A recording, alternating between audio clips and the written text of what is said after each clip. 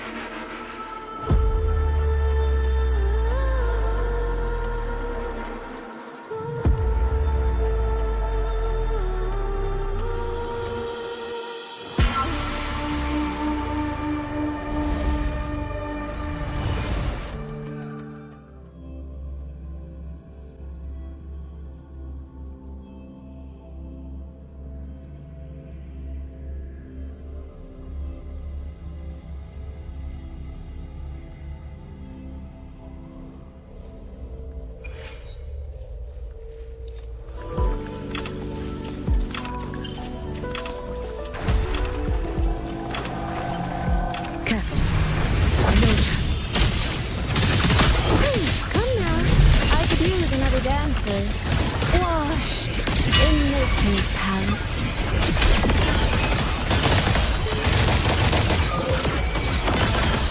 Let me take shape. Mediocre foes. Dismissed.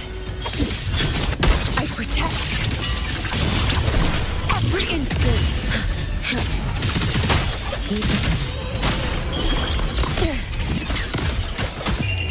A life as fleeting as the first snow.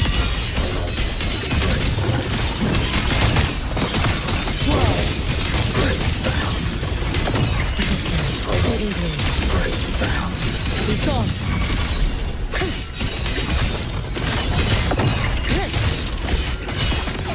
Leave the sun. Rest now. Drift with snowflakes.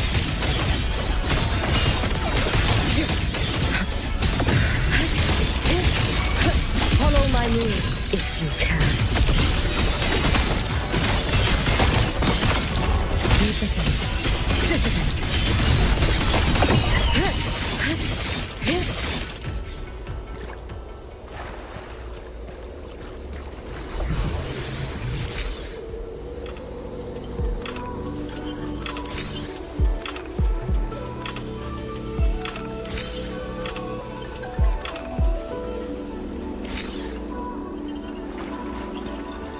Let's get moving.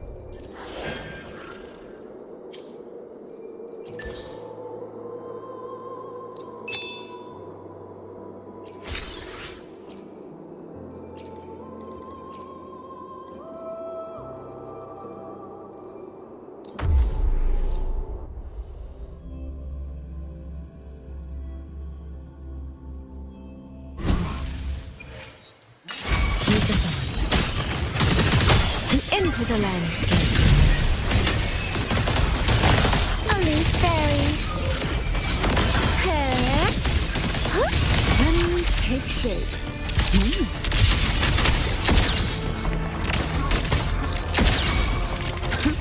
Look at the camera. Illusions of the past. Step forward. I inscribe every instant. Keep us up.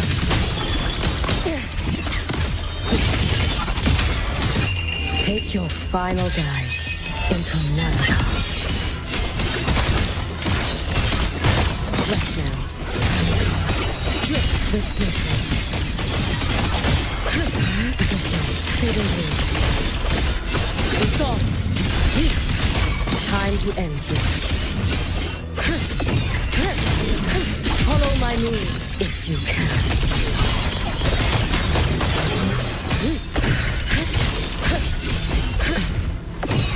Worry not for me.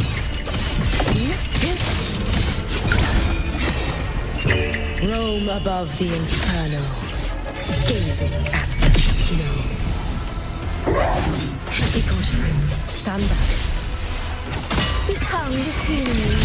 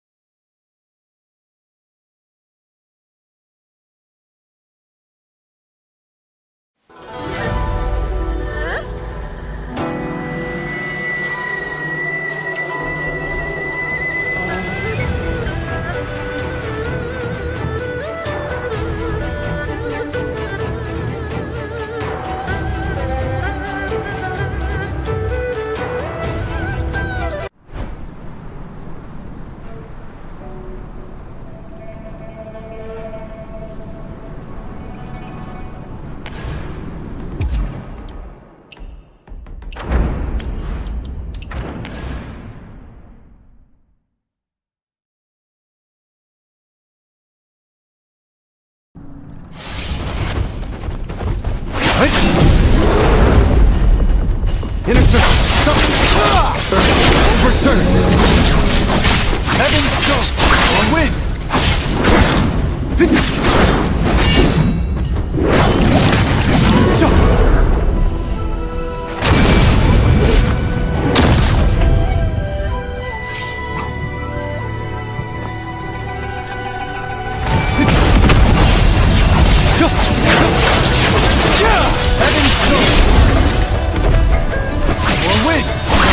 Overturn! Yup!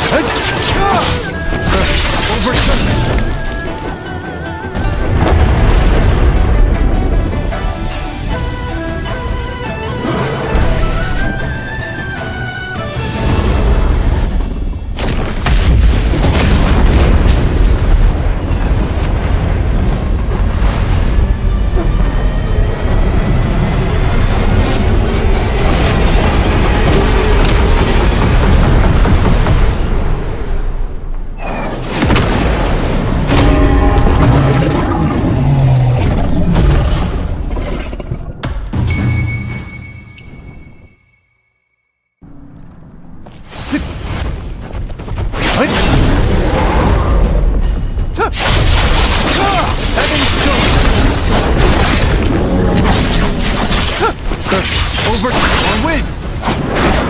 Yup!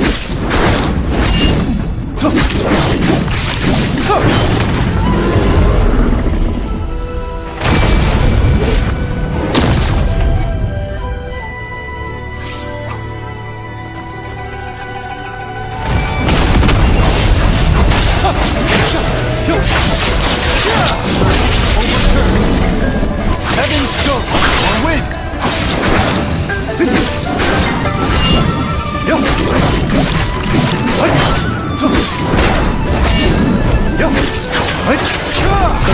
Overturn!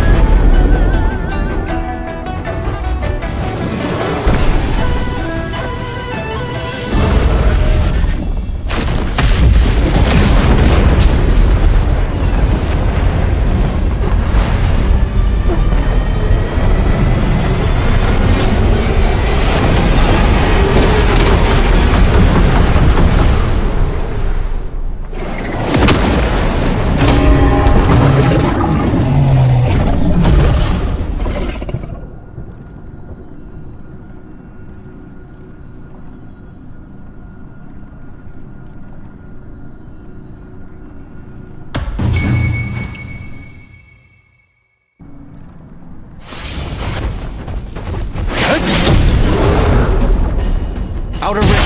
Winter! Heaven's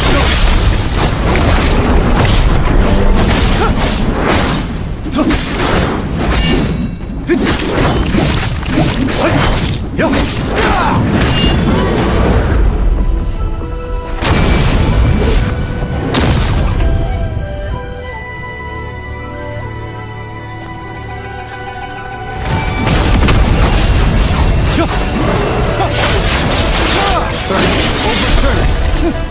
Or wins! Or wins! All shall tremble!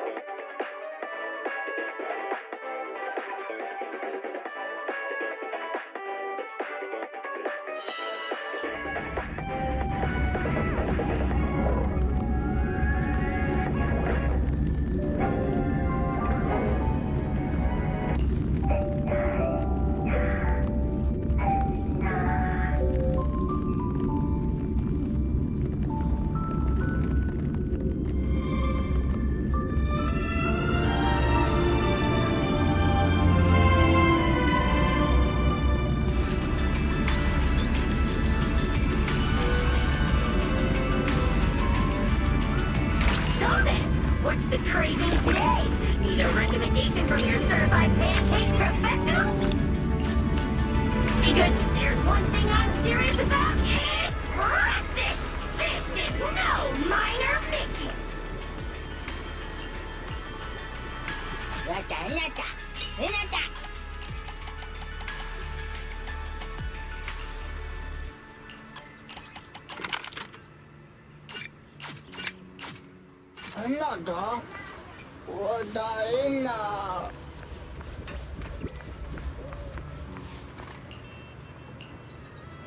Hang tight.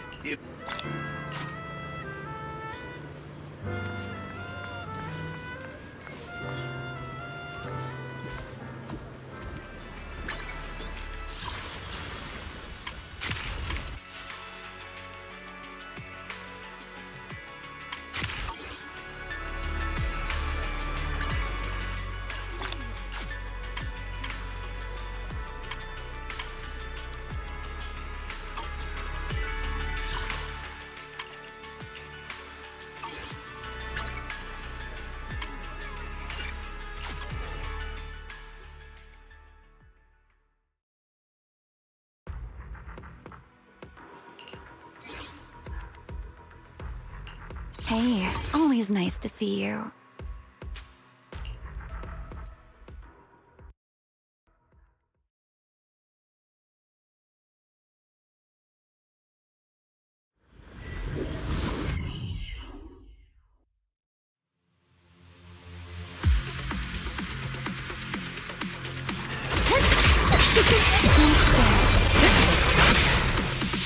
An opening.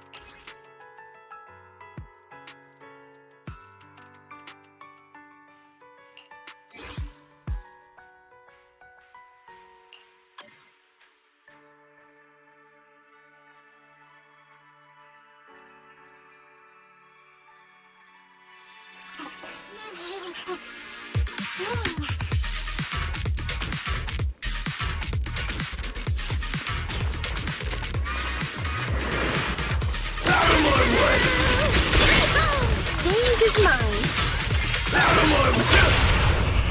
Oh, that's amazing. Take him down.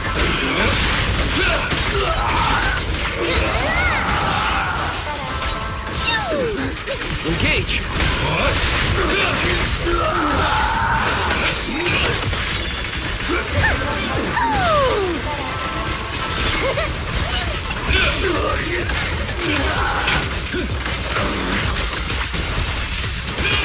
Everlasting flames. Strike out.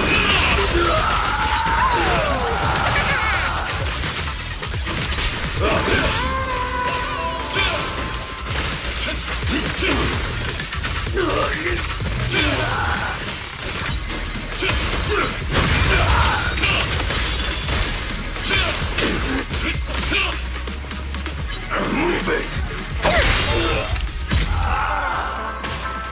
Keep it!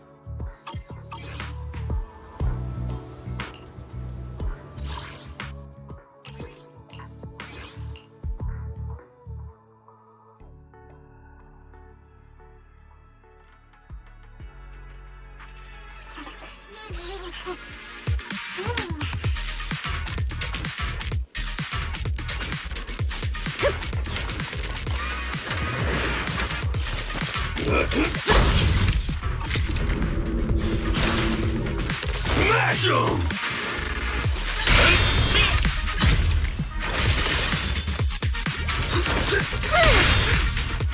Move it! Take this! Out of my way! I'll take you!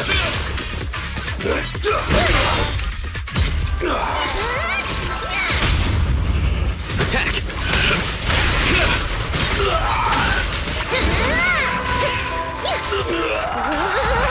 Move it! Out of my way! Move it!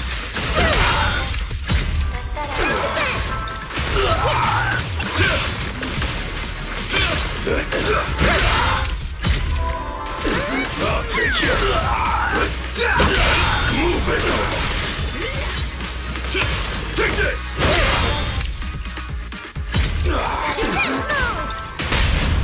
Hyrois!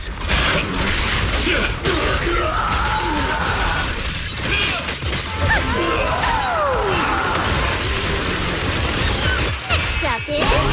Ta-da!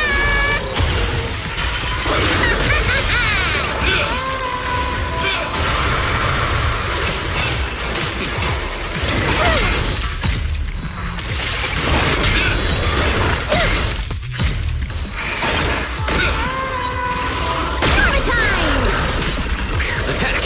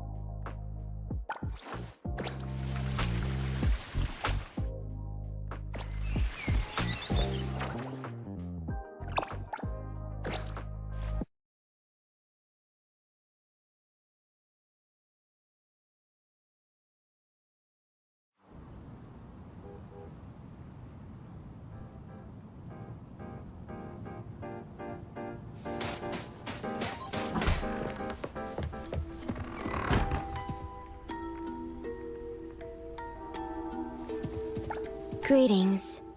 Welcome your path.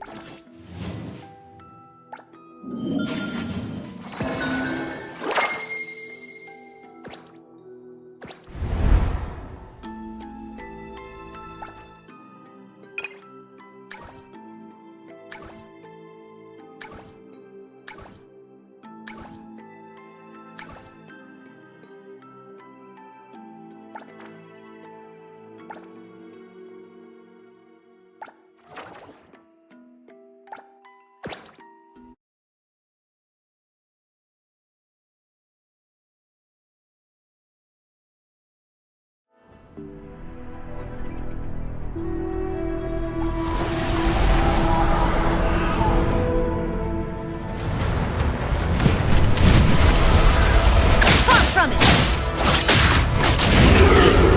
I'll hit you back! It's my turn now! I'll provide backup. Let me take it. Stick to the I'll handle it. One throw!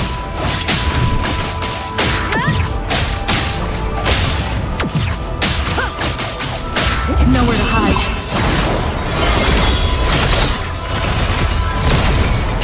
Come on! Don't worry, we have plenty of time.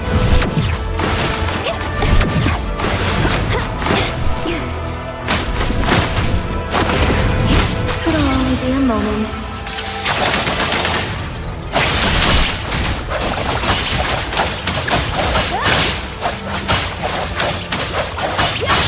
Arriving at this very moment. You honestly need more practice. All right, take it over. Can't follow me? No, you said. 1 moment is enough. Get out! Don't get dragged into this!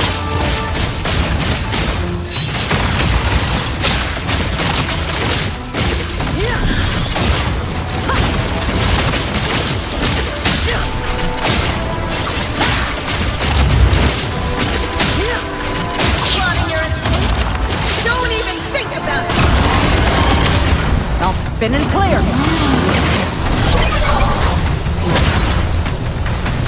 Hard to confirm. Far from it!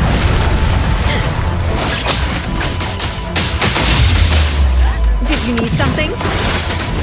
It's mine. I've arrived.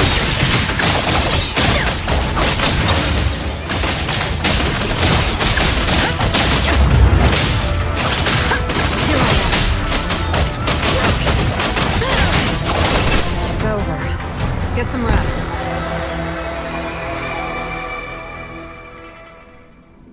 Come on, let's fight!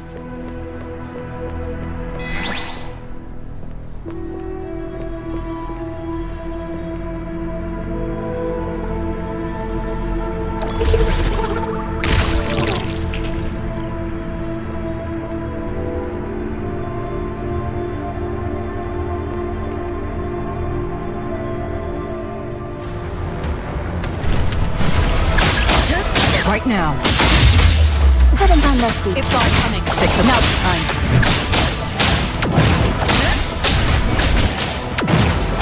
Far from it. I'll hit you back. No retreat.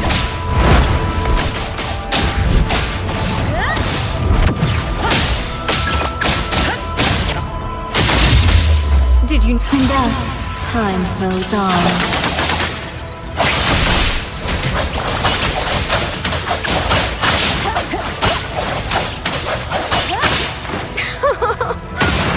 Thousand eyes, awaken! I'll clear on time.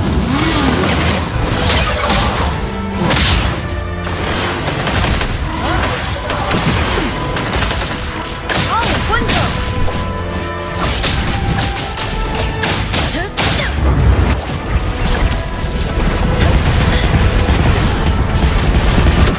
My turn now!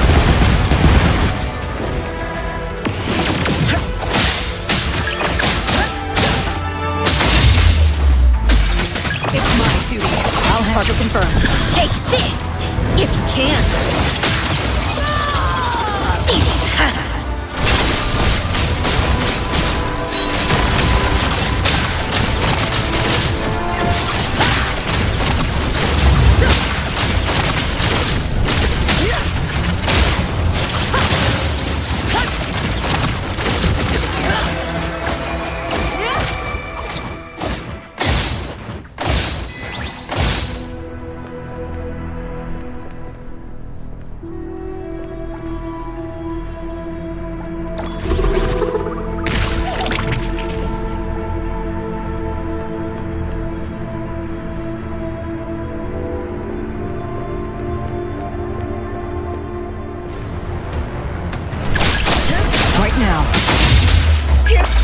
It's no mercy. Stick to the... I'll handle this. Far from it. All with one go. I'll hit you back.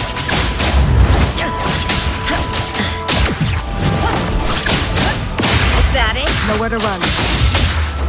Don't work. It'll only be a moment.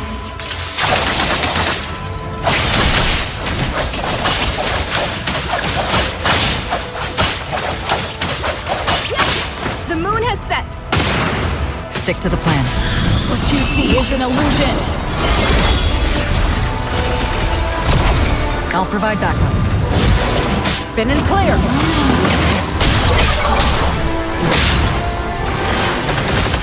Now it's time. Target confirmed. Take this! Get out! Don't get dragged into this!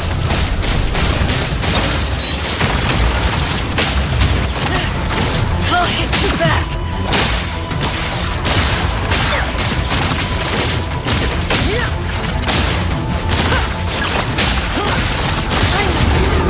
No loose ends.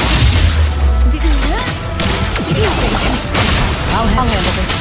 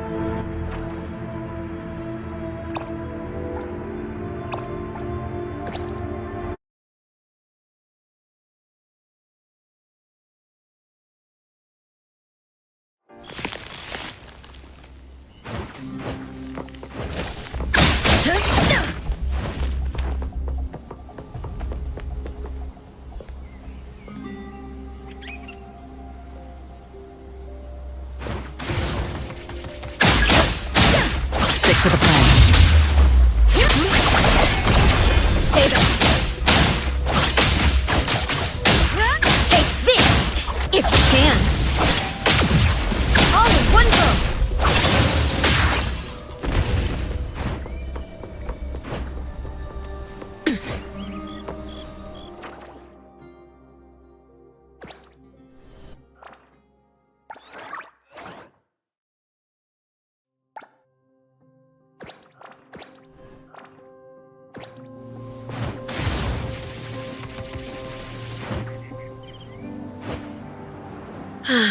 If only I had wings.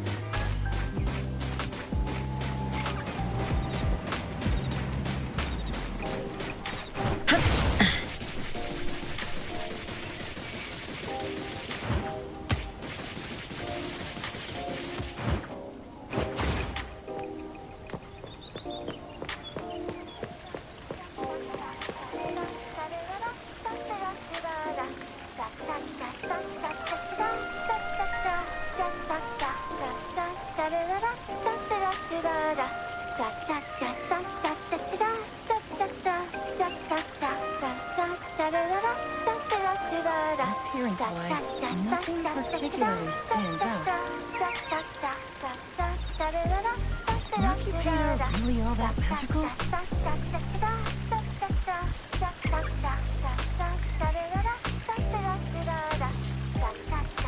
Arcanines.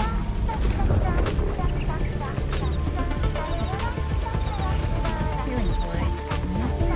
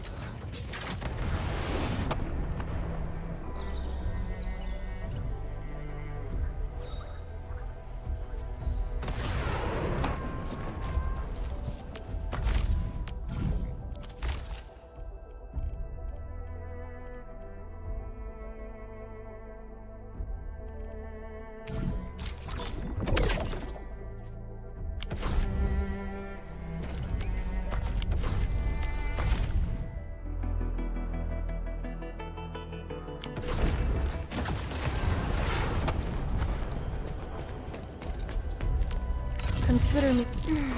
Who's due for some bad luck this time?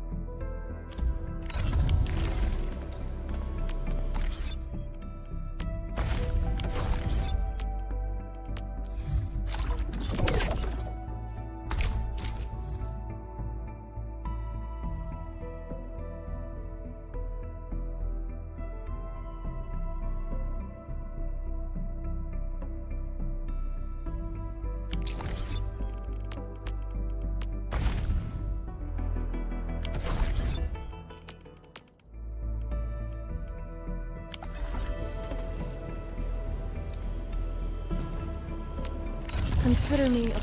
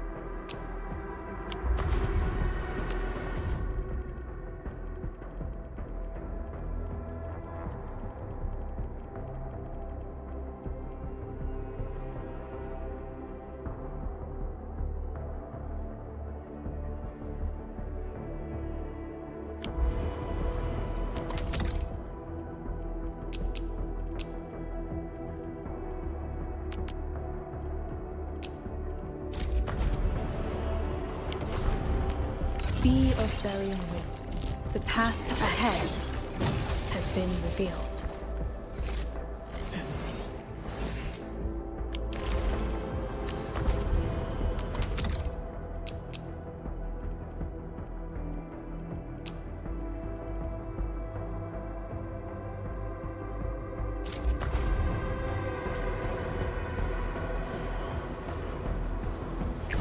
He who suffers today is not among us. And I was hoping you'd say that.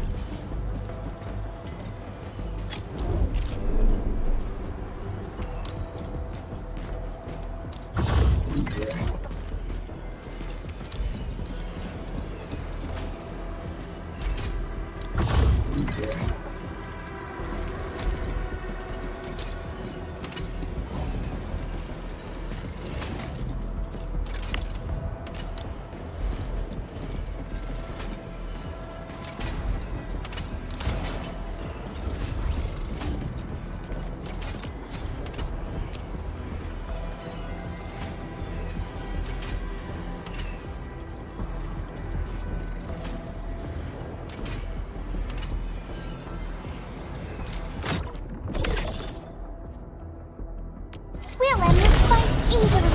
I wish you the best of fortune.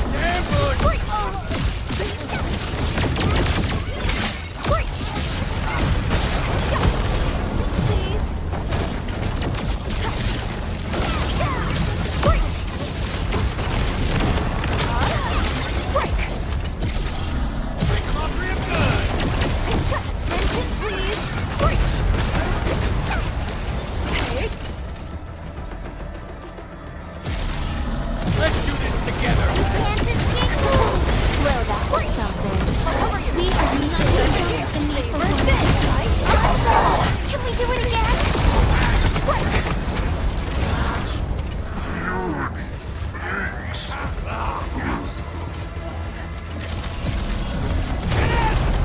Better luck for you. Ow!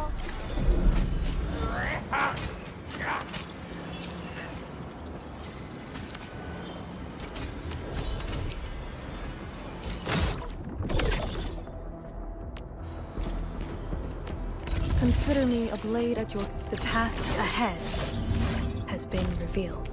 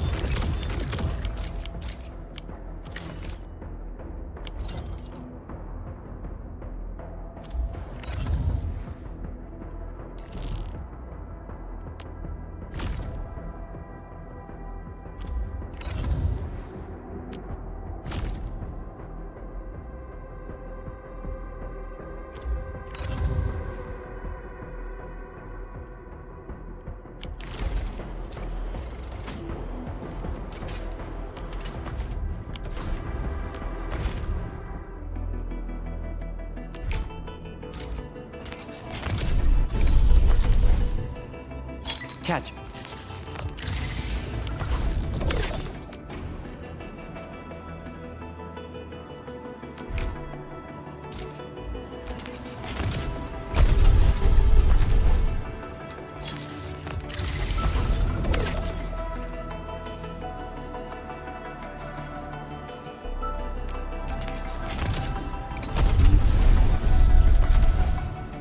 Up.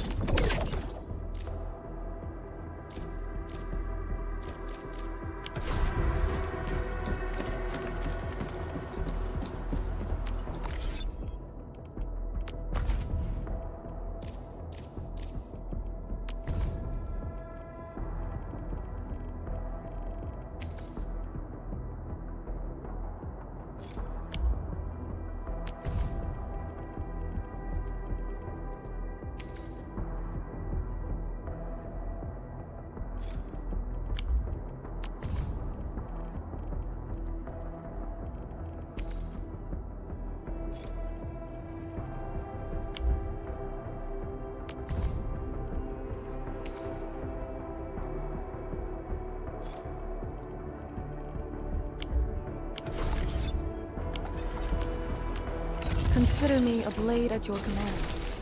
Prepped and ready to go.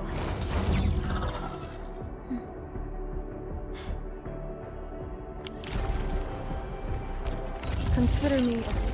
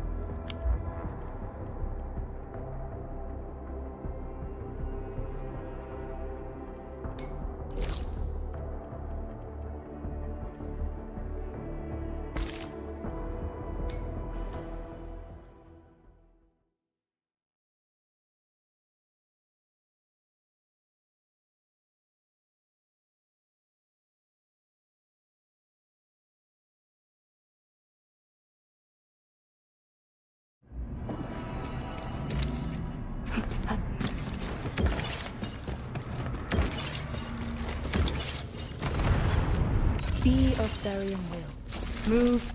Prepped and ready to go.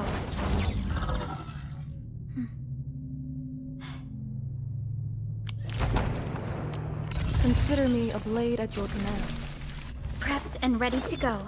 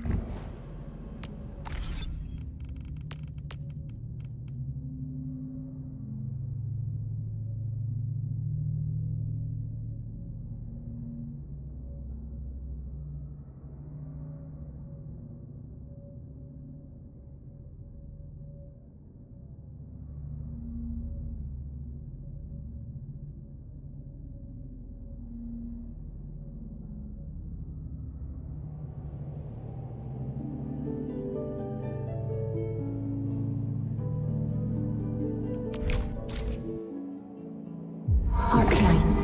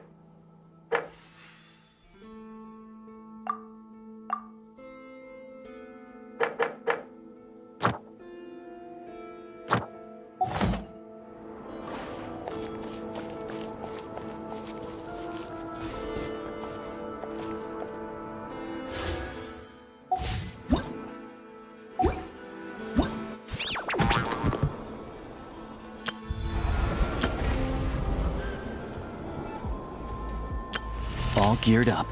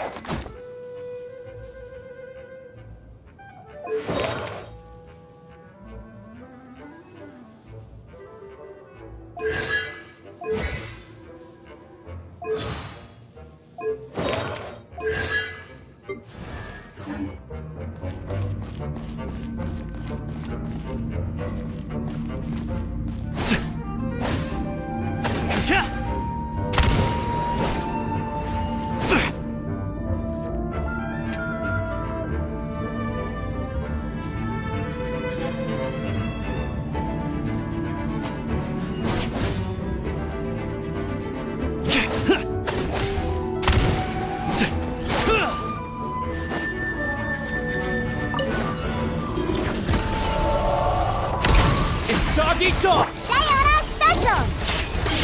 Swirl, Mark 2, Animal... What a joke! Come on, keep up! How tiresome.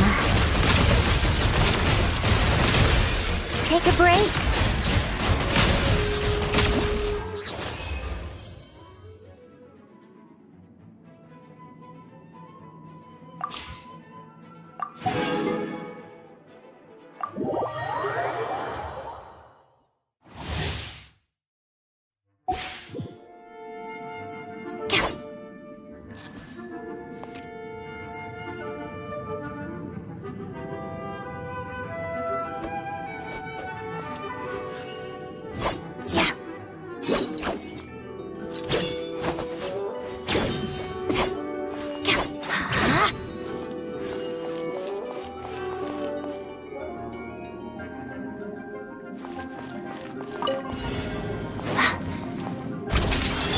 Let's spark the Enhanced Animal Module 75! Crystalline Adagio. Hyped up.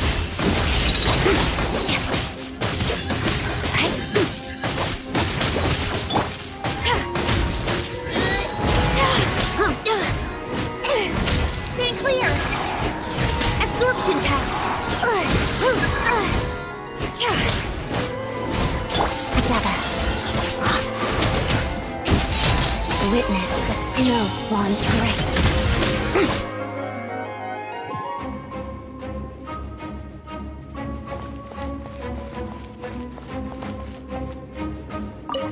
Let's begin. Crystalline Adagio. Swirl, Mark 2! A spot of tea-time entertainment. Come on, keep up!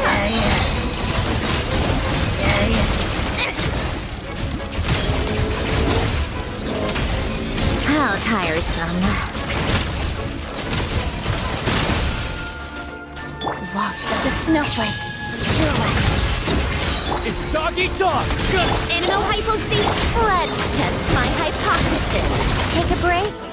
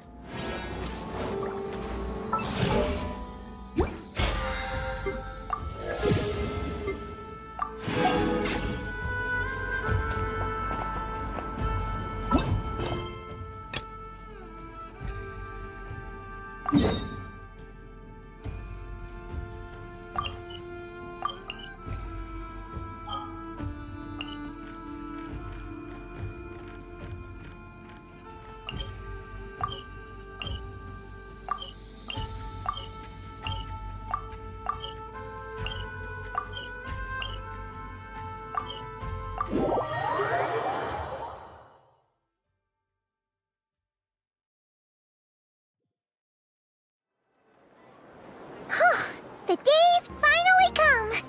We're off to meet the Tsaritsa of Snezhnaya! What is she planning? And why does she need the Gnosis? Soon, we'll have our answers!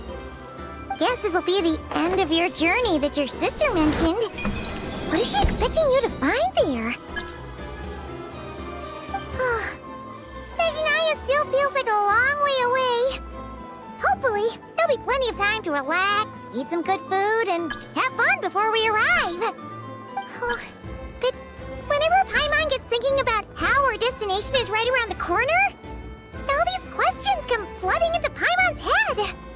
It makes her so nervous.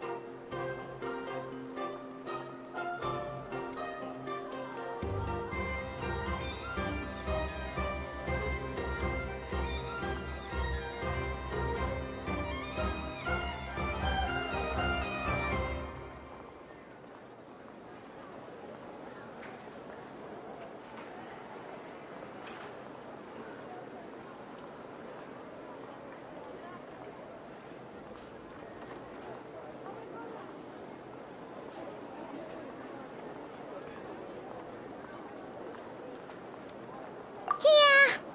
Anyway, enough about all that. We can't start the final leg of our journey with that kind of mindset. Just think. We've fought dragons and sea monsters, defeated creations of the gods, faced prophecies of doom and the threat of the abyss.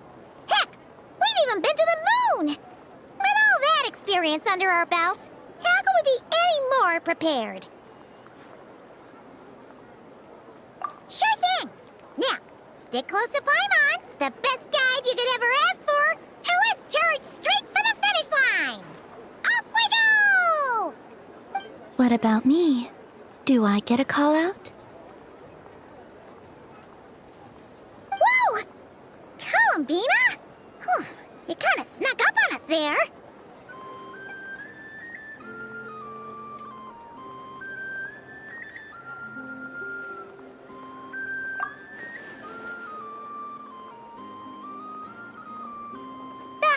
Don't look at Paimon! Paimon didn't sell you out this time! Oh, so it was you! Alright, guess there's no hiding it now. All your friends have gathered at the flagship to see you off. I invited Sandrone too, but she said she had to go back to Snezhnaya. She must be busy. She had some nasty things to say about you before leaving. Would you like to hear them? She hasn't changed a bit. Alright, let's hear it. If they're heading to Snezhnaya, I'll bet it's to cause trouble for Her Majesty the Tsaritsa. Attending a farewell party for people like that would not be a good look for me right now. Also, please tell them not to count on getting help from a Fatui Harbinger in Snezhnaya. Our time working together was Not terrible, precisely, but we're on different sides. So when you get there, don't do anything to make life difficult for both of us. Well, that definitely sounds on brand for her.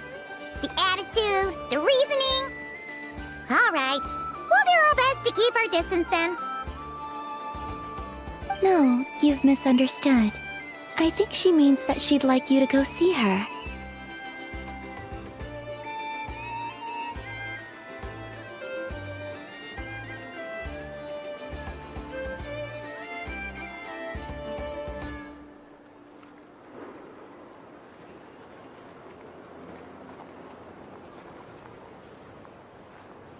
As long as you don't make things difficult for both of you, you'll be fine. You really have to read between the lines with Centrone. Go on, get to the flagship. Everyone should be there by now. I told Lauma that you once treated me to a truly unforgettable meal. Today, I want to return the favor. It's my gift to you. It's definitely nice to be treated, but hopefully by this point, you know that you don't owe us any favors.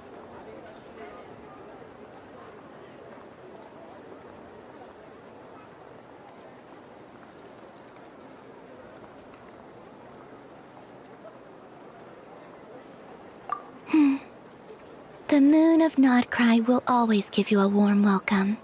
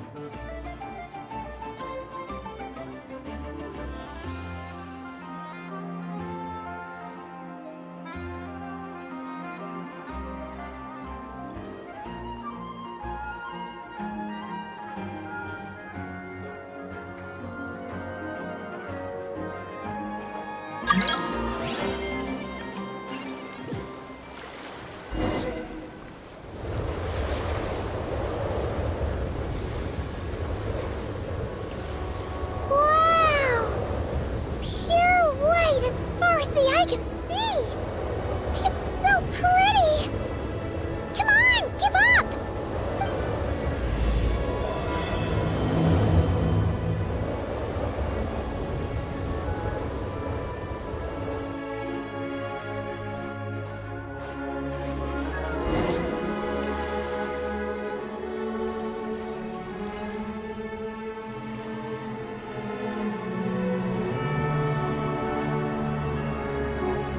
What's wrong?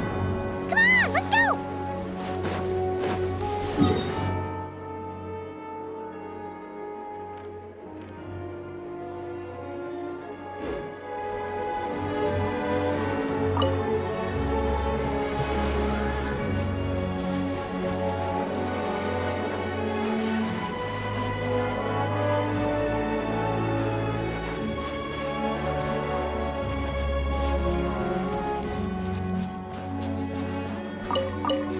Look! They look similar to the ones in Nodcry! You know, just minus the effects of Kuvaki. That's a sure sign that we're officially in Snezhnaya now.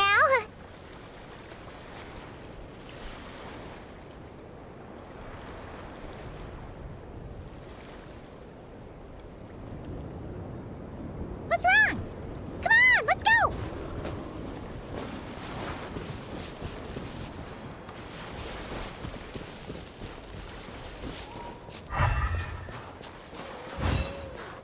There's gotta be a treasure chest around here somewhere. No adventure is complete without a chest or two. Ah!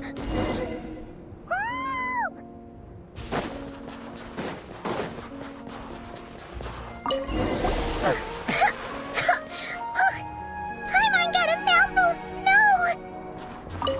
Ooh, it's so cold.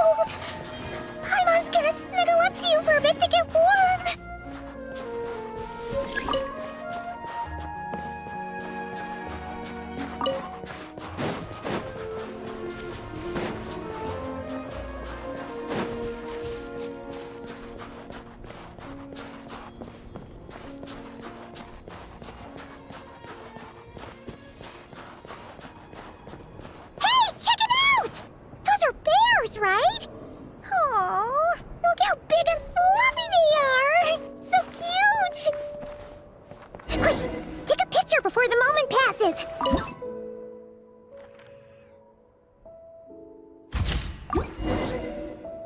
Let's see how your camera skills are these days. Whoa, wait a sec. Paimon sees something. Come on, quick! It looks like a train carriage!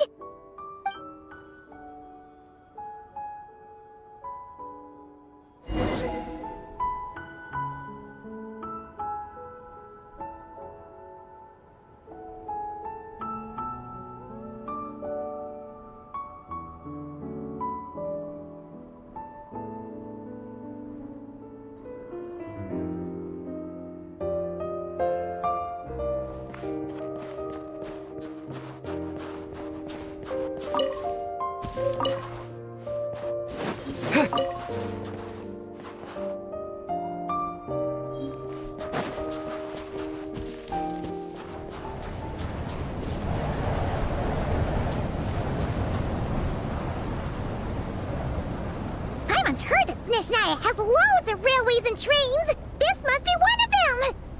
But why is it abandoned?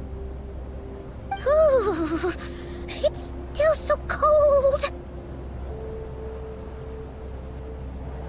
Oh, I don't know. Maybe. Oh. Also, is it just Paimon or is the snow getting heavier?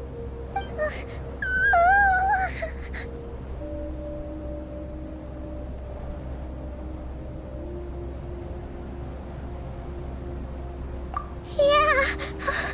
So it can't just be because of the cold. It's hard to describe, but Paimon feels so weird. She's never felt like this before. Everything feels heavy. Getting kind of dizzy, too. Oh, no need. Paimon's just feeling a little low on energy. That's all. It's nothing serious. Not worth ruining our travel plans over.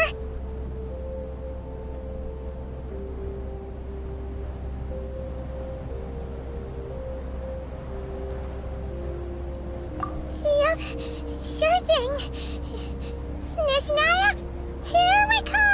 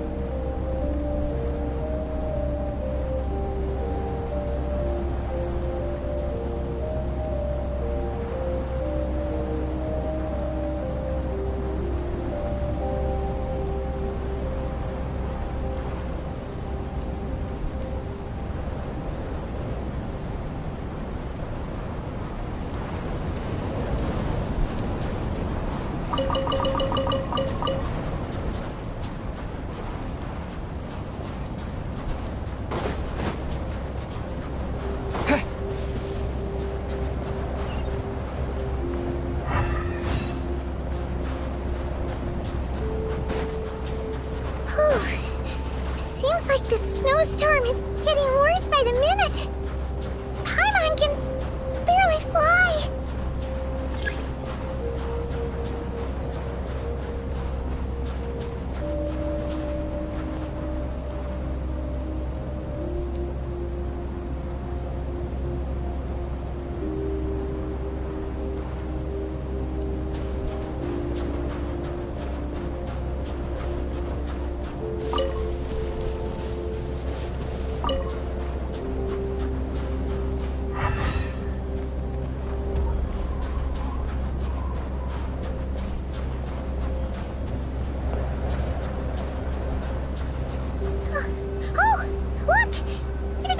Over there?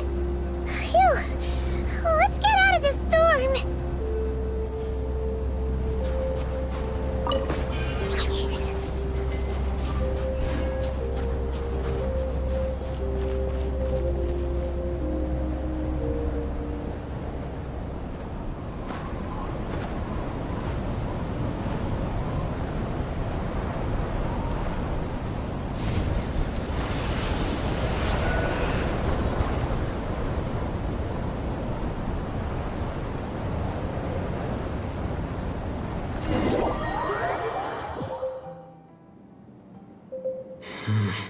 What is this place?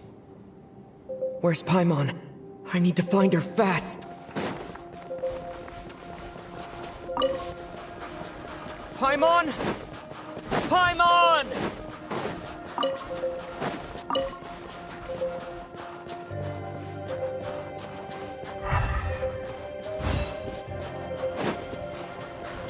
That's strange. Where could she be?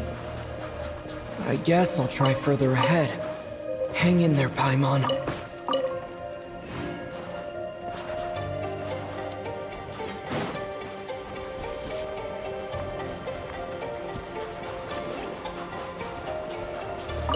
Is that a train carriage?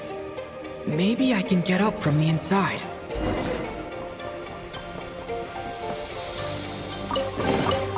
I'll keep this close.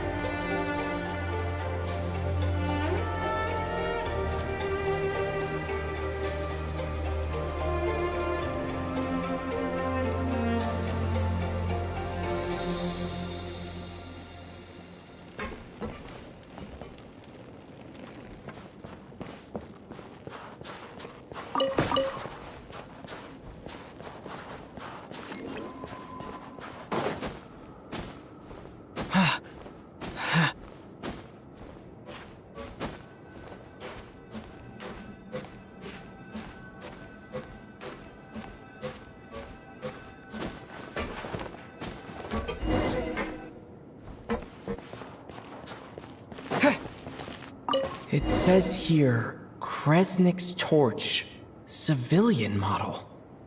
It's definitely getting a little warmer now it's turned on. I really hope Paimon's okay.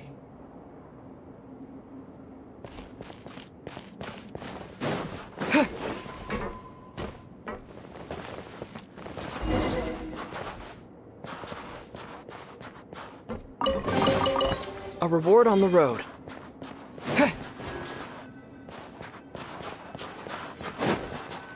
What was that strange sound? I can't tell if... Paimon? Paimon, is that you?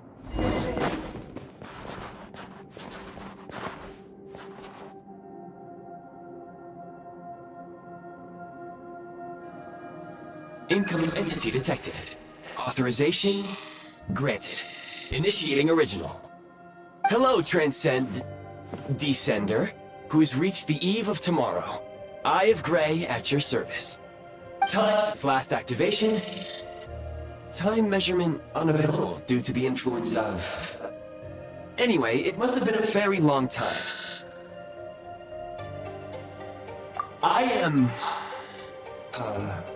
I was born to fulfill a mission. To reach tomorrow. To this end, I must... Strange. What was it? Wait, my body? Huh? Why is my body like this? I have been like this since I was created. And yet, I also have memories and an awareness of a physical form that I once had. But this contradicts my current status. Anyway, I was created so that humanity could reach tomorrow. But I am unable to load further details at this moment. Nevertheless, serving humanity remains my primary objective. I have detected a drop in your surface body temperature. You cannot remain active in this state for much longer. In accordance with my preset programming, upon reactivation, I must ask the one who awakened me the following question. Will you accept me, Transcender? I will assist you, protect you, and fulfill my mission until we reach tomorrow.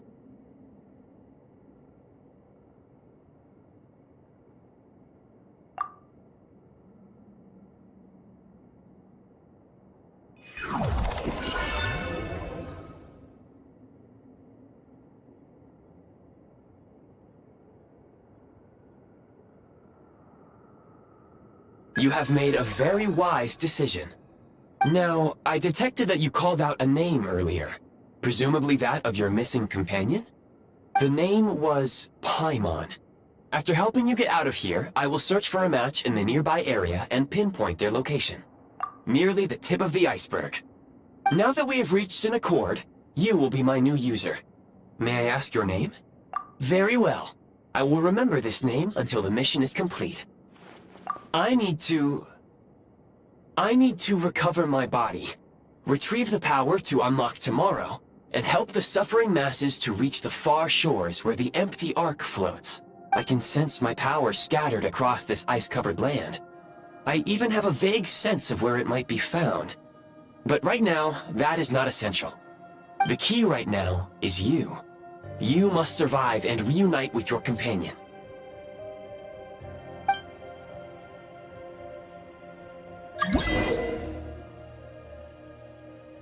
You may now execute the command, Demolish. Use it to remove the Prime Ice. Prime Ice unit count has been updated.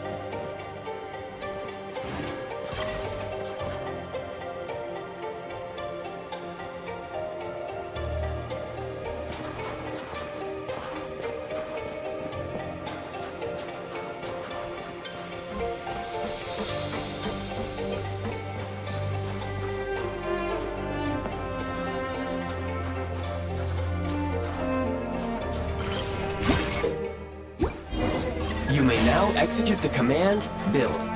Use it to create a Prime Ice construct to prop up the door.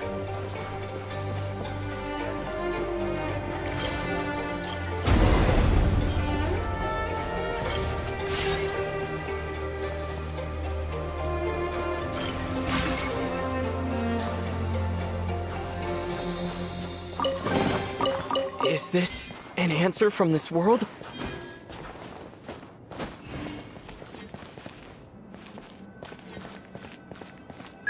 Scanning local environment. Exit has been sealed off with ice.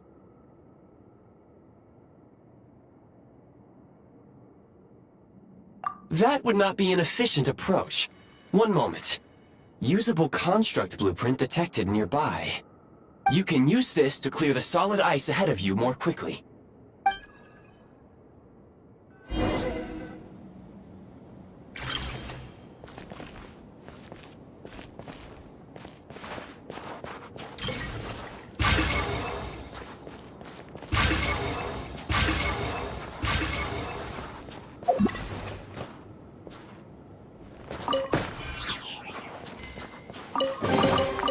I'll keep this close.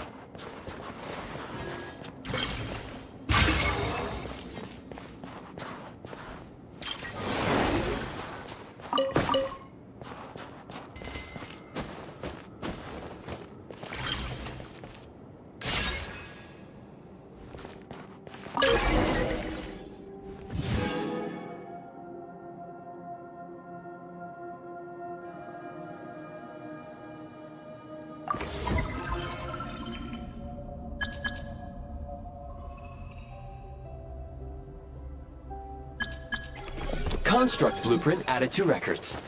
You may now execute the command, Build Heat Source. Generate a temporary heat source to rapidly melt the solid ice.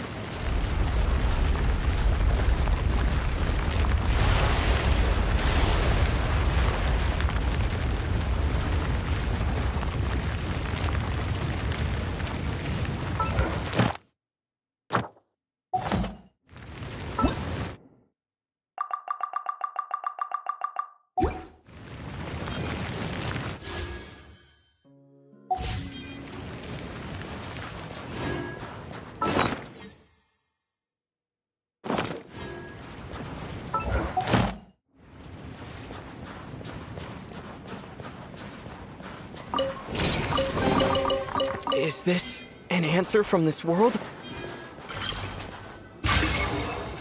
My scan indicates the path is straight ahead. I recommend we proceed.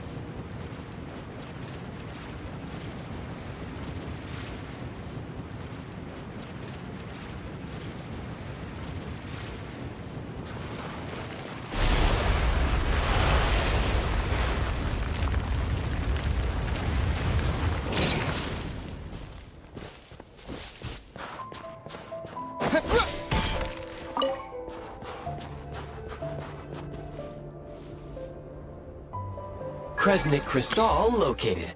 Please collect at your earliest convenience. The recent construct you built provides highly efficient heating by utilizing the unique properties of Kresnik Crystal. Unfortunately, prime ice constructs have a very short lifespan and cannot be stabilized during the development period. Hence, the authorization to use Kresnik Crystal was granted. That said, I have already forgotten what warmth feels like.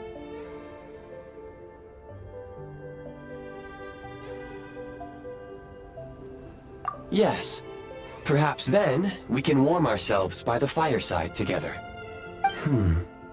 But for now, all you need to remember is this. If you collect Kresnik Crystal, I can extract the energy within and use it to maintain your body's surface temperature.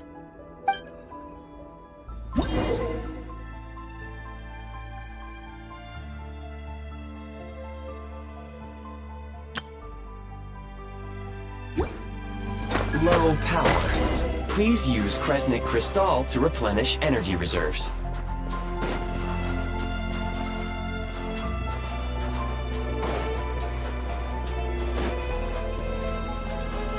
Signs of physiological activity detected in the distance. It is highly likely to be your travel companion, Paimon. Go. Go now. Be reunited and sing together. May all the people be united as one.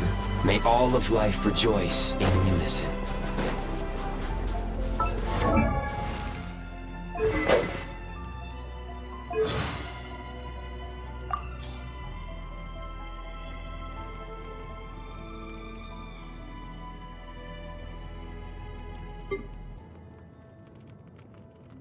Ha! Encase! Cryostorm! And ha!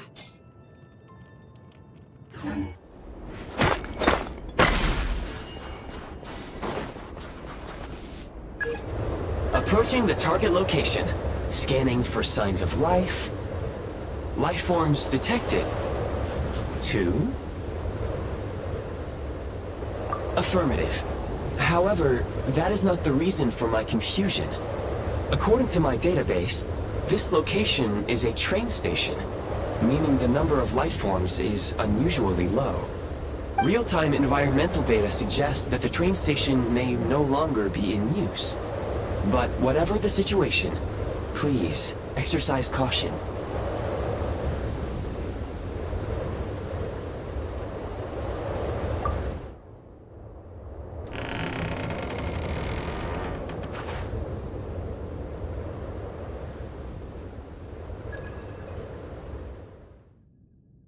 Paimon!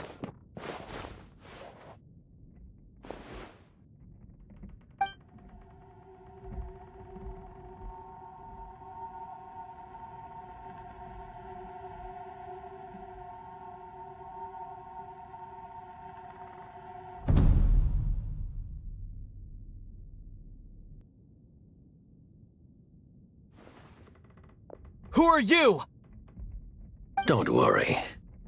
She's only sleeping. You must be the Traveler. She called your name repeatedly while attempting to battle her way through the blizzard. Newcomers to Snezhnaya struggle to adapt to the sheer cold at the best of times. Lately, even the locals are suffering, with a powerful monster having summoned a bitter snowstorm.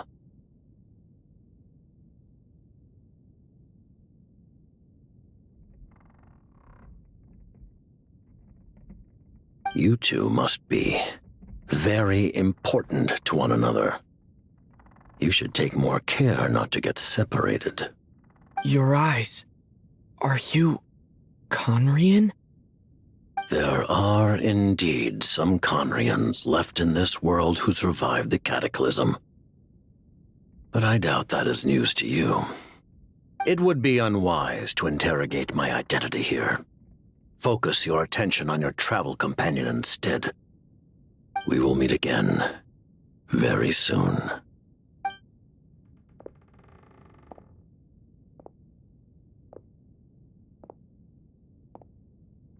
The unidentified subject has now left the area. He appears to be an individual of great significance, but my search has yielded no relevant data. I will try searching the database again.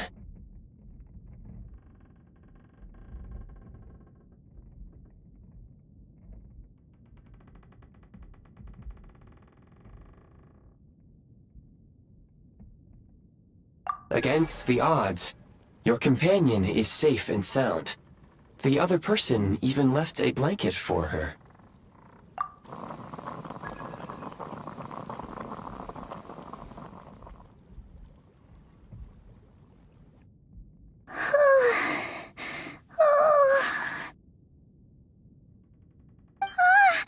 Traveler! Oh, thank goodness you're okay. Paimon was so worried. She looked everywhere for you. It's okay. Take it easy. Are you feeling alright? Pretty much the same as when we first got to Snezhnaya. Paimon must have caught a cold. She was feeling so faint. She just couldn't keep going any longer. So she had to lie down and sleep it off. Wait, where did the jester go?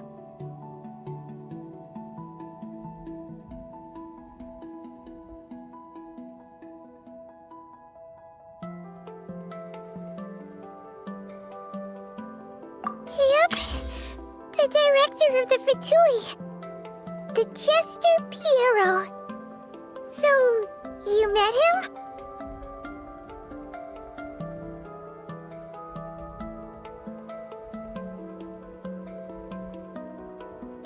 The Jester must know everything about the Tsaritsa's plans. But there's no way he'd tell me just like that. We might well have ended up clashing. Well, he was right about one thing. Right now, the most important thing for me is to take care of Paimon while she's unwell. He had no intention of explaining his motives, and he left in something of a hurry. Hey! What the? Who is that?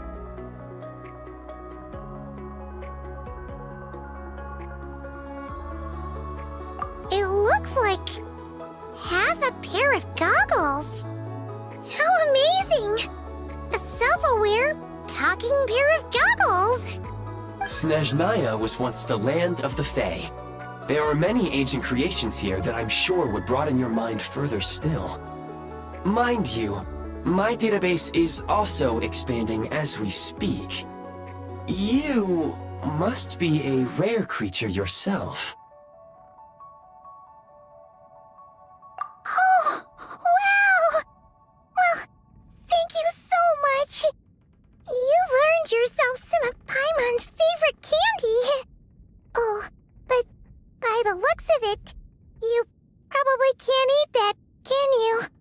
Goodwill detected. Instead of candy, perhaps I can suggest my preferred strategy. Please clean me regularly to keep me operating at peak efficiency. Oh, that makes sense. Every pair of goggles needs wiping clean once in a while. Sure thing, mister.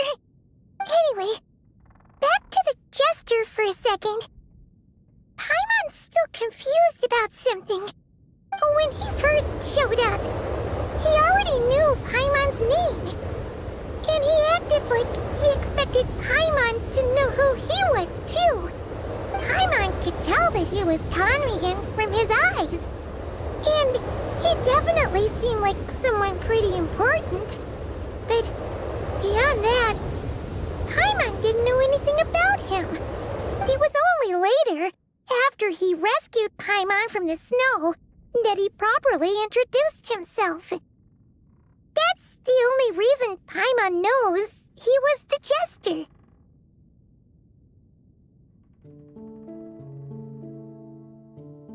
Oh, seems unlikely. He ran into the snow following the sound of Paimon's voice, with a really anxious expression on his face. He didn't act like someone who knew she would be here in advance. And after bringing Paimon here, he just stared out at the snow. He didn't do anything to Paimon at all. In fact, he barely said anything. Wouldn't even answer any of Paimon's questions either. Paimon didn't feel unsafe around him, and he didn't seem to have any ulterior motives. For all we know, he might have just ignored Paimon's questions so she'd give up and go to sleep. Please allow me to interrupt. Fatui and director are unfamiliar terms. May I ask for clarification? Wait, you've seriously never heard of the Fatui? Oh, they're like the Tsaritsa's inner circle. Really powerful people. And the director is their boss. Understood. Since they hold elite positions and serve their god directly, it stands to reason that they would conduct themselves with due decorum. I am inclined to agree with your assessment, Miss Paimon. I did not detect any ill will from the gentleman in question.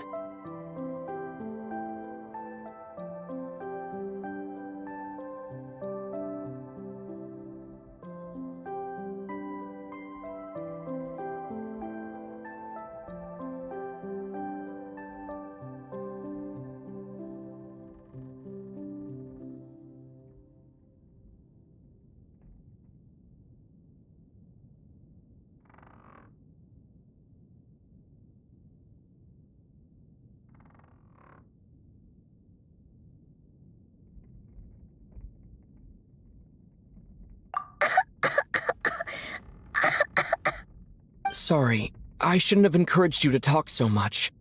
Paimon, new plan. Let's get out of Snezhnaya for now. We can come back after the weather clears up and you're all better.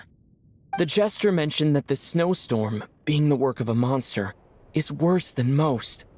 Even if we made it to Snezhnegrad, we'd still have to wait out the storm before we could do any exploring. Oh, well, it's really nice of you to look out for Paimon, but she doesn't want to hold you back. We were really psyched up for this journey when we first set off. Just think of all the burning questions we have. If we turn back now, who knows how long it'll take before we finally get answers. Further information is required regarding the monster situation. But objectively speaking, there is another, more pressing issue at hand. At this point, we have traveled a significant distance into the blizzard.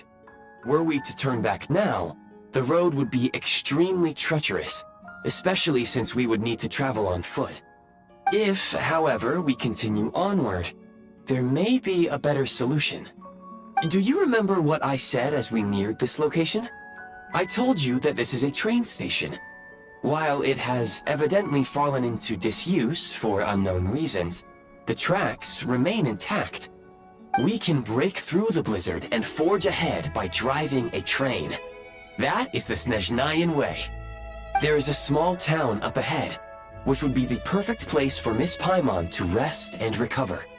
Paimon thinks Goggles here makes a great point. Let's do that!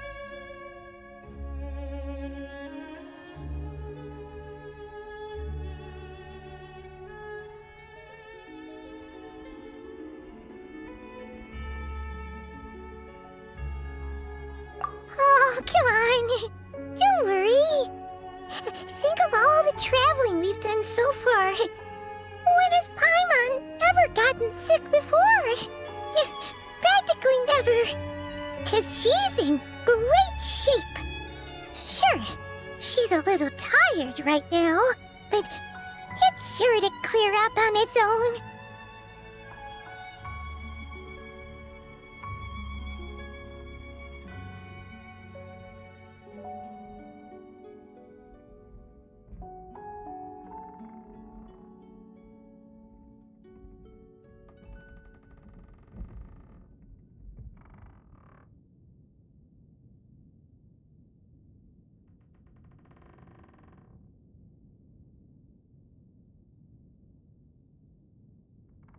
Affirmative. Should you ever need my assistance during your future adventures, please call for the Eye of Grey whenever you wish. Otherwise, I will remain silent to avoid causing any unnecessary distraction. Now, please follow me to the train tracks.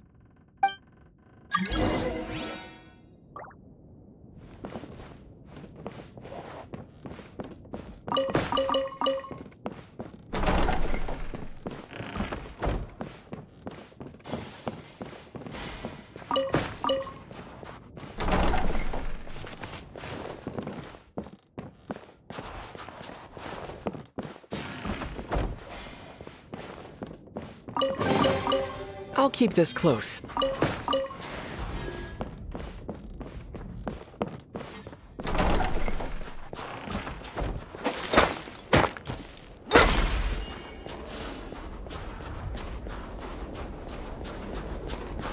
Please confirm when you are ready to depart.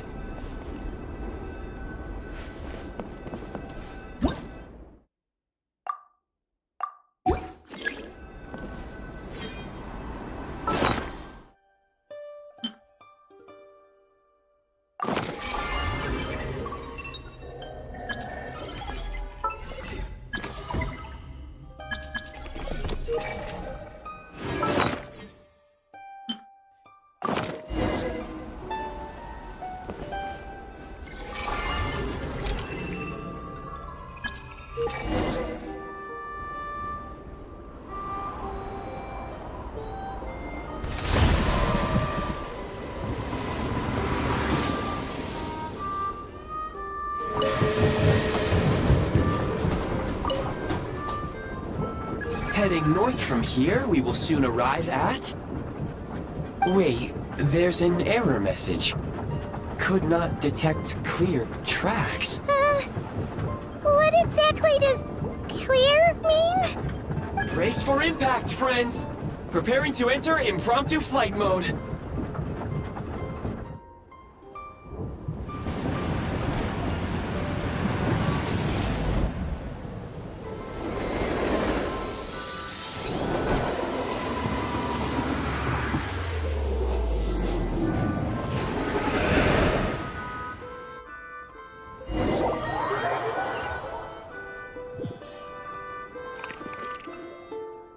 How strange. Not only was the station's status different from my records, but even the railroads and the terrain itself have changed substantially. Yeah. Thanks to your quick reflexes. My sincere apologies for putting you in danger. I'm afraid I'm as confused by all this as you are.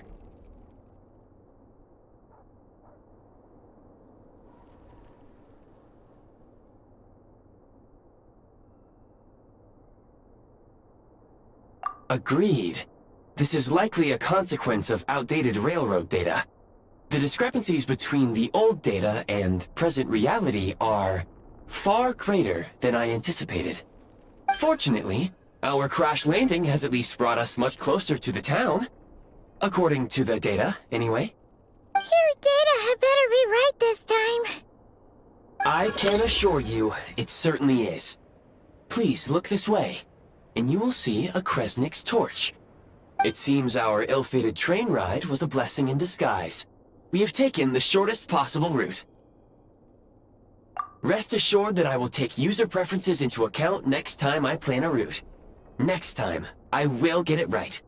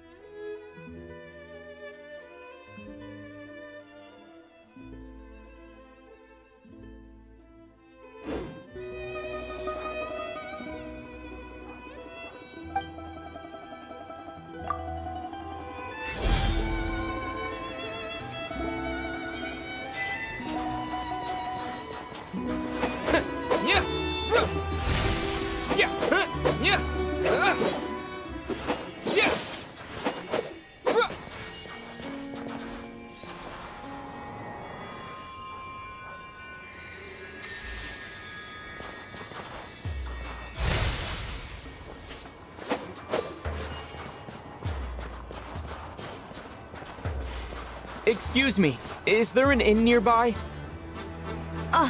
I'm sorry, but they've all closed.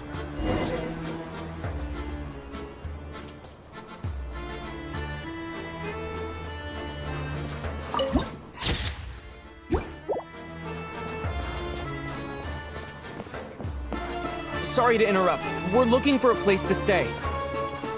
I can't even afford to warm my own house, let alone run a business. Excuse us. Is there anywhere we can stay around these parts? I'm afraid not. You'll have to try your luck somewhere else. All we can do is wait for the next shipment of Kresnik Crystal to get here.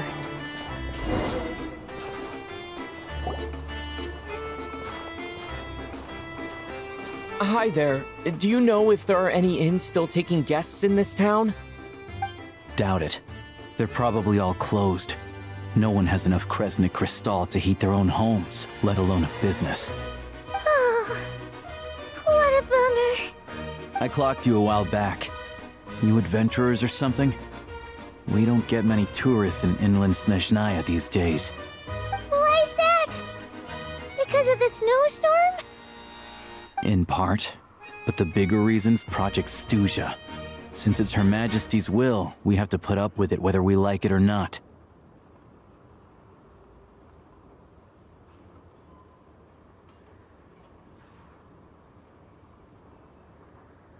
Oh, sorry.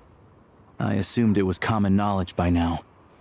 Basically, the Tsaritsa is planning something big.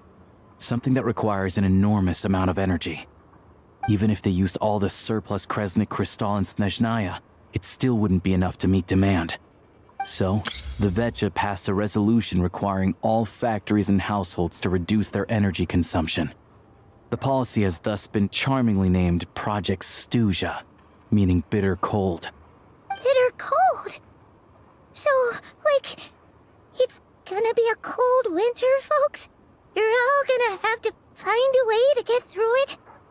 That kind of idea? Pretty much. When you're broke, you scrimp and save. When it's cold, you huddle together for warmth. There's always a way to stretch things out to make ends meet. Trouble is, if you stretch someone out like an elastic band for too long, who knows if they can ever bounce back. You know what? Come with me and see for yourself.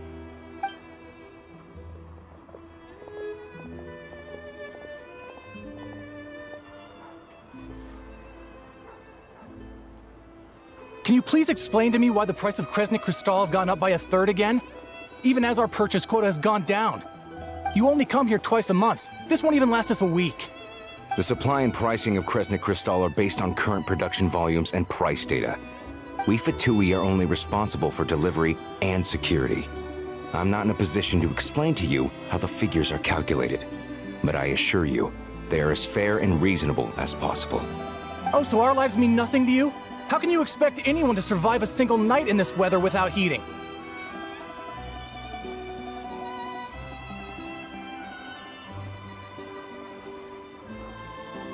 Since you insist on making me repeat myself every single visit, I will remind you again. There is no monopoly on the trade of Kresnik Crystal.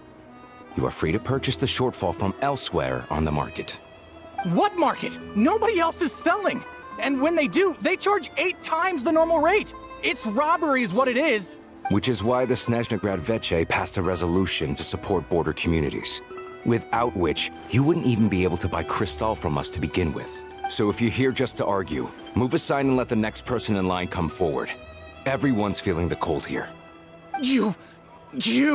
All right, everyone, let's calm down for a second. A few words, if I may. We're all subjects of Her Majesty the Tsaritsa, and I'm sure every one of us is dedicated to her great cause. We all know how cold it is. And the more it snows, the harder life gets. Everyone's struggling already. Let's not make things even more difficult for each other. But Liaison Shishkin, there's clearly something wrong with this quota. I have a family in Marepasak who tell me they can buy at least double our Crystal allotment. Oh, believe you me, I had the same reaction when I first saw the numbers. Couldn't believe what I was reading. I even wrote a letter to confirm the true figures, but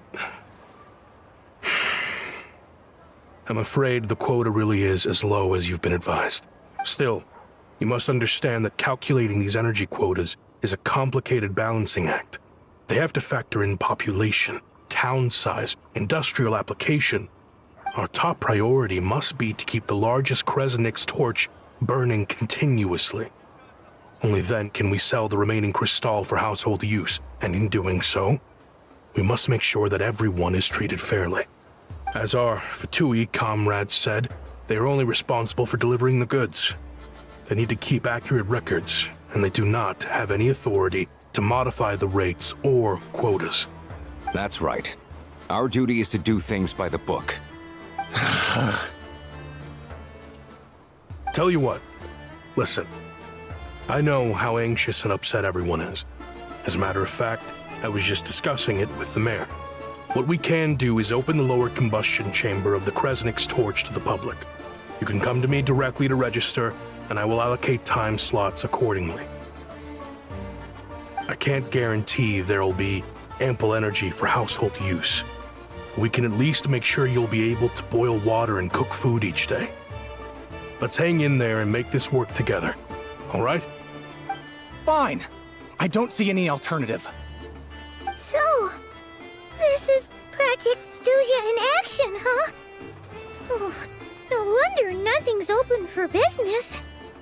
People are barely getting by. You were looking for an inn, right? For your, Fae friend? Oh, Paimon's not a fae. Just Paimon. She must have caught a cold or something. We only just got to Snezhnaya, and we're still getting used to the climate. I have a small place in Stratomaros. I don't stay there very often, though, so it's pretty basic. But if you're not picky, you're welcome to rest there for now. It's not much, but I've got blankets and a warm fire. Are you sure? Oh, that's really kind of you. All right, then. This way.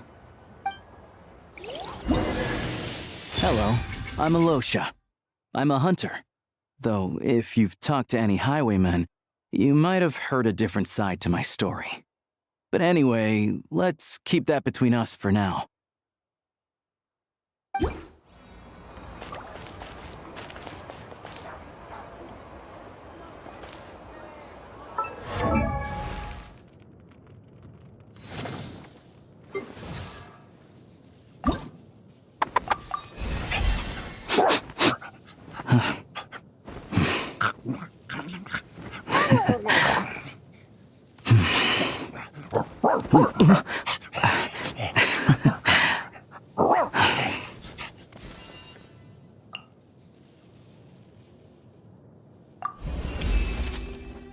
Nice. Feels like my aim is more accurate.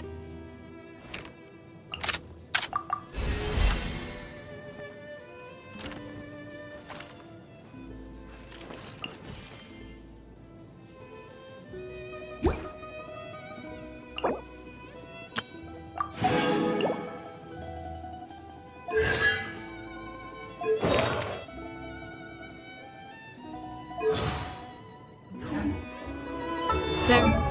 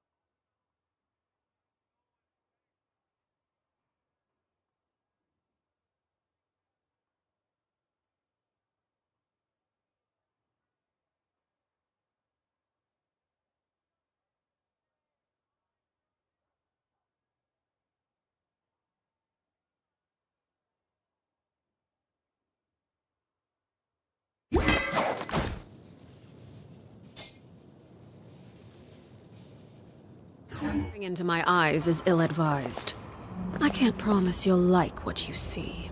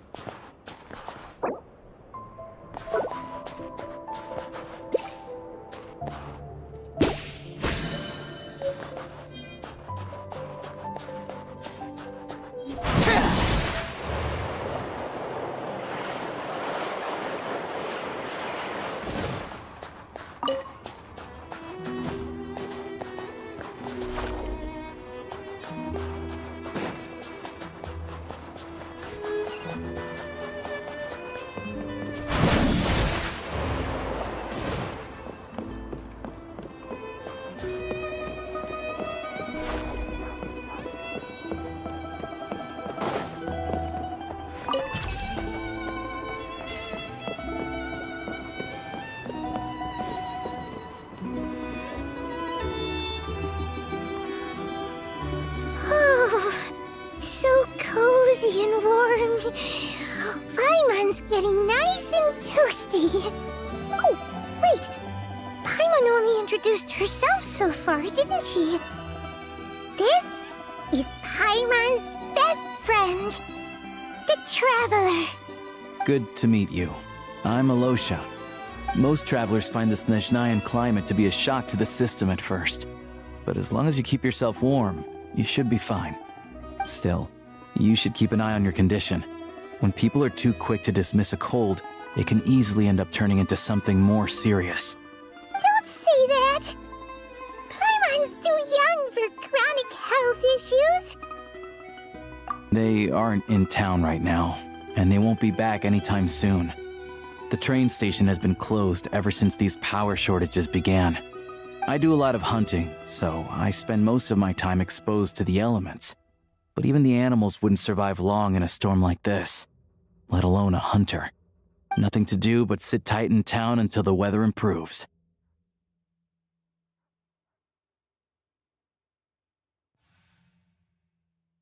I get that you're in a hurry, but even if the station were open, that doesn't mean there'd be any trains. We could end up stuck here for a long time, I'm afraid. What? Your own train? Wait, hold on.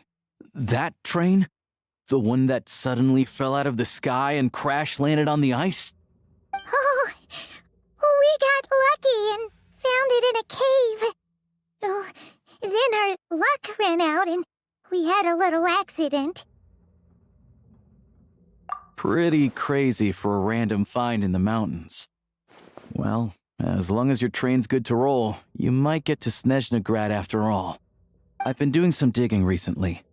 Turns out, the real reason for the current energy crisis in Stratomeros is that some of the supply is being seized for a private stockpile.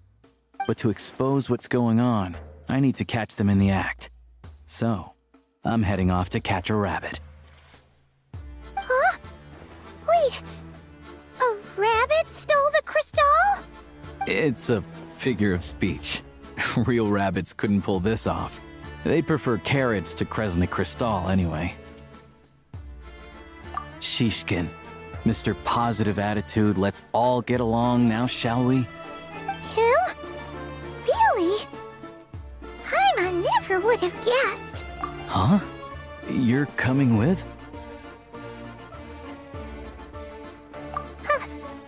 Oh, okay then. Just give Paimon a second to get ready.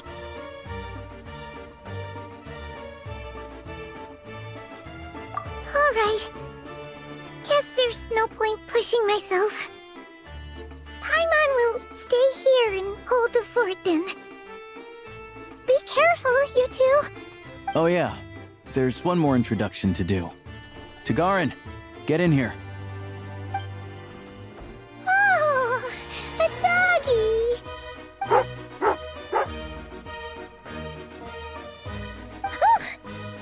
angry doggy.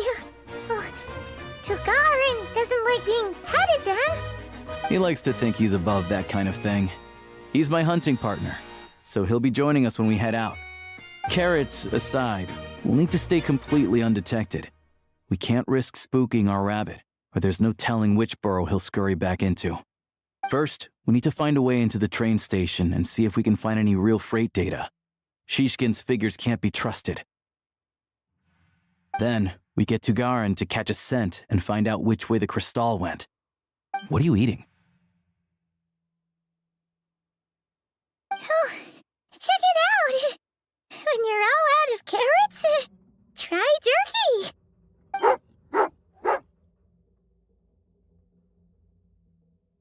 Good doggy! Good doggy! A fellow dog lover, huh? Yup! And rabbit lover. Carrots are great too, you know. Good to know. Eat up, Tagarin. We got a lot of work to do.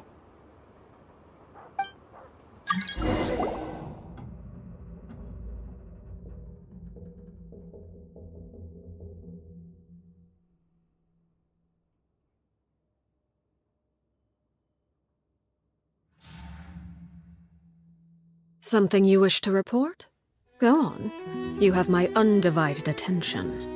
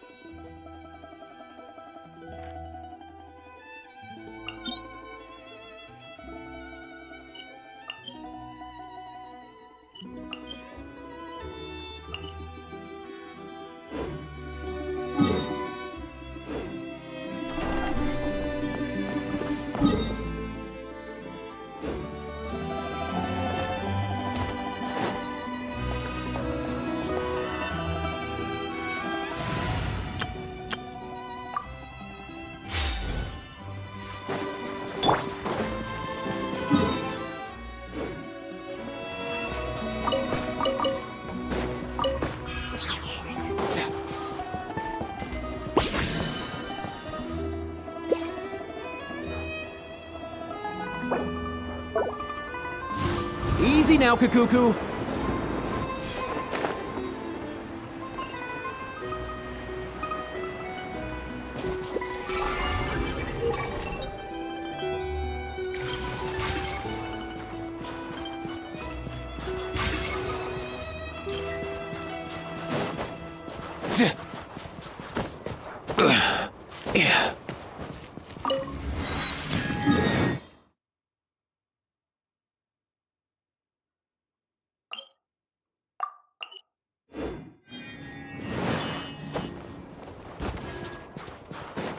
Let's go! Squall and Fury!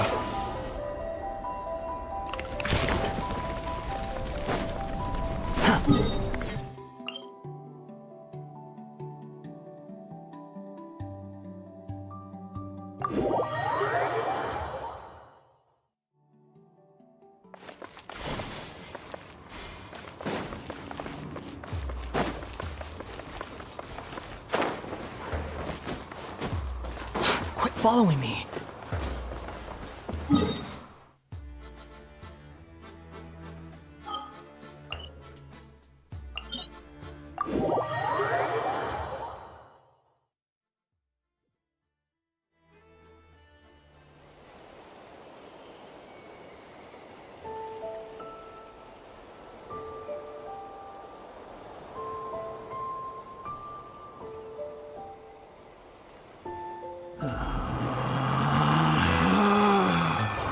Relax.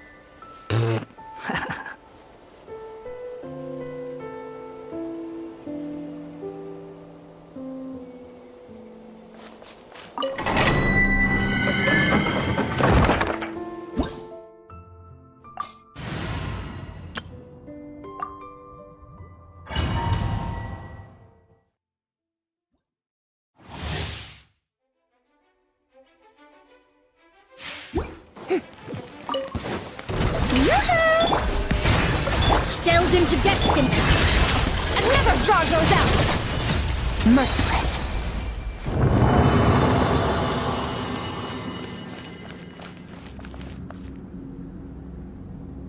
Merciless.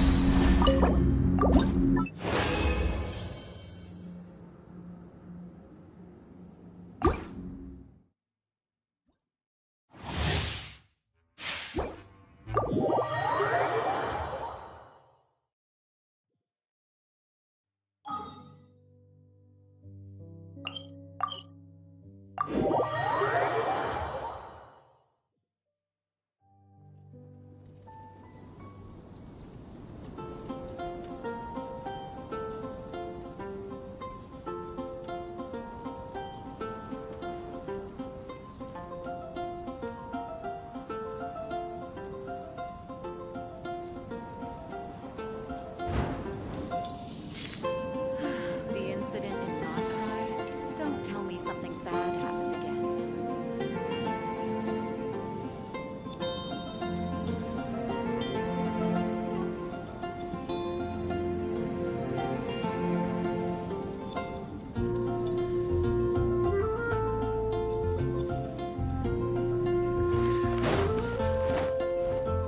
The neighboring nation of Liyue is the most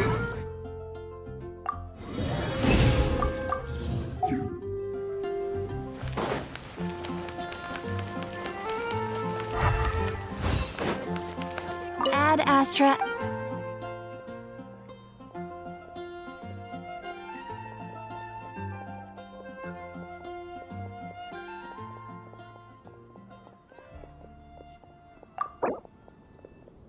Thank you for completing Ad Astra.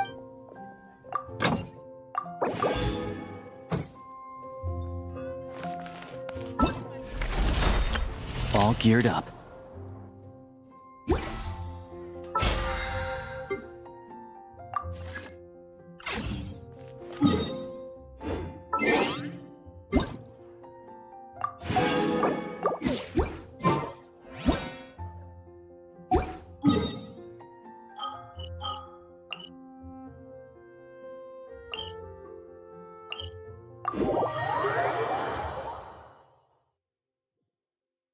They say that at absolute zero, everything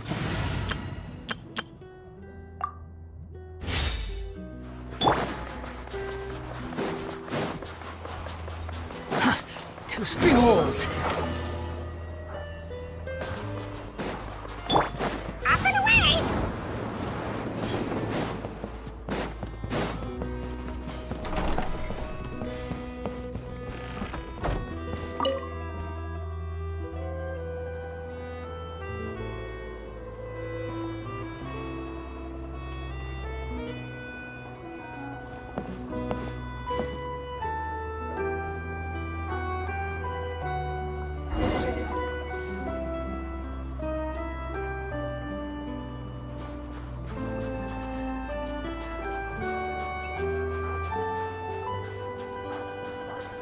Wait.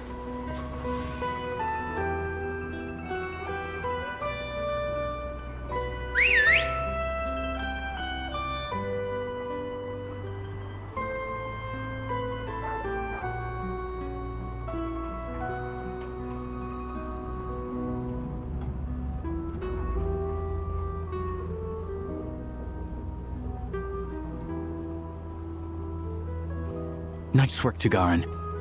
Come on, we'll go around.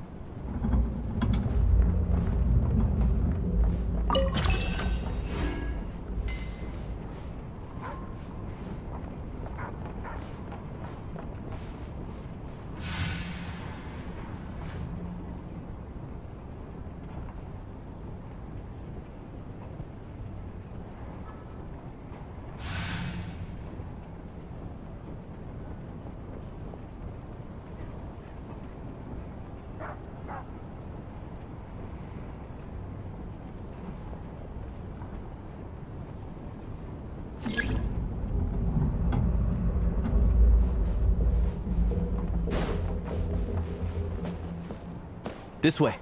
We'll enter from the upper floor.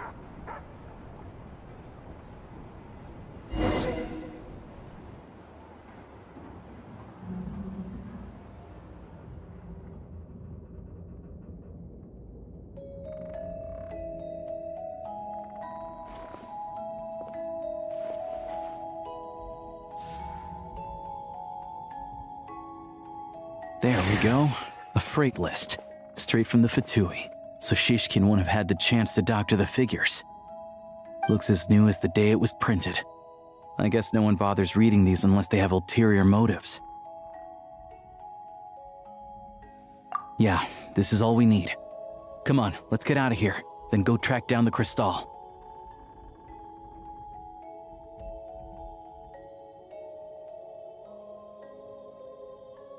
Tugarin's a keen hunter, and catching rabbits is his specialty.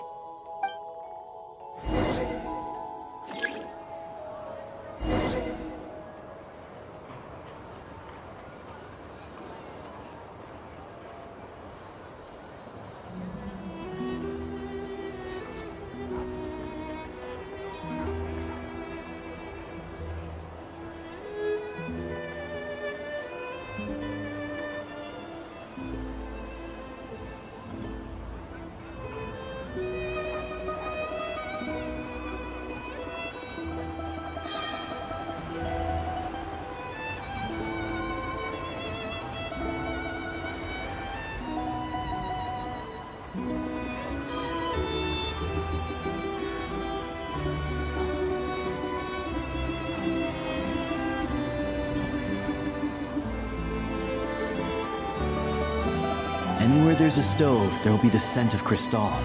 That's normal.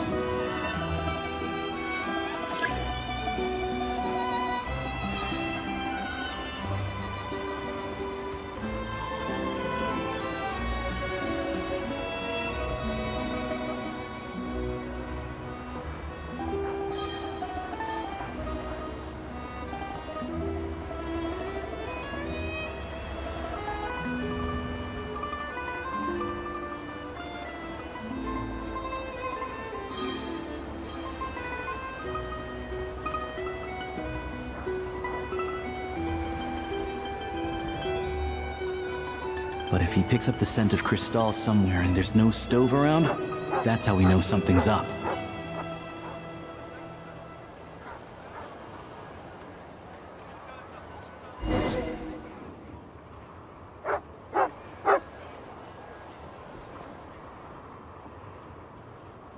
This must be the rabbit's warren. Good job, boy. Sure enough, there's a tunnel. You stay here and keep watch. I'm gonna take a look inside.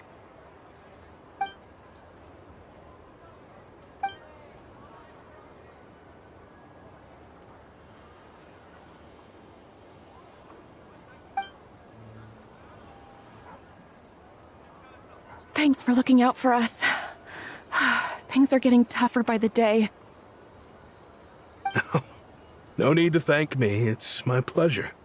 Sure as Her Majesty the Tsaritsa watching over us, every sacrifice will be worthwhile.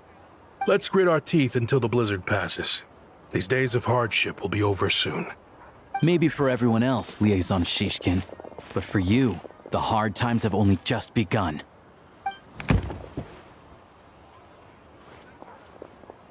Huh? Who are you? What's the matter?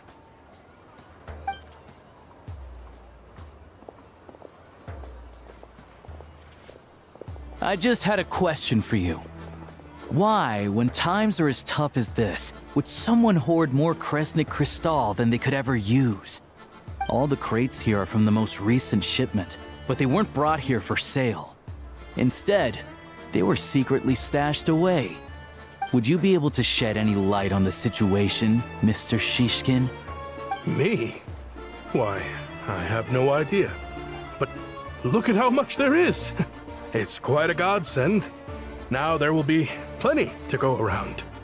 This godsend was found in a cellar adjacent to your residence following a tip from Mr. Alosha. And this is only a fraction of what we found down there. We're still taking a full inventory. The official figures will be finalized shortly.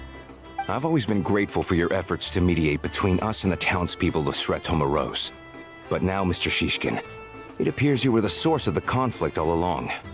How could you do this to us? We trusted you to have our backs. You've been lying to us this whole time? Hey,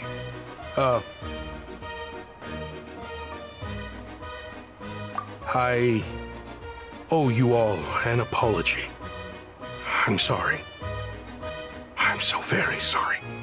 This isn't who I am. Please believe me, this was a one-time mistake that I will never repeat. We all know how difficult life has been since Project Stuja came into force. Energy is an increasingly scarce resource. People everywhere are getting desperate. But some places have been hit harder than others. I grew up in Alatir, a small village with no train station. Deliveries of Kresnik Kristall have ceased there entirely. If nothing is done, they're all going to freeze to death. You know as well as I do how downright impossible it is to buy Kristall these days. The thought of my poor mother and father, with no one to help them, I felt so afraid. I watched as energy grew scarcer by the week, all the while knowing that their lives were at risk. Then one day, I looked at the Kristall shipment in front of me, and a terrible, selfish thought entered my mind. Looks like I'm just not cut out to be a criminal. I'm so sorry. Once the Fatui have finished their count, you'll see that the numbers match their waybill.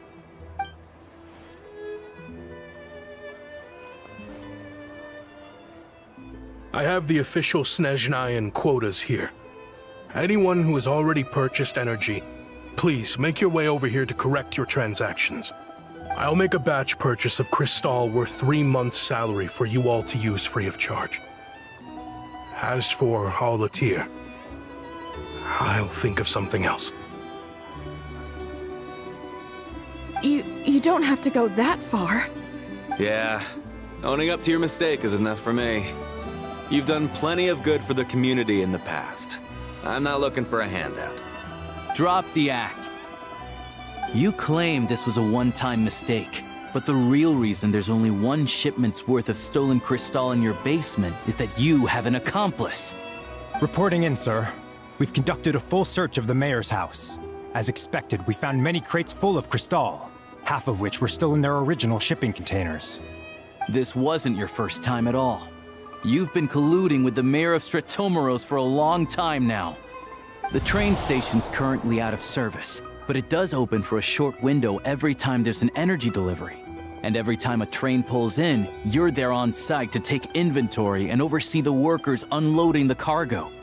The mayor handpicks said workers. Per his instructions, they transport the Kristall by tunnel at night to the mayor's house, and he sells it out of town. But since he can't get the goods out of town by train, he had to arrange an alternative method of transportation. This meant slower sales, which gave me plenty of opportunity to catch him in the act. Wait, the mayor's involved in this too? Preposterous. What proof do you have of any of this?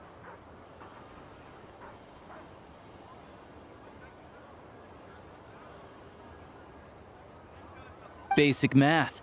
I've spent a lot of time lately counting carriages as the snowstorm rages. Counting carriages? What? The energy consumed by a train depends on its total weight. And since energy is a limited resource right now, it's fair to assume that every carriage is packed full. So, if we take the energy required for the Kresnik's torch, add the sales figures you provided, then compare that figure to the train's theoretical cargo capacity, guess what? The numbers never match. It's always off by 1 or 2 carriages worth. This time, you set a new record. 3 carriages missing. You mean to tell me that you sat around outside, counting carriages, in this weather?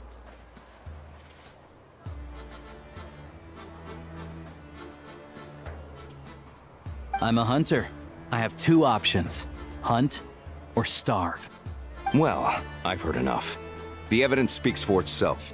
Take Shishkin and the mayor into custody and escort them back to Snezhnograd.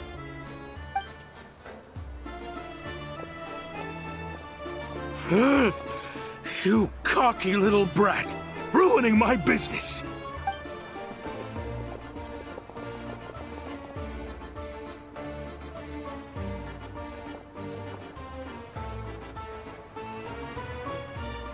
Yeah, something felt off, so I just followed my gut. Math isn't my strong suit, though. I'm lucky my dad made me learn enough to get by, but all this number crunching was a million times harder than the aim and fire work I'm used to. Thank you for your assistance. You're a brave lad. Shishkin was quite the cunning criminal, as I'm sure you can tell. He did all of this right under our noses, and we never suspected a thing. A wolf in sheep's clothing. He had everyone fooled. Even with that sob story he fed us. He was probably trying to keep the mayor out of it, not just mask his own motives. Without the compelling case he put together, even I might have fallen for it. Alosha, was it? Tell me, are you really a hunter? We can go find some wild animals if you want. I'll fire off a couple of shots, and you'll see whether I'm the real deal. I didn't mean to cast suspicion on your identity. It's just... well, I'm sure you've heard of the Rokot. Recently, they've been recruiting people with your kind of talent.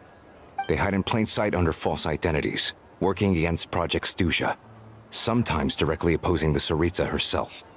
They aren't a violent organization, and their goal is to improve the lives of the common folk. But still, as a member of the Fatui, I wouldn't be doing my job if I didn't keep tabs on them. First I've heard of this. I don't really keep up with what goes on in the city. All I know is, people who don't mind their own business in the city end up paranoid about everything. As for me, I just couldn't stand Shishkin. I'm from Alatir myself, and I can tell you, nobody's lived there in years. Why would an abandoned village need Crystal? Of course, no one really cares about the fate of that place. I'm guessing today is the first you've heard of it. I see. It does sound quite tragic. Really. Well, thanks again for your assistance, and your friend here too. I will report this incident to Snezhnograd. The Fatui will take over energy distribution until new officials are appointed. We'll also ensure that the train station resumes normal service as soon as possible. Looks like it's my turn to brush up on math now. I never liked it as a kid either.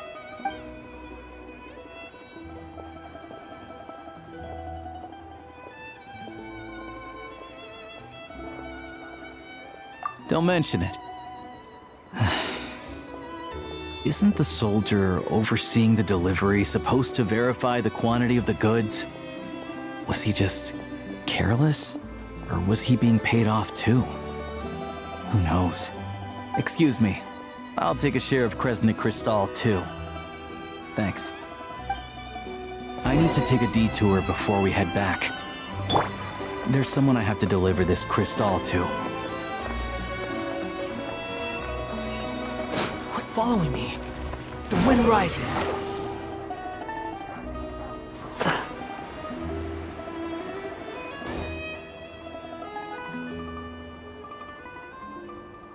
Hang tight for a moment. This old lady, she doesn't really know who's who anymore.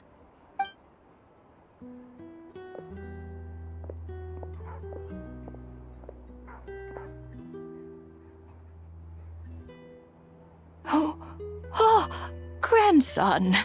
It's so cold today. You must be freezing. Ma'am, it's me, Alosha. Alosha? Alosha who?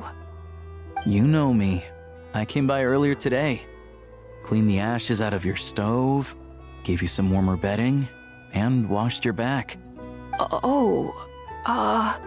I'm sorry, I don't remember. Now, how often do I get to see my grandson?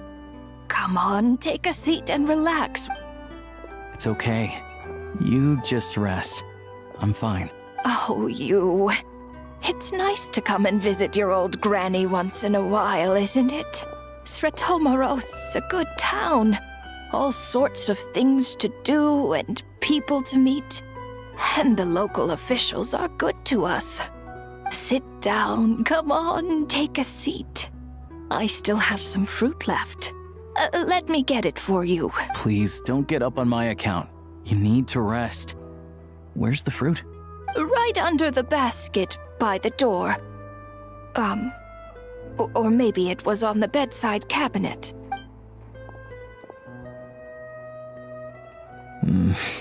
Well, grandson dear, do you like it?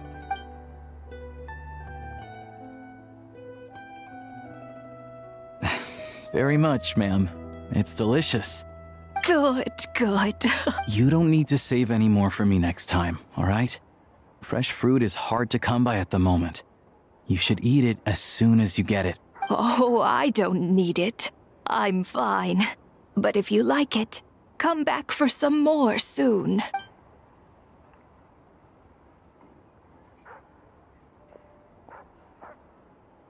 Some kind soul must have given these to her. But she always saves the nicer things for special occasions. I met her at the market back before her health began declining. She was a lovely old lady. We're from the same hometown. Not many people have heard of Alatir. And if they have, it's usually for all the wrong reasons. There's a gang of highwaymen that came from there. Now that it's an abandoned village, it's rare to find anyone who shares fond memories of our hometown. So after we got talking and realized we were from the same place, we decided to keep in touch by letter. I first learned of Stratomoros's energy supply problems from a passing comment in one of her letters. Then, after her health went downhill, I started visiting more often to check in on her. The town's been in decline for a while now, but because of her memory problems, she thinks of it as the bustling, prosperous Stratomoros still in its heyday. That said, I kinda appreciate her optimism. There's not much of it going around in this world of ice and snow. It's fine. Everyone grows old. In Snezhnaya, some people believe that in your final moments, you'll sense a familiar presence by your side. You turn to look at them, but their face is blurry. So you focus hard, trying to make out who it is. And when you finally see their face, the Grim Reaper reaches out and takes your life. She still calls me grandson, though. So at least I'm not a blurry face in her world just yet. Come on, let's get back and see how Paimon's doing.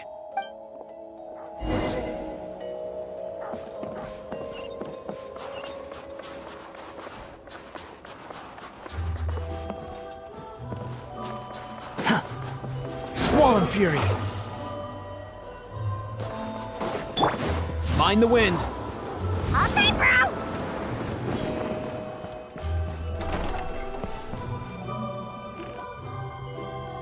Paimon, we're back. Are you feeling any better? Yep. Paimon's not cold anymore, but she's still a little dizzy. Flying probably isn't a good idea right now. Paimon might lose her balance. But Paimon's sure she'll be fine. It's probably just from getting hit on the head by that pile of snow when we first arrived in Snezhnaya. Her complexion's looking much better. Let's keep an eye on her. Sure, but enough about that. How did everything go on your end? Are you all set? Did you have any trouble? I'll explain. It's a bit of a long story.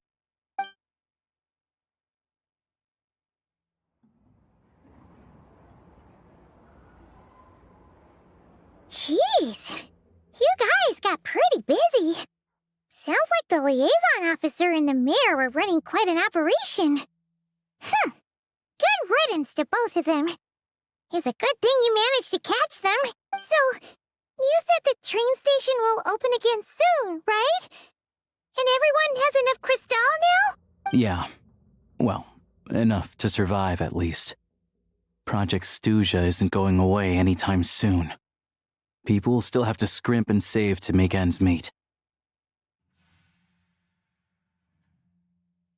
Don't know. The goal of Project Stuja is to gather energy for the Tsaritsa, but no one knows where that energy's going. It's never been made public. The thing is, we were told that the project would only last for 6 months, but time and time again, they keep extending it. Extending it? Does that mean the Tsaritsa's plan isn't going very smoothly? That's what everyone suspects. In principle, any proposed extension needs to pass by majority vote in the Snezhnegrad Veche. But even though opposition has been growing, any detractors end up caving into political pressure from the Rooster, Pulcinella. He's the chair of the Snezhnegrad Veche and a key figure in the voting process. He has the backing of many powerful and influential people. How come the Fatui are picking on ordinary people even here in Snezhnaya? I don't see it like that. Fundamentally, the Fatui will always think and act in the Tsaritsa's interests. But that doesn't mean they don't care about the plight of the common folk. The only reason Sratomro still receives Crystal shipments is because of a relief proposal put forward by the Rooster himself. Then there's the Fatui soldiers providing support in every corner of the nation.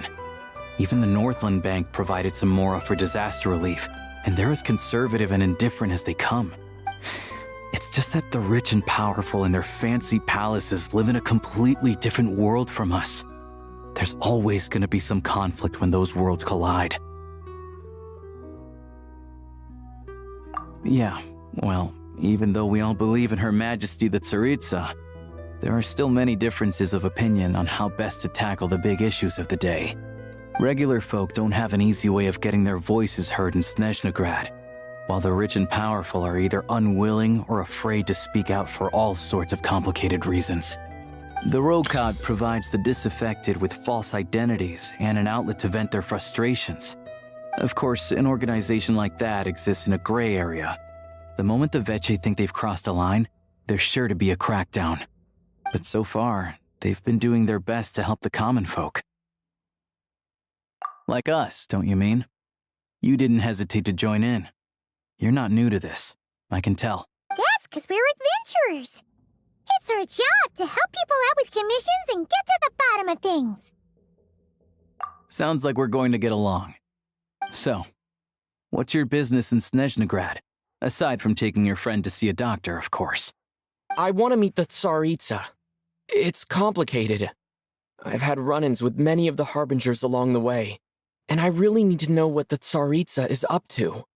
Her ultimate goal? What the Gnosis mean in all of this? Since I've made it this far in my journey, I have to find the truth, whatever it takes. Wait, so... No way. Are you who I think you are? Sounds like you've heard of us then. We're getting more famous by the day.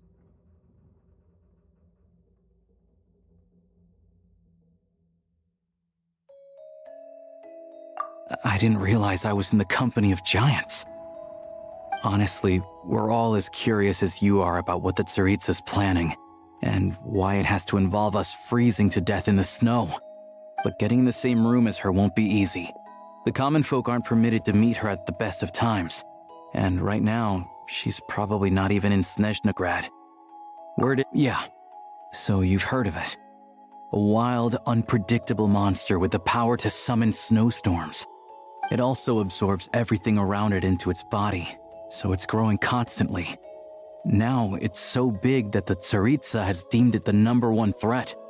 Luckily, as it grew, it became increasingly less mobile, so it doesn't pose an immediate threat to this town or to Snezhnegrad. I'm sure the Tsaritsa and her personal guard, the Druzhna, won't have any trouble defeating the creature between them. It's just a question of how long it'll take. Suffice to say, you won't be seeing her anytime soon. You'll have to wait until she gets back.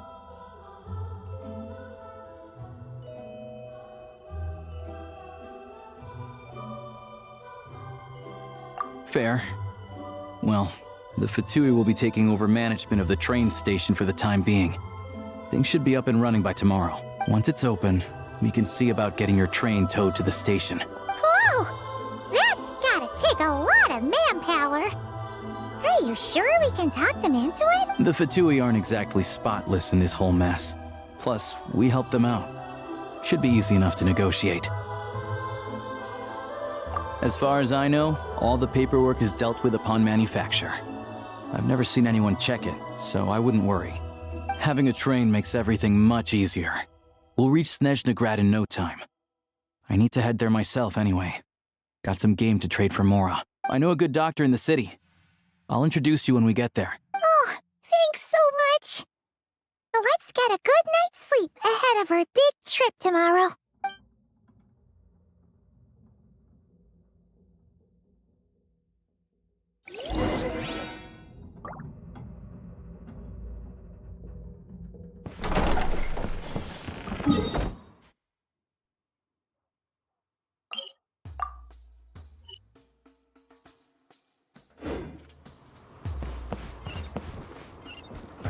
Up and away!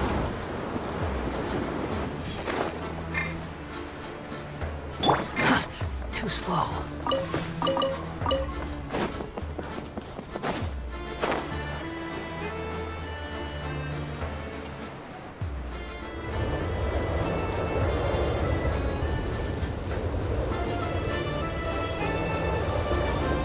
Drive carefully, all right? You don't want to end up in this situation again. Also, I don't think I've seen a train like this before. Is it a new model or something?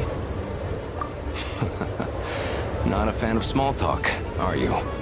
Anyway, take this. It's an up-to-date map of the Snezhnayan rail network. All the track switching is automated, so as long as the train's moving, you don't need to worry about collisions or anything. We'll leave you to examine the train's conditions yourselves. Fingers crossed nothing's broken. I doubt Sir Tomaros has any engineers with experience working on this model. Shouldn't be a problem. Thanks for everything. All right then. Have a safe journey. And make sure to check everything's working before you set off.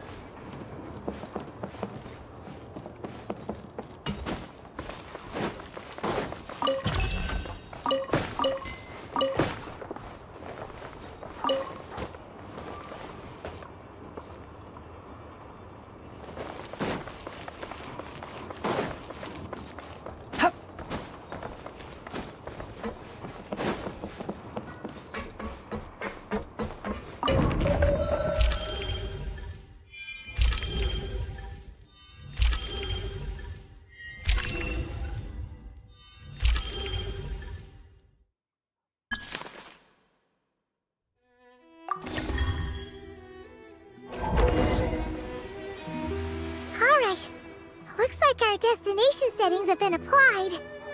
Let's give this thing a final once-over and then head out. Goggles, your time to shine! Affirmative. Running vehicle diagnostics. What's this? Engine, green. Wheels, green. Frame, minor damage, but no impact on function. Diagnostics complete. All systems nominal. Neat! Huh. Paimon still can't get over the fact that you just found this tech lying around in a random cave. I've lived in Snezhnaya my whole life, and I've never heard of an interactive, talking train autopilot. Strictly speaking, I wasn't designed purely to drive trains. Though I doubt you have any interest in navigating the practically unreadable operator's manual yourself. All configurations are complete. Should you require any further assistance, please call for the Eye of Grey. Away we go! Oh, nope. Paimon's gonna find a warmer seat.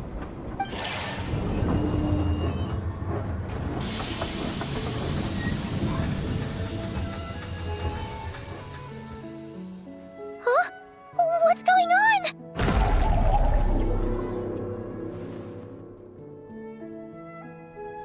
Oh no.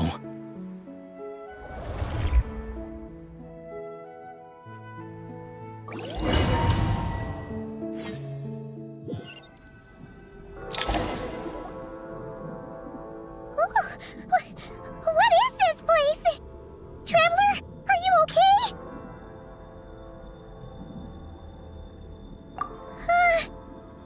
I'm still airborne, but it feels like swimming through thick, gloopy water. Ugh, it's horrible. Just our luck. Of all the things that could have gone wrong. Halosha, you're Snezhnayan, right? Any idea what the heck this place is? It's called the Shadow Realm. A place where no wind blows, no light shines, and no elemental energy flows. Even time itself doesn't exist here. It's a world where everything seems to come to a standstill. I've only seen it a few times before, and this is my first time inside. It's a dangerous place. Most people who get sucked into the Shadow Realm are never seen again. And the few who do make it back, they're never quite the same. Huh? Then what the heck do we do now? Oh, maybe Goggles knows something. Goggles?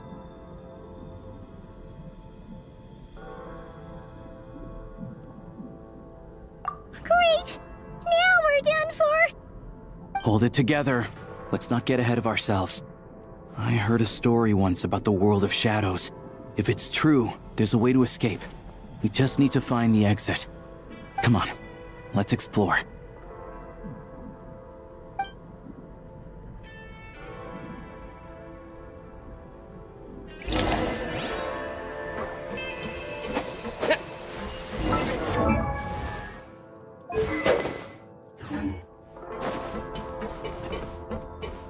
Look at these Fatui! It's like they've lost their minds! Their shadows have been devoured. They're no longer amongst the living.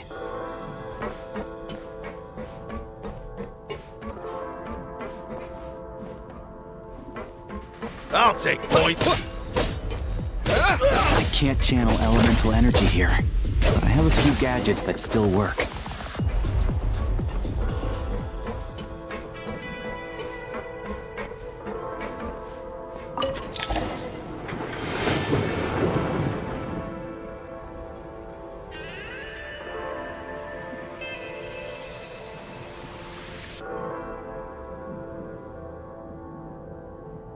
Wait!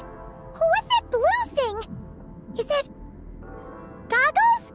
Guess we'd better find a way over.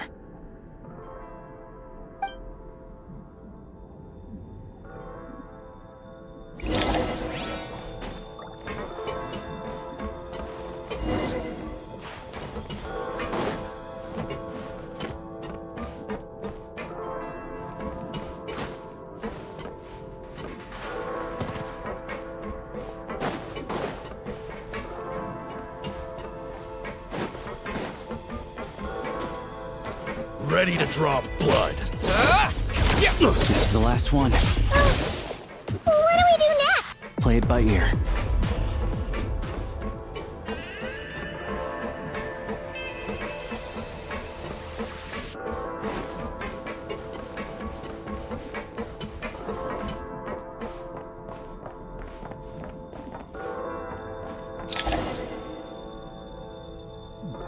Goggles! Hello. I am glad to see the three of you safe and sound. For now, at least. But things aren't looking too good. Correct. We are now inside what is known as the Shadow Realm, the darkest space in the shell, where even the Most High is loath to cast its gaze. Time and space hold no meaning here. It intersects with the world of the Light Realm only rarely, like an air bubble that rises to the water's surface. We must leave this place before it sinks back down into the depths once more. Sounds like you have a plan. Yes. In fact, the very purpose of my creation was likely to... from the Shadow Realm. It appears that key data is currently inaccessible, but now is not the time to resolve that problem. I have marked the exit to the Shadow Realm for your convenience. In addition, I have prepared some equipment to aid you as you traverse the Shadow Realm, Traveler.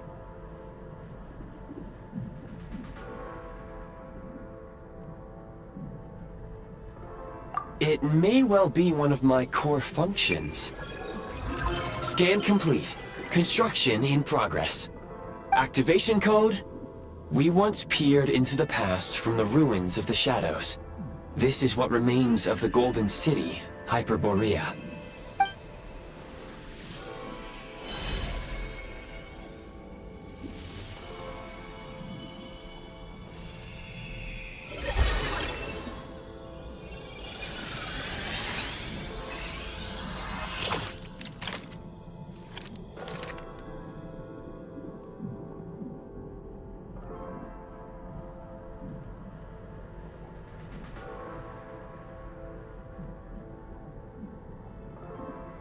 Whoa! Now go. Arm yourselves with weapons of the spirit. Bring down the walls of the stronghold, and extinguish the flaming arrows of the wicked. Is this a gun? In the Shadow Realm, where humans cannot channel the elements, there once was one who, after much research and many attempts, found this to be the most effective means of attack. Let's go. We don't have much time.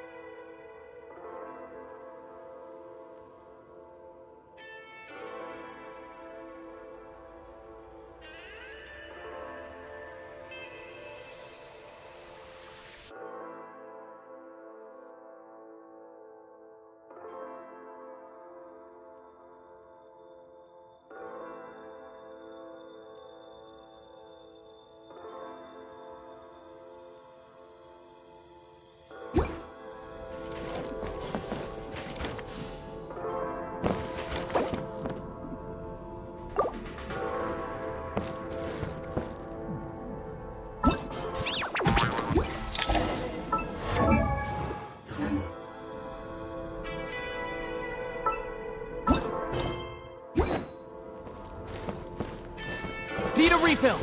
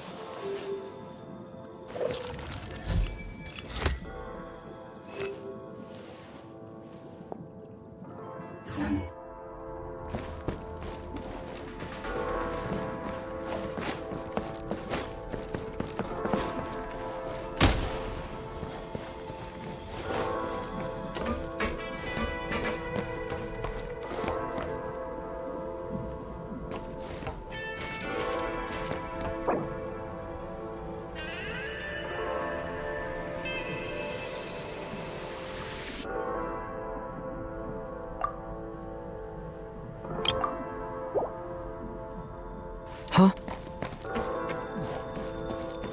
When you encounter small obstacles, you can simply clamber over them. You can slide to navigate through low, narrow tunnels. Obstruction ahead. You may be able to use the Since elemental energy is unavailable in the Shadow Realm, ammunition is an important resource. You can replenish your ammunition at various supply points. For long-range targets, try using the scope to line up your shot.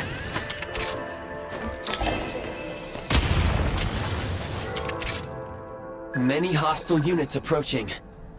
I suggest a new strategy. Take cover, and pick them off one by one.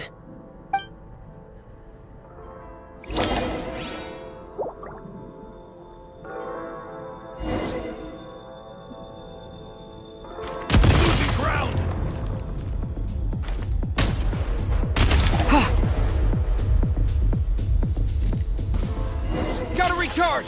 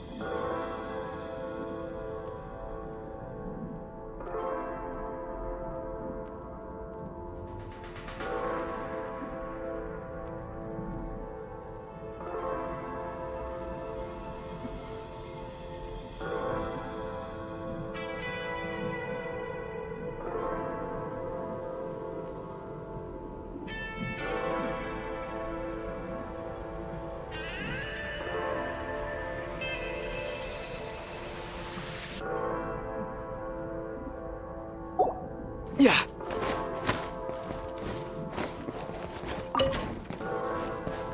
More enemies detected. Try attacking with the newly unlocked Assault.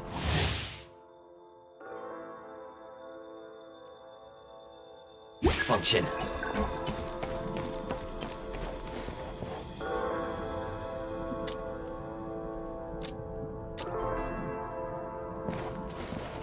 Mind the rhythm! Where's the...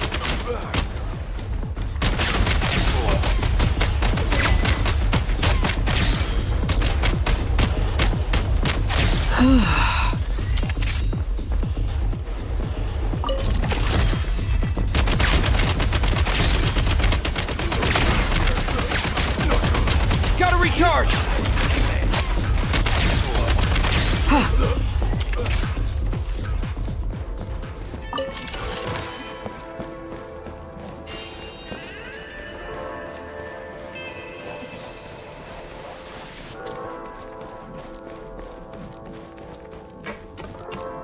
Back in business.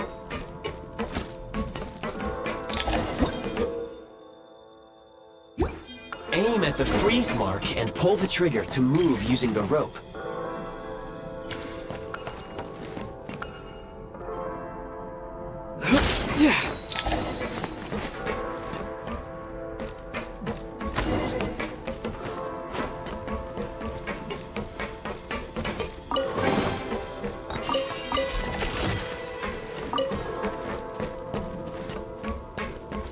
Mind the rhythm!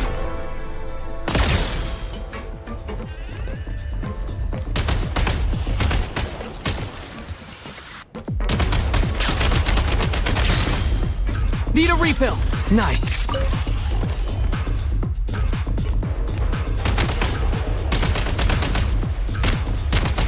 Some supply points can restore a small amount of stamina. Press on.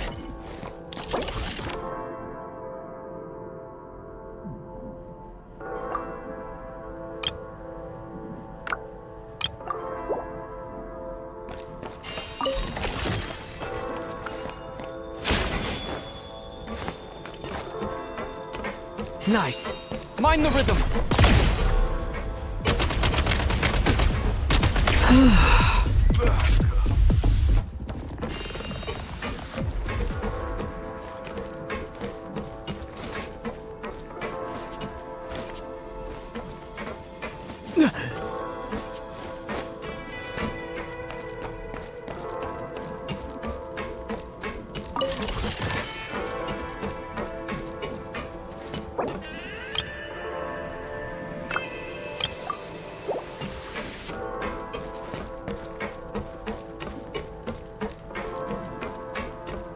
You should be able to use the Prime Ice construct left here to cover long distances.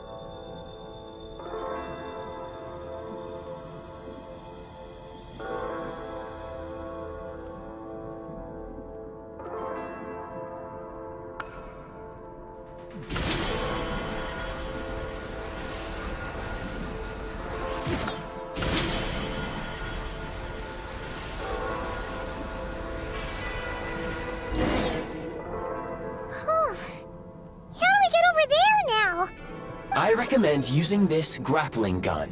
Such devices were originally used to secure structures in the Shadow Realm. If you detach the connected hook, the grappling gun will automatically fire a rope to another nearby hook. Okay. So, just remove this hook, right?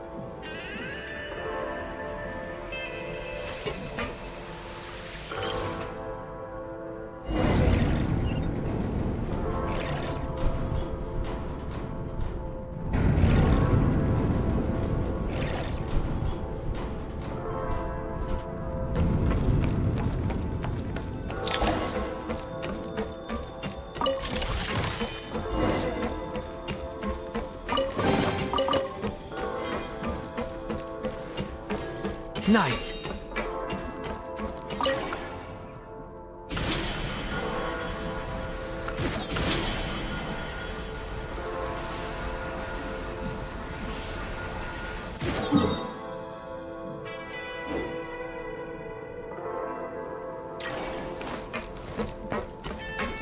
Nice.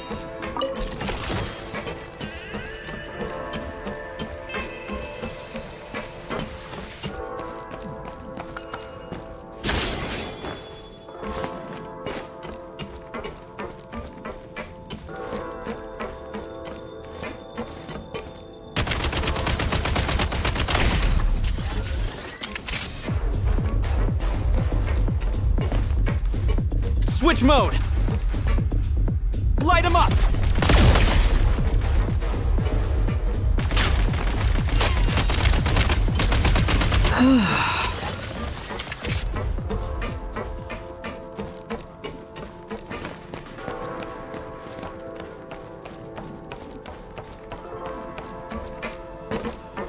Sprint at the prime ice launcher to reach high places with ease.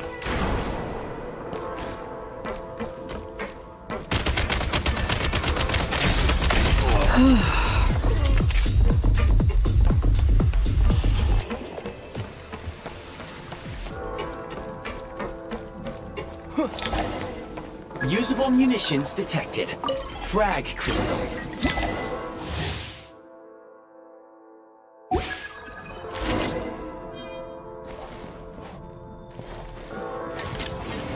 Time to catch my breath. Taking cover.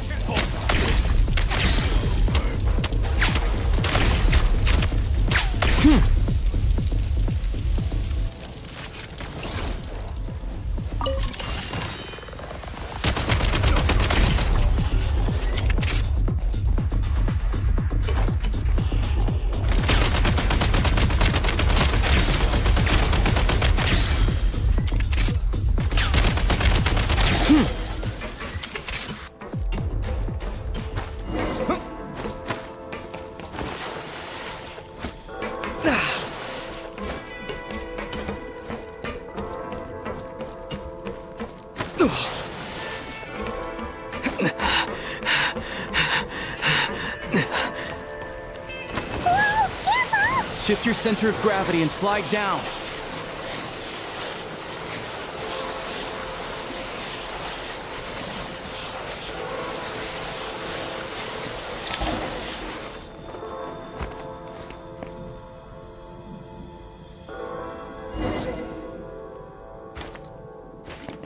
Change of tactics. How much longer is this gonna take? The exit is right ahead. We are very close now. However... It's like they're trying to keep us trapped here.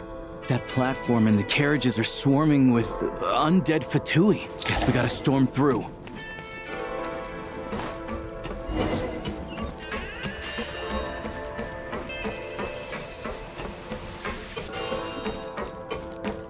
Charge!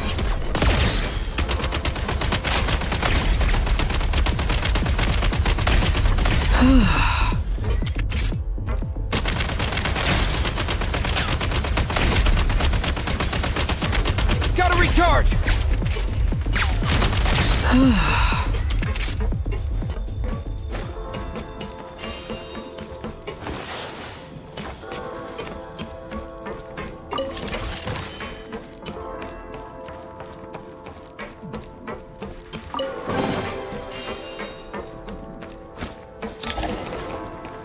Nice.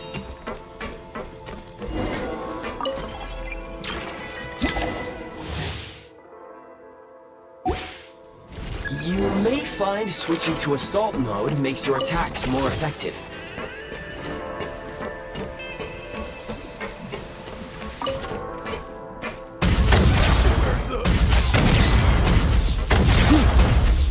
Gotta recharge!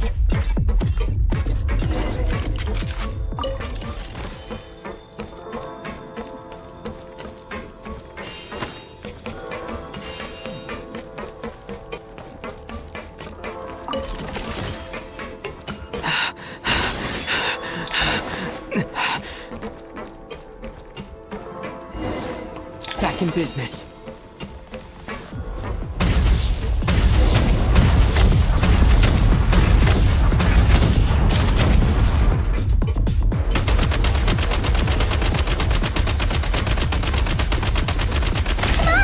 We're almost there!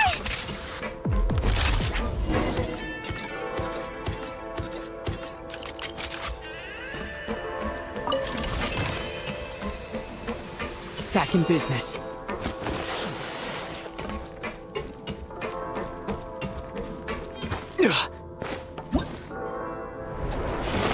Huh? Why is everything shaking so much? Looks like the Shadow Realm is about to sink back down into the depths. The exit is right here. You mean this weird bubble thing? Wait, how exactly do we... No time to think. We just gotta go for it.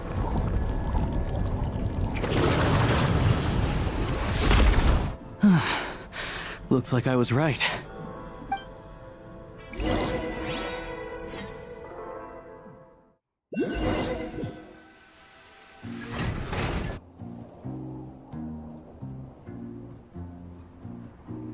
I can't believe the Shadow Realm manifested right on the railroad tracks. It's almost unheard of. Lucky we made it out. All thanks to you and that awesome gun. Ah, so you have heard of the Golden City before? Yeah, it came up a whole bunch in Nokrai. You're a pretty neat surprise in that sense, aren't you, Goggles? We hadn't... Make no mistake, it was a team effort. For a first-time firearm user, your performance was quite outstanding. As Alosha said, it is highly unusual for the Shadow Realm to manifest in a place like this. But we should still watch out for similar dangers ahead. Oh, let's hope not. If anything else goes wrong with this trip... The Shadow Realm can appear anywhere, not just on the railroad. I am simply advising that we take sensible precautions. Now, if you wish to further calibrate and upgrade your firearm, you may do so over there, provided you have the necessary components. Please take a moment to catch your breath while I repair the body of the train. Amongst other things, this will ensure Paimon is a little warmer while on board. Oh, thanks, Goggles. You're a trusty train conductor. Well, maybe trusty isn't quite the right word, considering. Anyway, at least you get the job done. Yes, of course. And just like the Eye of Grey, I am sure it will be a great asset to you in your future adventures. If not the trustiest, then it will at least get the job done. Let's get some fresh air while the Eye of Grey fixes the train.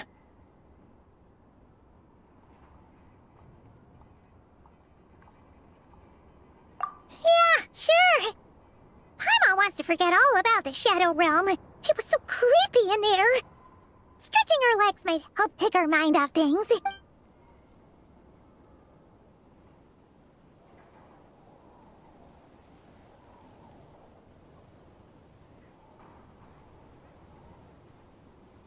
It's so quiet here for a train station. Not a person in sight.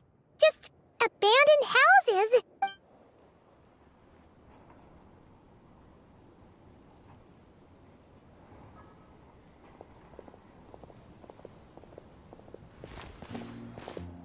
Huh? So much for repair? You've swapped our train out for a whole new model!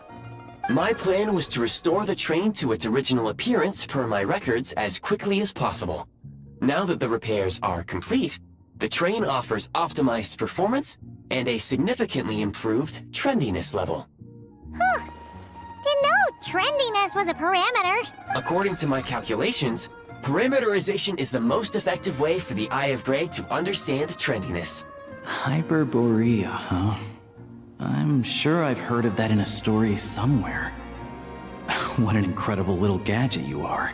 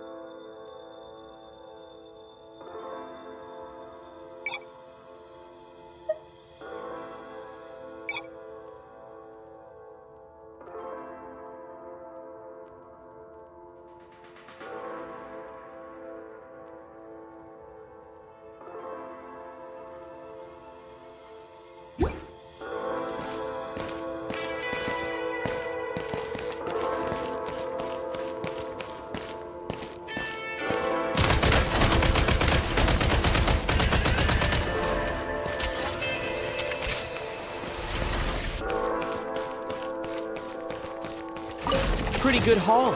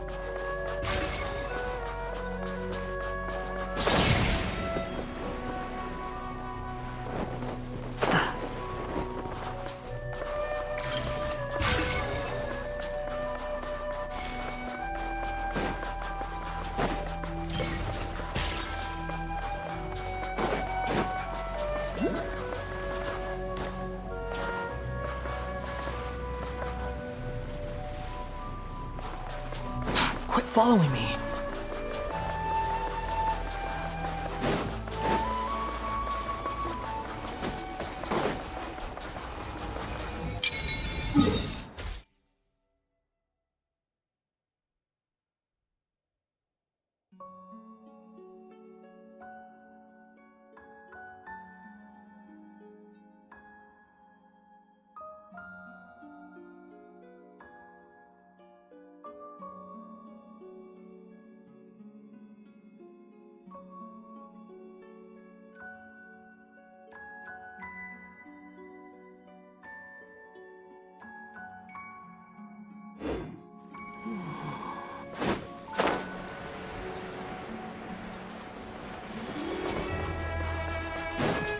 Behold!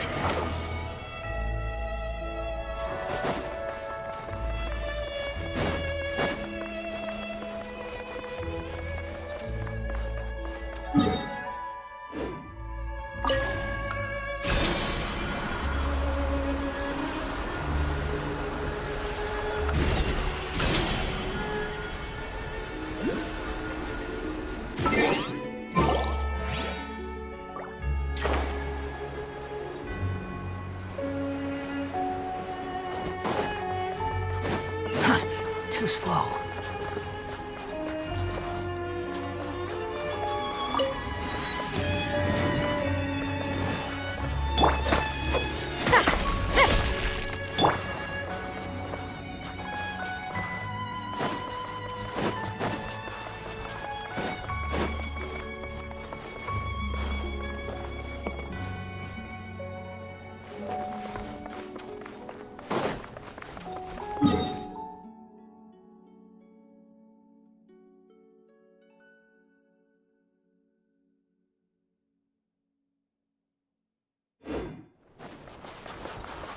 Quit following me.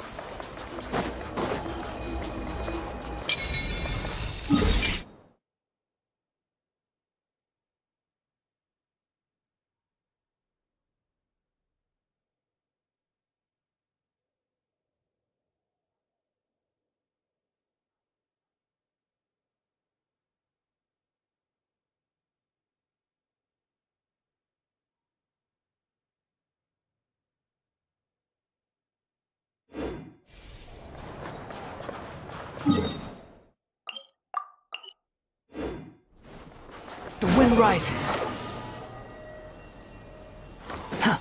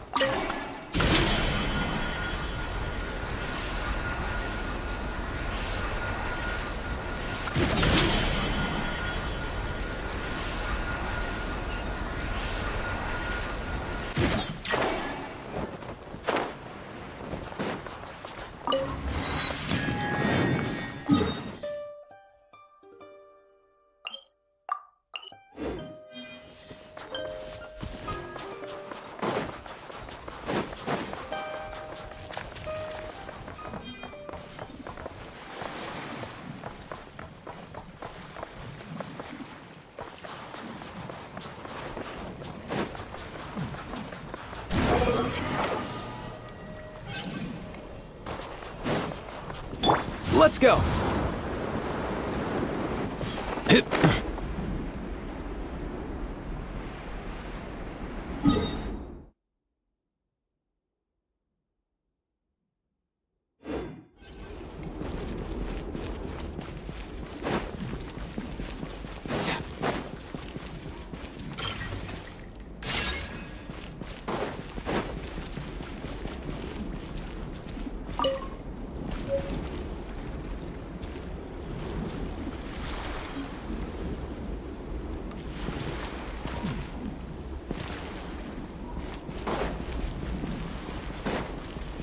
Mind the wind.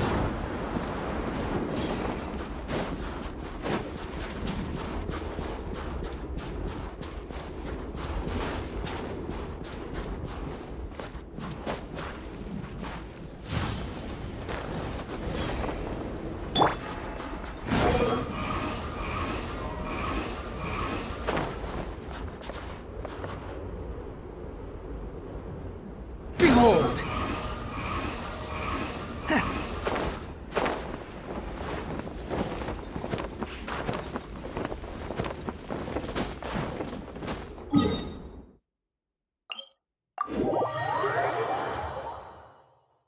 Fundamentally speaking, there's little difference between snow and rain. Yet people lavish praise only upon the former. Fate can be truly arbitrary. Squall and fury! Let's go!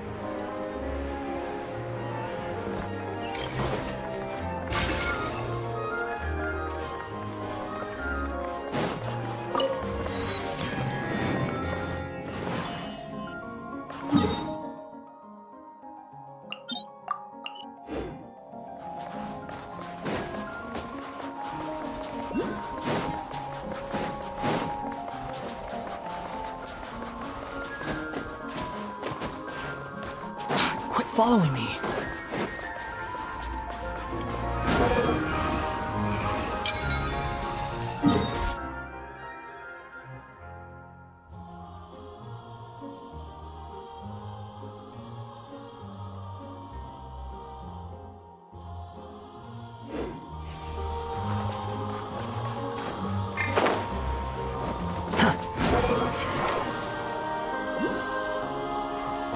Quit following me.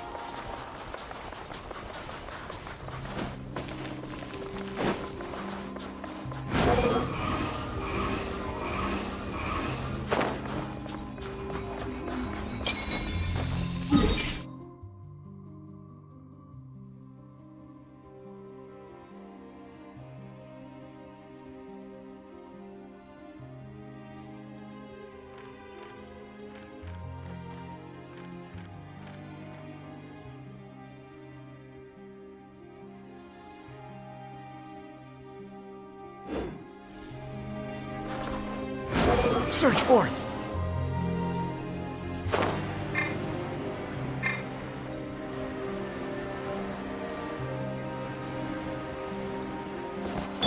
Mind the wind. Easy now, Kakuku. The wind rises.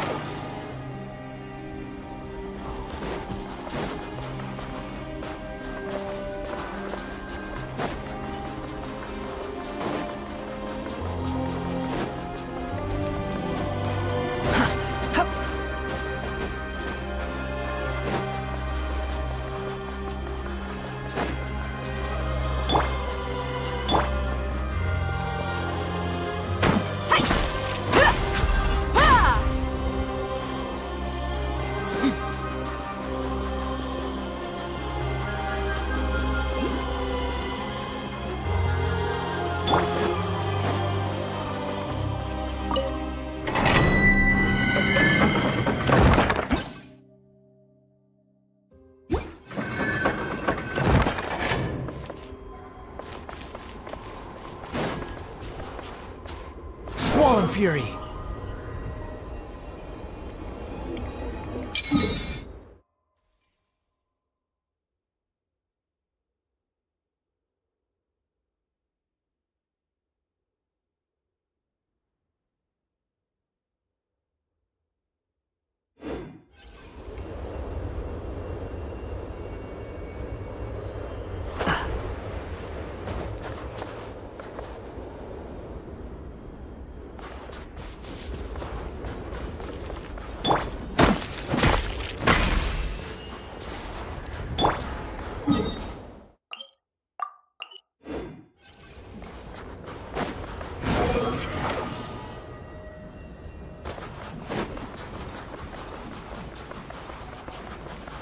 Let's go!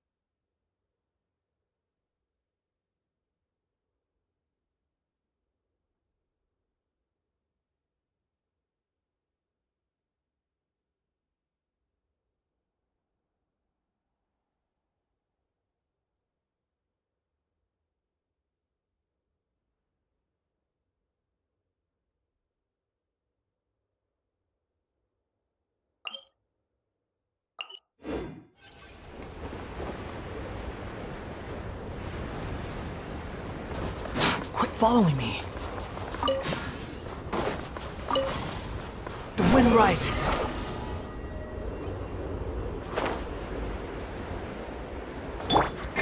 Mind the wind.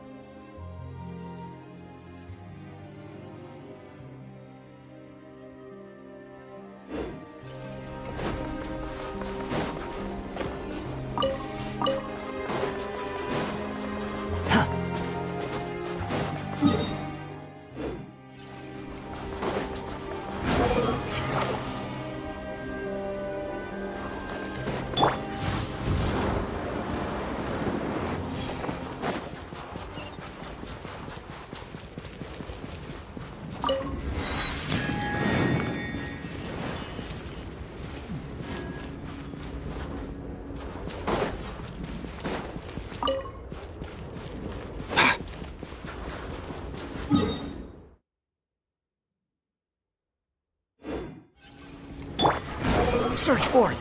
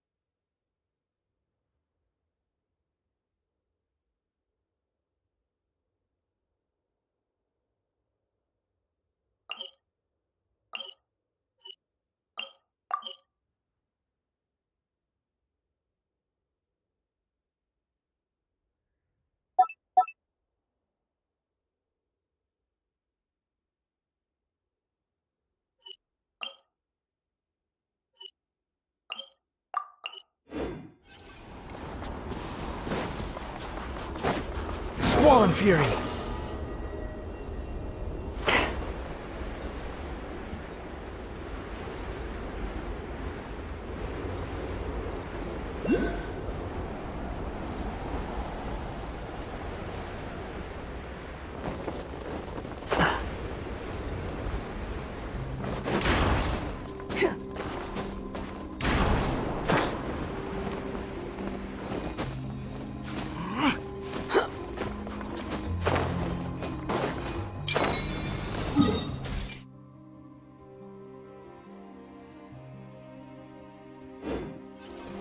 Quit following me.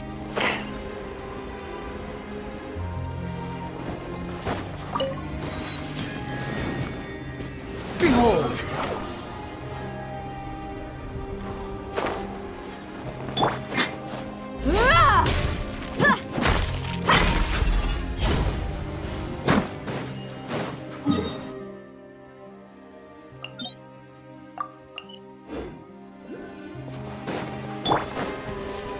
Squall and Fury!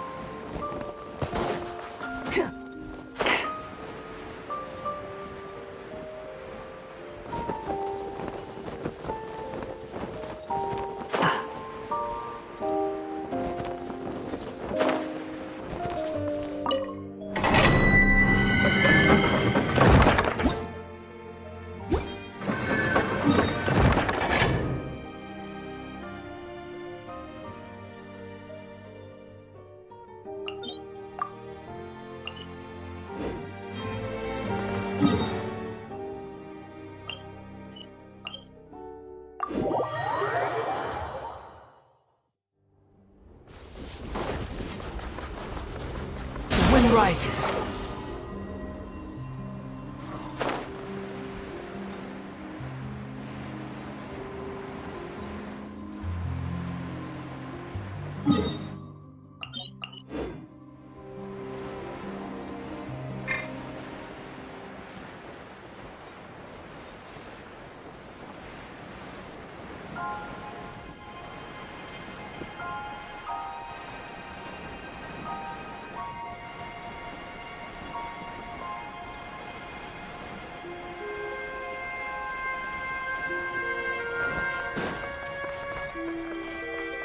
Behold!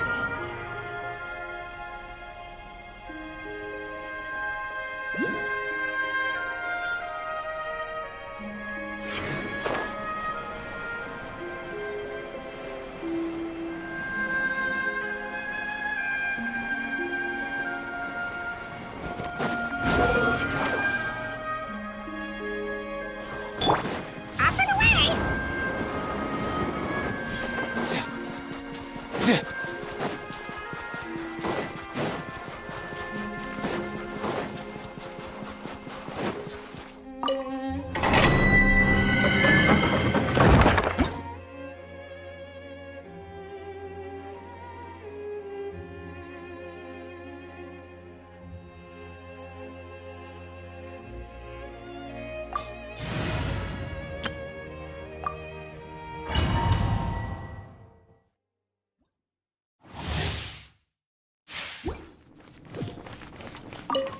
A little amusement.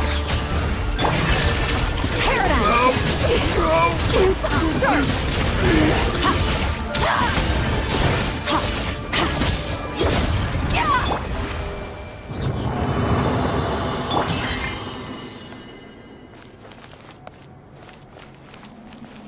Merciless.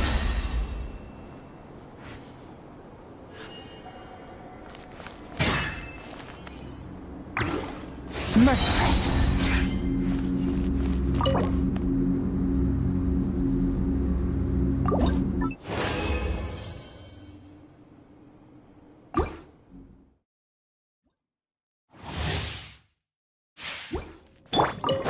Come closer. Off to the breeze. Shadows of fate. Another star goes out. Annihilate.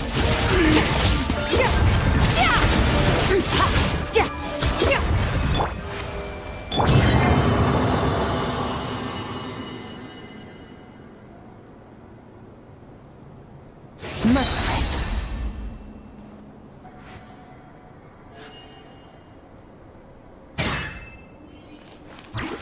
Merciless.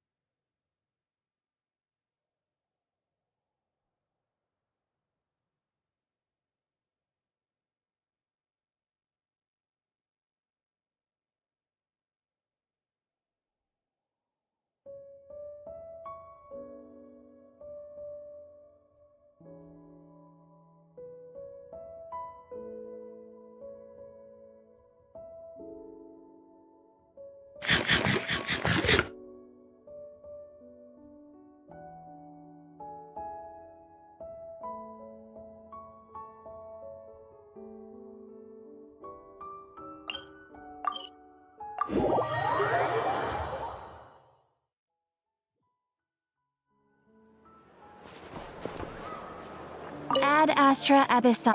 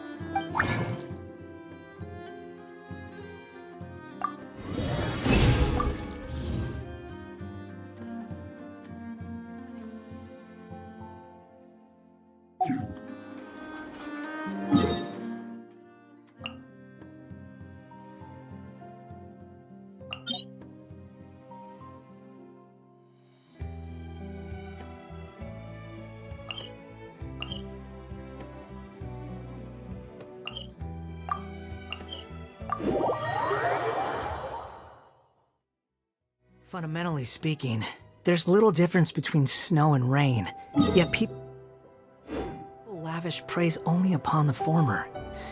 Fate can be truly arbitrary.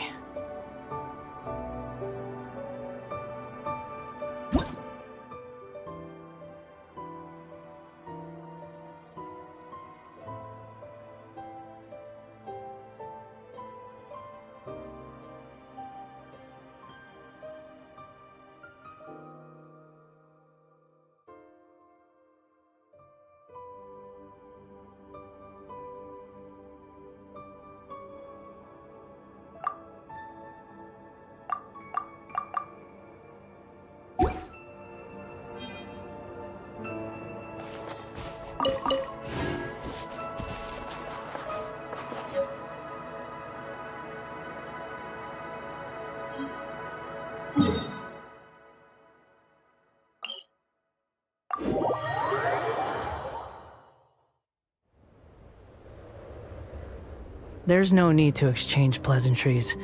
It's rather pathetic to force a conversation just to occupy silence.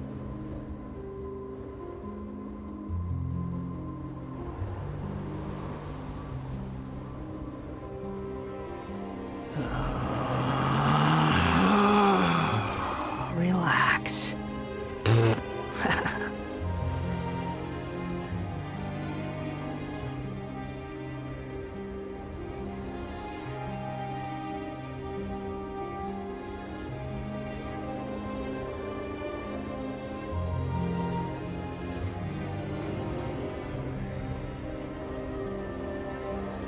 There's no such thing as pure freedom in this world. Even the wind cannot blow on forever.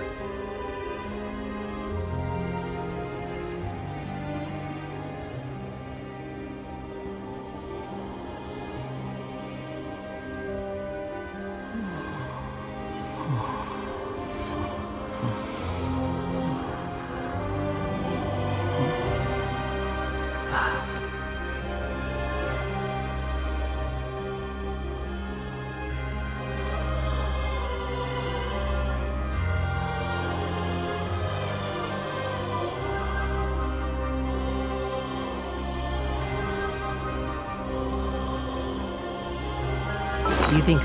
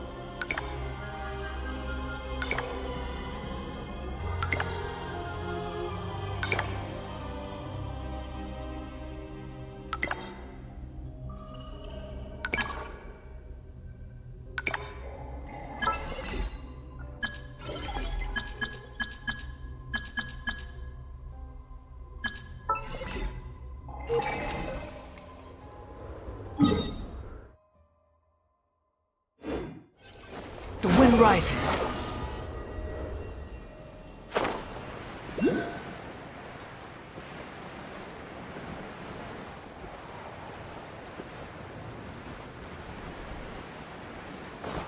Quit following me.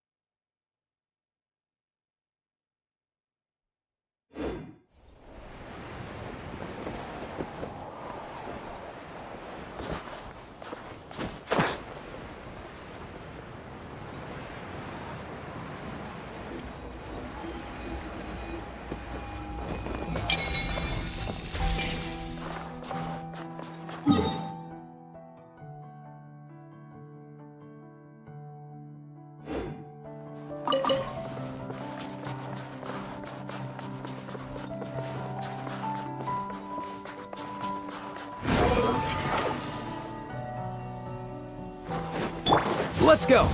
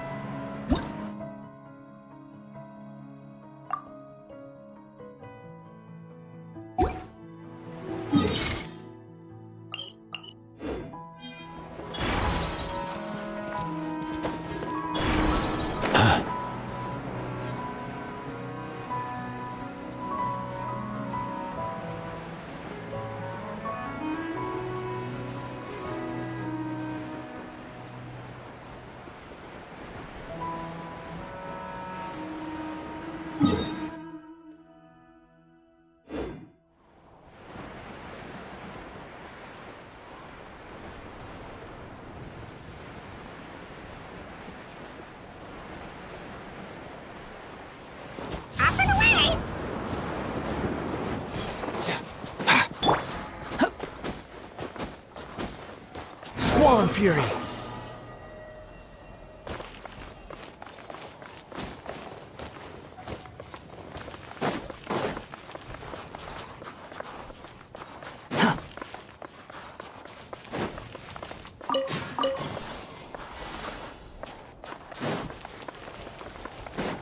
The wind rises. Mind the wind.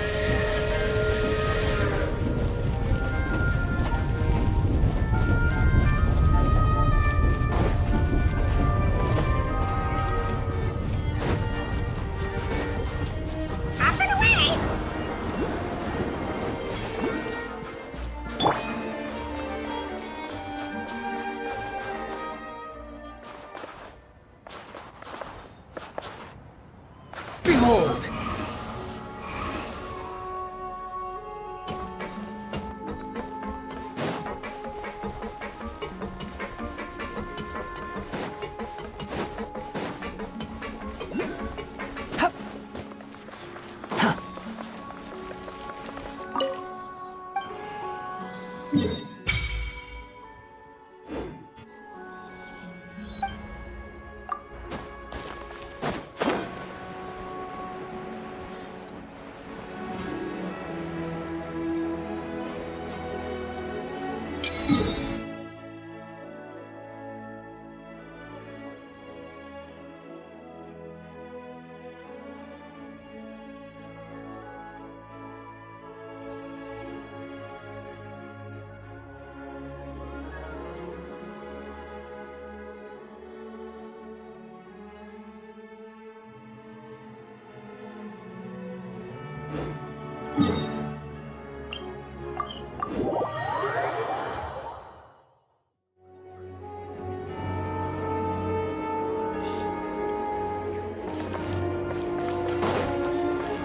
wind rises.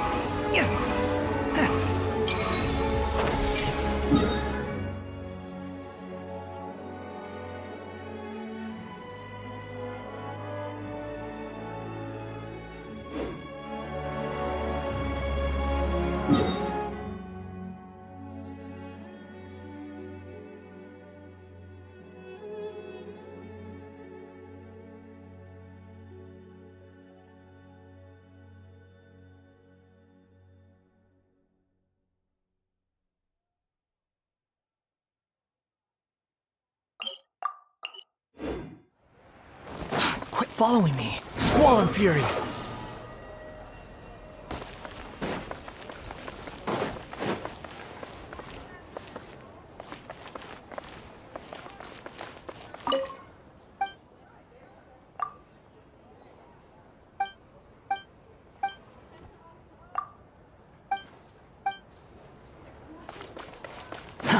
The wind rises.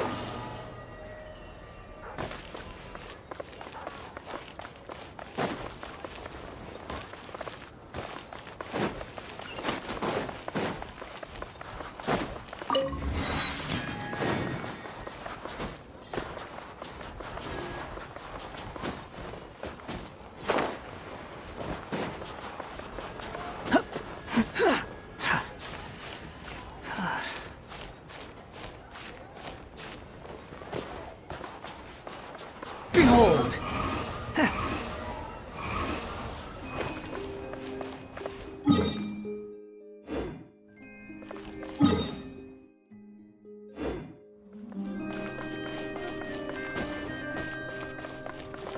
The wind rises.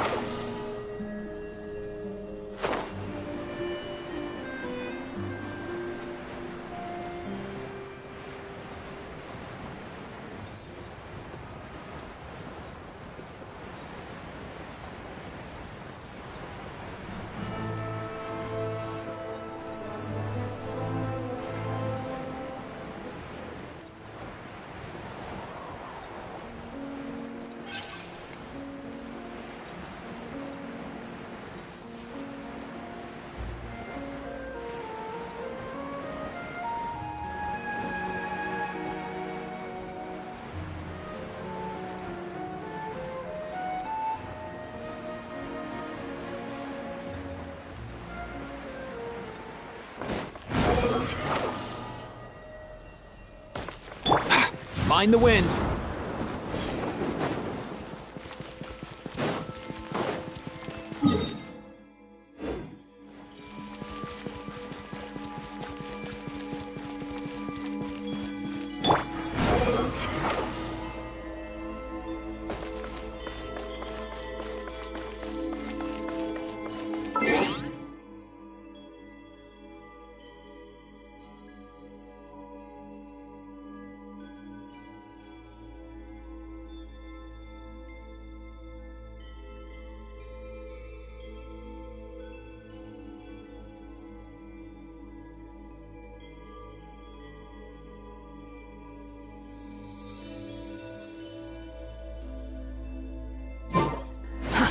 Too slow.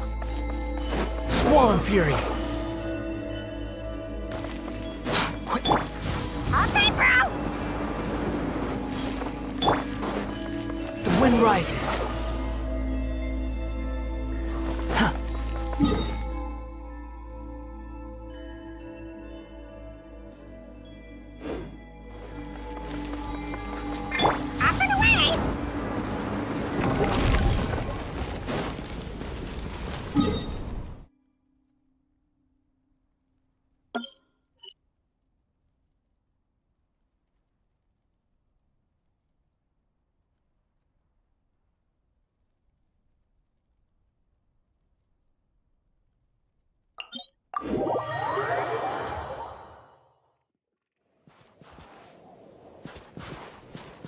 Yeah.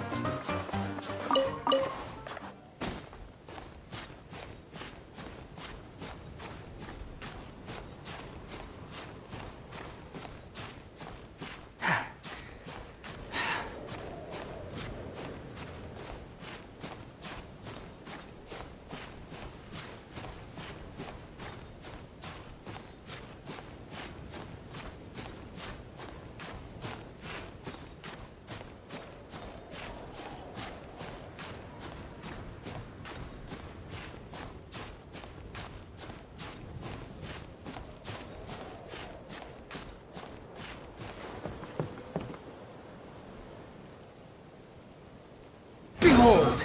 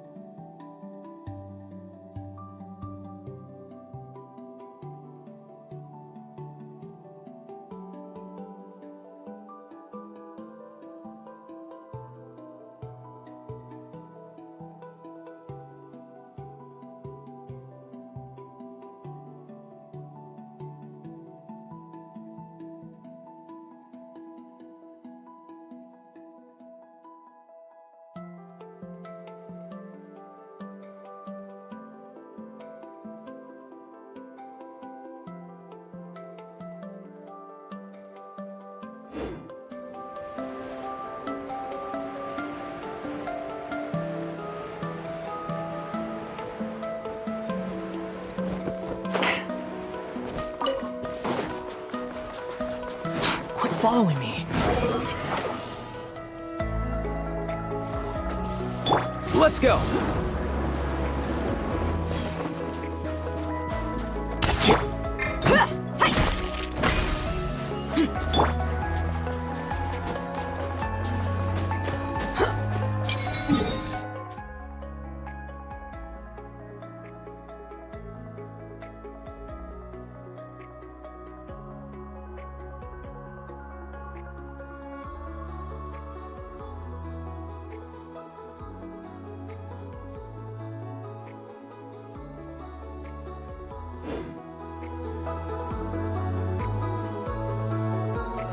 Squall Fury!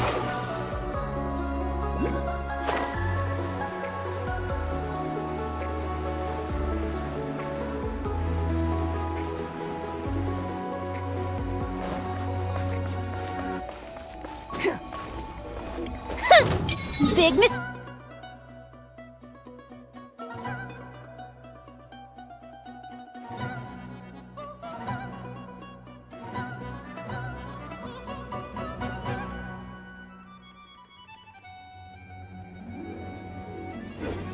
Behold!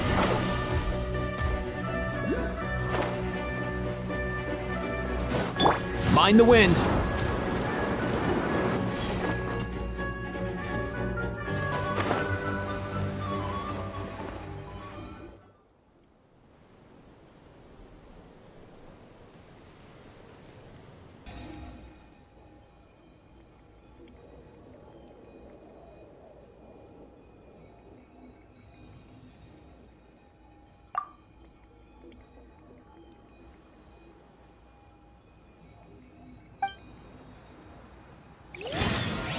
Ready to taste. Show me what you've got. Let's get it on! You can't run! Let's go.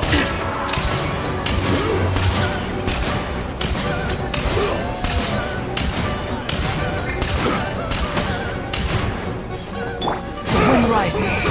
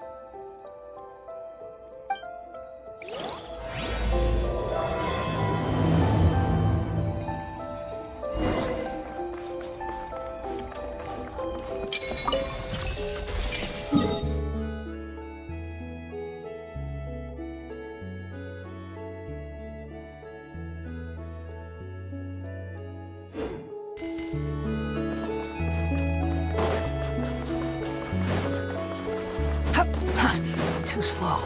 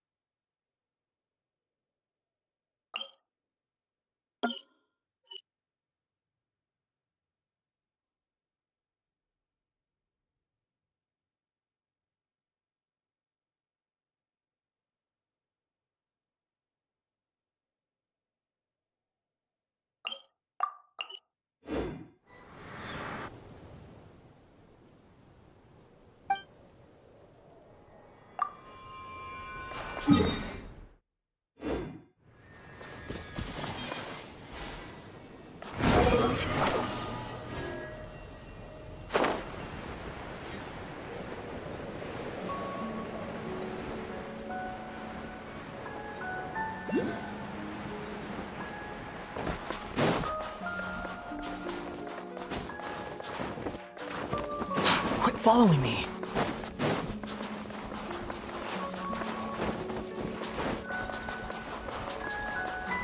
Fine.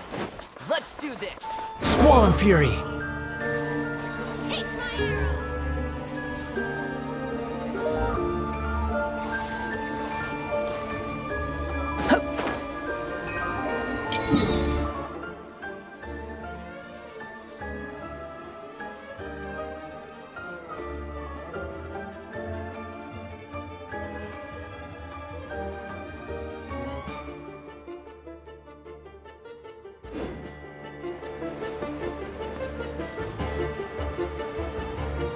The wind rises.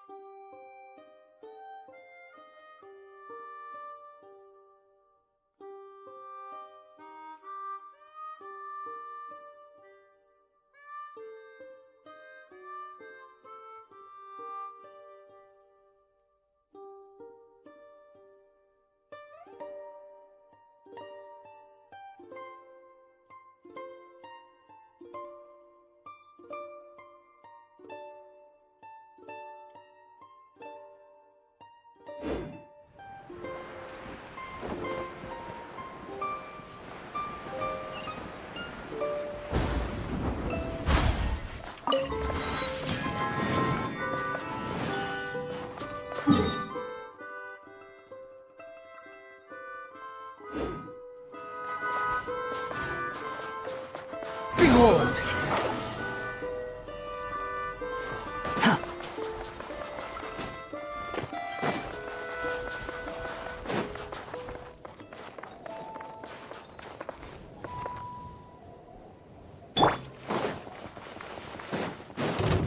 Show me up! Buckle up! Up and away! Fine.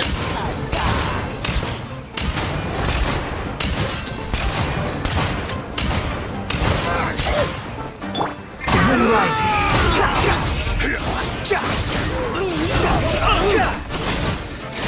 Should've run faster.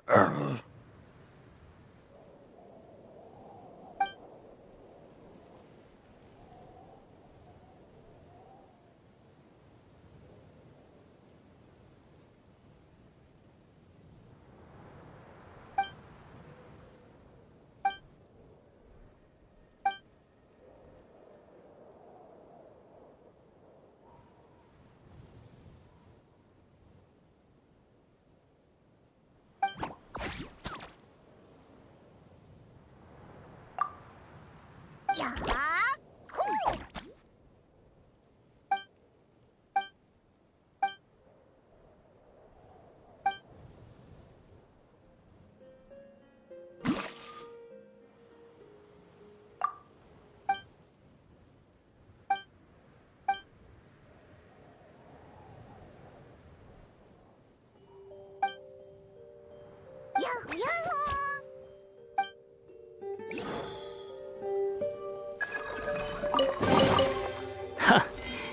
You even want this?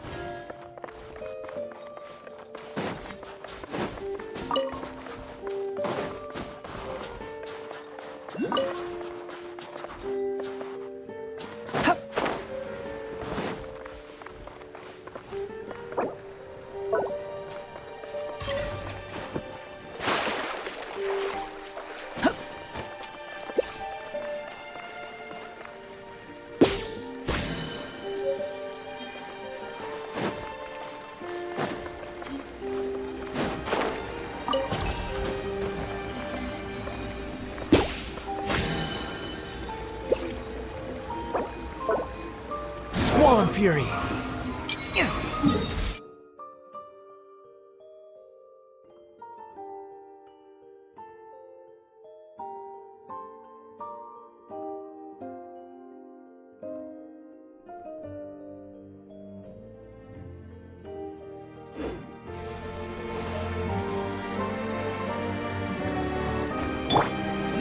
Let's go!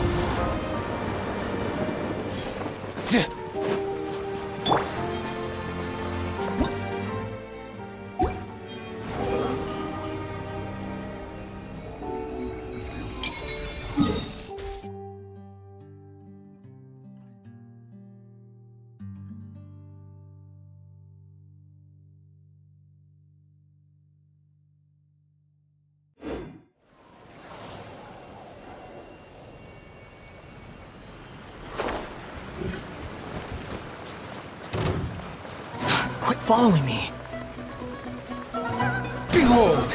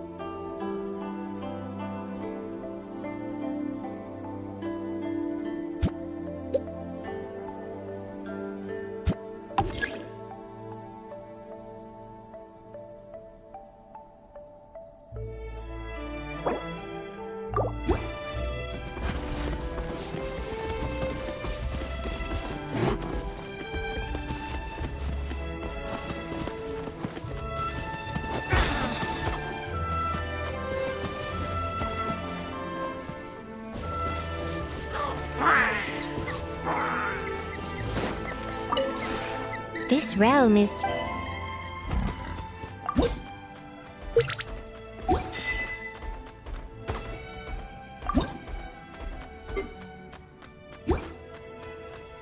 If you ever...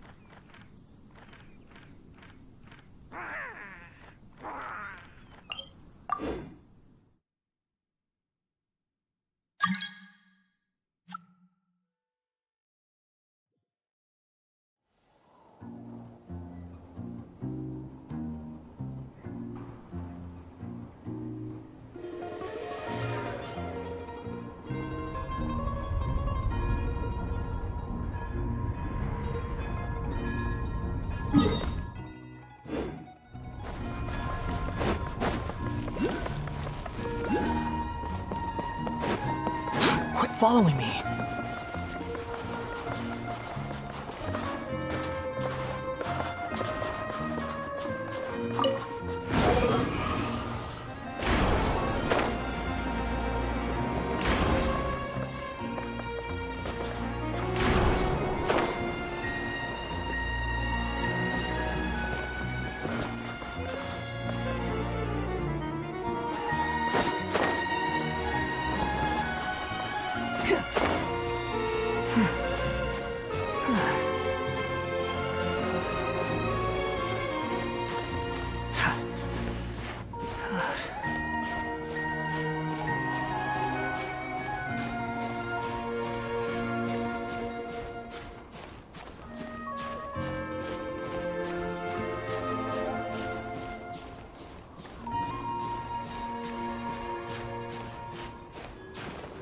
Squall and Fury.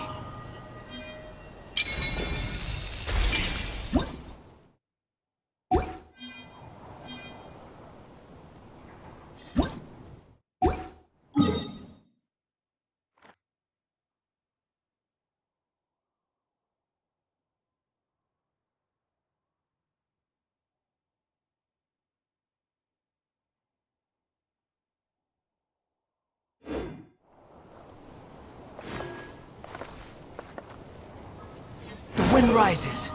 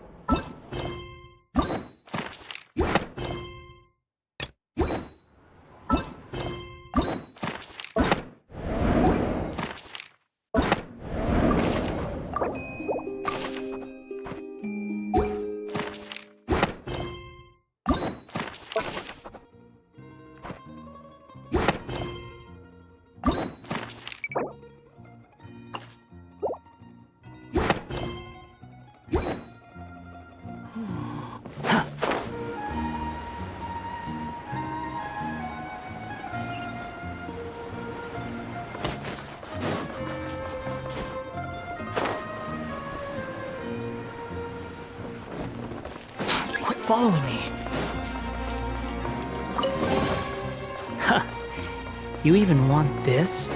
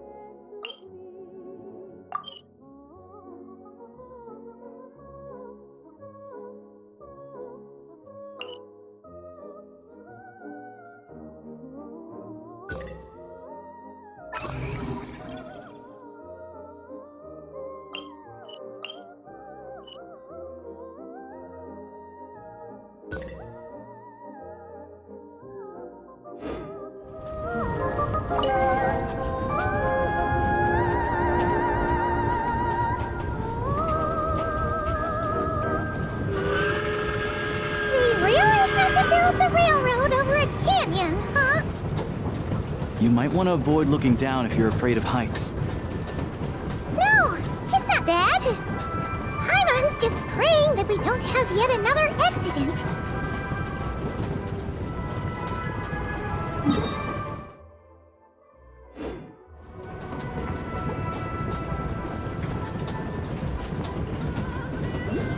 That mountain is breathtaking.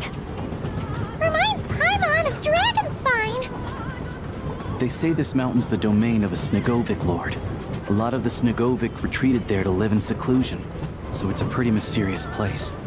You hear all kinds of stories. Even the residents of the nearby town of Svietla Lidovka steer clear of the summit, and they make a living off of harvesting prime ice.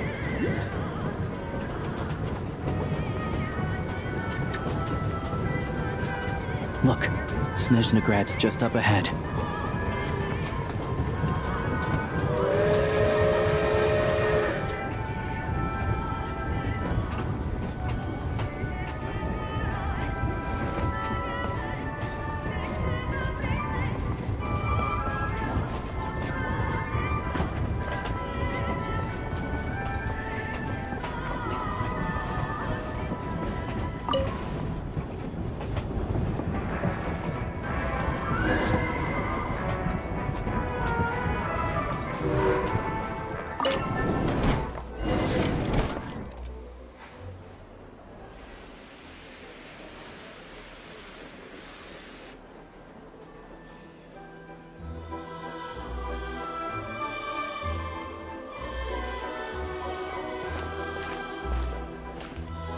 Here we are.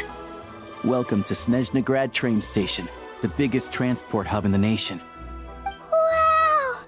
It's so majestic! Just flying from one side to the other would probably leave Paimon out of breath! It's built for maximum efficiency, but yes, transferring trains here can be a little tiring. In the future, you can use this train station to travel anywhere you want in Snezhnaya. For now, though, come with me. Let's get Paimon checked out. This way. There's a lift car that goes straight to Sapoliarny.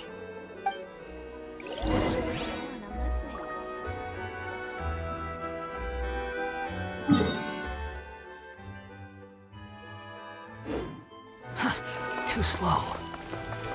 Look! Look! They have really funny-looking heads!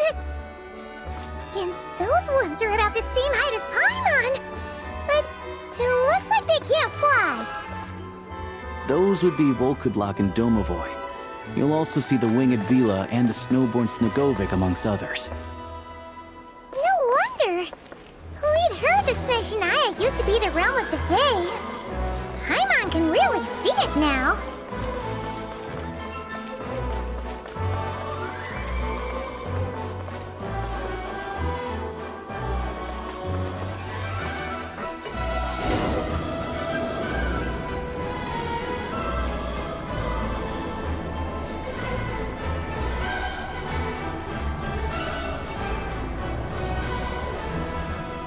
To the left is the market of Zolny. They sell everything there. You can often find some nifty little trinkets. To the right, you'll see the Korolyevsky Theater in the distance. Look at that! Incredible!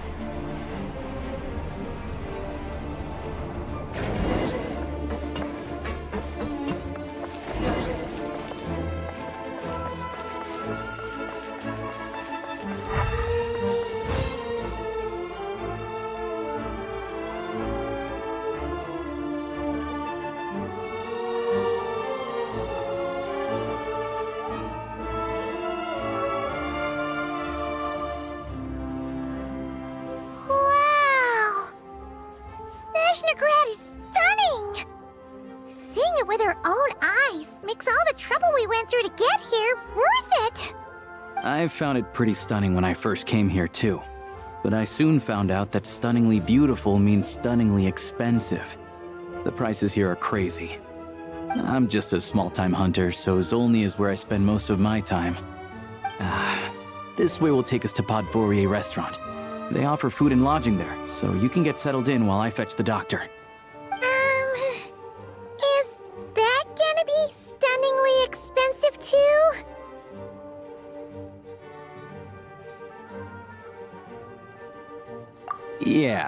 I mean, there are places to stay in Zolny, but I highly doubt they'd meet your standards. Most of the stoves are out of crystal, the windows are drafty, and at night, four-legged roommates come out to play, sharpening their claws on the roof beams and floorboards. Yep, no way. Not a chance Paimon's staying anywhere like that. Maybe we can split the cost of the room between us? Paimon still has some savings left. Fine then. It's your treat. Paimon will save her money for buying a nice little cake. Don't worry, you'll get some too. I'm glad to see you've perked up. If you find yourselves in the mood for some sightseeing later, there's a few places around here worth seeing. This way leads to Zapoliarny Palace, which serves as the Tsaritsa's audience chamber and also her personal quarters. The adjacent block is kind of a city in its own right. That's Glupov, the headquarters of the Fatui. Inside, there's a munitions factory known as the Armory Palace, producing a constant supply of all kinds of equipment for the Fatui. A lot of important research happens there too. And over there is the Snezhnegrad Vecha, where all the big shots meet regularly to make policy decisions. These places are best admired from a distance. I'm sure I don't need to explain why. Yeah, they probably have super strict security. We're not looking for trouble right now. The downtown area is near the center of Zapoliarny. That's where you'll find the restaurants, bookstores, and gift shops. Another place of interest is the Northland Bank, which is over this way. Oh, and I'm sure you'll want to make contact with the Adventurers Guild at some point, right? That's right here. Ooh, speaking of adventuring, we use alchemy quite a lot. Do you know where we can find a crafting bench? No one practices alchemy at Snezhnegrad, I'm afraid. Apparently there's some historical reason for it. Oh, we'll just have to use the one on the train then. Kinda inconvenient. Wait, how come there's one on the train if that's Snezhnayan too?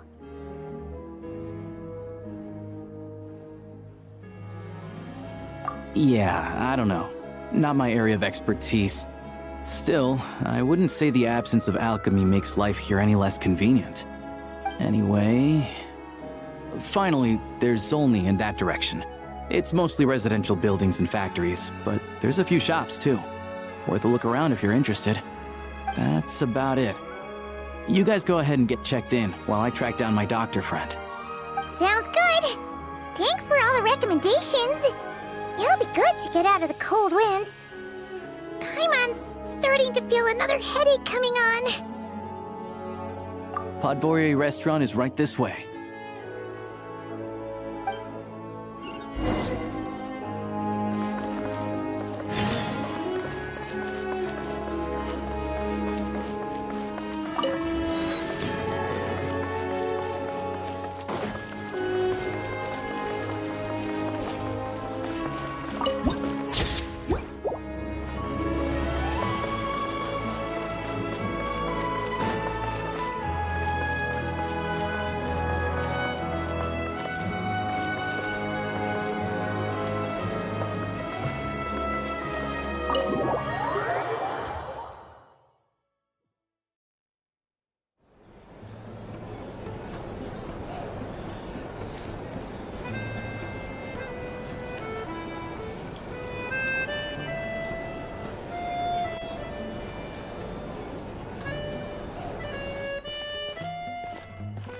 Looks like you get what you pay for, huh? Paimon likes this room a lot.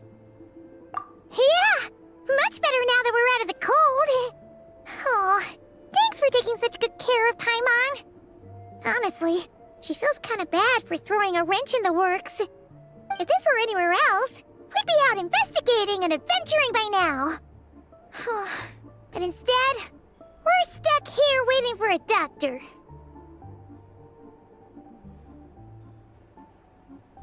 You're right. No need to push ourselves too hard for no reason. A lot happened on our way into the city. Let's review what we've learned so far and try to figure out what to do next. Obviously, the million-more question is, what is this Tsaritsa planning? Everything else leads back to that. Sure was. And so far, we've learned that in addition to the 7 Gnosis, her plan also requires a ton of energy. But we won't get to see her anytime soon. Alosha said that she went east to fight that big monster. It must be a pretty powerful one if it can blanket the whole of Snezhnaya in a snowstorm this awful. To be honest, what we're really lacking right now is information. The kind of information that only the higher-ups in the government would know. Not word-on-the-street type of info. Paimon can think of a few people who might be able to help us. But...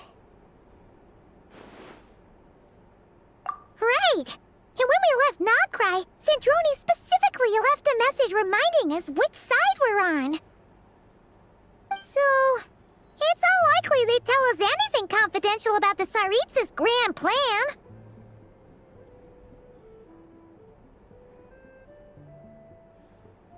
Yeah, fair point. Besides, that Glupov place is right nearby. We've got nothing to lose, so it'll be a waste not to go. There's gotta be someone there willing to talk to us, right? Maybe Arlecchino or Sandrone? Or possibly Tartaglia. But it's unlikely we could sweet-talk Arlecchino, let alone Sandrone. She basically told us to stay in her lane already.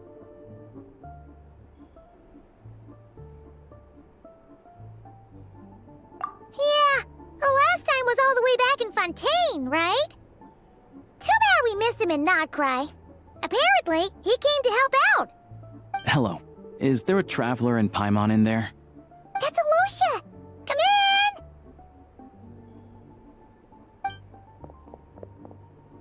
Hello, I'm Dr. Luneva. Alosha mentioned that one of you is feeling a little under the weather.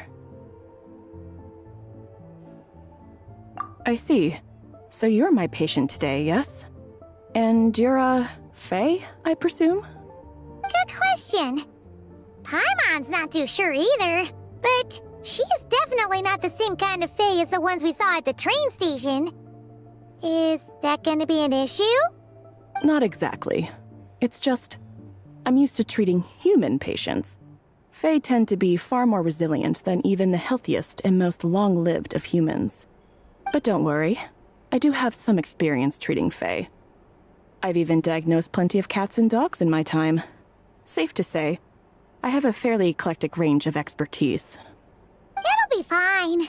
Paimon's basically the same as a human, right? We're no different when it comes down to it, are we? More like you don't eat enough. The more talking you do, the more you need to eat.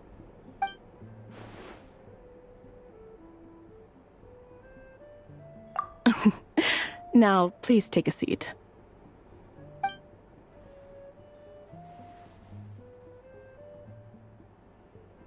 Okay, vital signs are good. Test results are all within normal ranges.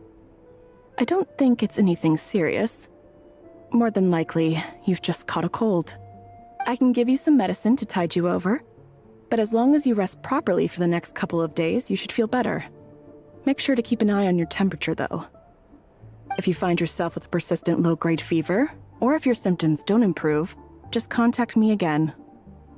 Sounds like there's no cause for alarm.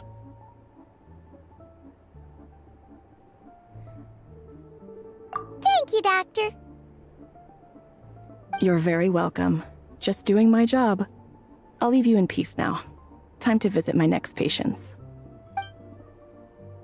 Take care.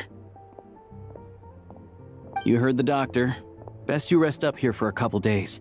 No sightseeing for the time being.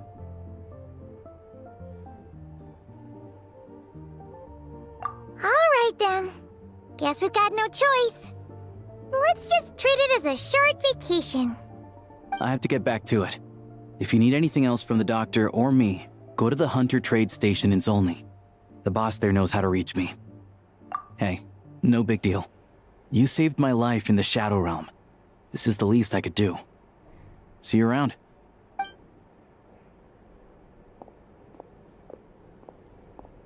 All right, time to find Child and see what he can tell me.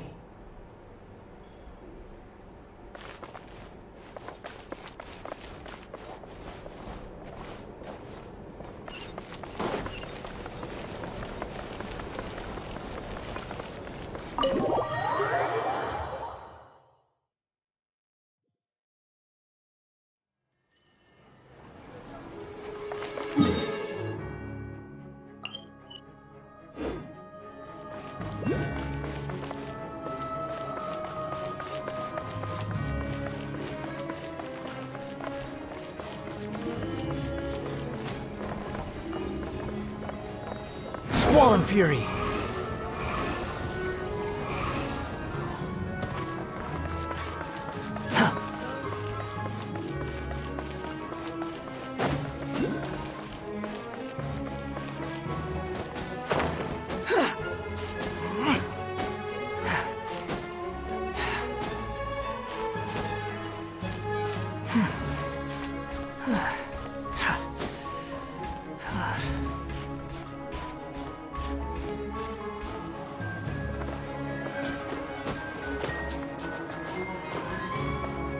Behold!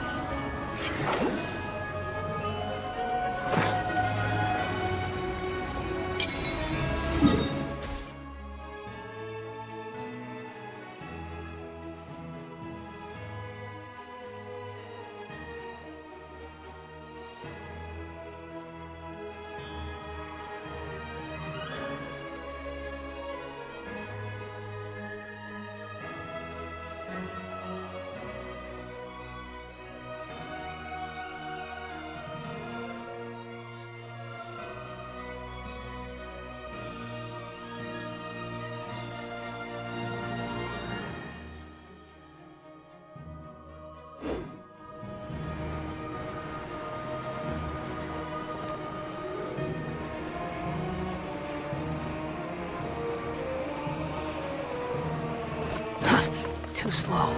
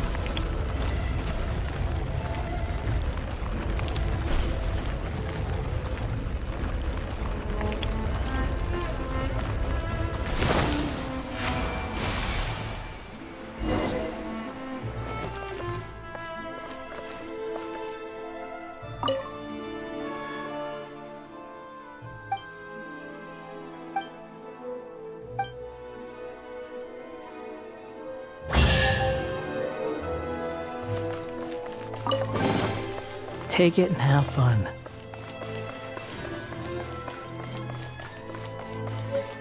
Squall and Fury!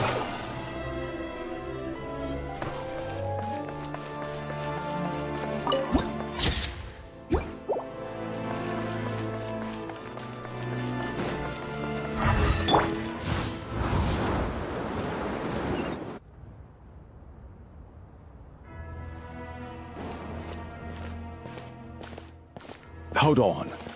Please display your invitation letter or permit. Glupov does not accept meeting requests without a prior appointment. You'll have to apply per the advertised booking process and wait until your invitation letter is issued.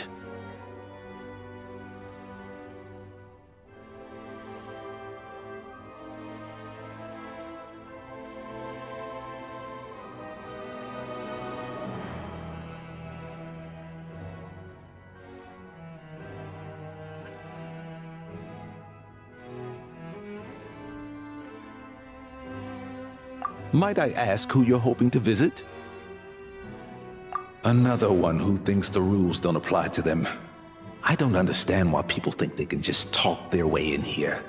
You don't just show up and land a meeting with the Harbinger. But I have to go through the motions for protocol's sake. Honestly, it's such a waste of time asking when I already know what the answer's gonna be. Wait a moment. I'll pass on your message.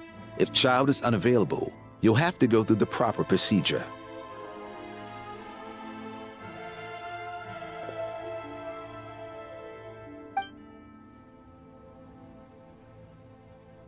Lord Child is a busy man. He's probably not in Glupov at the present. If I were you, I'd cut your losses. No point in waiting any longer. Even if you two are old friends as you claim, please understand that the Fatui Harbingers are often busy with their official duties. They tend not to stay in Glupov for extended periods. Next time, stick to the rules. You'll make life easier for both of us, Greetings, Lady Marionette. I'll take care of our guest here. It's his first time in Snezhnaya, so it's no surprise that he doesn't know the rules yet. I trust no choice words have been exchanged. No misunderstandings I should be aware of. No, Lady Marionette. No incidents to report. Whew, that was a close call. Good thing I played it cool.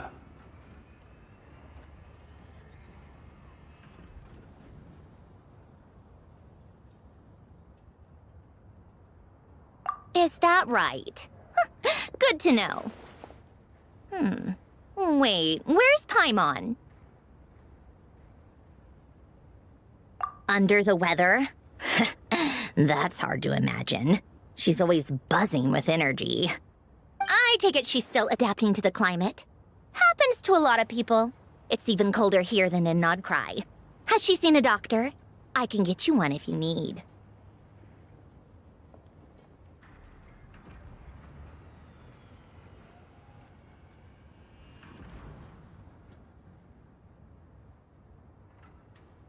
All right, then.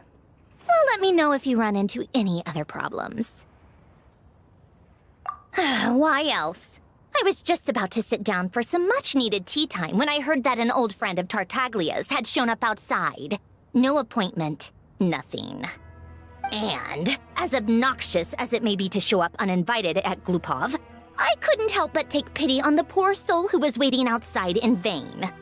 So I had no choice but to abandon my freshly brewed piping hot tea and come to see this mystery guest for myself. Well, I felt our time working together in Nodcry warranted some courtesy. I couldn't exactly let you freeze to death out here in the wind. Unfortunately, I can't invite you inside either. The rules of Glupov wouldn't allow it, and as a Harbinger, I have to lead by example. On the plus side, Snezhnograd actually has some class, unlike Nasha Town. Torchlight Books has a very nice selection of teas and cakes, so we can catch up there. Your treat, of course. Because I already wasted one perfectly good cup of tea today. That's why.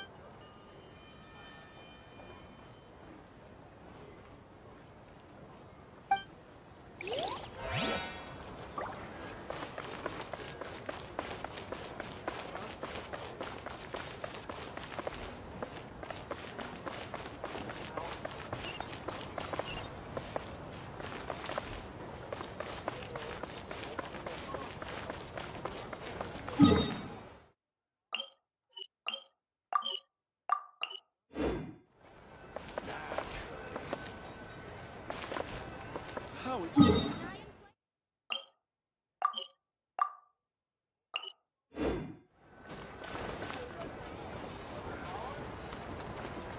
I've ordered for the both of us. No objections, I assume.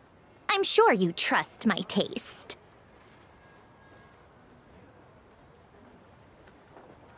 Okay, let's get down to business. I'm guessing you don't actually have any urgent business with Tartaglia, per se. You just want information, right?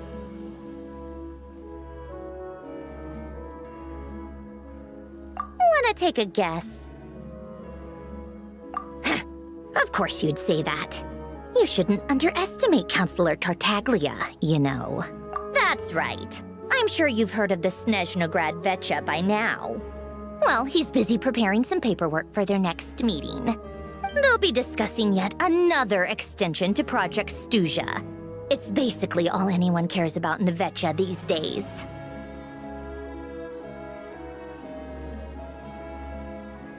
Yeah, he's more of the shoot first, ask questions later sort, isn't he? It all started with a very detailed letter that Capitano left for the jester, Piero, before leaving for Natlan. In that letter, he detailed the future arrangements for his subordinates. All of his key people were reassigned to Tartaglia. I guess he'd already prepared to leave us for good all the way back then. But Piero didn't reveal the contents of the letter until the events in Natlan had concluded. That was his reaction, too. Why me? With a bewildered look on his face.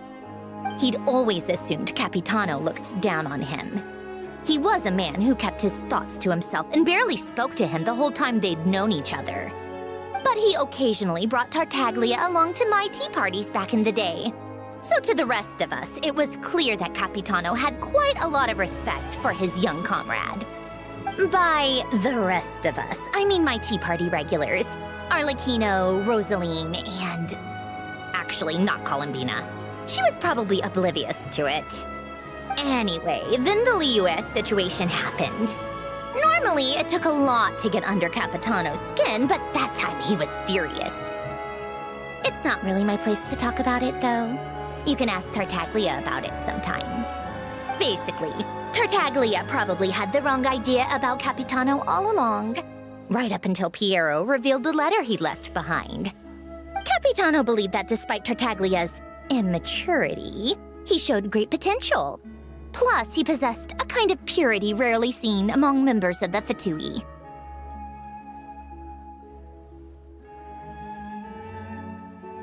Yeah, it's one of the few things that I'd agree those two have in common. But there's one other reason why Capitano chose Tartaglia to assume command of his troops. He knew that after he was gone, several of the others would swoop in on his army like vultures. With the ones who stood to benefit the most being the rooster Pulcinella and Regrator Pantalone. Once they divided Capitano's troops between them, they'd be more powerful than ever. No one would be able to stop them. So, you can see why Capitano chose to hand that letter to Piero, right? Exactly. Piero also needed to back a harbinger as soon as possible. And, all things considered, Tartaglia was the best choice. Even though Tartaglia has had the support of Northland Bank for a long time, he and Pantalone are ultimately not cut from the same cloth. I'd say Capitano made a good judgment call. Anyone else caught in this situation would probably feel like they'd been hung out to dry. His best course of action will be to distance himself from any shady business, while still maintaining friendly relations with Pantalone, but seeking Pulcinella's support at the same time. What's the point in having a tea party if you don't spill a little tea? Besides, none of this is confidential anyway. Ask any journalist out there. They'll give you all the lurid details. You'll see it firsthand if you ever sit in on a session of the Snezhnograd Vecha. All the factional strife, whether open or unspoken, it plays out for all to see in that one little room.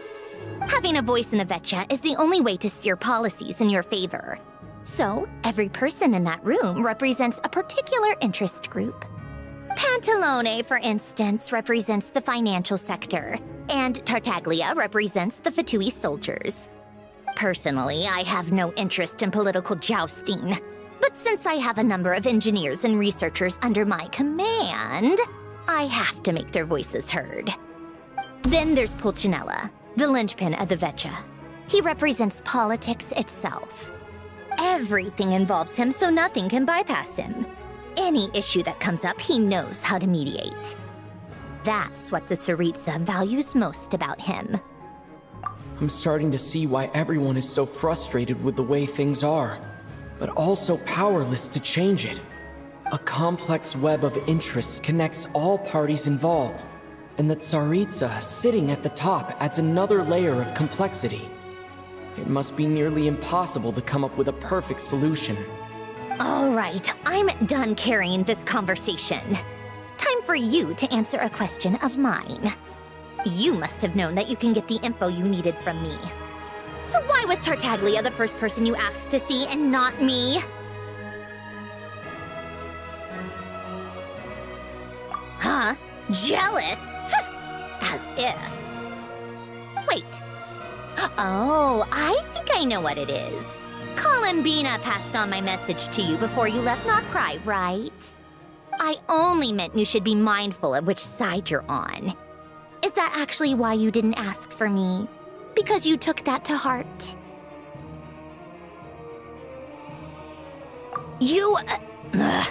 Fair enough. It's not your fault. I blame all these politicians I've been hanging around with lately. Always beating about the bush when they talk. I guess it must have rubbed off on me.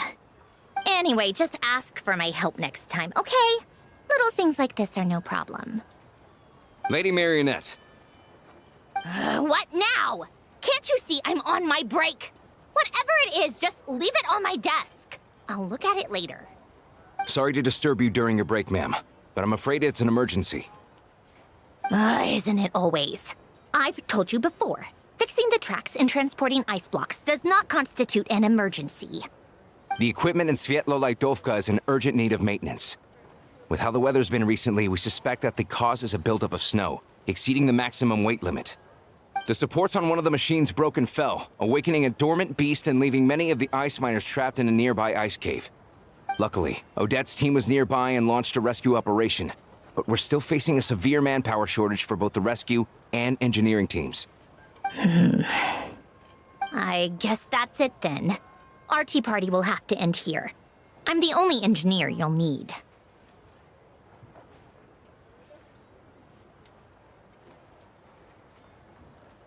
Do you actually want to come with, or are you just saying that?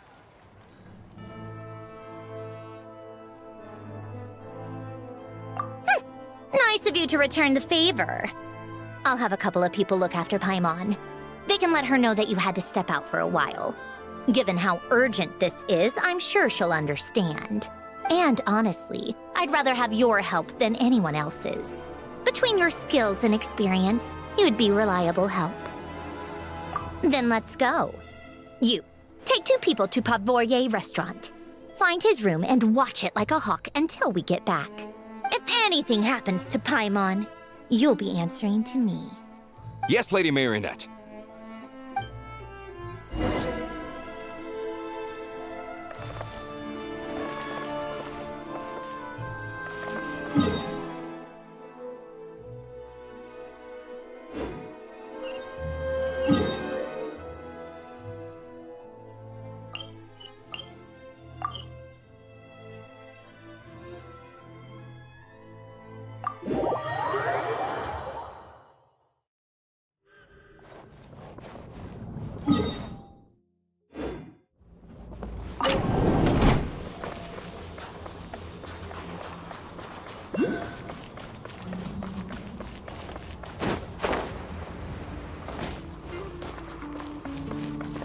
The wind rises.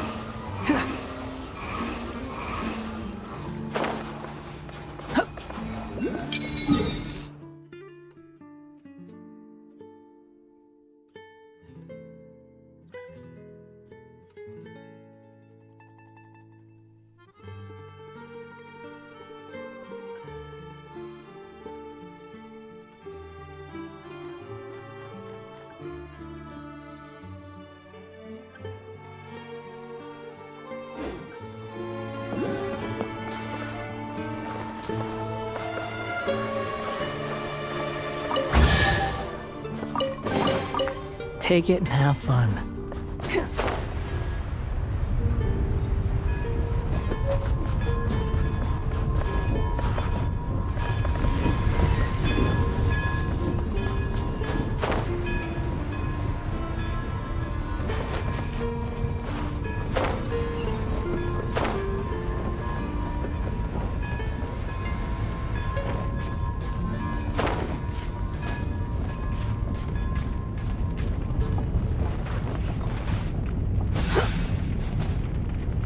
Squall and Fury!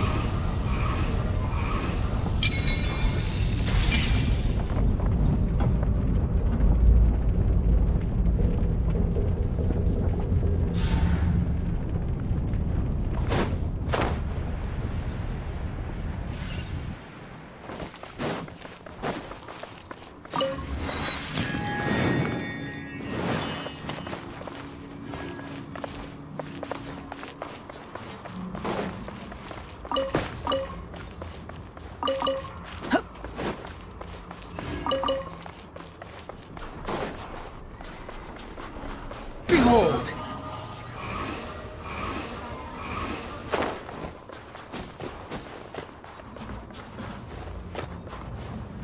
Squall and Fury!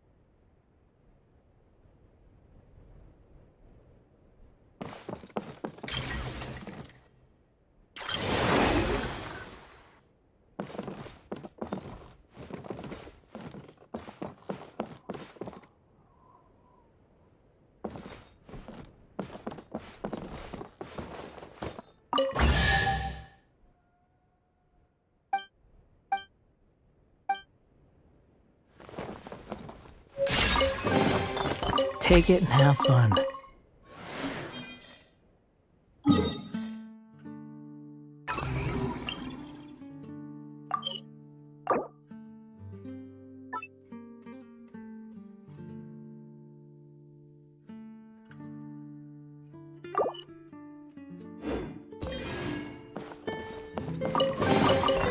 Unnecessary.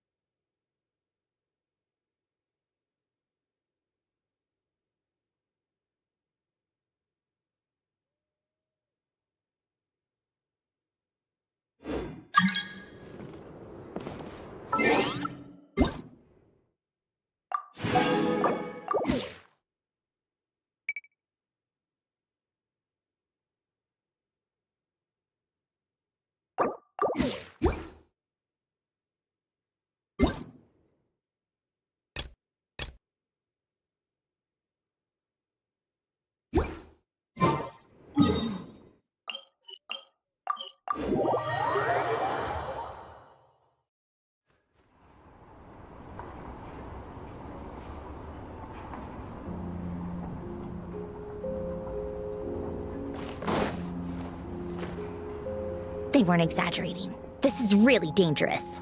It's a good thing only one of them broke. From what I've been told, most of the trapped miners are over in that direction. Yeah, you do that while I check the rest of the equipment. I'll evacuate the people around here as I go. Meet me back here as soon as you're done.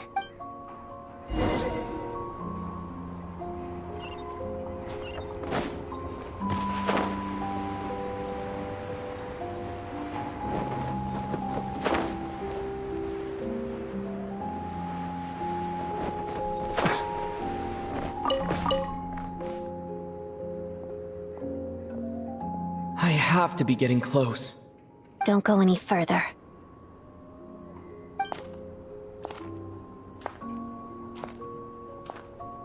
It's too dangerous here. There's a highly aggressive monster on the prowl. You need to leave, now. Ah, I see. You're the backup from Snezhnegrad. Well, I'm Odette. Good to meet you.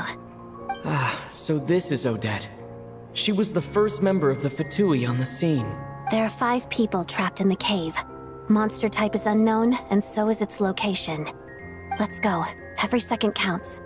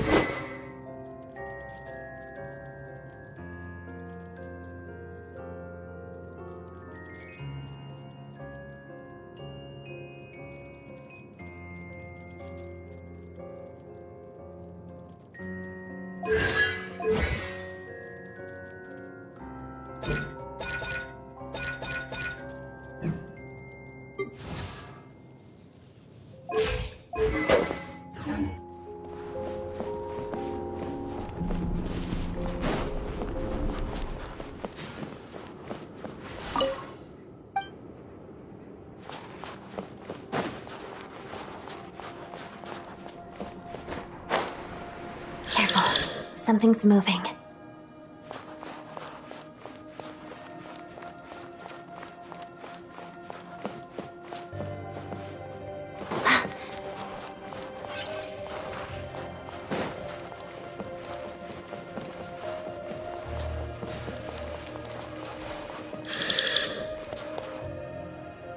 This must be the monster's shadow. Looks like a tough opponent.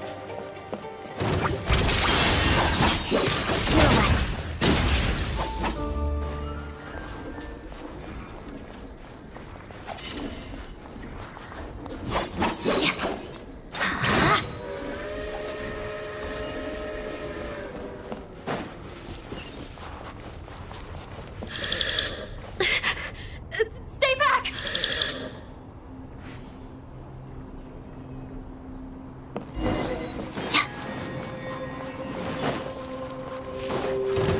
Let's begin.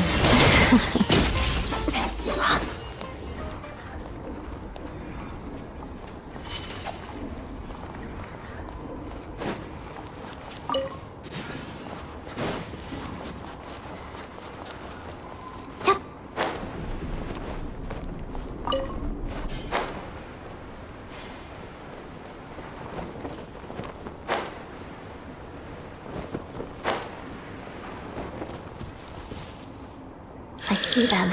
They're right behind the monster. The monster seems very agitated. It could attack at any moment. Let's make the first move. Together. Hada! Following thunder!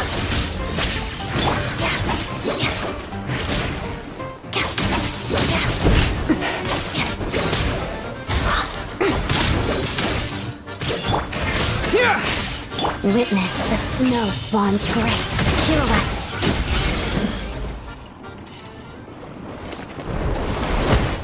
Oh, thank you for saving us. We'd have been monster fodder otherwise. Thank you. Thank you. You're welcome. You should be safe now. Follow this route out. He and I will stay behind to watch the rear.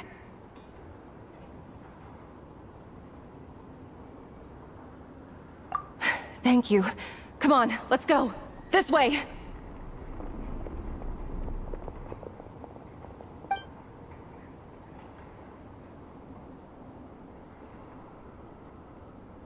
I've searched the area. Pretty sure the monster made a tactical retreat. Yeah, but with us here, it won't be coming back anytime soon. It may be small, but don't be fooled. It's a ferocious beast. People are just food in its eyes. It's lucky we got here when we did. The trapped miners have been successfully evacuated. Time for us to leave. Wait, this place. There's something unusual about it.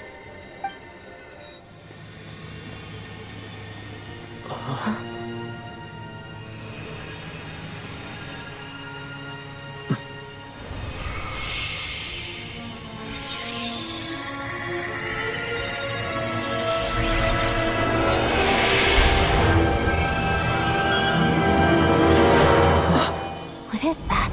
I don't know. It's back? Guess it has family.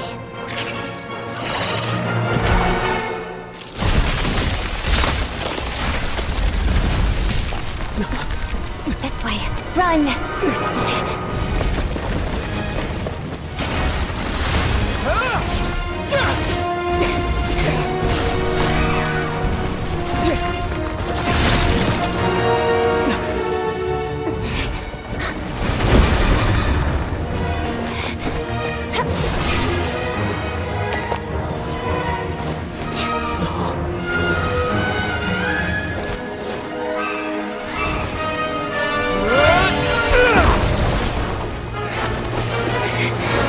Thanks.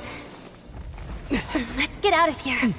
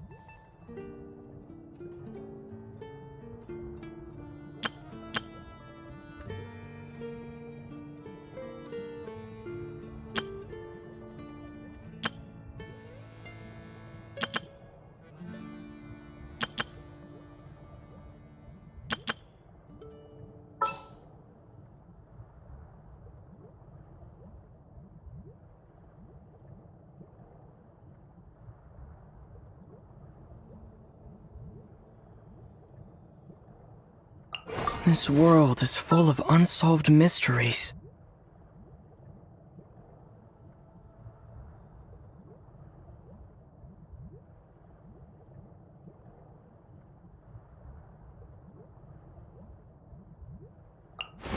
Well, since you asked so nicely.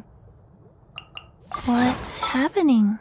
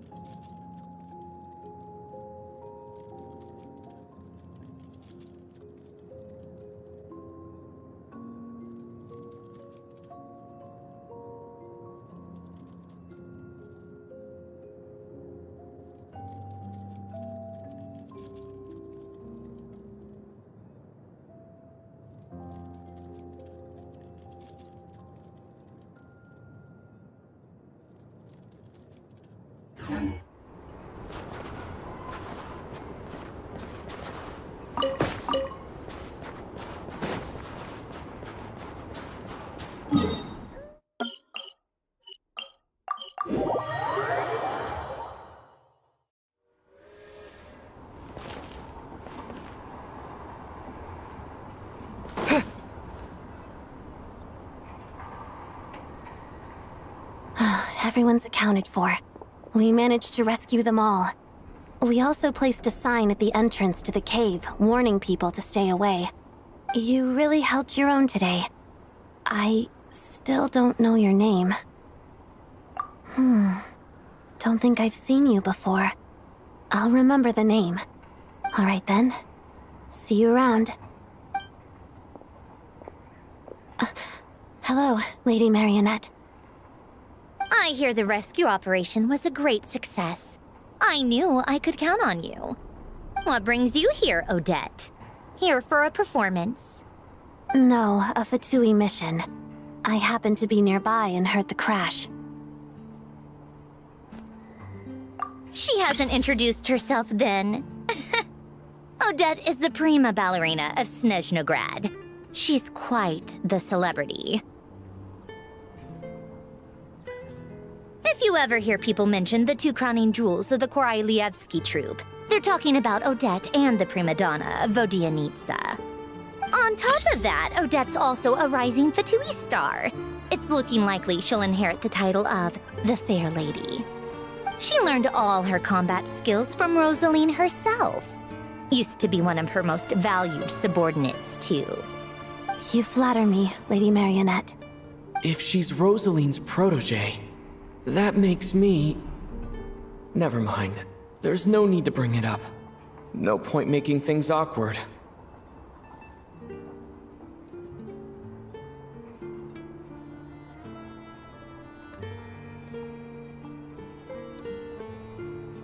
How's progress on your end, Lady Marionette? Equally successful. I finished reinforcing all the equipment. Took me a little longer without Polonia's help. But the outcome is the same, of course. Even if the heavy snowfall summoned by that monster lasts for another 3 months straight, this equipment won't give way. All right, now that we're done here, it's time to get out of this blizzard.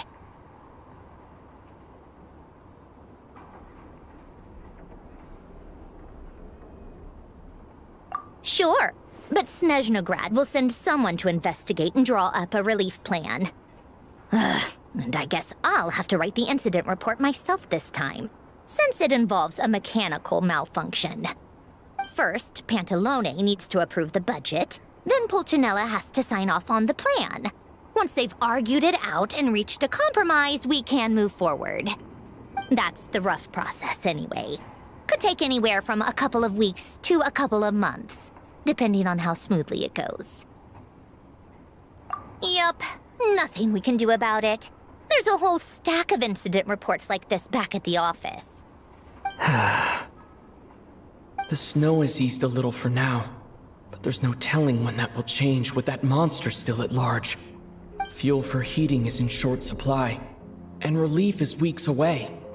There's no immediate threat to life, but still, it just feels like there should be a better way. Hey, quit daydreaming. Let's get back to Snezhnograd. When did you get a new sword? I found it in a cave. It handles pretty nicely. You have a strange affinity for secondhand swords.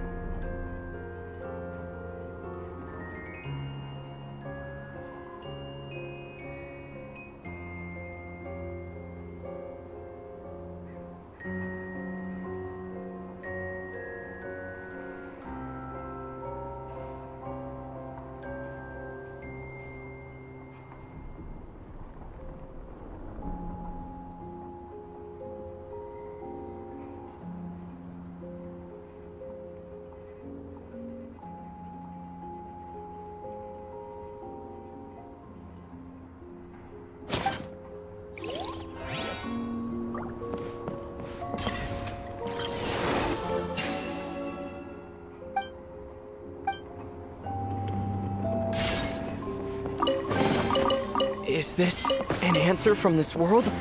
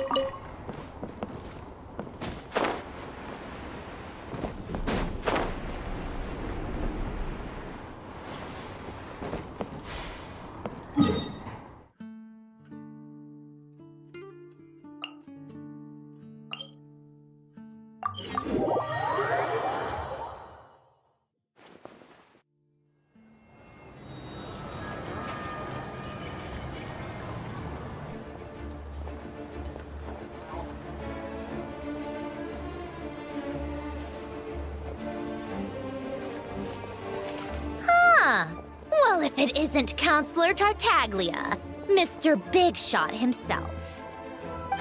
Go easy on me, all right? I'm still recovering from the interrogation the real big shots put me through. Hey, comrade, it's been too long.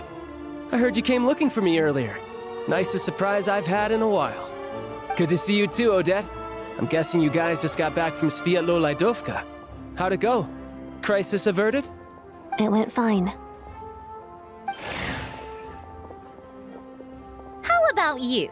Any new developments? Not really. Same as ever. Growing opposition to Project Stuja, and the usual rebuttals are starting to ring hollow. The results of the mock vote were pretty dire. Pulcinella was fuming. I've never seen the old man so angry. That's not good news. It takes a lot to rattle him. Yeah, obviously if push comes to shove, there are ways to crack down on dissent. But... Sorry, I have to ask something. This is going to sound blunt, but may I? Huh? Of course, fire away. It sounds to me like everyone's tearing their hair out trying to figure out how to deal with opposition to Project Stuja. But what exactly is this project's purpose? And how can it be so important that even people like you two refuse to stand up for the ordinary people of Snezhnaya? Interesting. I gotta hand it to you, comrade. You sure don't mince your words. Excuse him? What does he mean, refuse to stand up for ordinary people? Oh my gosh. How does he dare speak to the Harbingers like that? Are you interrogating us now? It's okay, Sandrone. Let me explain. I think I understand where he's coming from. If I could, I'd take your side right now. In fact, my position's very similar to yours. I've only held back on casting a dissenting vote in the Vetcha because the Tsaritsa would never let me get away with it. Still, I have a responsibility to the Fatui armed forces, so I do what I can to make their voices heard. Most of them are just regular folks from small towns far from the capital. I'm sure you've seen how much those kinds of places are struggling right now. Oh, and for what it's worth, I'm from Arepasak myself. Things aren't going so swell there either. The Tsaritsa wants to create a better, safer future for the people of Snezhnaya, but she's thinking long-term. I don't doubt that from where you're standing, Project Stuja seems to be creating all sorts of issues for everyone. But considering the Tsaritsa's vision for the future, these are sacrifices worth making. Sounds cold, I know, but I promise it's not as black and white as it seems. Maybe Sandrone and I can't oppose Project Stuja outright, but we're constantly raising our concerns in Vetcha meetings. And even though we can't put an end to it, there are plenty of other ways to make a difference. We're trying everything we can think of, and so is Pulcinella. I respect Her Majesty the Tsaritsa and trust her decisions. But at the end of the day, I'm still just a normal guy who cares deeply about my homeland. And my family, who all live here. There's no way I would ever abandon them. As contentious as things can get within the Vetcha, there's no selfishness or malice behind it. Everyone wants to get through this period as smoothly as possible. The issue is that there's no way of pleasing everyone under the present circumstances. Most of the time, we're trying to decide on the lesser of two evils, which obviously isn't a great look. But that is not the same thing as being blindly loyal to the Tsaritsa. No one's got their head in the sand here. We're all well aware of the way things are. We're just doing our best to make it work. In fairness to Sandrone, she rushed to Sviatlo-Laidovka's aid the moment she heard that people were in danger. And even Tartaglia, who used to only care about the thrill of the fight, is clearly doing his best to rise to the demands of his new role as counselor. Hey, come on. There's only so much we can say, so don't press us too hard.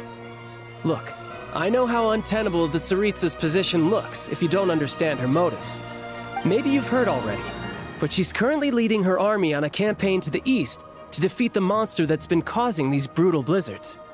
Striking that monster down will be a significant step in dealing with the present energy crisis. As laser-focused as she is on realizing her lifelong ambitions, she's still putting time and energy into taking down this powerful monster. To me, that says a lot. If she thought Snezhnaya and its people didn't matter in the grand scheme of things, why would she waste her time on something like this? Thanks. I meant every word I said, though. I wasn't just trying to placate you. I've already done more than enough diplomacy for one day. I still think this adventurer raises a very important point. Our two harbingers have made their positions very clear.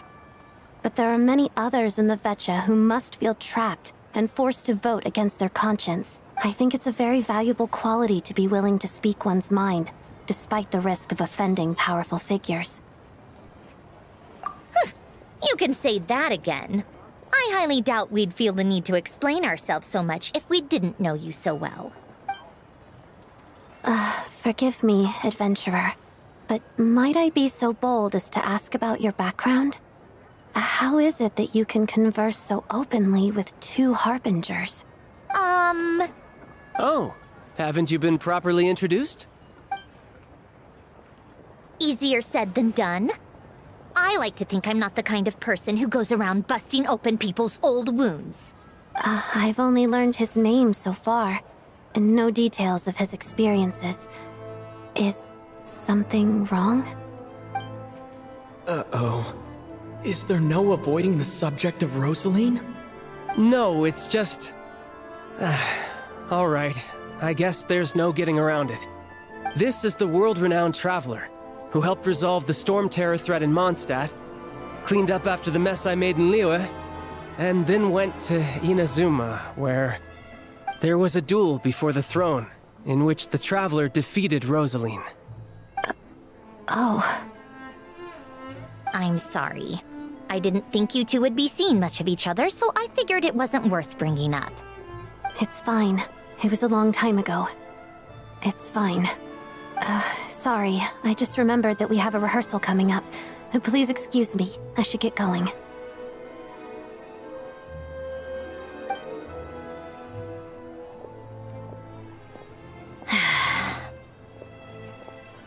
I've mentioned this to you before, remember? She was Rosaline's most valued subordinate. But they didn't actually get along. Not that Rosaline was really the type of person to make friends, but death has a way of resolving a lot of conflicts. Don't let it weigh on you. Like she said, it was a long time ago. It's in the past now. Odette has a very different personality from Rosaline. Give her some time. I'm sure she'll work through it. Oh, by the way, where's Paimon? It's not like her to hide away. She hasn't been feeling well, so she's resting at Podvorier Restaurant. I got a couple of my people to look after her while we were gone. Oh, right. Sorry to hear that. Poor thing. Reminds me of when Tonya was little. She really felt the cold back then. Used to get ill all the time. I felt so bad for her seeing her lying in bed, coughing. She was so mature for her age, though. Whenever someone came to visit her, she'd greet them with a smile and would never complain. I'm sure Paimon's a good kid, too. You're a little short on manpower, right? Let me have a couple of my people take over for yours. I'll send my most capable and reliable. They'll make sure Paimon can recover in peace. Well, that would be great. Your people are more qualified. Hey, don't mention it. I'm sure you have things to do. Hopefully this takes a load off your mind. So no more accusing me of not being on your side, all right?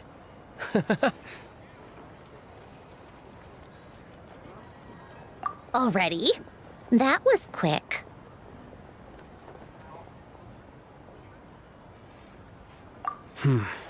I'm afraid I can't help you there.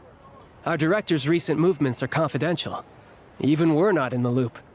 If you hadn't told me, I never would have known he'd gone south. I assumed he'd been in Glupov this whole time. Well, I guess I'd better go sort out Paimon's security situation. I have some other work to catch up on at Glupov anyway. Me too. I have an incident report to write up. Let's leave it there for now. I guess everyone's in a difficult position. But Tartaglia's right. I have things to do. Things I want to do. And things I ought to do. To start with, I should ask Alosha if he knows any way to help Svietlo Lydovka.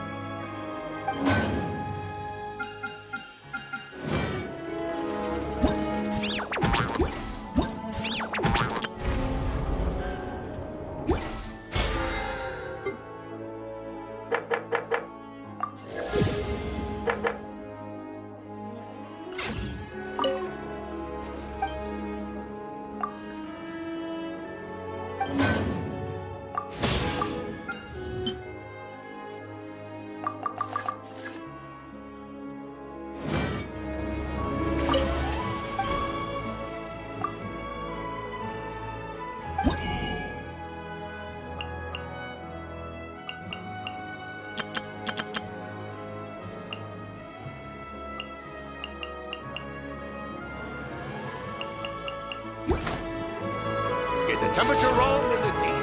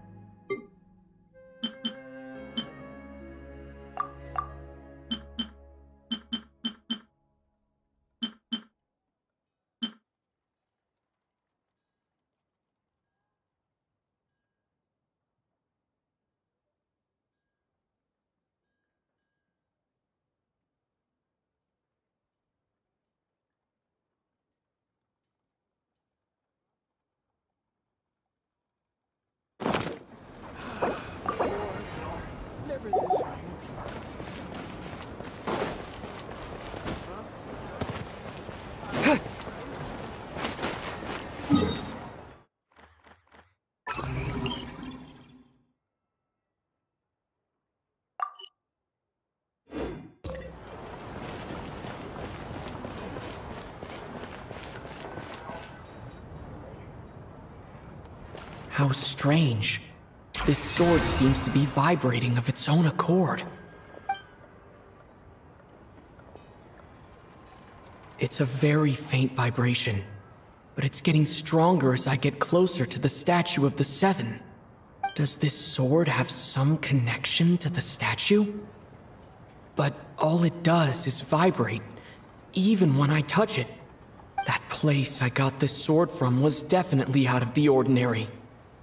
Maybe I should try channeling the power of cryo. It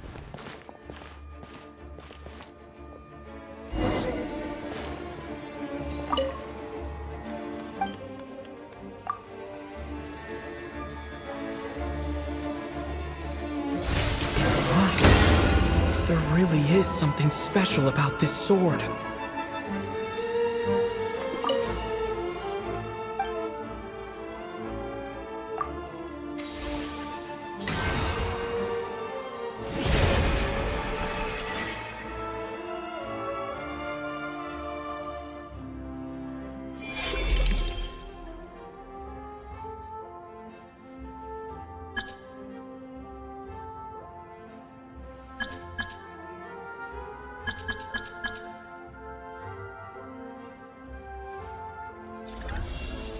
I don't really understand what just happened, but I'm pretty sure this sword just got a little more powerful. I'll have to try the same thing again when I come across another statue of the Seven. In the meantime, I'd better go find Alosha.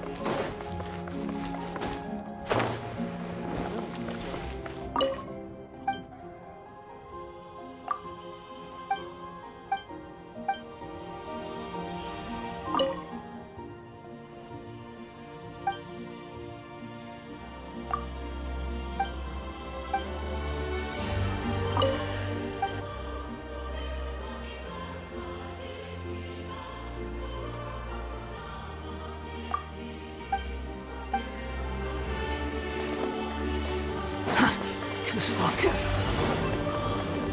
Quit following me. Squall and Fury.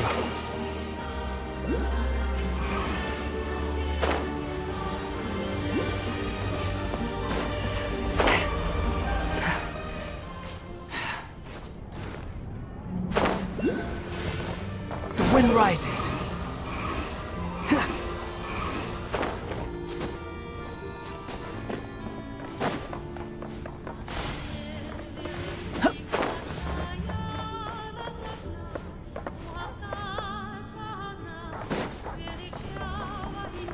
Behold!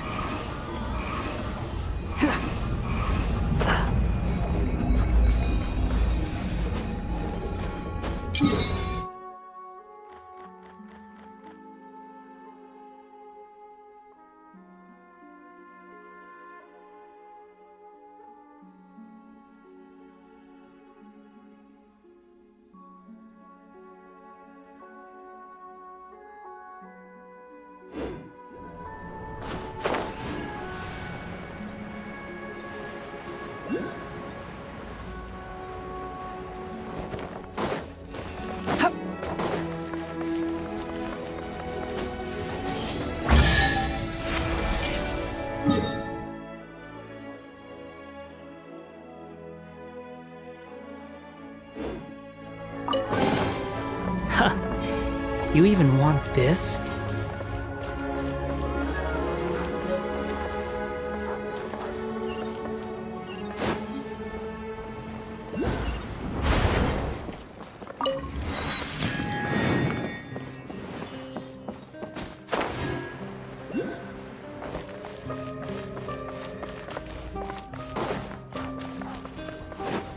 Quit following me. Squall and Fury.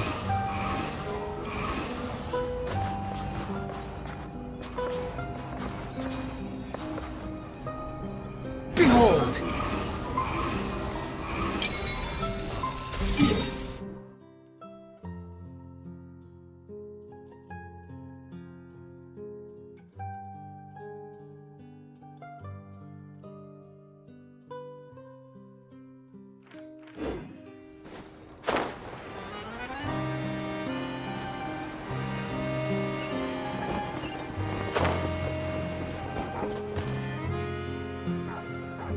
Hello there.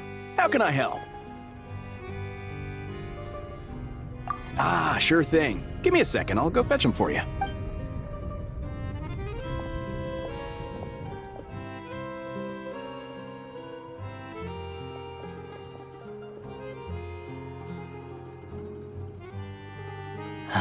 It's a familiar story.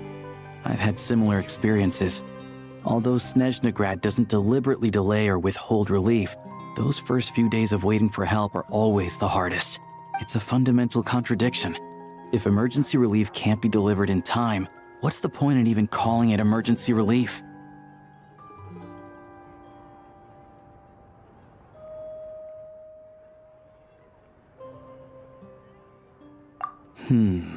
Not necessarily. I think there's a good chance that Kresnik Krystal from Stratomeros will start flowing into the market. When we resolve Stratomeros' energy issue, it's like we open the floodgates. A huge backlog of crystal is now available to the townspeople. There's no way they can use it up at once. A lot of them will probably stockpile it and slowly work their way through. Probably a good idea, since energy prices are only going to keep rising. But there will always be people who urgently need Mora. Exactly.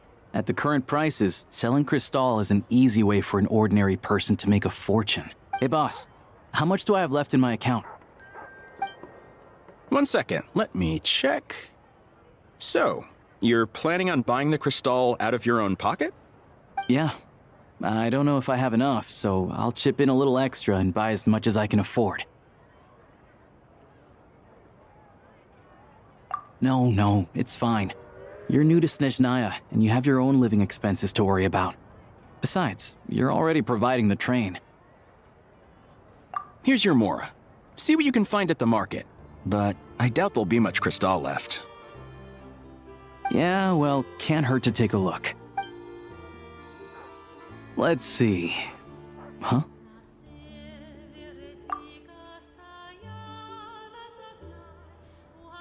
Oh, Alosha, and... Hello? I didn't realize you two knew each other.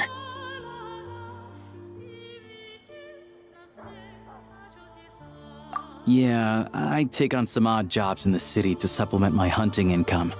Sometimes I work as a cleaner or prop hand at the theater where Odette is one of the big stars, so I've met her a few times. When the weather's as bad as this, it's better for a hunter to adapt than to keep looking for game. Yes, and we sometimes need extra help.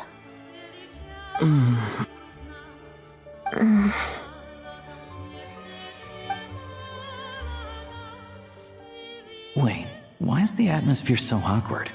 I thought things went pretty smoothly in Svietla Lydovka. So, what brings you here, Miss Odette? Looking for some new props? No. After I got back to the theater, I couldn't stop thinking about the situation in Svietla Lydovka. It bothered me so much I couldn't focus on my dancing. So I decided I'd come here and see if there's anything I can do.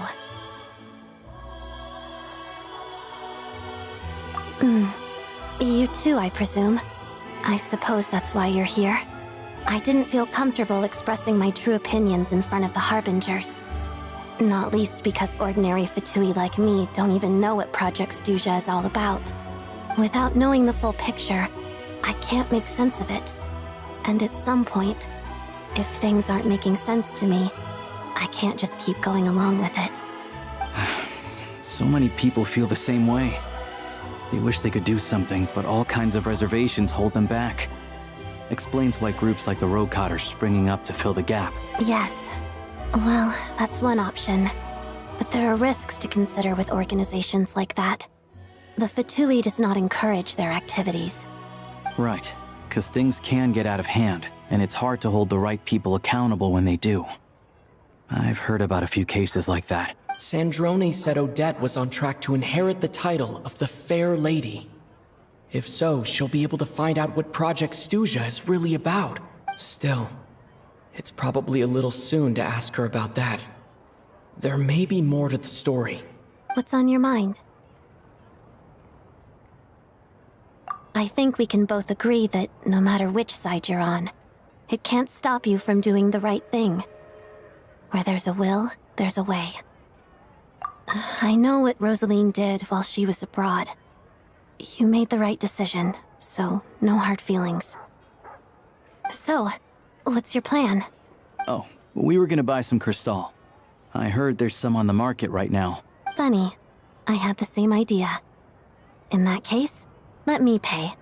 I can claim it back as mission expenses. The real issue here is that government relief is behind schedule. Surely it makes more sense for the state to cover these costs than for us to pay out of our own pockets. True. It's a huge expense after all.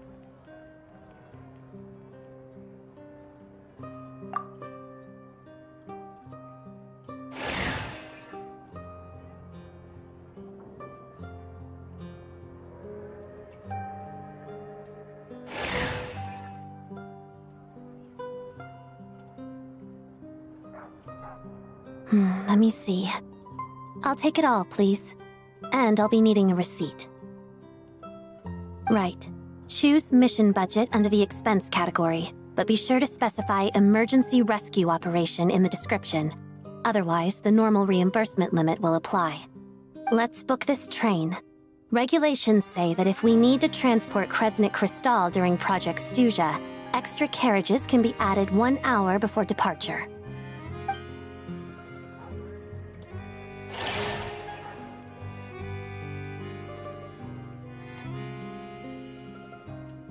That should do it. The train will be escorted to its destination by Fatui guards. This is my first time seeing you handle Fatui affairs, Miss Odette. It seems you're as skilled an officer as you are a dancer. You flatter me. It's only because I've been doing both my whole life.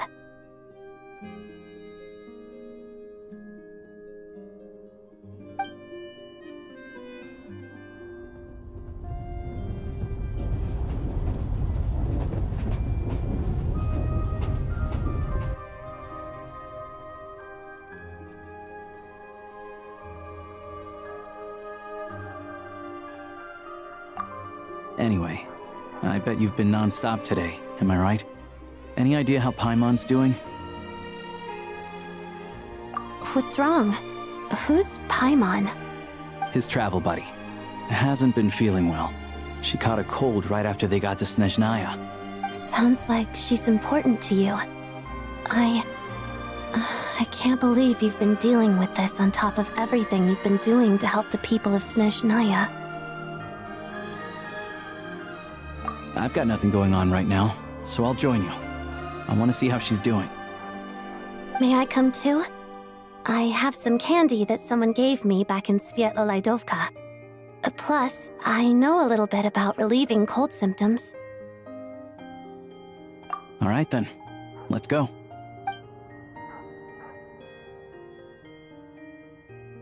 I still don't know what the deal is between these two, but at least the tension seems to have vanished. A good sign, hopefully.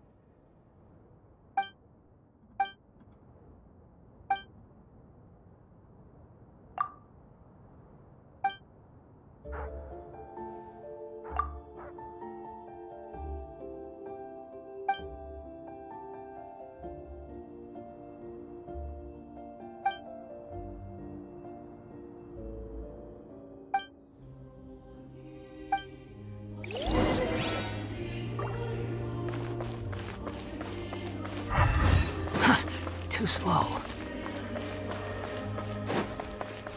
Quit following me.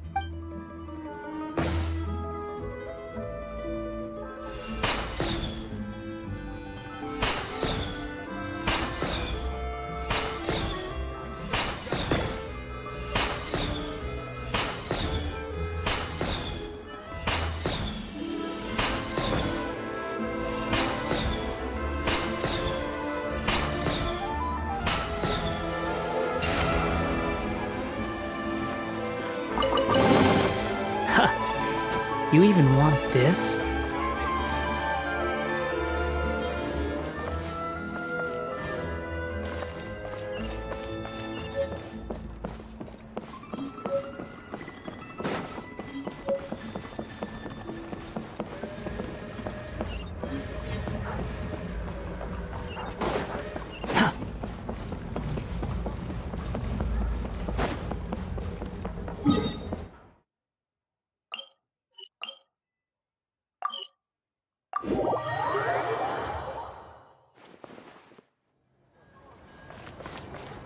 The wind rises.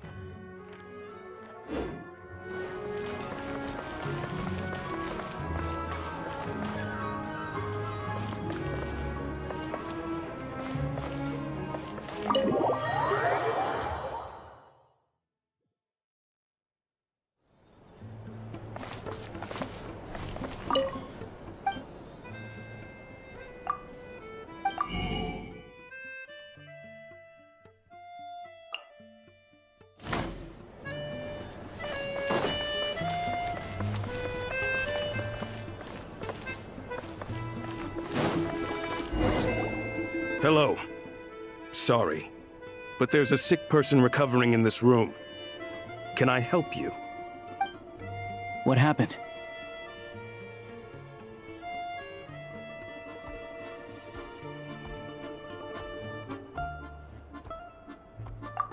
Oh, please, excuse me.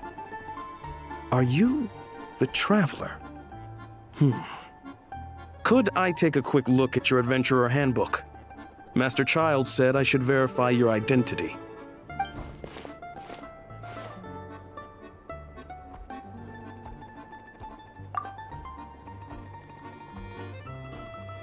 Ah, it's really you. Sorry for the inconvenience. We're under strict orders from Master Child to keep this room well guarded. At the same time, we can't interfere with Podvoye Restaurant's business. That would only seem all the more suspicious and draw unwanted attention to this room. Besides myself, a few of my colleagues are stationed in and around the restaurant, in plain clothes, of course. Rest assured, you're in safe hands. I didn't expect such a high standard of protection. Well, Master Child handpicked us for this special assignment. We're not about to let anything go wrong. Anyway, I won't keep you any longer. Please, head inside.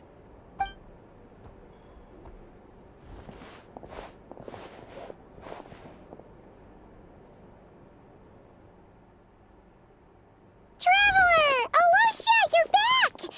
Oh, hey! Who's our new friend? Hi, I'm Odette. The Traveler and I crossed paths a few times. Another friend from the Fatui, huh? You're practically a member yourself by this point. Paimon's definitely on the mend. We should be back to our usual travels in a few days' time. Seems like that doctor was right. It's just... Paimon's limbs are still feeling a little chilly. I have just the thing. Whoa! What's this? Is that... a flame inside an ice cube? Wait, is this real ice? How's it not melting? And how does the fire keep on burning? All keen observations. You're right. This is called Core Ignis. Whenever I've caught a cold in the past, I found I recover much more quickly if I place this by my bed. You're welcome to borrow it. Awesome! Wow! It's so nice and warm!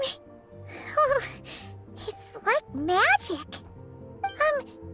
Your name was Odette, right? How did you two meet again? Looks like she's in pretty good spirits. That's a relief. Any progress with your investigation yet? No surprises there, I'm sure. They're not likely to let anything slip. The Rokot, huh? Let me think. Members of the Rokot keep their true identities hidden, but I think there might be someone I can introduce you to. Leave it with me. Meet me at the Korolyevsky Troop tomorrow, and I'll tell you how it goes. Would anyone like a drink? I'm gonna head to the bar. Paimon will have... maybe some hot milk? Yeah. Paimon's in the mood for something warm. Enough with the secret chat, you two. Let's catch up properly in a minute. Paimon wants to know everything that's happened today. It'll be kinda like Tabletop Troop. No reason why listening to a story can't be an adventure.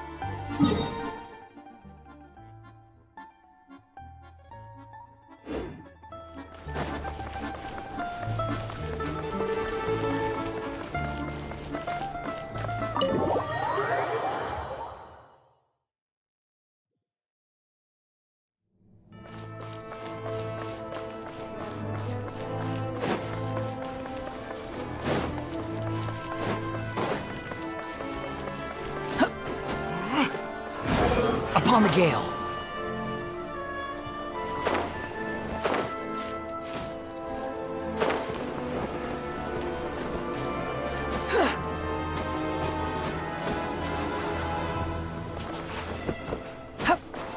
Behold!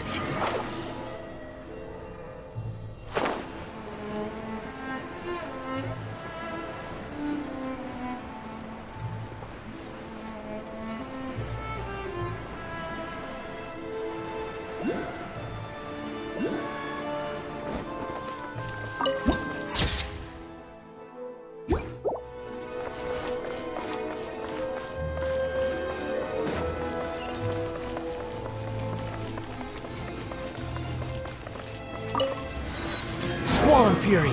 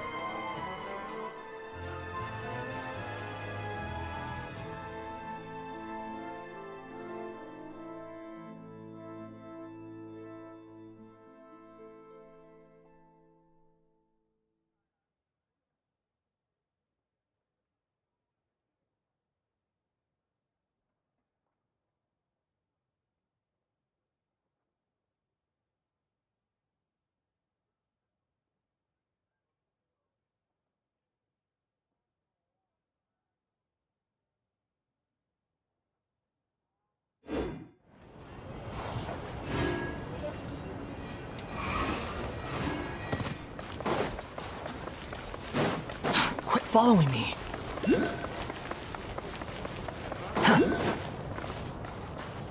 Quit following me.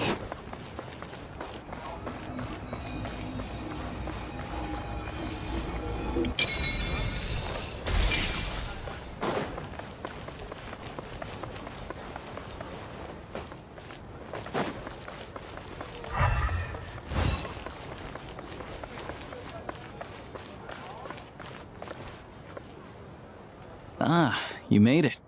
I've got some tickets, and I managed to set something up with the Rokot. It'll have to wait until after the show, though. Happy to stay and watch? I doubt you've seen the Korolyevsky troupe on stage before.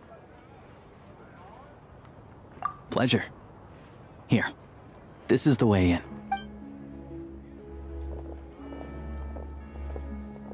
Please present yourself for a routine inspection in accordance with theater regulations. Thank you.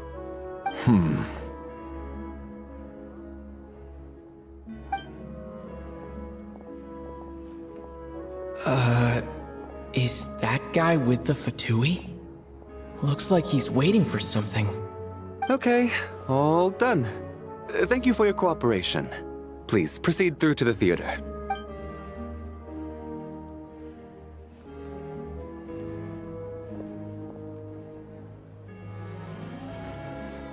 What's up? Everything okay? Snezhnaya's business and political leaders are always passing through here, so it makes sense that security's tight. Still, it's a little unusual to see the Fatui's Armory Palace guard here. You saw him, right? The guy right at the back. Strong, silent type. His name's Valeri. He's part of the Special Assignments Battalion, but I only ever see him here for one thing: to look for a guy named Mitya.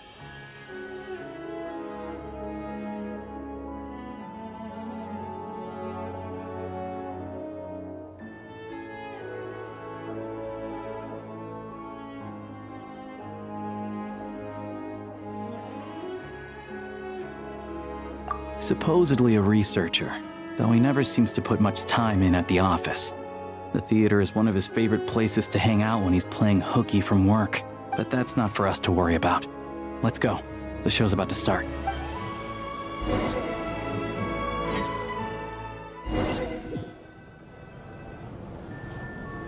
What do you think? Pretty impressive, huh?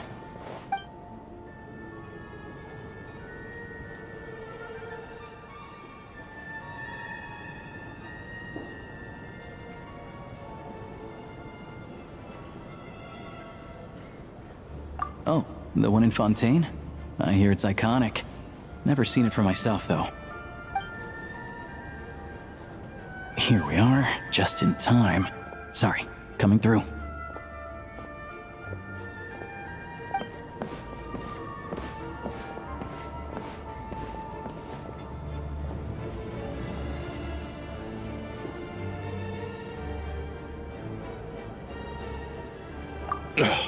If you're gonna show up late, keep your mouth shut. What's his problem? Whatever. No point arguing with people like that. Look, there she is. That's who I'm introducing you to later. She's the lead singer of the troupe, Vodyanitsa.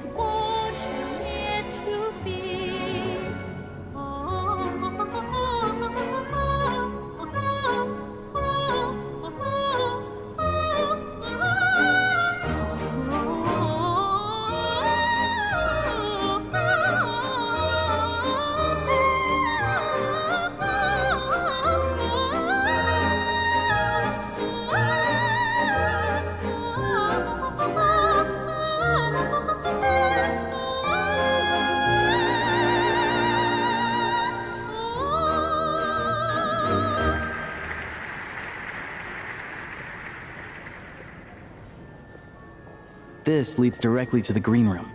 They're expecting us. Vodyanitsa will be waiting for us there.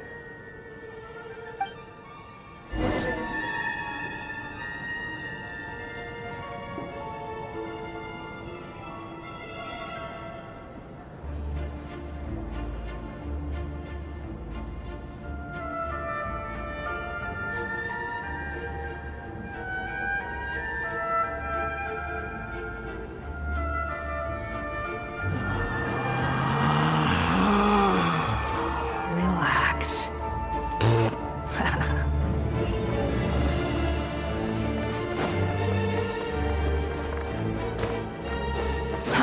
Too slow.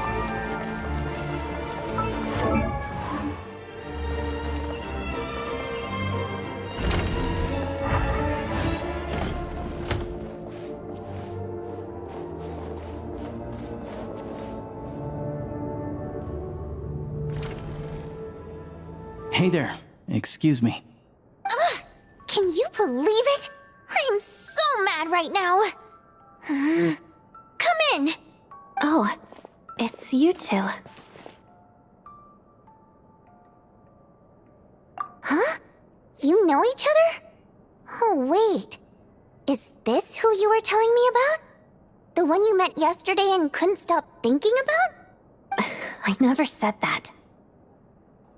Yes, you did. Why are you denying it? It was right before I went on that rant about the moody factory owner. Oh, I remember it so clearly. Might I ask what brings you two here? Oh, I just brought him here to see the show. And when it finished, he was full of praise for Vodyanitsa's performance. So I thought I'd try my luck, see if we could get the chance to chat for a bit. Maybe get an autograph? You work here. You of all people ought to know that's against the rules. It's not what the green room is there for. Oh, what's the big deal? Come on, don't be shy. I can give you an autograph. You can take a picture too if you want. Do as you please. I finished all my shows for the day. I'll leave you to chat.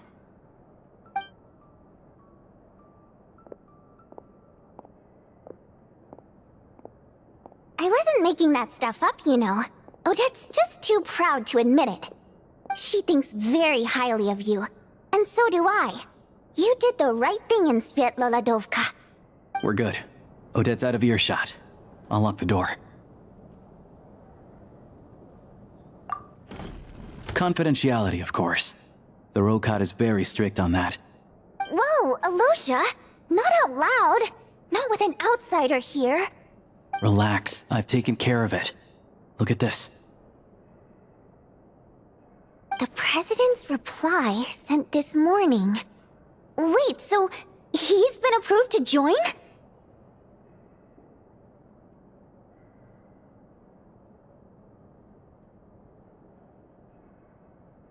You told me last night that you wanted to get intel from the Rokot. Unfortunately, Rokot intel is only available to members. But ever since you set foot in Snezhnaya, we've been working together. I've seen the way you work, your character, and your motives. Everything about you is perfectly in alignment with what we're trying to achieve in the Rokot. So I figured I might as well cut to the chase. I wrote a letter to the President explaining your situation, including just the right amount of detail. His approval came very quickly. Of course, it's still your decision whether you want to join or not. We'll respect your choice. Well, assuming Odette was telling the truth and she didn't misjudge you, I guess we don't need to worry about you blowing our cover. Still, you gave me a real fright.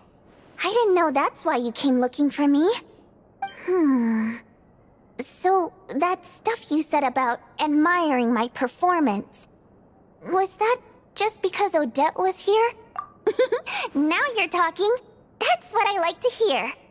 Anyway, let me give you a quick rundown of how things work. Like I said, the Rokot is a covert organization, and we hide our identities. Members typically don't meet in person or even know each other's identities. This helps us maintain a high level of independence and secrecy. Because of this, members are basically free to decide their methods without constraints, so long as the outcome of any activity doesn't violate the organization's principles. After all, we don't have any ostensible contact with each other. This way, if anything goes wrong, no one else will be implicated. Beyond the freedom to choose how you operate, it's also your choice whether to act at all. We have plenty of members who have yet to take any action. In short, joining the Rokot in and of itself won't place any restrictions on your activity in Snezhnaya. There's a code of conduct you can read if it interests you. But basically, as long as you don't plan on using your anonymity to go around doing evil, you'll be fine. I tried reading it 5 or 6 times. Never made it all the way through. Even the most lackluster script makes for more interesting reading.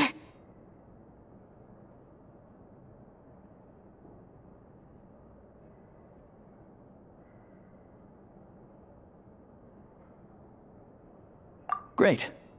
Then I'll go grab an official application form. Be right back.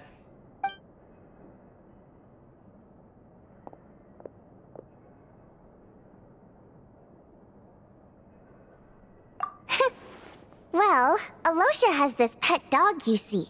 His name's Tagarin, and this one time, Alosha brought him backstage. Tagarin took quite a liking to me, so I played with him for a little bit and fed him some treats. Then, the Rokot was out on a mission one day, and even though we were all in disguise, Tagarin recognized me right away.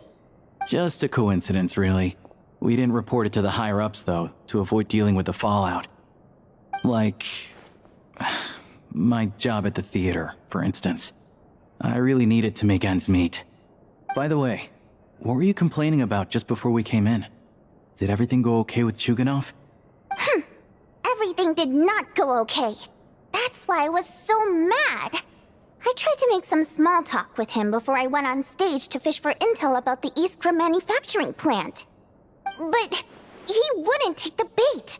No matter what I said, he kept dodging the question. And then he started complaining. He said he didn't appreciate his second-rate seat in the stalls because he usually gets a private box. I mean, what did he expect? Everyone knows that if you want a box seat, you buy a ticket well in advance. But instead, he sends me a letter the day before the show when we're practically sold out. I had to juggle things around just to get him a half-decent seat, hoping he would appreciate the gesture enough to share some information. But nope, he didn't give me anything. Yeah, meeting Chuganov in person has definitely been a disappointing experience. Oh, you probably don't know who we're talking about, do you? Chuganov was that older guy you were sitting next to today.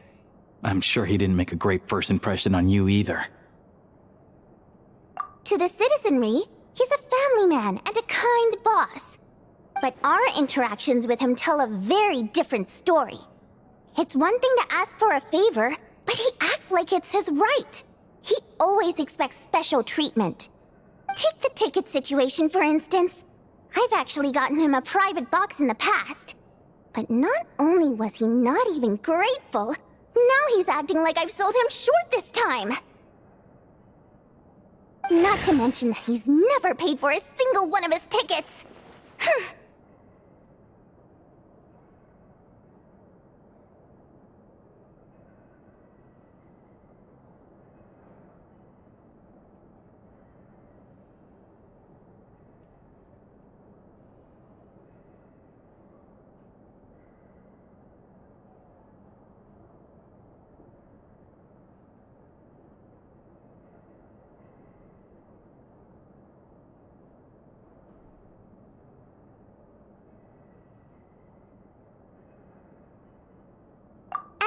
Another thing, if he's such a big family man, why doesn't he bring his wife and daughter to see the show once in a while? I've never seen them here, not even once. Calm down, Vodyanitsa. If you won't do it the easy way, we'll have to try the hard way. But first things first. Here's your application form. Go ahead and fill it out.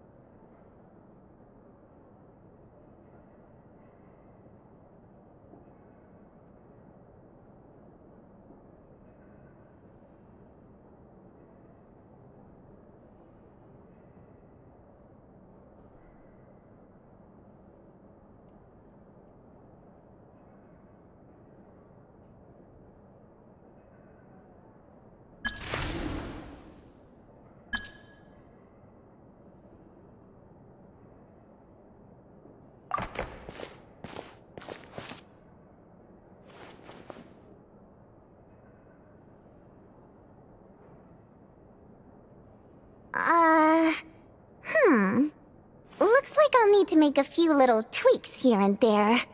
But other than that, you're good to go. We'll hold on to this for you. Alright.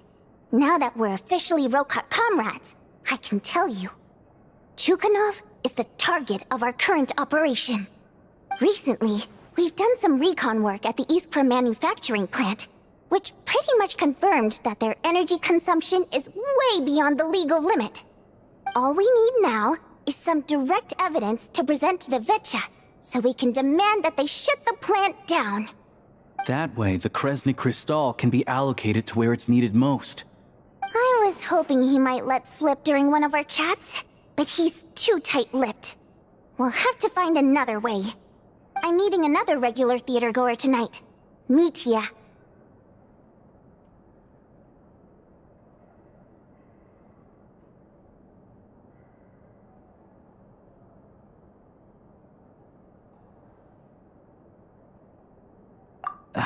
But Valeri's here too, and he's probably looking for Mitya, so he may end up being a no-show.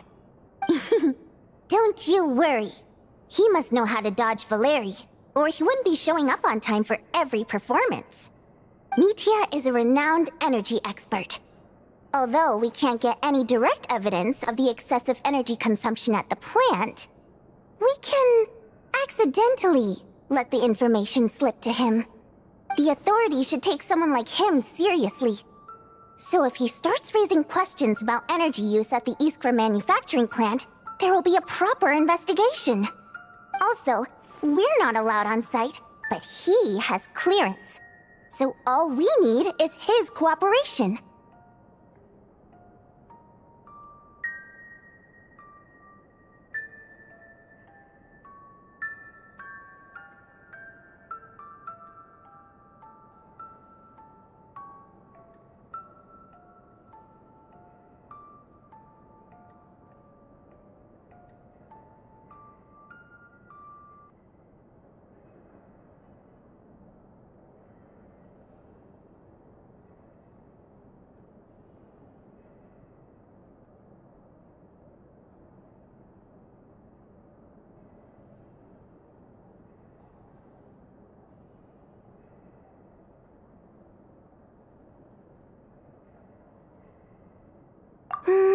Yeah, so that's the other thing we're trying to figure out.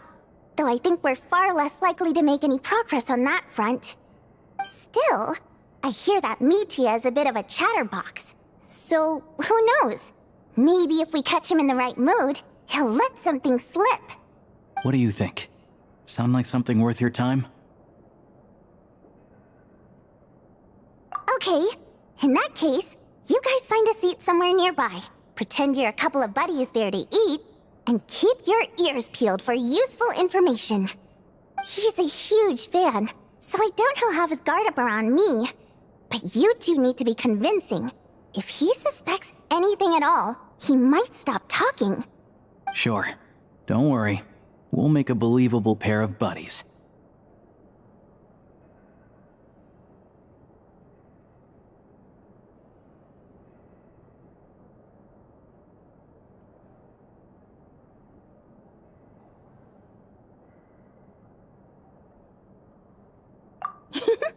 Perfect! You've sold me already. Now, help me tidy this room up a bit before we head out. Okay. What needs tidying? Everything!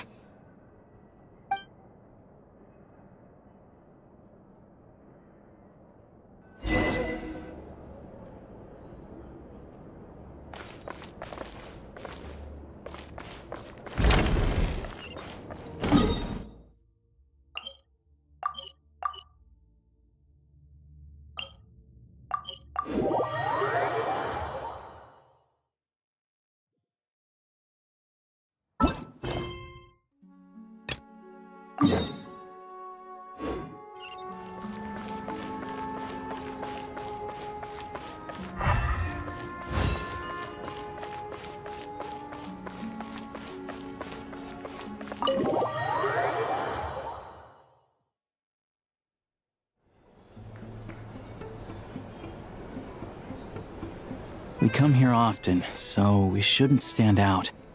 Let's sit here. Now, it's up to Vodyanica. Let's see how the conversation goes.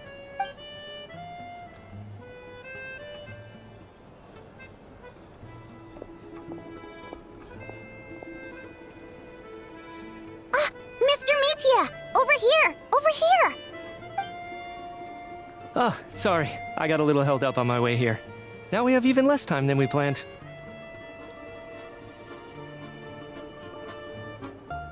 Go ahead and order some snacks and drinks. Whatever you like. Let me see. According to my schedule, we still have 25 minutes left. You're really pressed for time today, huh? I was imagining this would be a leisurely chat. If you'd prefer, we can always reschedule for another afternoon when you have more time. No need. Getting to meet the lead singer is a very precious opportunity for me. I'm not about to pass it up. I've already had to decline your invitation several times because our schedules rarely align. If I don't grab this chance while it's here, who knows when the next one will come around? Well, it's very kind of you to make time just for me.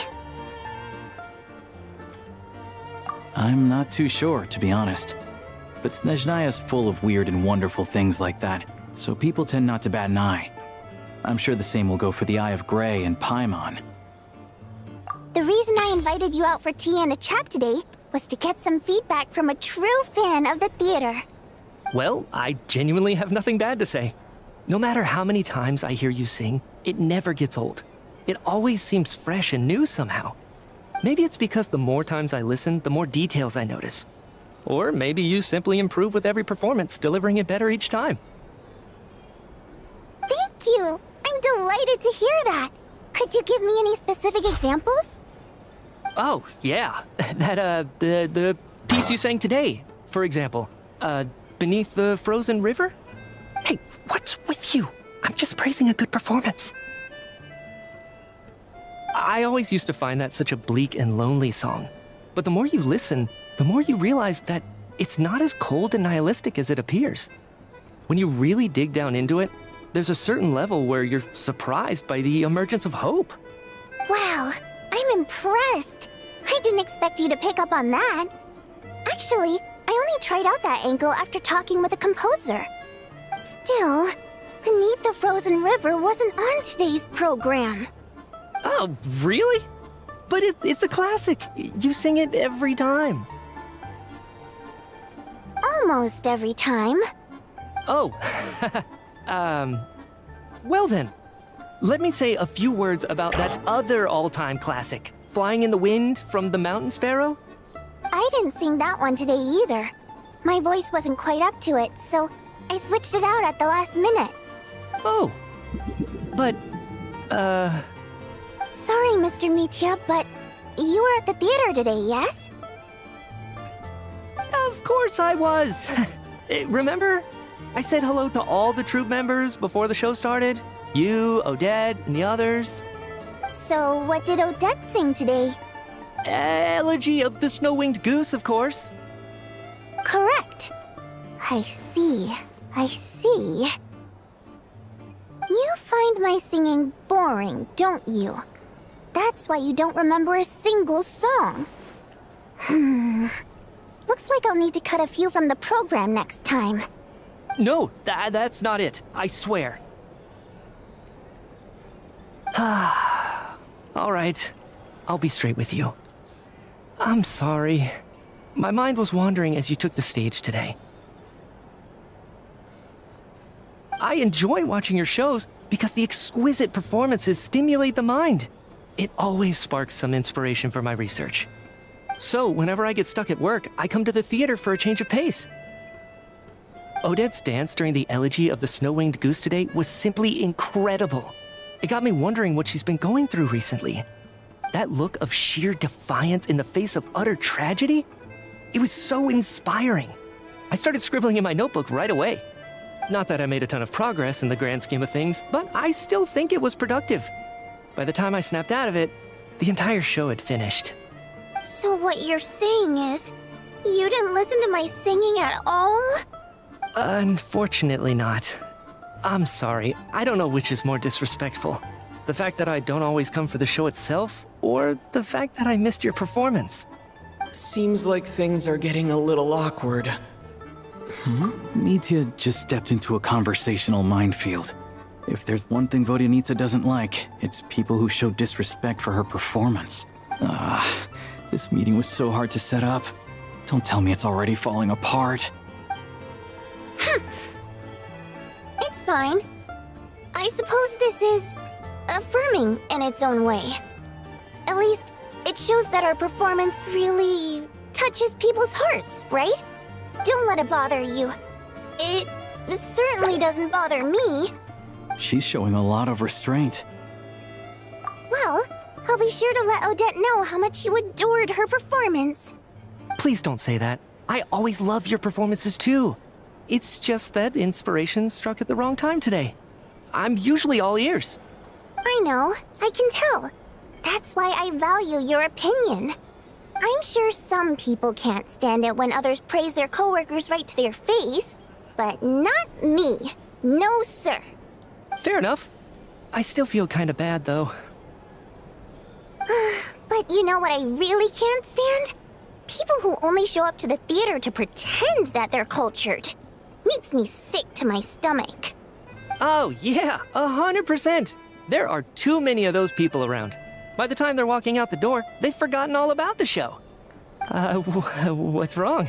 You look furious. I don't know if you've heard about the boss of the Iskra manufacturing plant. He isn't even a theater investor, but he always demands the same privileges as actual investors. Box tickets only, premium drinks, even the right to request specific songs. Well played, Vodyanitsa. Seems like she's harnessing her rage to steer the conversation back on track. Now that you mention it, I've interacted with that guy before. I gotta say, everyone holds him up as an example of a benevolent businessman, but I don't know. I don't see it.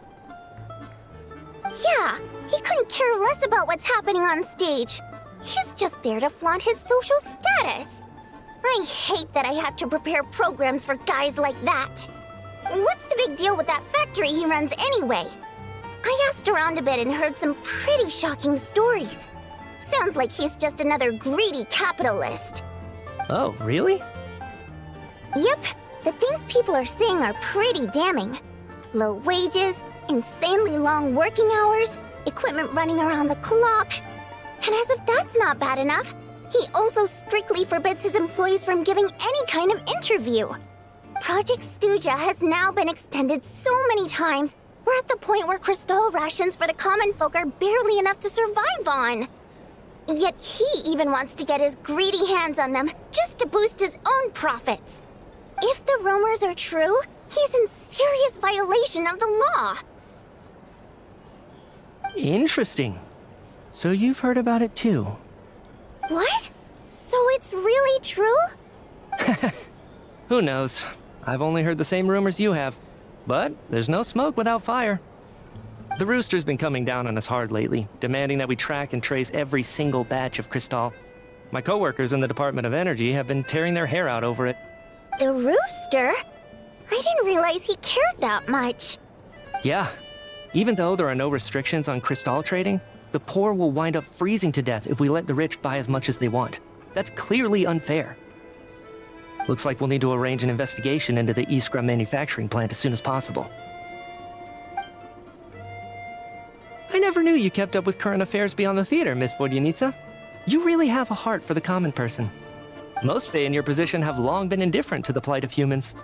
Well, those of us who choose to live in human cities are naturally going to pay attention to any significant upheaval. Isn't the Rooster a Fae himself? I'm just surprised to learn that even someone with as much experience as him is getting so stressed out over Project Stuja. What is the end goal of this project anyway? This is it. We're finally going there. I'm sure Mitya can sense on some level that she's fishing for information. But since their conversation is so relaxed, he might just let something slip. It's stressing me out too. If I'd only made better progress with my research, things wouldn't have dragged on this long. Oh, so your work is related to Project Stuja? That's right. The Armory Palace needs a brand new energy source. Not the power of the Light Realm and not elemental energy. Right now, the only thing that meets the requirements is the power contained within stellar linchpins. But harnessing that power is costly. Each step of the process requires enormous amounts of Kresnik crystal, from extraction to quantification to attempts at conversion. Progress has been painfully slow, and the team is getting burned out as time goes by. Sometimes, I see people staring into space as if in a trance. Could it be that this new energy source has side effects? No, it doesn't affect us, because the energy is used for...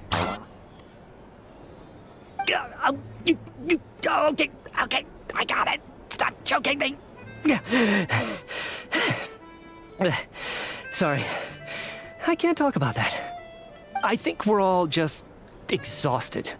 We've been working ourselves to the bone for so long with so little progress to show for it. It's no wonder people are struggling to stay motivated. Seems like I owe you an apology. I shouldn't have gotten so mad at you for not paying attention during the show. Don't worry about it. I count myself lucky, to be honest. I don't envy the people who work closely with the Tsaritsa herself. I'd much rather be in my current position. At least I don't have to shoulder any major responsibilities. So they're trying to develop a completely new kind of energy. Yeah, censored by a scarf. Who would have thought? Oh, dear. It looks like my time is up. I'm afraid I have to leave. I'm so sorry. We ended up barely talking about the theater. That's okay. It was a pleasure chatting with you, really. Let's make up for it next time. Yeah, hopefully once the work pressure eases up a little, I'll be able to focus more on the performance, and then we'll have more to discuss. We touched on some confidential issues today. I'd be grateful if you could keep it between us. That could have gone worse. Nice job. Why was Mitya in such a hurry to leave, though? Sorry, routine inspection.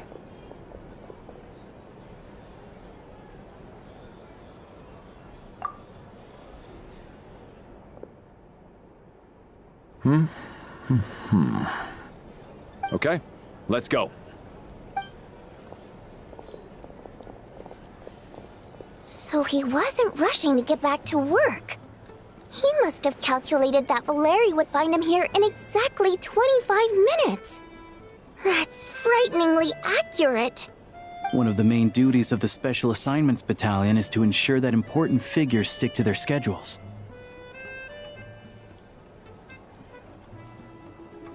All right, time for us to get going too. Excuse me, check please. We'll settle our check too, then. Oh, hello there. Mr. Mitya paid the check before leaving. He also asked me to pass on a message. He said it was an honor to share his tea break with Miss Vodyanitsa and her two friends. Wait. So he knew we were here all along? This raises a lot of questions. Did he deliberately mention the new energy source so that we'd overhear it? Maybe his work isn't confidential after all. Maybe the key here is the purpose of this new energy. I guess that's the next thing to look into.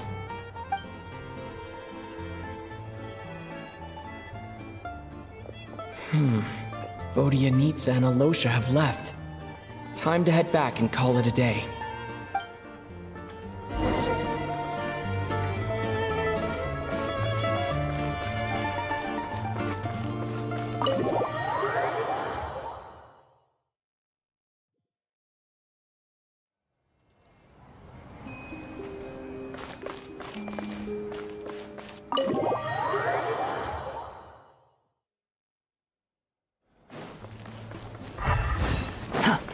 Quit following me.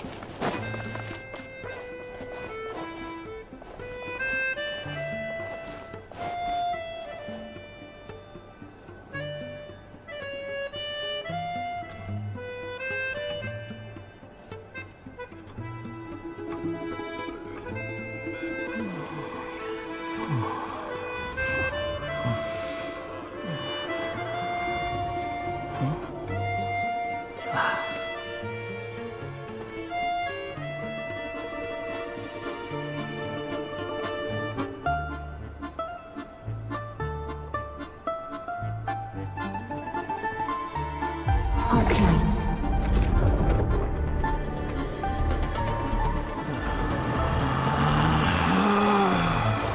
Relax.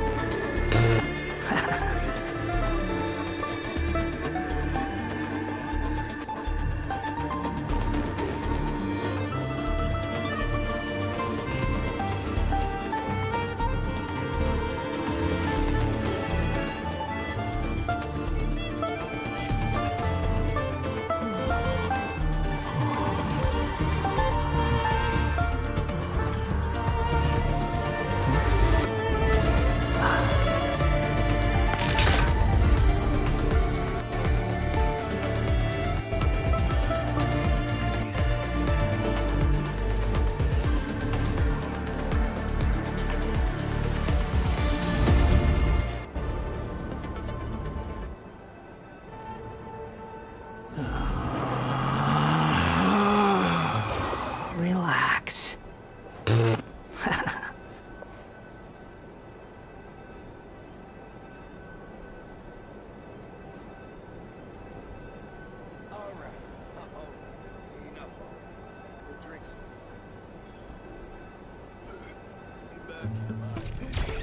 There's no such thing as pure freedom in this world.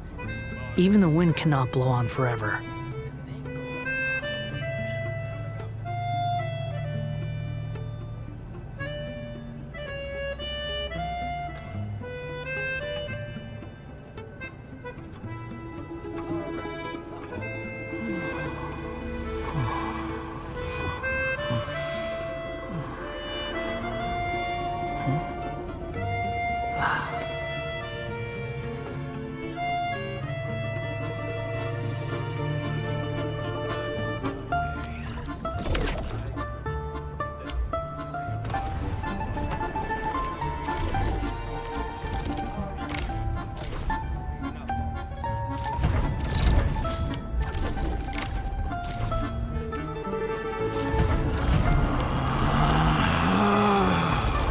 Relax.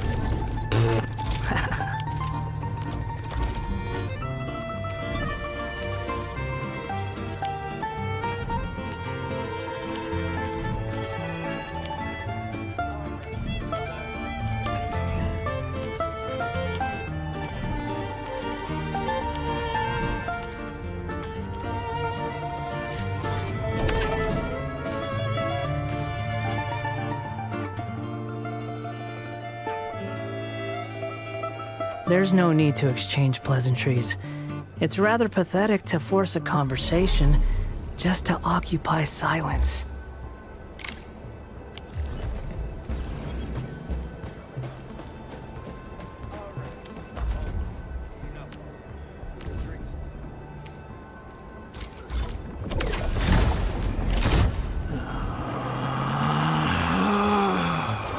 Relax.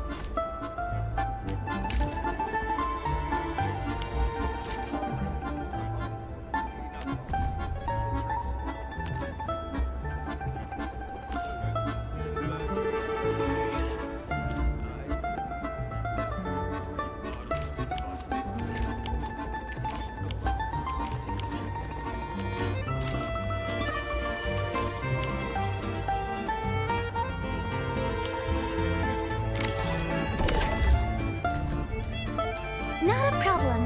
I've actually tried every job at this place, and they're way simpler than putting up fortifications.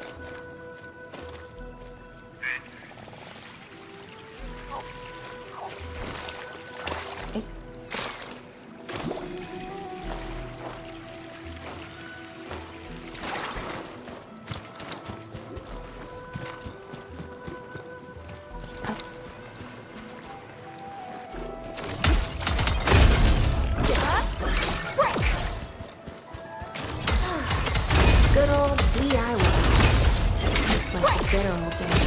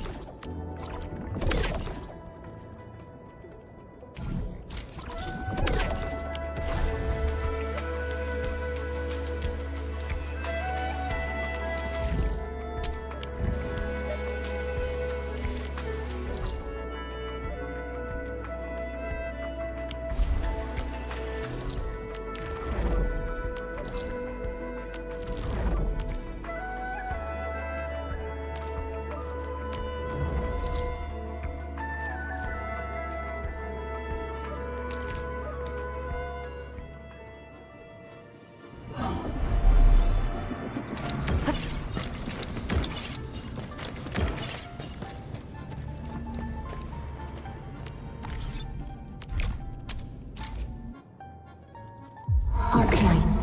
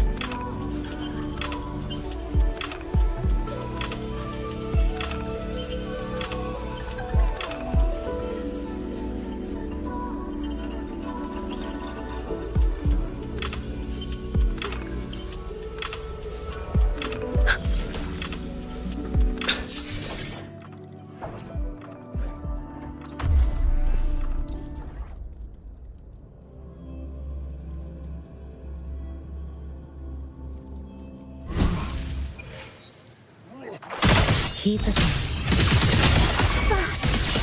Come now. I could use another dancer.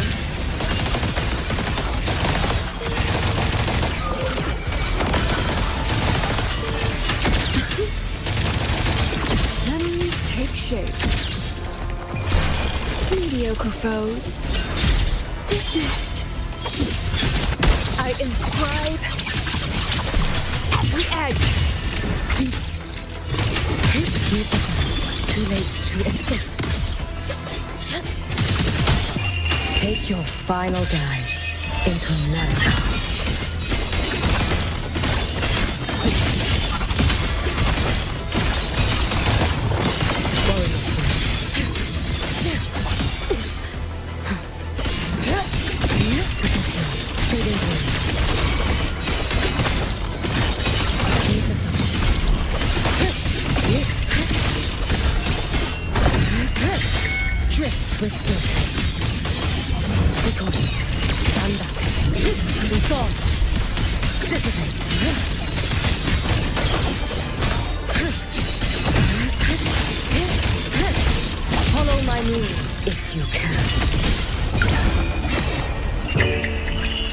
Elish has spoken. This vessel I offer.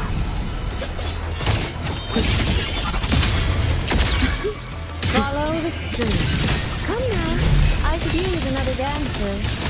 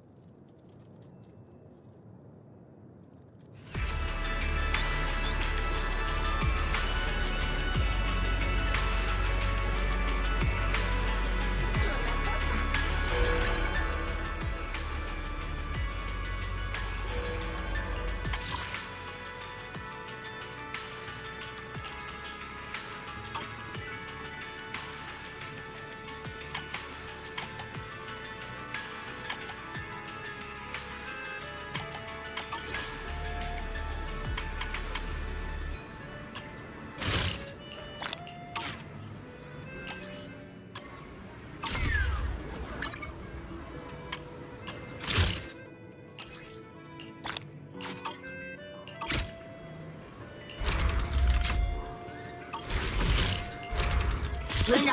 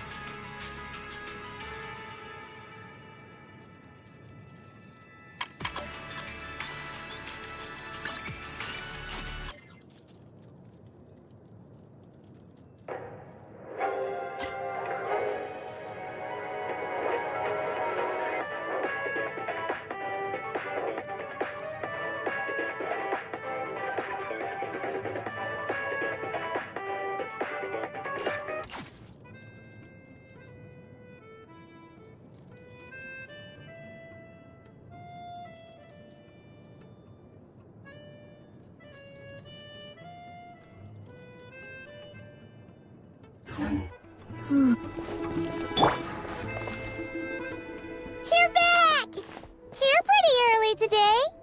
Paimon was just gonna mention that. After she woke up today, Paimon felt like her temperature was completely back to normal. But her strength still hasn't returned. Still, there's some good news. Paimon thinks she might have figured out the source of the problem. It's like there's some kind of mysterious power affecting Paimon. Paimon's never felt this way before during any of her travels. She only started feeling this way since we arrived in Snezhnaya. That's right. The Armory Palace needs a brand new energy source. Could that have something to do with this? What is it? You're making that face again. You know, the one you get whenever you have a light bulb moment?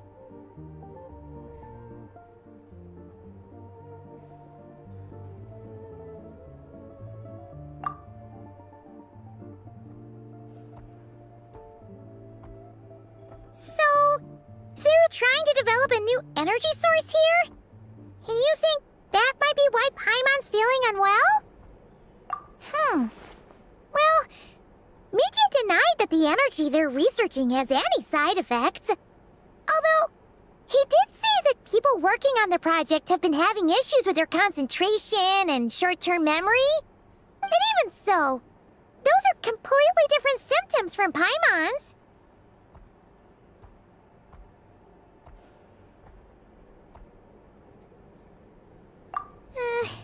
It's pretty faint, so it's kind of hard to tell. But if anything, it seems like it's coming from roughly the same direction as the Armory Palace. Sure, Paimon's with you there. But how, though? The Rokat only has a limited amount of intel.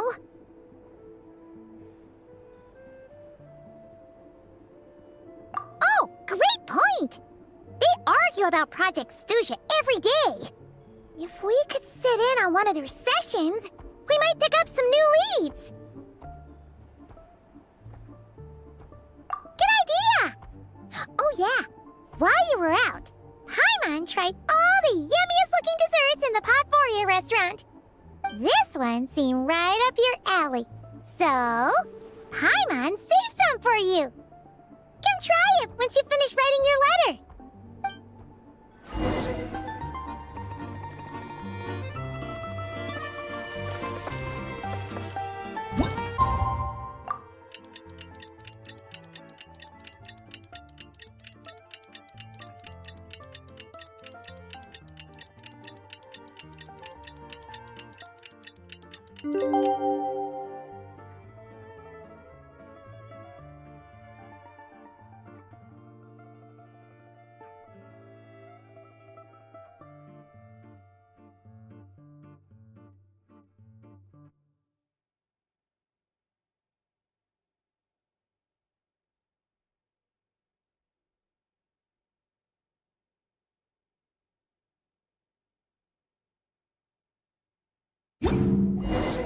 Alosha replied.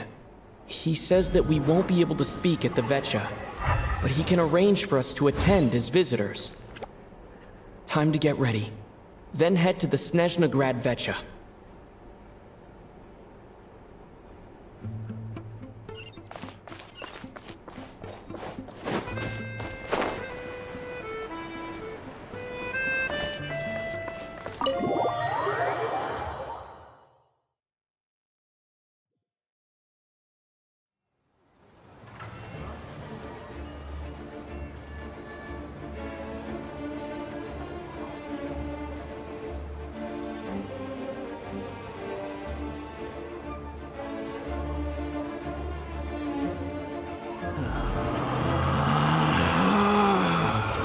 Relax.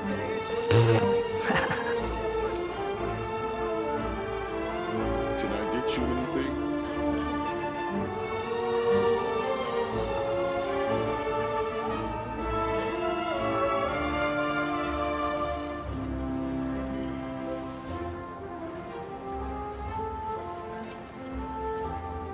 There's no such thing as pure freedom in this world. Even the wind cannot blow on forever.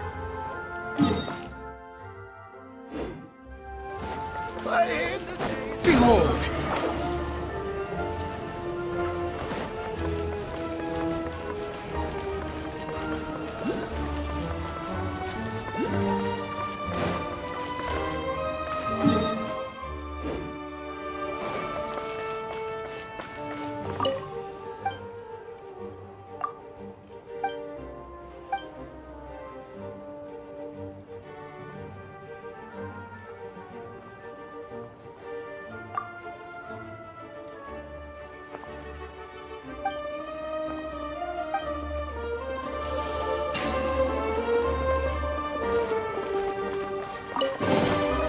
Unnecessary.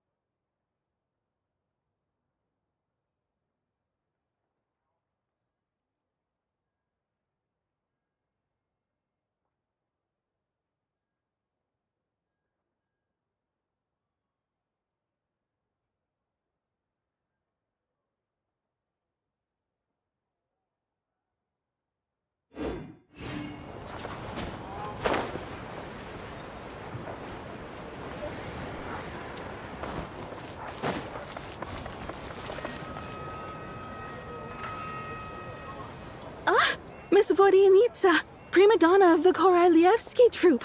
What a surprise meeting you here. Will you be sitting in on a session of the Vetcha? Sorry, I'm not taking interviews today. Oh good, you're here. The session's about to begin. Let's get inside. Please wait, Miss Vodyanitsa.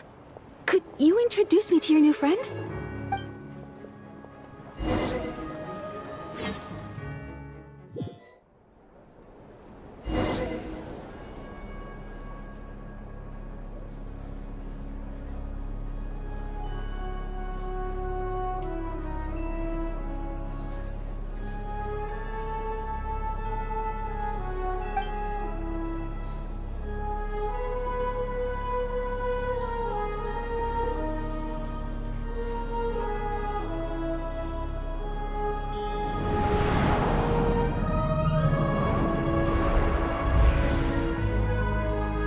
In summary, The energy management commitments made for the outgoing period have been delivered upon. Furthermore, both the production and consumption of Kresnik Kristall show clear signs of stabilizing. The relevant agencies have assessed the present circumstances and determined that the status quo can be sustained until the next period. For detailed statistics, I would refer you to the industry reports that have been distributed to all persons present. It should also be noted that while the recent blizzards have led to a significant increase in people's energy expenses, this is strictly a short-term phenomenon associated with a remotely located monster. Her Majesty the Tsaritsa is giving her full attention to this matter. We should have every confidence that it will be dealt with swiftly and conclusively.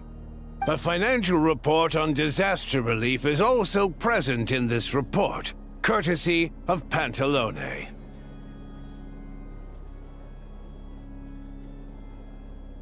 They cover the same old ground every single time. The rooster never seems to mind, but everyone else is getting tired of it. There's a general lack of trust. People aren't seeing any tangible benefits that affect them directly. Of course, none of that will be reflected in any of the reports on the table. Yeah, if it weren't for these hard copy documents, I could have at least made something up.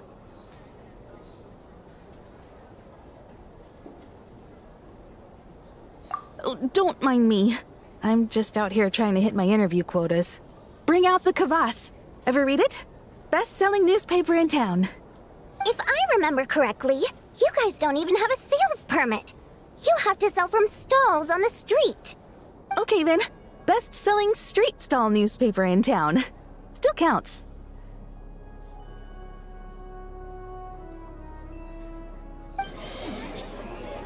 Order! We will now open the floor to the representatives. If there are no further substantive issues to discuss, we will then proceed to a vote on this motion. Snezhnaya has a long tradition of treating members of the Fatui armed forces and their dependents favorably. But recent surveys shows that Fatui families in remote areas have access to 15% less Kristall than the average civilian family in Snezhnograd. It's been said many times before, but it bears repeating now. There needs to be a clear and consistent rationale behind how Kristall is allocated, or we will soon face immense public backlash. Perhaps you wouldn't need to keep repeating yourself if you would hear me out for once. I say again, true consistency exists only in principle. In the real world, fairness is relative.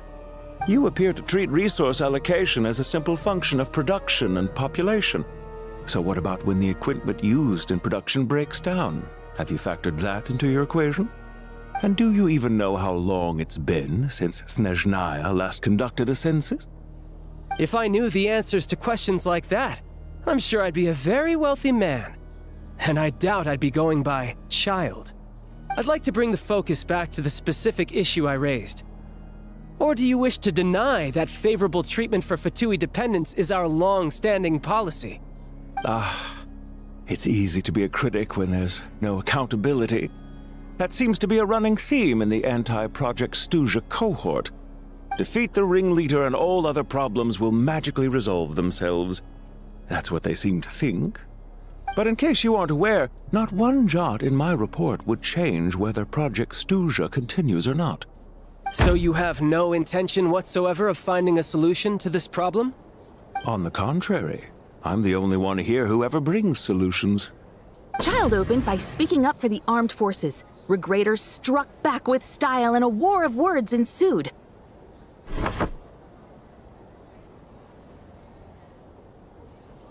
Our reporter was live on the scene to get the audience's reaction as it all unfolded.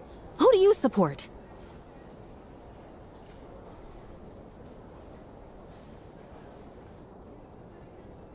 The people have spoken! Child received raucous applause from the crowd as he pushed Regrader onto his back foot with a relentless barrage of questions. It had to be seen to be believed. Now you see why they don't have a sales permit. However this reporter wants to spin things, I haven't forgotten that Tartaglia was representing the Northland Bank when we first met in Liyue. So surely, their relationship can't always have been this strained. You two are getting off topic. Let's focus on what the data is saying. Mr. Pantalone, may I speak on your behalf? Oh, please do. I'm more than happy to save my breath. Crystal distribution policy undergoes modifications with each new period. The ultimate goal being to find the most reasonable method of allocation, which I believe is what Mr. Tartaglia also seeks. But I fear many may have been misled on this topic by extremist activists. To clarify, Project Stuja is not the root cause of the problem. It is merely a framework for resource distribution. The most recent reports all point to Snezhnaya's resilience and adaptability during this period of fine-tuning, and give clear indications that a distribution framework is improving with each iteration. To make drastic adjustments without first considering the risks would likely do more harm than good.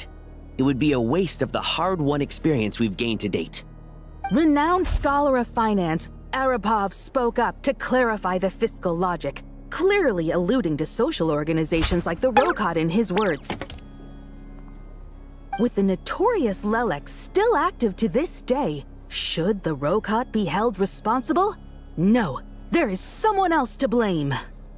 She's just rephrasing what Mr. Pantalone said.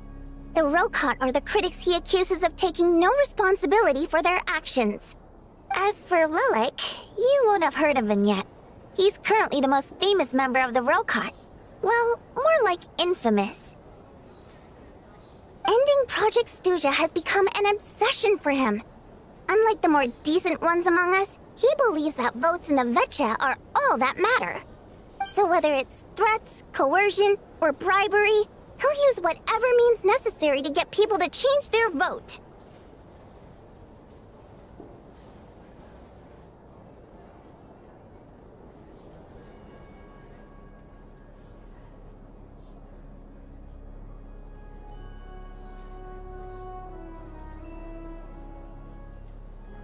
And since we're already on the subject, what do you think of Lelec's methods? Are you for or against?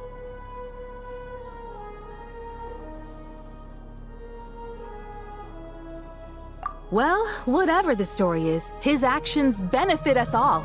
We stand with Lelec. At least someone here wants to take this discussion seriously.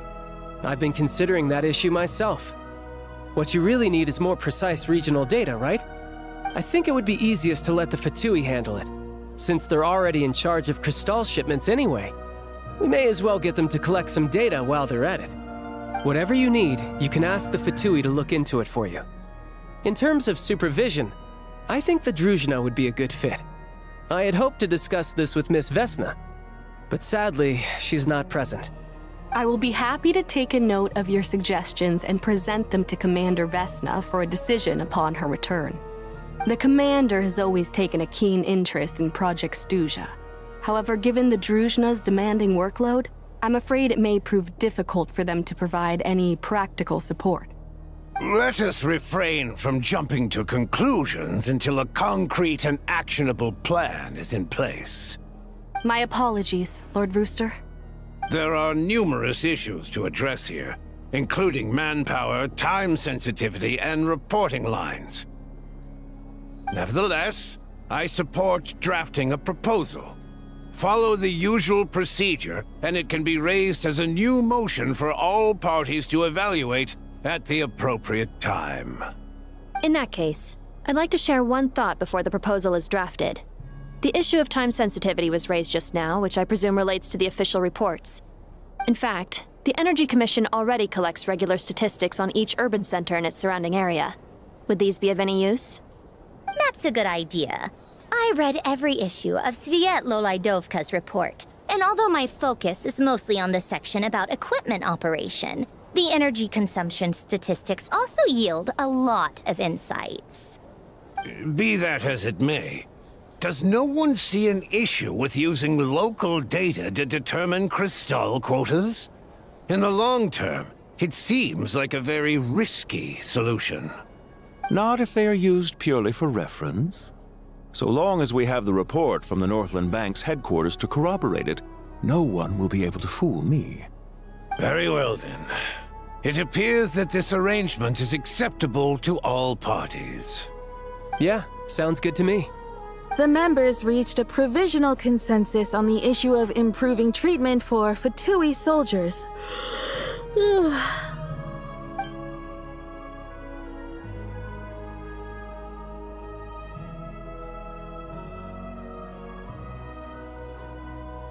Today, the prima donna of the Korailievsky troupe attended a session of the Snezhnograd Vecha in the company of a dashing young man. The question on all our minds is, what is the true nature of their relationship? Write anything like that again, and I'm revoking your permission to interview the troupe. Got it?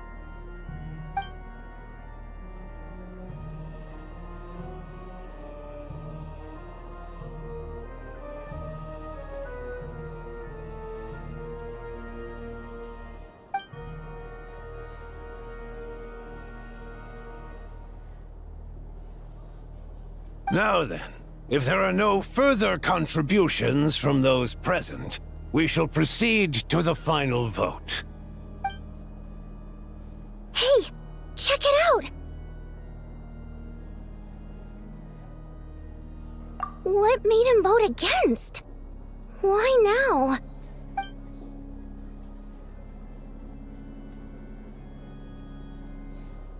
The votes have been tallied. Those in favor of continuing Project Stuja total 61%, securing a clear majority. That was too close. The margin has shrunk yet again. Chuganov was a huge loss. I'll bet Lelek is behind this. I wonder how Pulcinella will respond this time. Chuganov. I see. Lelek strikes again. Yes, go, Lelek. Once Project Stuja is defeated, our unwavering support at Bring Out the Kvass will finally pay off when we make our comeback. I can taste our victory already! In accordance with the result of this vote, Project Stuja will remain in effect until the next Vecha period. Finally, may I remind us all, we debate only for the greater glory and solidarity of our nation. May the aurora shine ever on, and the tundra always stand firm. The session is concluded.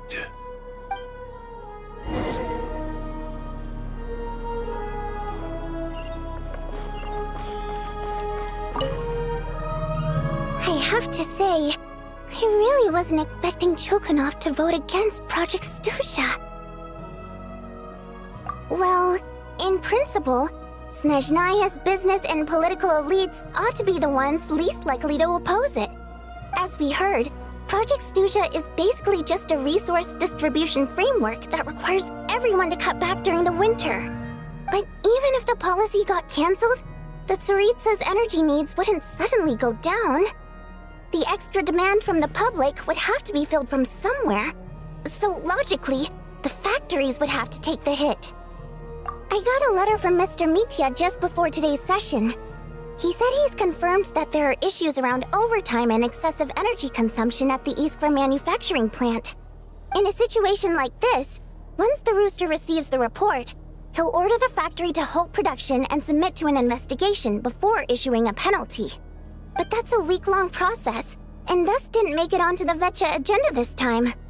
I don't think he suspects anything so far.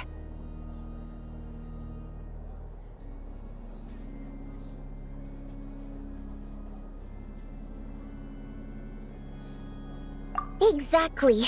And as you know, he's a very selfish person. I was originally gonna try and flip him after he received notice of the official sanctions. My plan was to convince him that the whole thing was completely unfair. Rather than just sit back and take the hit while his factory stopped production, he'd be better off voting to end Project Stuja. At least that way, no one else would be able to make any money either, because all the factories would suddenly have more limited energy to work with. But now, he's already voted against it, which means someone must have used more forceful means to change his vote. just like with everyone else who flipped. Yeah, no one knows why Lilac is so obsessed with ending Project Stuja, but by the looks of it, he's inching closer and closer to success. Lelik must have strong motivations, given how he'll stop at nothing to achieve his goal. Maybe he knows the full truth of Project Stuja. Maybe my next step should be to focus on him. All right. What are your plans for the rest of the day? Shall we head out? Hey, comrade. I noticed you were here during the debate. I didn't take you for a political enthusiast. Greetings, Harbingers. I just happened to have some free time today, and my new friend here thought it might be fun to check out the Vetcha. Ah, Odette must have introduced you. Looks like you two are getting along pretty well. I'll leave you to catch up. I should head back to the troop. Sure. Break a leg and all that.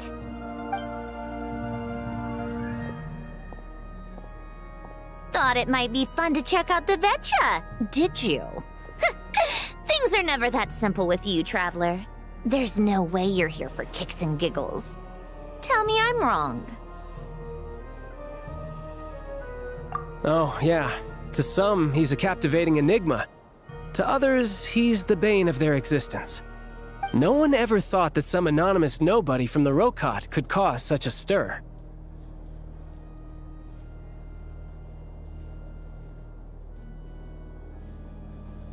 Huh? You want to look into Lelik? Then I'm sure his days of anonymity are numbered. What do you think, Sandrone? Fine by me, I guess. If the Traveler actually manages to expose Lelik, it'll be doing Pulcinella a favor. In return, it seems fair to let him in on what we've learned so far. My thoughts exactly. Sharing is caring, after all. Head back to Glupov and grab the files on Lelik. It's easier to just pull the records than go through the rigmarole of getting the Traveler a visitor's permit. As you command, child, sir. In that case, since we're going to be waiting anyway, I'll have someone brew a pot of black tea.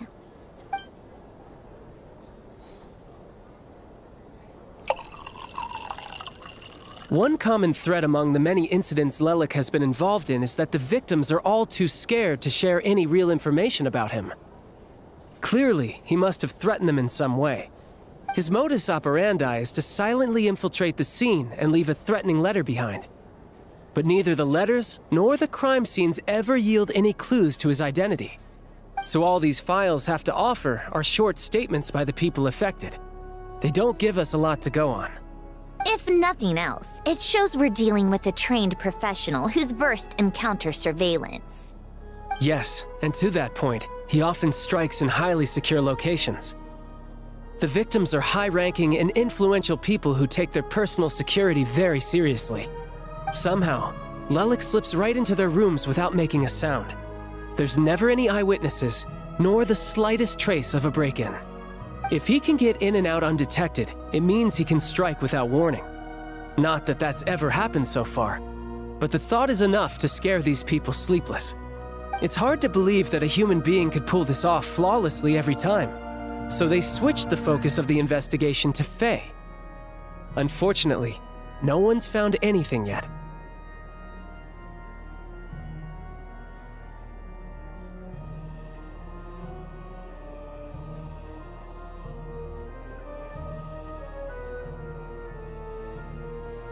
Careful.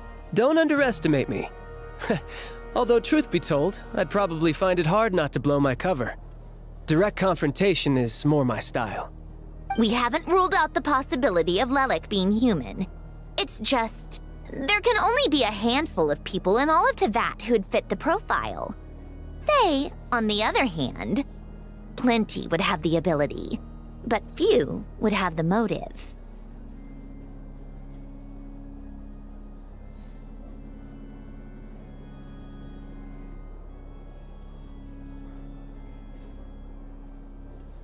No, not as strong as me. You'll never find the culprit with criteria like that. Let's go with a little weaker than me. There's no denying that Master is strong, but meticulous. We can only hope. He's just trying to find a reference point. Stop getting fixated on who's stronger than who. But that's the most important thing. In my opinion, anyway.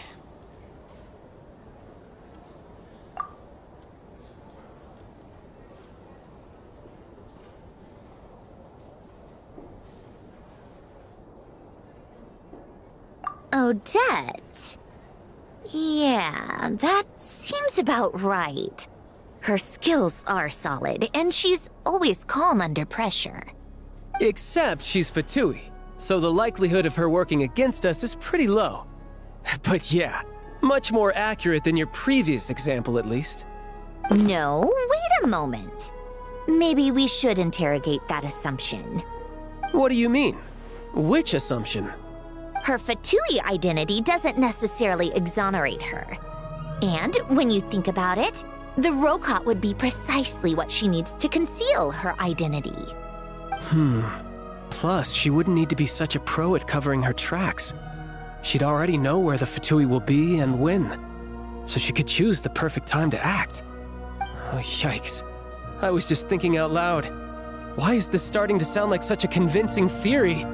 Still, what reason could Odette possibly have for trying to call off Project Stuja? Arlecchino would be the best person to ask. She knows Odette best. Unfortunately, she isn't back yet. Rosaline used to open up to her in private about her struggles with Odette.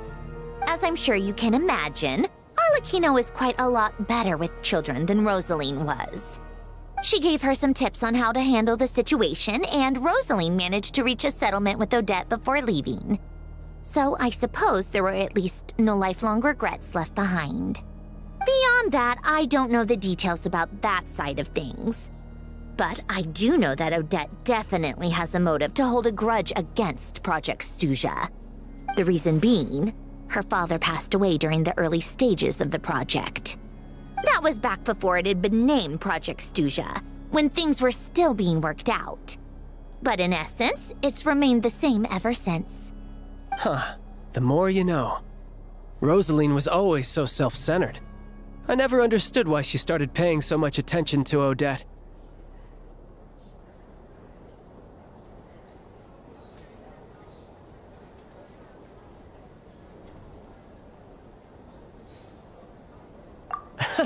Is that such a surprise?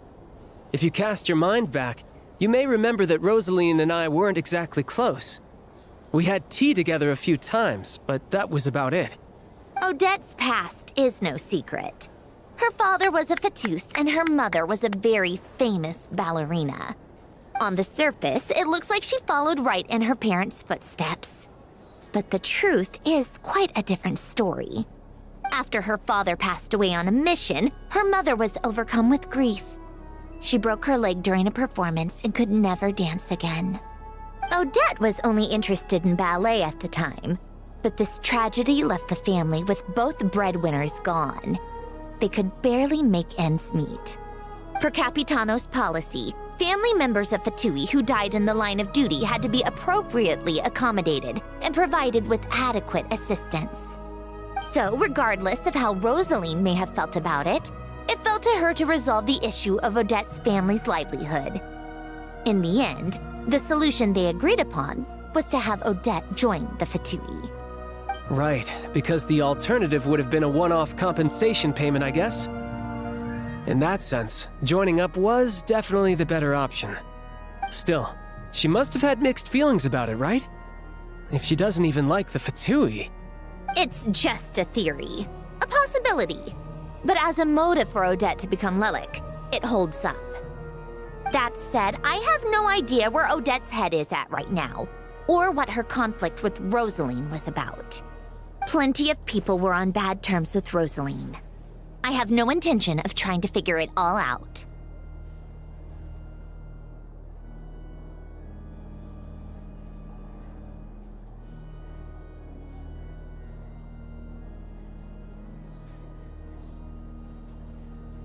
Yes, but there's not much point in discussing that now. Yeah, back to Lelik. Since our investigations so far have turned up next to nothing, we've got nothing to lose by trying a new angle. Funnily enough, Tonya and I had actually made plans to go to the theater tomorrow to watch Odette's rehearsal. Unfortunately, thanks to this Lelik situation, I'll be stuck working overtime again. Which means you can go in my place. No point wasting the ticket. Plus, you'll get to meet Tonya.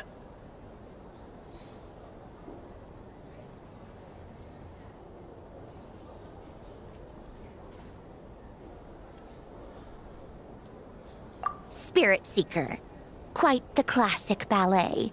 It was passed down through Odette's mother's family for generations, though it hasn't been performed in years.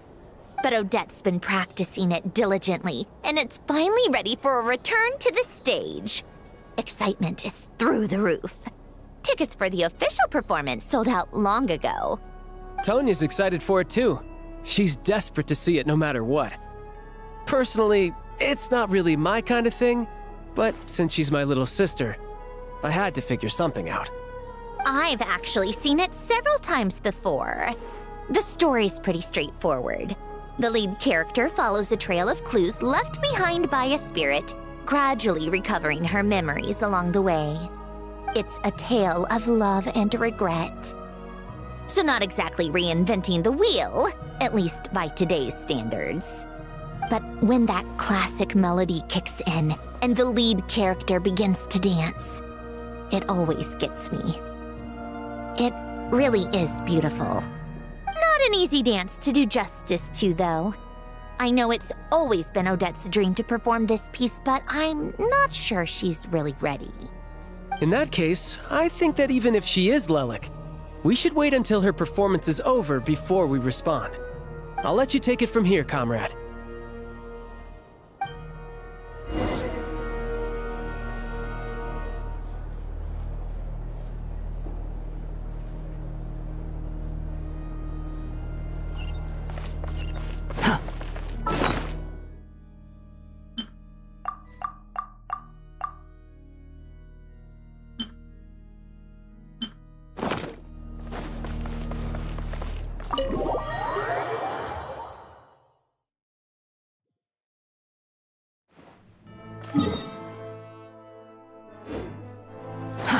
Too slow.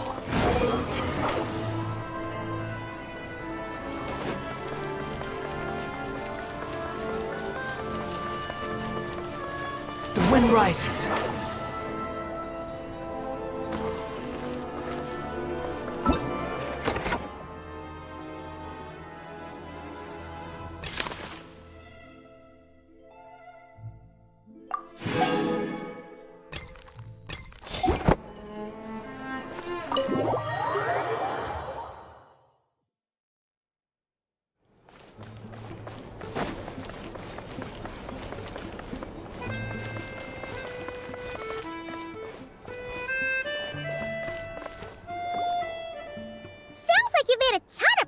Today.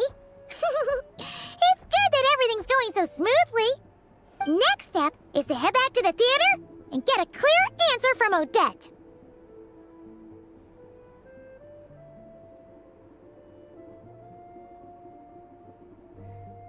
Either way, Paimon doesn't get the sense that she's a bad person. Sure, she might have done some pretty extreme things, but Paimon bet she has her reasons.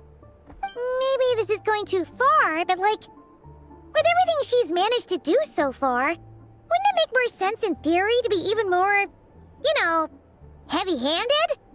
Why leave a letter when she could, well, we know there are plenty of other ways to keep people in line, right? The point is, she could have gone further, but she didn't. So, if it is her, she's got some principles at least. Yeah! Well, all you can do is follow the facts wherever they lead. No change, really. But that thing Paimon told you about yesterday? Paimon feels like she can sense it more clearly now. Hearing you talk about your day makes Paimon itch for an adventure. If only she could be there with you so we could experience it all together. Yeah, I wish you could be there too. I'm not used to adventuring alone. But don't worry, we'll get to the bottom of this. Guess it's just one of those things. revive herself and keep resting.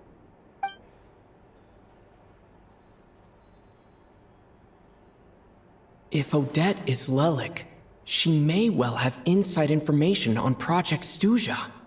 Her father was involved with the project's early implementation and tragically died in the process. Now, she's dedicated herself to bringing it to an end. It's hard to imagine she could have gotten this far without knowing anything at all about the Tsaritsa's true intentions. When she spoke to us as a member of the Fatui, how much did she let on? And how much was she hiding? Only time will tell. Maybe tomorrow, everything will be answered. Hey look! It's snowing! Could be a tough day ahead. Make sure you wrap up warm tomorrow.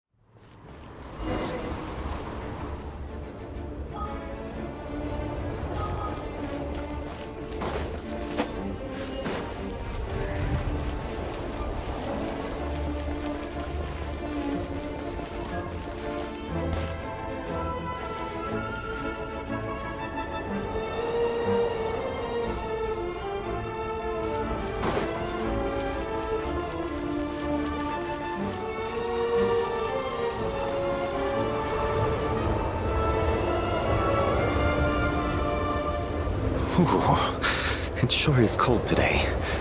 I wonder how much heavier the snow's gonna get. Here to see Odette? I just need to see your tickets for the preview. Perfect. Thank you. I'll hold on to your tickets. Come on in. It's freezing outside.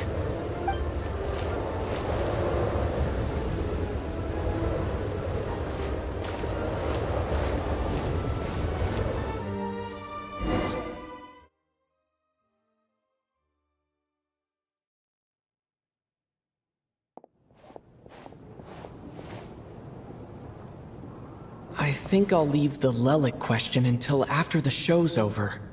Then I'll go find Odette.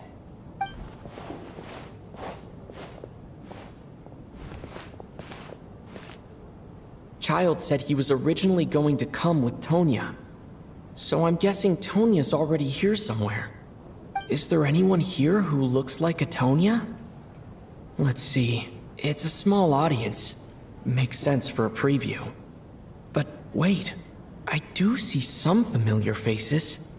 Mr. Chuganov's back again by the looks of it. Oh, and is that Mitya?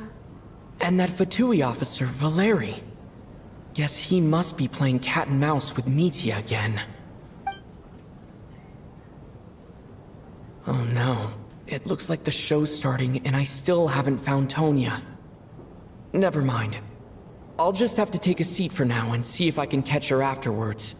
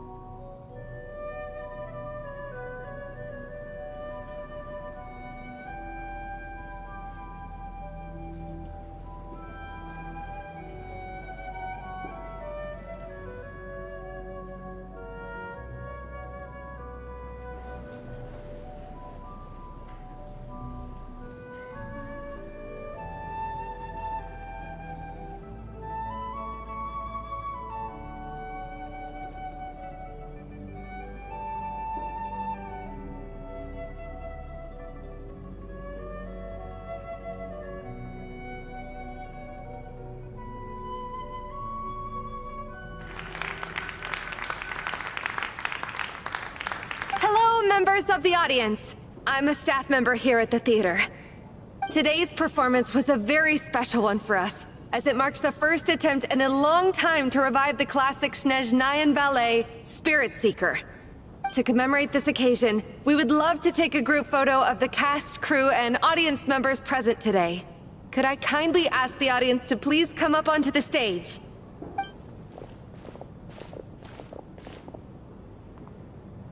All right, everyone, huddle in a little more. Now, look at the camera. 1, 2, 3.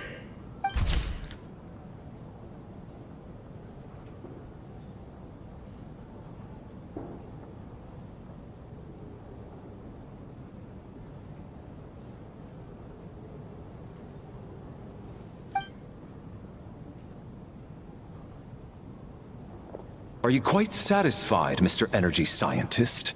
I rather hope you don't have any other escape plans to add to my workload today. What are you talking about, Sarge? This was simply my way of inviting you to watch Miss Odette's new show with me. And wasn't the performance spectacular? In the future, I heartily encourage you to take a leaf out of my book. Find some soul-nourishing pastimes to enrich your time outside of work.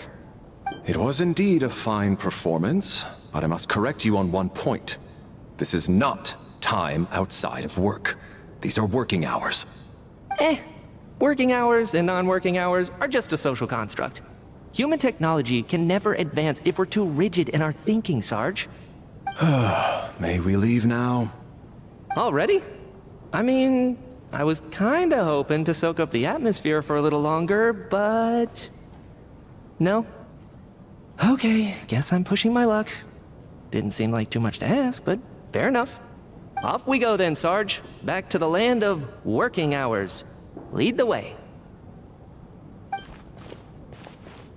That has to be her. She's the only person in the audience around Tonia's age. Excuse me, are you Tonia? Huh? Your brother's busy today, so I took his ticket. Don't worry about him, he's fine. Oh, okay. Sorry for the trouble. What's wrong? Are you sick? No, I'm fine. It's nothing. Maybe she caught a cold on the way here because of the weather.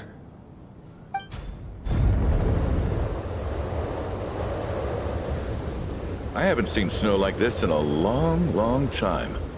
It's most unusual. I know. It's completely white out there. You can barely see a thing. I've never seen such heavy snow in my life.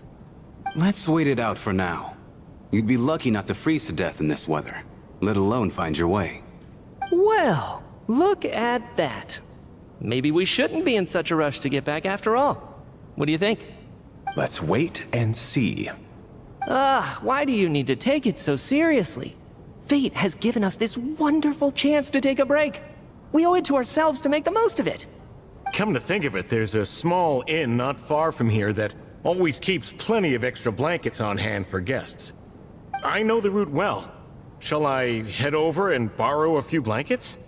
That way, anyone in a hurry can wrap up warm for the journey back. Just remember to return them next time you're over this way. Sir, there's really no need to go to all that trouble. Hey, it's no trouble at all. Wait here, I'll be right back. What a kind gentleman. Very good. My wife and daughter are waiting for me at home, so I shall be heading back as soon as I get my blanket. So... are you expecting us to go back to the Armory Palace wrapped in blankets too? Don't worry about that. I made arrangements in advance. Should I not return to the Armory Palace within 3.5 hours after Operation Showtime begins, an armed squad will be sent to collect us. They will escort us back. You are one of our key military personnel, so any weather-related risks must be eliminated. Operation Showtime? So, wait. Every single time you drag me back to work when I sneak out, it's a whole official operation? I gotta say, you've really turned this into quite a moral dilemma for me. It's snowing pretty hard out there. I think you should stay here for now. You seem a little under the weather. Sure. My brother might come pick me up in a bit anyway. Time to get to work. I should head backstage and find Odette. I need to look her in the eye and ask her about Lelik. Excuse me, are you looking for someone? Ah, a fan, I'm guessing? Today is just a dress rehearsal, so Miss Odette won't be meeting with fans. She's taking a well-earned rest right now. Sorry, but that area is currently off limits to everyone except the cast and crew. Huh. Bad timing, I guess. Well, I might as well stick around. I doubt Odette will be leaving before the snow lets up in any case.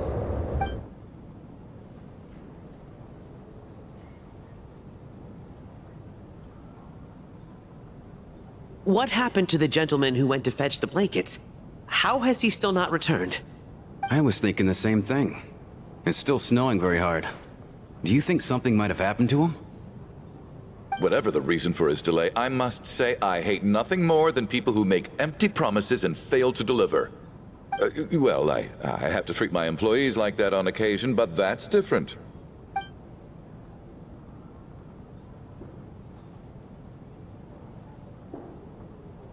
You seem anxious, Mr. Valeri.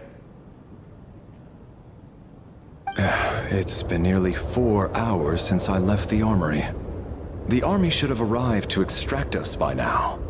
They know how much I despise tardiness and disrupted plans. There's simply no reason that they shouldn't have shown up by now, barring exceptional circumstances. Surely a snowstorm like this one counts as such. Few things in this world can stop the Snezhnayan army, Mr. Mitya. And a snowstorm is certainly not one of them. Why don't you go out and take a look? They might be right outside, waiting for your orders before they dare come in. An absurd hypothesis. I have no intention of leaving your side for even a moment until I have escorted you back to the Armory Palace. This doesn't look like an ordinary snowstorm to me. That guy who left earlier, it looked like he just vanished into thin air. Either that, or my eyes were playing tricks on me. A man-eating snowstorm? Come on. Night hasn't even fallen yet. Spare us the ghost stories.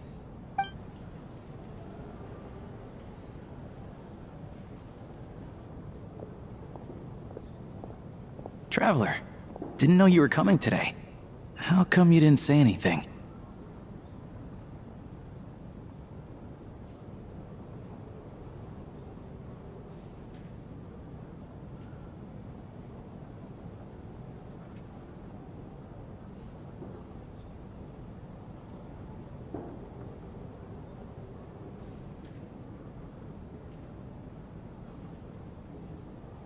Oh, right. I assumed you were looking for me and Vodyanitsa. Odette's still backstage. Whoa, that's quite a snowstorm out there. I've been working backstage this whole time, so I didn't even notice. No wonder the audience hasn't left yet. Is weather like this rare, even in Snezhnaya? Yeah, snow like this. I'm sure I've seen it out in the wild before, but never in the city. Actually, I take that back. I don't think I've seen snow this bad even in the wild. This is something else. It's not normal. If even Alosha thinks snow like this isn't normal, could it have anything to do with that monster people have been talking about? We can't stay cooped up here forever. Someone needs to go out and take a look. No need. I have plenty of experience with snowstorms. Besides, I work here while you're an audience member. I should be the one to do it.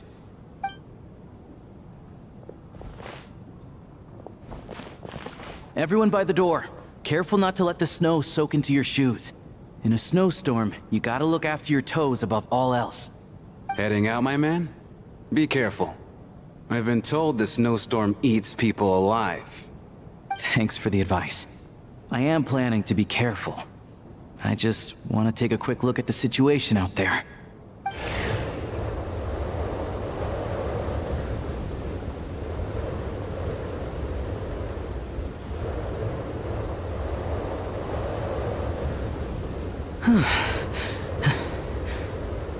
He's back! He's back! How was it? What's going on out there? Did you see any soldiers patrolling the area? Something about this storm isn't right. There's no one out there. I didn't see a single soul. And something in the air gives me the creeps. This isn't your average snowstorm. I suspect it might be related to recent events in our nation. I strongly advise everyone to stay here until the snow dies down. Are you serious? So all of us are trapped here now? That sounds a little far-fetched to me. You want to go outside and see? I, for one, am not risking my neck in that weather. This just turned from a minor delay into a major hassle. We can only hope that our friend who went to fetch the blankets just ditched us and went home. Is it really that bad? But my daughter, I won't be able to read her a bedtime story tonight. Huh? What are you all still doing here? Whoa! It's snowing hard! So now we're stuck here? Oh, this is terrible! Luckily, it was just a dress rehearsal today, so there aren't too many people here. On the bright side, the theater's always well stocked with supplies. If the snow still doesn't let up as we get into the evening, you can spend the night here, everyone. At least, I assume that's alright? Odette? Fine by me. This seems like a sensible backup plan under the circumstances. My thanks to the theater for being so accommodating. What are you staring outside and praying for, my man? You anxious to get home too? Oh, Your Majesty the Tsaritsa, I beg you, please do not let tonight's snowstorm stop. This is a golden opportunity to spend the night under the same roof as the two top stars in all of Snezhnaya. It's a once-in-a-lifetime experience. I think I've changed my mind. Sir, if you so much as look at us funny, you'll be seeing stars in a whole other way. Behave yourself, or you'll be begging for that blizzard. It's getting colder. We need to keep the indoor temperature up. Close the door and lock it tight. Let's head somewhere warmer.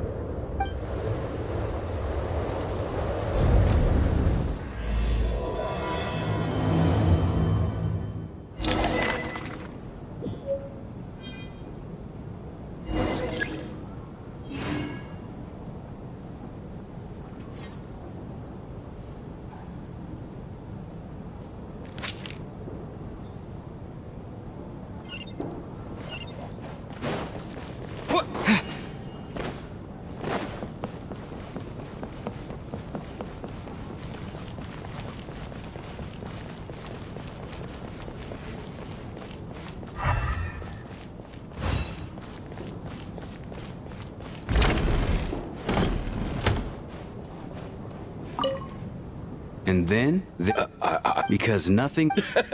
look at that. And I am Chuganov, and Are you really that... Oh.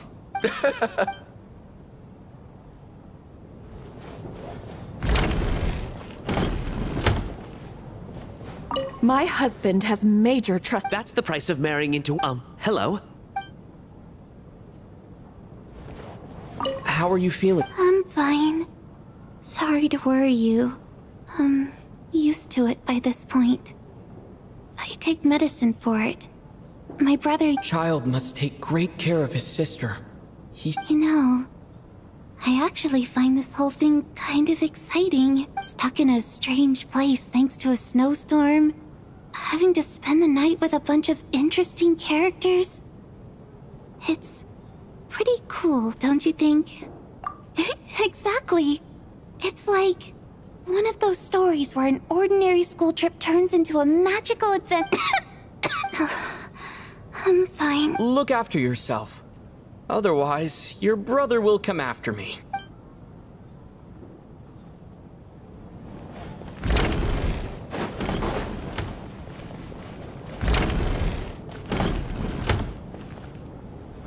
This is highly irregular. A delay of over an hour during an operation like this theoretically warrants a Harbinger-level response.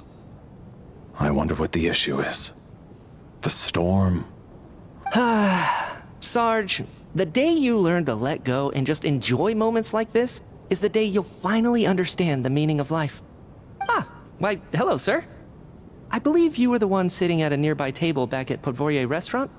Any friend of the theater's star performers is a friend of mine. It's a pleasure to meet you. I'm Mitya from the Energy Commission. Greetings. Major Valeri, head of the Special Assignment Battalion. Armory Palace Royal Grenadier Guards, 1st Regiment. I am here to ensure Mr. Mitya's personal safety. Please let me know if I can be of any assistance. Mr. Traveler, I cannot help but notice that Miss Odette is stealing glances at me. Any idea what that could be about? I've racked my brains, but I can't think of anything I might have done to offend her. Perhaps she noticed me spacing out during her performance?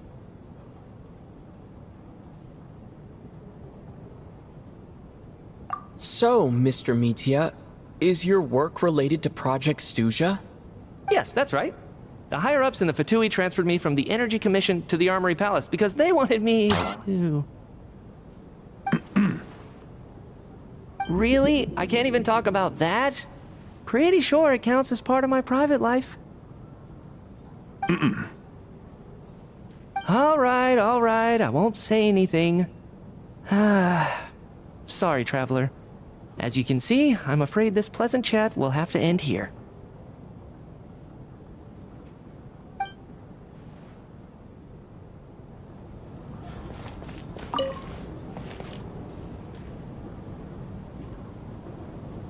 I don't think it's ever been this lively backstage before. I didn't know you were coming today. Hey, have you seen Chuganov? I heard he was coming today. Have you spoken to him at all? I'm with you.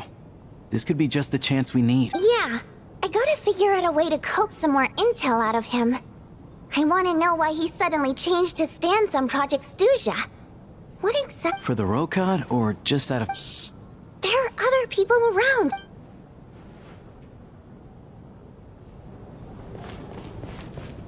I have to say, even though today was a rehearsal and there were some hiccups along the way, Miss Odette's performance was one of the best I've ever seen, even compared to an actual show.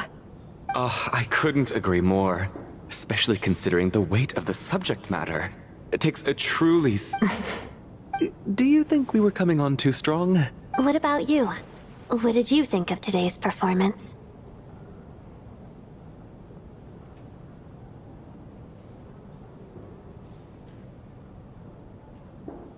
Oh my, that's very flattering of you.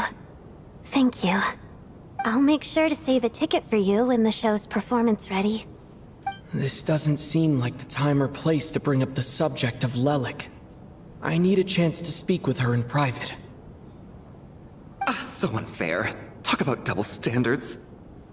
And now it looks like I've been spotted.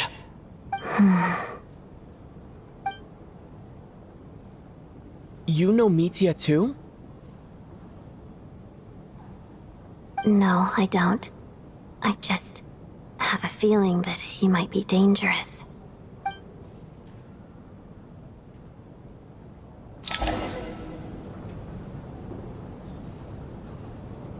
How's it looking, Alosha?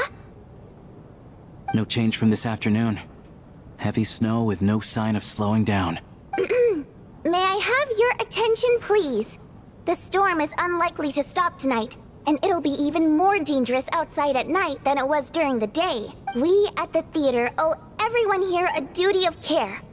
Therefore, we strongly suggest that you stay on site overnight and avoid going outside unless absolutely necessary.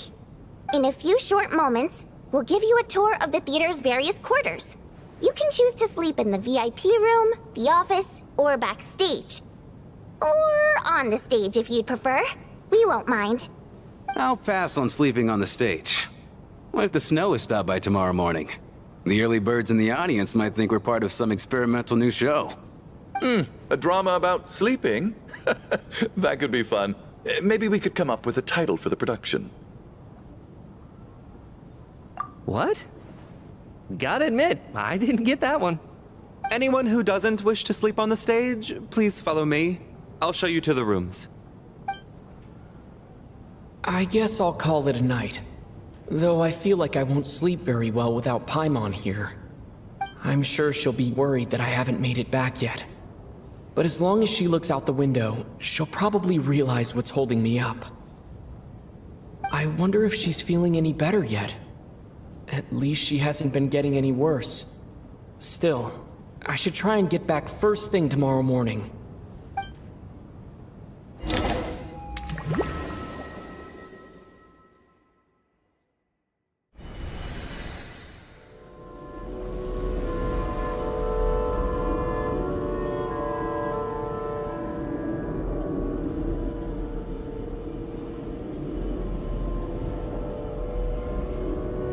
Ah, finally! Welcome back to the world of the living, lazy bones. I was about to wake you. The black mist is almost on us.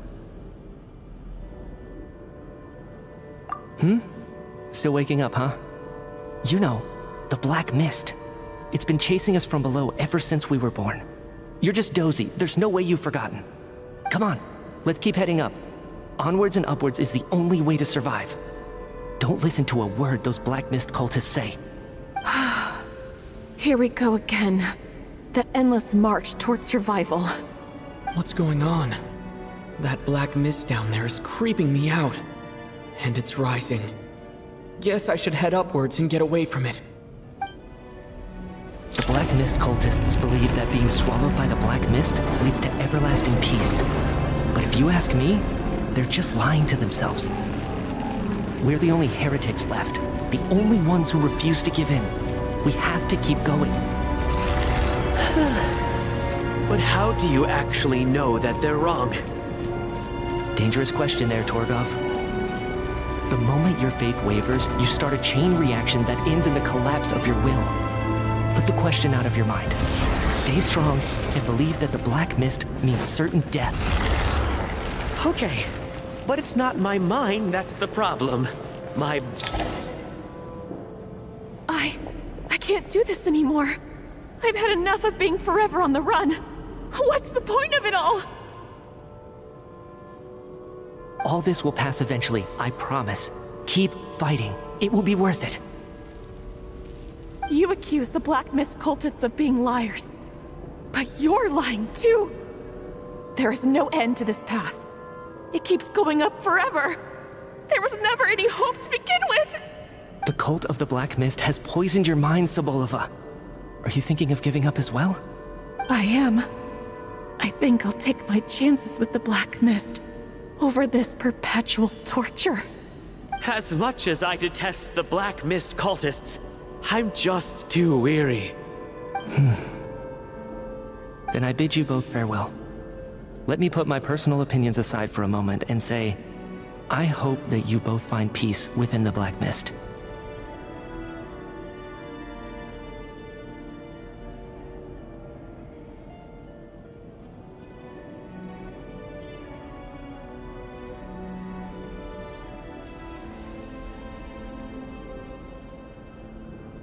Fate always appears so impossibly complicated. But at moments like this, its raw simplicity is laid bare. Their fate was sealed from the instant they entertained doubt. From then on, the outcome was both inevitable and irreversible. Let's go.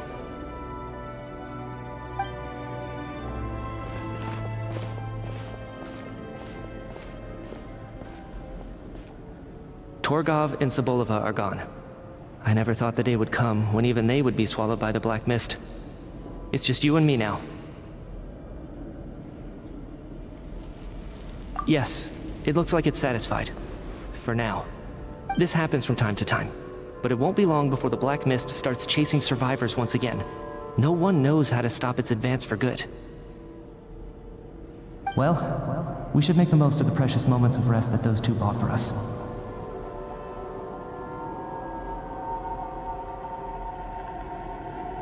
Huh? Are you really that sleepy, traveler?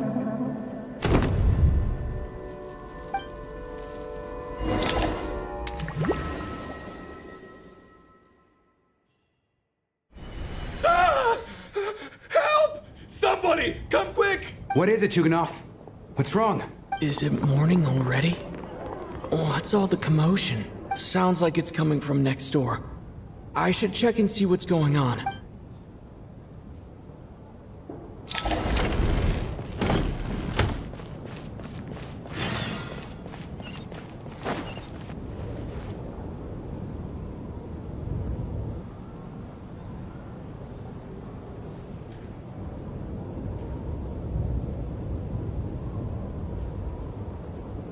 Don't look, Miss Tonya. Stay here. Okay. What happened to them?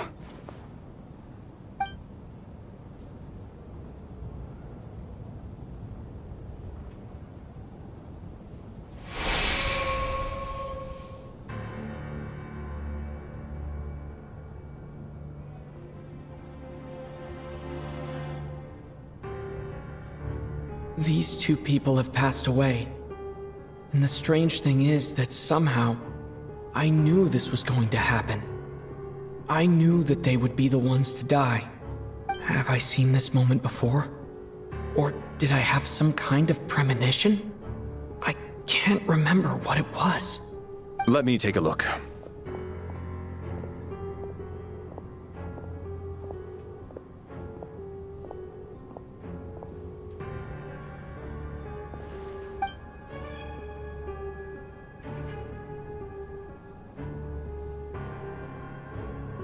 No vital signs in either of them. They're dead. The cause of death, however, remains unclear. No wounds on the bodies, no signs of a struggle, and no skin discoloration caused by the buildup of toxins. But just last night, they were chatting and joking away. This is so sudden. Could they have had pre-existing medical conditions? Even then, the odds of them both dying of sudden complications on the same night are extremely low. It's hard to believe that they died of natural causes, nor does this appear to be a suicide. Who was the first to discover the bodies? It was me. But these deaths have nothing to do with me, officer. I got up early because I wanted to see if the snow had stopped. Then I noticed that the door to this room was open, and it looked like there was a man and woman inside. I just went over to see what was going on. I had no idea they were... I can corroborate this. I was doing my morning exercises near the stage. When I saw Mr. Chukhanov heading this way, I followed him. I can also confirm that I didn't see a single person approach that room before him. The snowstorm was raging all night, and it's still going now. There's no way someone could have come in from outside, correct? You mean an intruder? No, not possible. I slept by the door last night as a precaution. There's no way I wouldn't have noticed if anyone had tried to open it. Everyone, split into pairs and search the theater for anyone in hiding, or any signs of suspicious activity. I'll follow up with a full search of my own shortly. Go, there is no time to waste.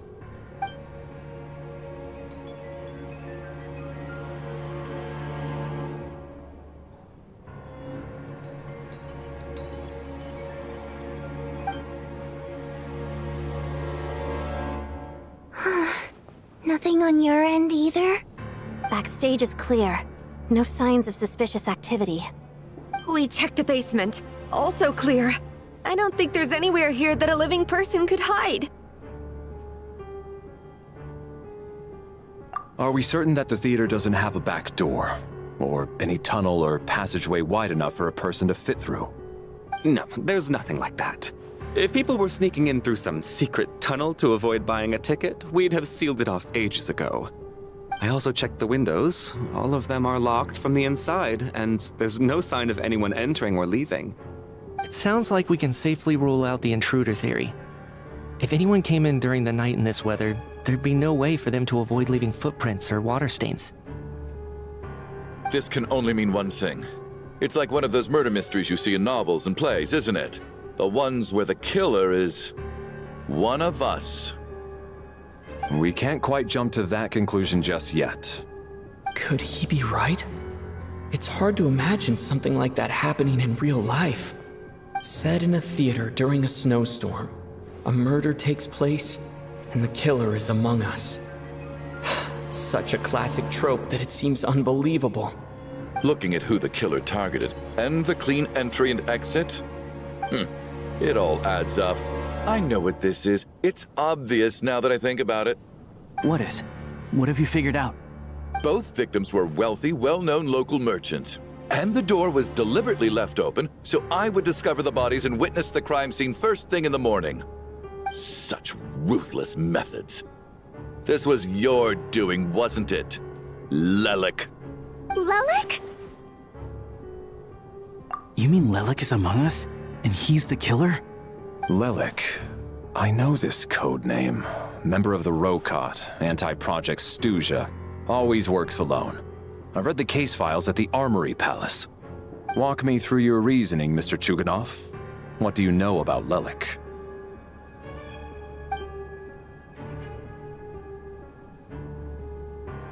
What now, huh? What now, Lelik? What more do you want from me? I already voted against Project Stuja at the Snezhno Gradvecha. You snuck into my house the other day while I was asleep. Left a threatening letter. And I did all that you asked. But Project Stuja cannot be so easily shaken. Not with the Rooster in charge.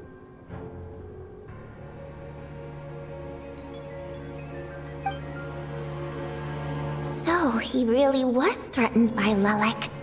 That makes sense.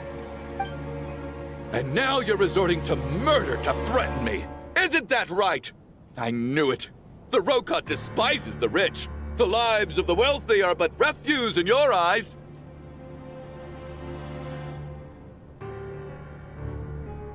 Show yourself! Which one of you is Lelik, Tell me! I'll do whatever you want! Just stop playing these mind games!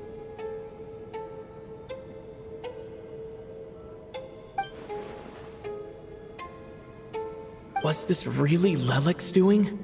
Would Odette really do something like this? If Odette really is Lelik, this seems out of character. But then again, how well do I really know her? I'm probably the only one here with a compelling theory about Lelik's true identity. But if I reveal it now, I'll be putting Odette in the line of fire. What should I do? I don't think it's likely that Lelik killed anyone. At least from the stories I've heard, he's never killed anyone before. And his name has never come up in connection with any murder cases. Besides, even if Lelik did want to threaten you, why resort to such an extreme and roundabout method? It's not his style at all. Vodyanitsa doesn't know that Lelik might be Odette, but her assessment is pretty much identical to mine. Miss Vodyanitsa, why do you suddenly feel the need to speak in Lelik's defense? Defense? Oh, no, it's just... I'm worried that we're jumping to conclusions here, so I wanted to share my point of view. Also, I don't think the Rokot is as bad as you're making it out to be. Well, if you think I'm so wrong, what's your theory then, Why don't you tell us who the killer is? The case is still evolving, Mr. Chuganov. Please do not prevent others from expressing their opinions so early on in the discussion. Even so, there's no denying that the recent threat received by Mr. Chuganov may well be an important clue. So there's still a good chance that Lelik is right here among us. I can't do this anymore. I don't care if it's still snowing outside. I have to get out of here.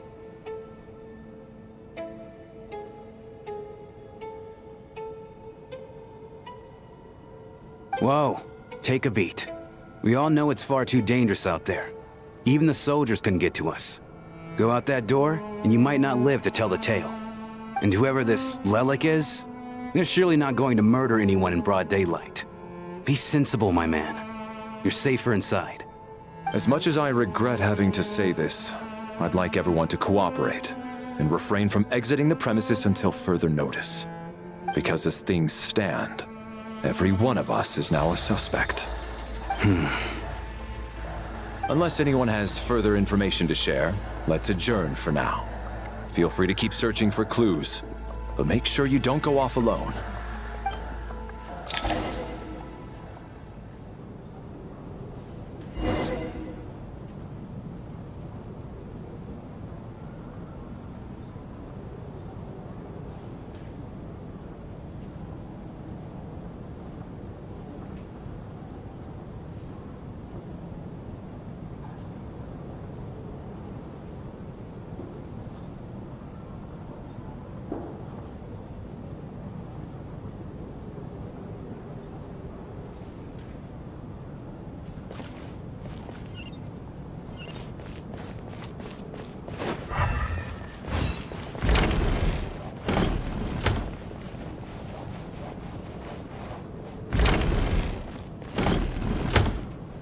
Alright, that was my bad.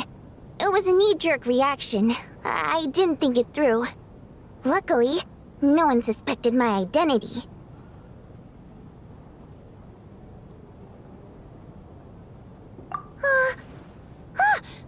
Oh, phew. It's just you. I thought someone was eavesdropping. Since Vodyanitsa and I were on the same page earlier, I think I should share my thoughts with the Rokot members first.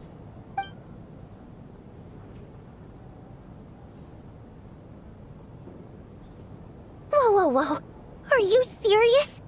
I don't know if this counts as gossip, but it's definitely on track to be the juiciest this whole year.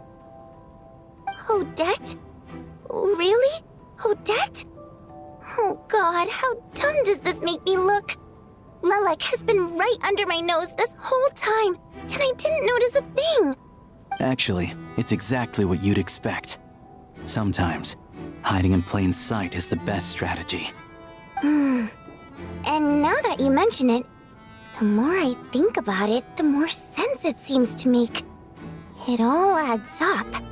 What are we up to now? 1, 2, 3, 4...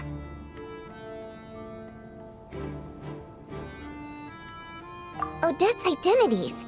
She's my coworker, specifically a ballerina, and also a Fatuz, a member of the Rokot. Now, Lelek. It must be so exhausting. I just want to give her a hug. I guess since I've always known her as a member of the Fatui, it never even crossed my mind that she could be involved with the Rokot, let alone be Lelek. I don't understand. If she's with the Fatui, what reason could she have for being so opposed to Project Stusha? Probably best if you ask her that in person.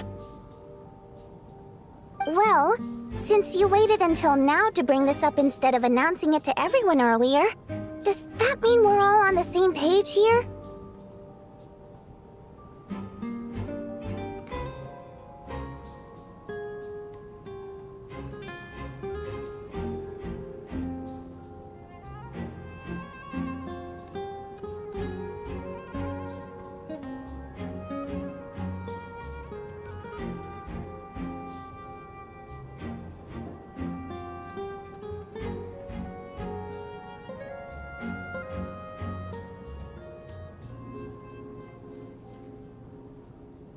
Yeah. Lelek may not follow orders from the Rokot leadership, but as far as I'm concerned, she's never crossed the line. If anything, her actions benefit the poor. We need to confront her face to face. Do you think she'd really admit to being Lelek? I don't know. We'll have to see how it goes. For now, we'll work on the assumption that she didn't kill anyone, and see how much she's willing to tell us.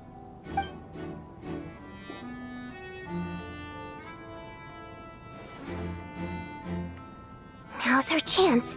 Odette's alone. Let's go. Hey, Odette! What is it, you guys? Shh! Keep your voice down. We need to talk. So, you're Lelek, aren't you? Alright, fine. You don't have to say anything or explain yourself, just hear me out first. None of us believes you'd kill innocent people. Whoever murdered those 2 people last night, it wasn't you. The Traveler was the first to figure out your identity, but he kept quiet during the discussion just now. Still, it's clear where the group consensus is heading. Everyone believes Lelek is the culprit. If your identity is exposed, you'll be in a really bad spot. We're your colleagues, and we know what kind of person you are. I don't want anything bad to happen to you. So, can you clue us in? Tell us everything. The more we know, the more easily we'll be able to cover for you. Alright. Yes, I'm Lelek. And no, I'm not the murderer. And thanks, but I don't need you to cover for me. Actually, I'm planning to reveal my identity. Huh? You're gonna reveal that you're Lelek? Here? That's right. I'll admit I was surprised at first when Chuganov guessed that I was here. It was just a lucky guess, but it caught me off guard. But after taking some time to assess the situation and confirm where everyone stands, I don't believe I have anything to worry about. Are you sure you don't need a second opinion? Given the circumstances. Mr. Valeri! What?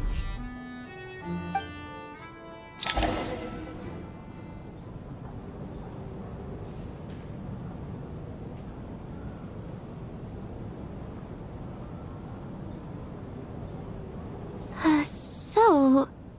Odette is Lelik? I don't know what game you're playing, but you've got a lot of nerve. It's just one identity. So what if it's exposed? I can disappear and adopt a new identity anytime I please. I made my peace with this when I chose to become Lelik. But more importantly, I promise I am not the murderer, which means that someone else is. So, if anyone still insists that I did this, you'd best produce the evidence now. Otherwise, I suggest that you bite your tongue. Because if you really believe I killed 2 people without making a sound or leaving a trace, pointing fingers at me would surely only make you my next target. Is this really the truth, Miss Odette? That's confidence, all right. I believe you. A real no-nonsense attitude. I can see why Marionette said that she's on track to inherit the title of the Fair Lady. Are you seriously buying this? Hey, officer! She just admitted to being Lelik. Aren't you going to do something about this? I do have one question, Miss Odette. Why have you chosen this moment to come forward and reveal your identity? If I didn't say anything, everyone would be focusing all their efforts on finding Lelik. And that is exactly what the real culprit wants. I don't want to be the scapegoat who lets the murderer get away with this crime. Despite all the accusations, she made the smart choice. A remarkable display of rational thinking under pressure. Clearly, Odette's talent extends far beyond the art of dance. She thought so far ahead. Ugh, why do I always feel like I'm one step behind her in everything? You've convinced me. Dealing with the murder case remains the top priority right now. Let's put the name Lelik and all related incidents aside until further notice. Nevertheless, the group still considers you the prime suspect. I assume you have no quarrel with that, Miss Odette? I understand. You're welcome to keep an eye on me around the clock. I have no objections. Mr. Chuganov? For my wife and daughter's sake, I'll let you off the hook for now. But don't think you're forgiven for breaking into my house and threatening me. Just wait till we get out of here, Lelik. We'll settle the score then.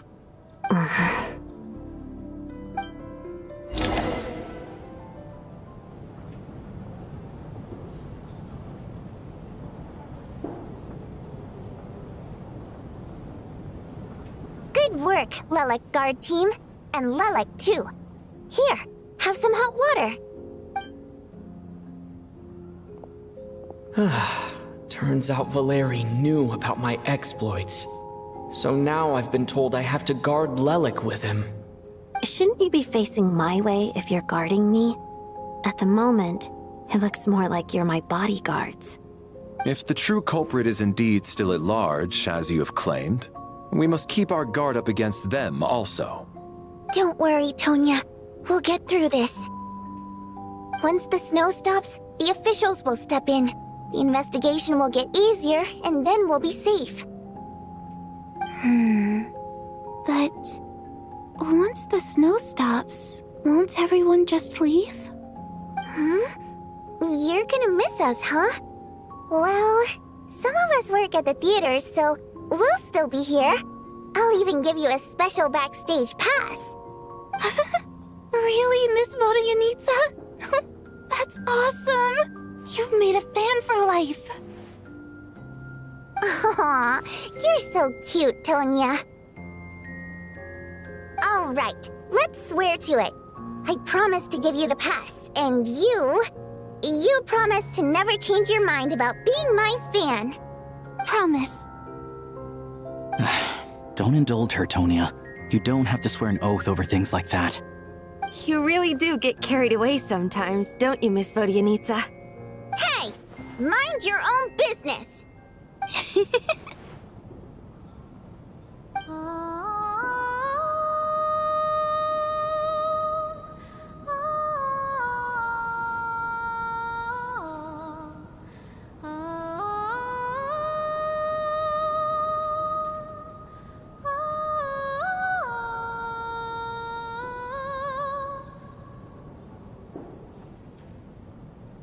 Don't be nervous, Miss Waterimp.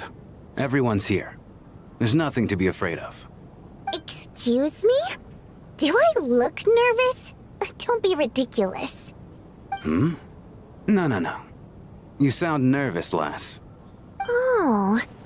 Wait, but how... Okay, plenty of people know that I'm a water imp, but still... How come you understand our primary mode of expression? Primary mode of expression. I've not come across that concept before. Do enlighten me, Vodyanitsa. Well, it's just... We water imps tend to communicate our emotions to each other by singing, rather than facial expressions. The emotions we convey through song take precedence over our facial expressions. So, we think of it as our primary mode of expression. I'm impressed, Shram. I didn't take you for a man of culture, but you're clearly rather learned. It's not about being cultured or not. The thing is, this mode of expression can usually only be understood by other water imps. It's not a simple case of a song sounding happy or sad. And yet, you're clearly human, Mr. Shram. It's really not the big deal you're making it out to be. I think I just have a knack for it. Plus, I have a... very close friend who's a water imp. A delightful lady. But keep that a secret. Anyway, we spent so much time together that before I knew it, I noticed I could understand her expressions. Oh, I guess that makes sense. Still, the fact that you have a water imp friend is even more surprising. I'd better watch what I'm singing when I'm around you from now on. Hey, what are you implying? You're not secretly insulting the audience in your songs, are you? Heavens, why would I do a thing like that? It's getting late. We should discuss our sleeping arrangements for tonight. To guard against the killer, someone needs to keep watch. I suggest that we don't sleep in separate quarters tonight. It will be safer if we all stay together. As long as someone keeps an eye on Lelik, I'm quite sure we won't have any trouble. Are you saying that you wish to bet your life on Miss Odette being the killer? Nonsense. Of course not. Then I propose the following arrangement for tonight. The Traveler, Odette, and I will form the Night Watch. We'll sleep in shifts, but 2 of us must be awake at any given time. An excellent idea. This allows us to handle the Night Watch while also keeping an eye on Lelik. Meanwhile, the rule of taking shifts in pairs resolves the other issue. Namely that we can't necessarily trust the Traveler or Valeri either. I expect that plan took you quite some time to come up with, didn't it? Actually, our field combat manual outlines a similar approach. Although the scenario there involves guarding prisoners overnight during field operations. That being said, I must clarify that I harbor no disrespect towards you personally, Miss Odette. In fact, Lelik's numerous covert operations make fine textbook examples for military agents. I care less about respect and more about the fact that you just robbed me of 2/3 of my sleep tonight. I'm calling dibs on being the first to rest. Good night.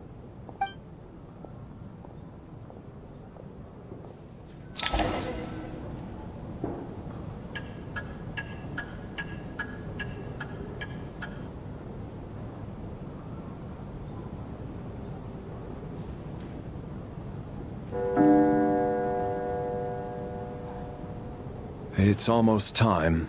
We should wake Odette. How are you faring?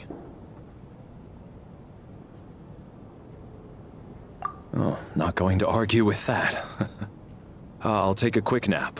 If you start to feel sleepy, wake me up anytime. It's finally time for Odette and I to share the night watch. I should wake her up.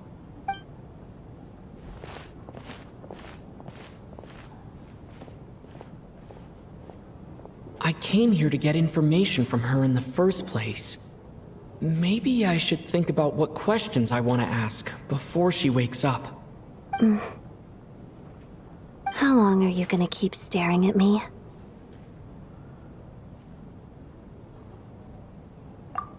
Couldn't sleep.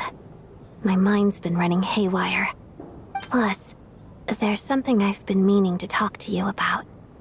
I had a hunch that you wanted a conversation too. Let's take this chance to clear the air, shall we?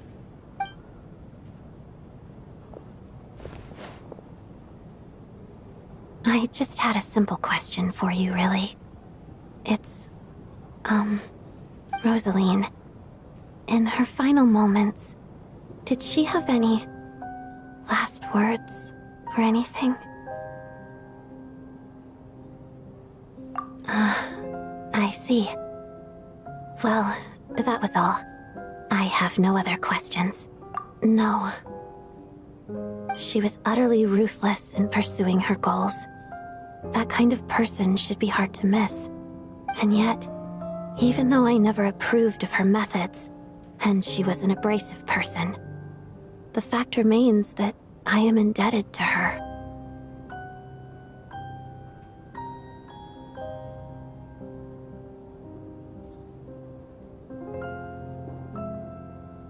Oh, she told you. I guess that makes sense. I think she and Rosaline were on pretty good terms.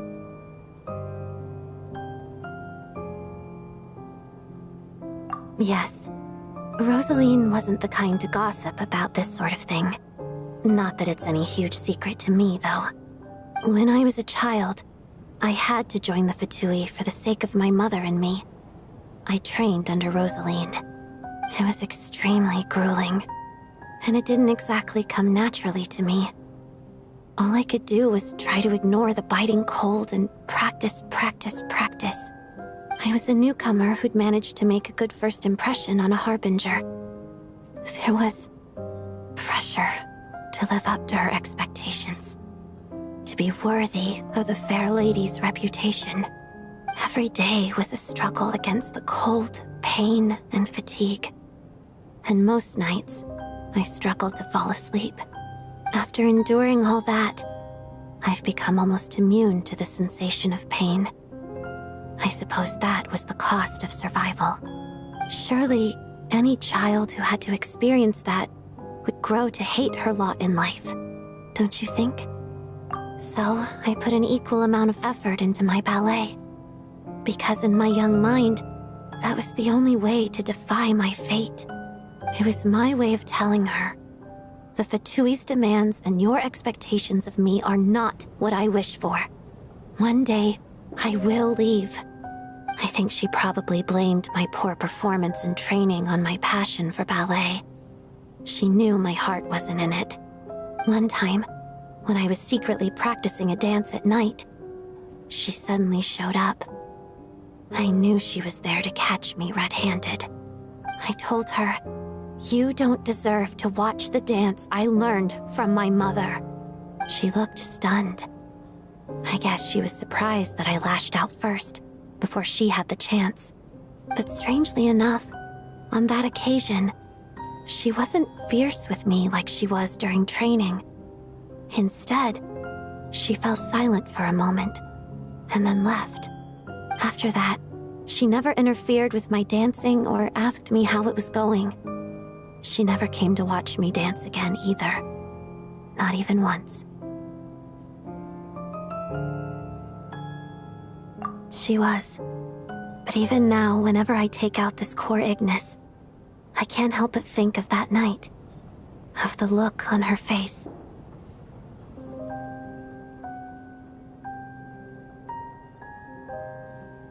Sort of. Although gift might be too kind a term. This is her flame sealed within ice. A symbol of her favor, yes, but also her way of keeping an eye on people.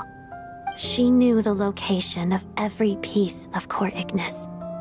If any recipient started acting suspiciously, she'd be on to them immediately.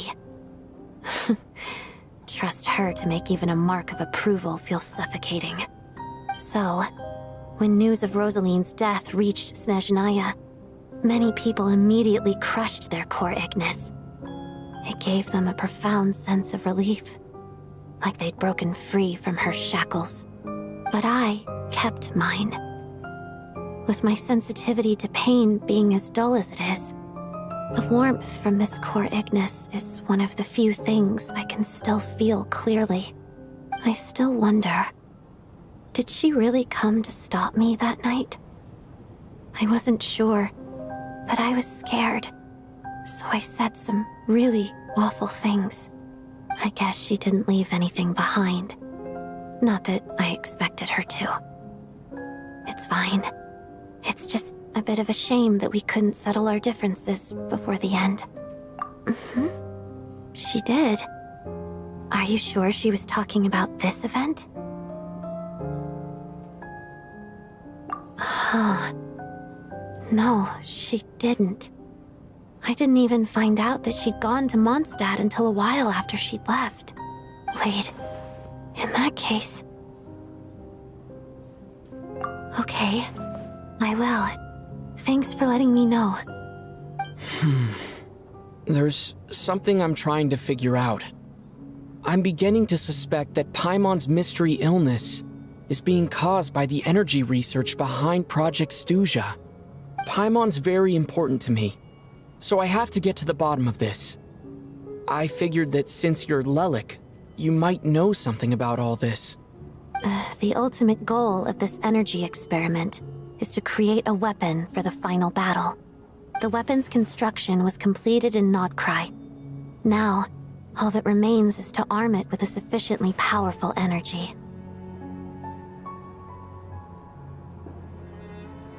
Yes, the weapon's development and all the related experiments are overseen by Lord Piero, the Jester, and the lab is located deep within the Armory Palace. I'm not sure why this experiment would be making Paimon feel unwell, though. The best way to get to the bottom of it would be to go there in person. Once we get out of here, I'll help you apply for an entry permit.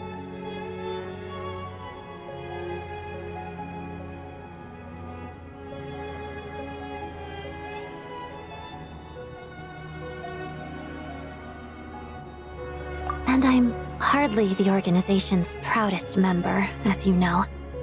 You answered my question about Rosaline. I want to do you a favor in return. It's that simple.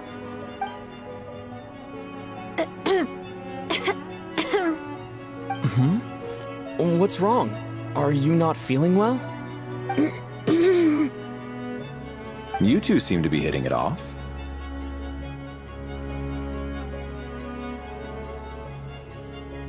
I thought you were sleeping. Of course I was. In the military, one learns to fall asleep quickly, even in the most inhospitable environments. It's vital to staying alert and energized. Why? Is something wrong? Even if he was awake, he can't have overheard us, right? Well, thank you both for keeping watch. Traveler, I'll take over for now. It's your turn to get some sleep. Sure.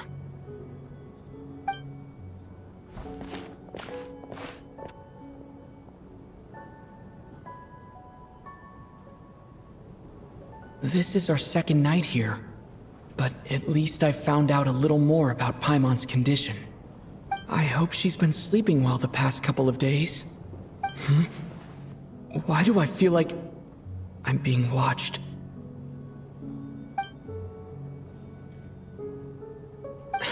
Seriously?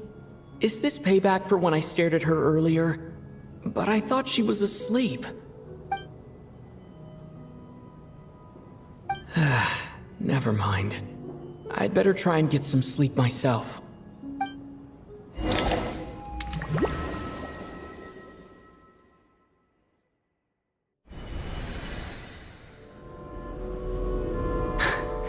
Hey, What are you spacing out for? Are you reaching your limit too?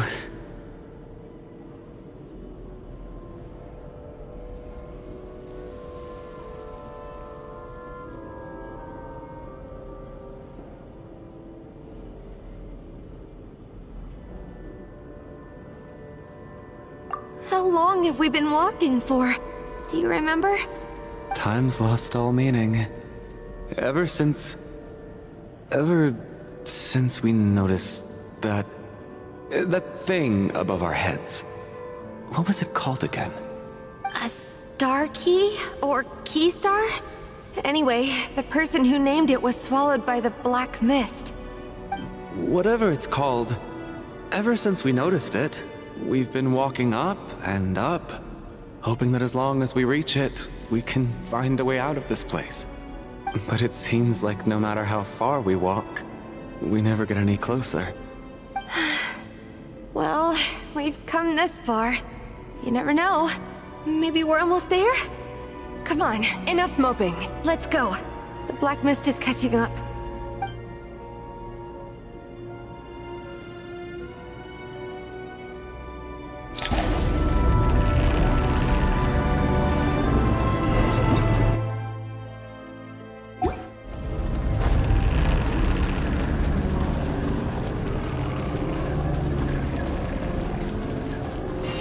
Monsters! Watch out! Not again! I've lost count of how many times we run into them. Be careful!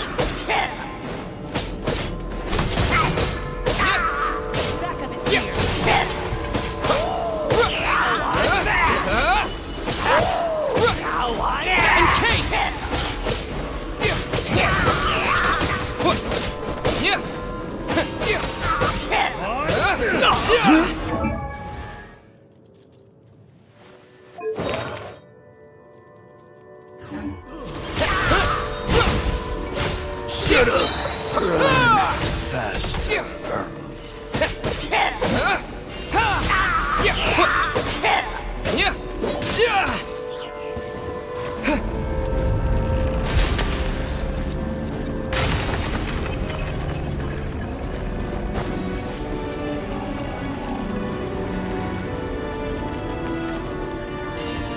Here they come again! Get ready! You wanna fight? Let's go! Gotcha!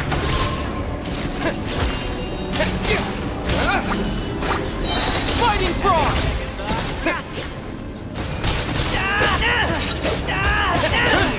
Cryo storm!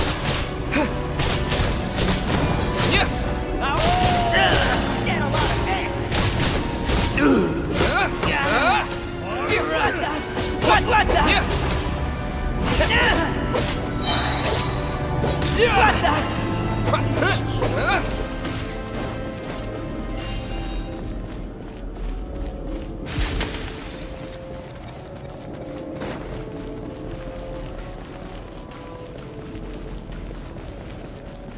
Monsters ahead of us.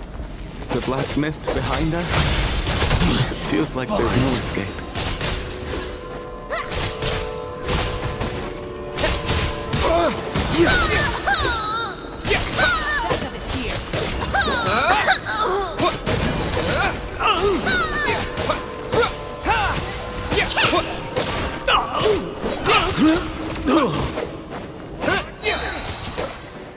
Fighting frog!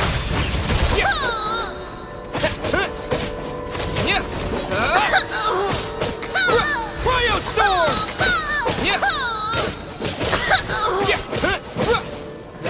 Learned! Are you hurt, Coolish? No. I'm fine. It's just... suddenly I don't want to walk any further. I get you. In fact, I reached my limit a long time ago.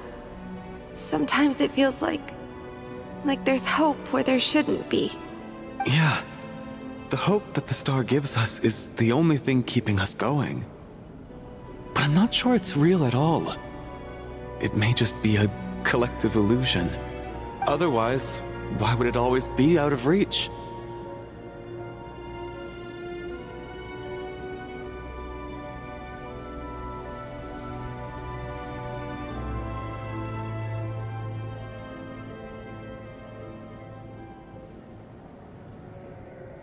We know you mean well, but you're only saying that to try and encourage us to keep going, aren't you? Thank you, friend. But enough is enough. Please don't give me any more false hope. Hope is poison in this place. You're going to continue, aren't you? I admire that. I've given up, but I wish you the best. May there come a day that you catch up to the star and leave this godforsaken place.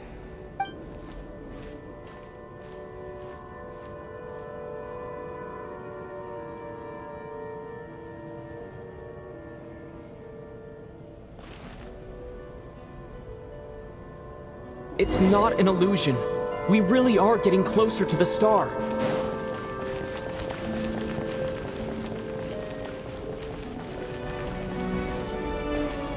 Congratulations. You're the first person to make it here.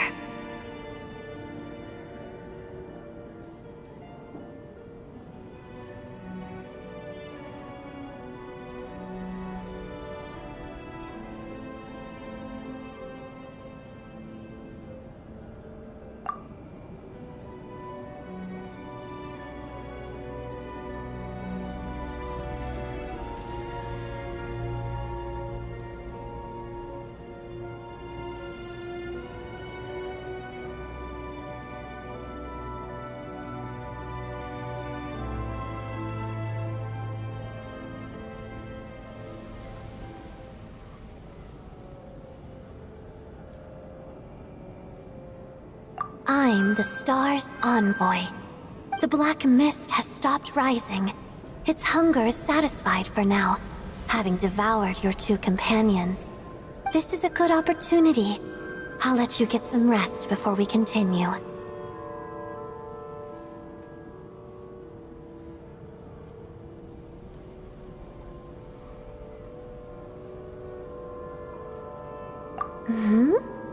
What do you mean, leave?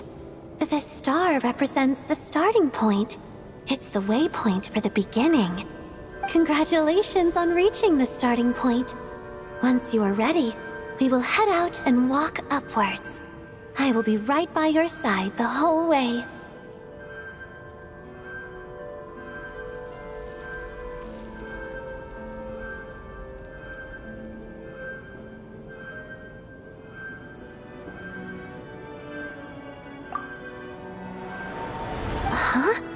What's wrong? Hey, don't give up before the journey's even begun.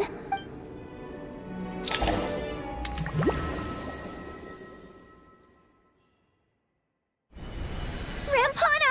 Rampana! Is that Vodyanitsa's voice? What happened? Coolish, wake up! Please wake up!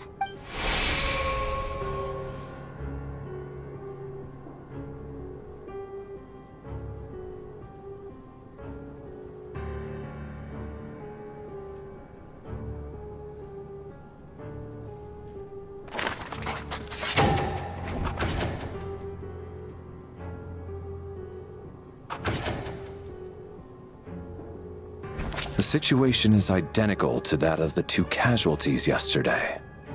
We cannot ascertain the cause of death. At least there are some elements that we can rule out this time.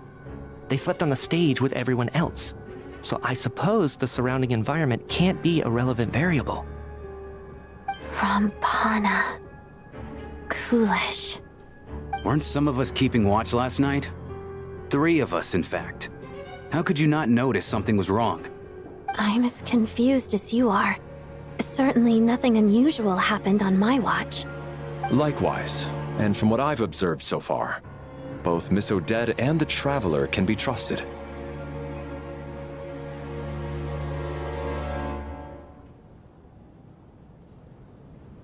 To be honest, I didn't get a wink of sleep last night.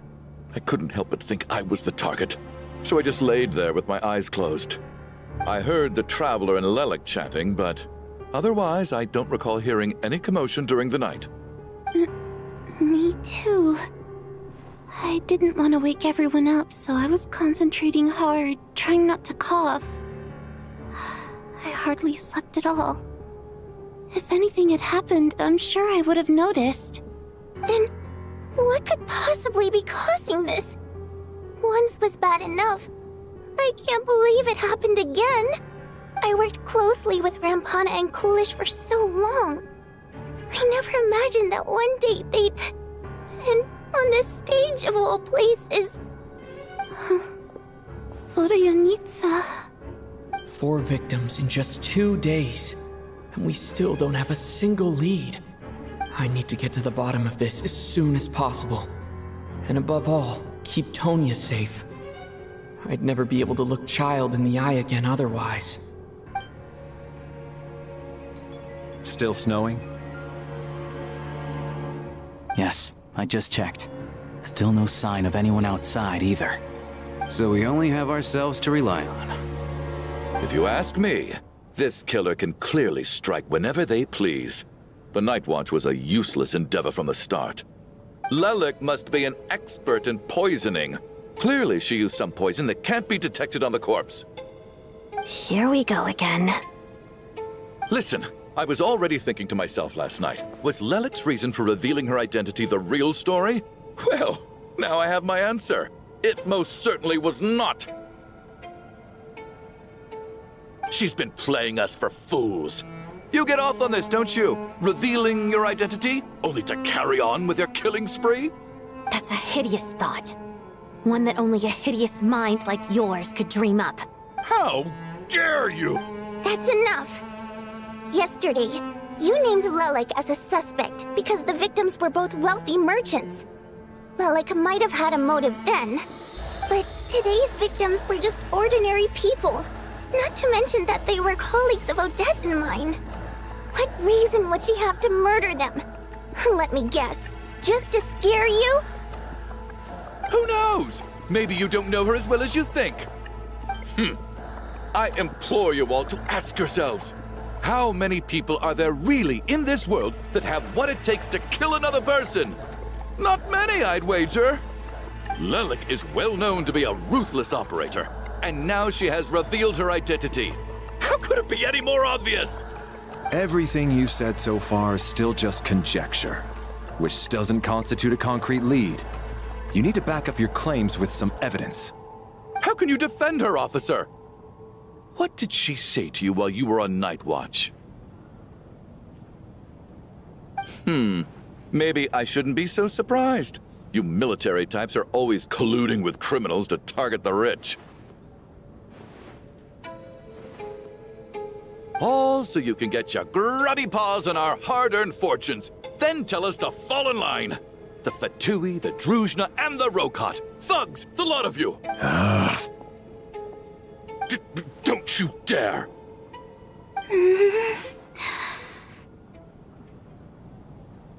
Sir, but... You were the one who told us not to stop other people from expressing their opinions yesterday. 4 people have already died. Only yesterday I was chatting with Mr. Coolish. Then we woke up in the morning and he's... Turning against one another is the last thing we should be doing right now. Little girl. Even if Mr. Chuganov is a puffed-up, pig-headed windbag who doesn't have a clue what he's talking about, he's still one of the victims here, isn't he? Quite. I had no intention of resorting to violence. But you're right, Miss Tonya. I ought not prevent him from speaking his mind. In any case, I believe Mr. Chuganov has calmed down a little now. We may resume our discussion. I don't think there's any need for that. What is there to discuss? Nothing about this situation is normal.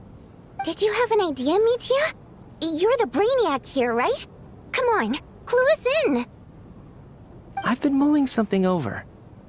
All the leads we have so far concern things from outside the theater. Miss Odette's alter ego, the threats Mr. Chuganov received. But then there's the 2 double murder crime scenes themselves, which have given us absolutely nothing to go on whatsoever. That's highly unusual. Even with the most careful killers, there's always some evidence left behind. So what are you suggesting? I think this could be a supernatural event. It isn't characteristic of human-on-human homicide at all. Correct me if I'm wrong, but aren't you supposed to be a scientist? That doesn't sound like a conclusion someone like you is supposed to make. I got into scientific research because of my insatiable curiosity. But if the present situation defies all known scientific explanations, I don't mind shifting my curiosity toward the paranormal instead. Now that you mention it, I remember when I first came to the theater. I heard rumors about this place being haunted. Haunted? Yeah, I think I heard the same thing. But I mean, they're only rumors, right? We've worked here for years. Surely we would have noticed any spooky goings-on by now. Well, this has taken an unexpected turn. A haunted theater? If Paimon were here, she'd probably be hiding behind me in fear right now. Why don't we take this opportunity to look for clues again with a more open mind? Maybe a different perspective will help us see something different. Very well. Whether it's criminals or ghosts we're looking for, the same rules apply. Everyone needs to tread carefully. I'll move the bodies into the same room for now.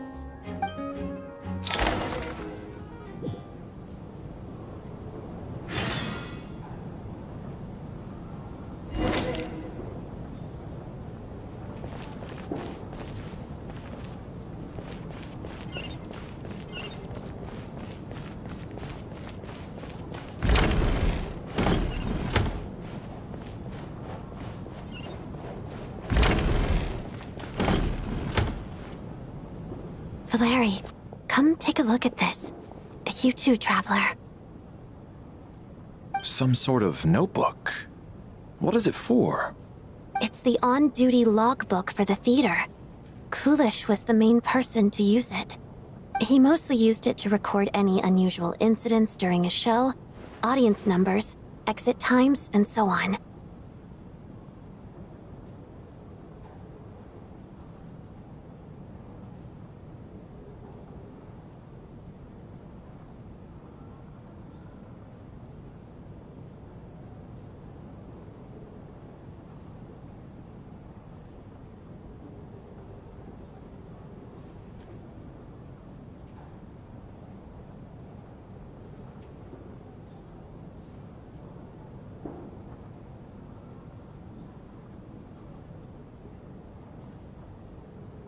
Yes, he'd always have this logbook with him when he checked tickets at the entrance. This should confirm a lot of key details about the recent show. So, you find anything unusual?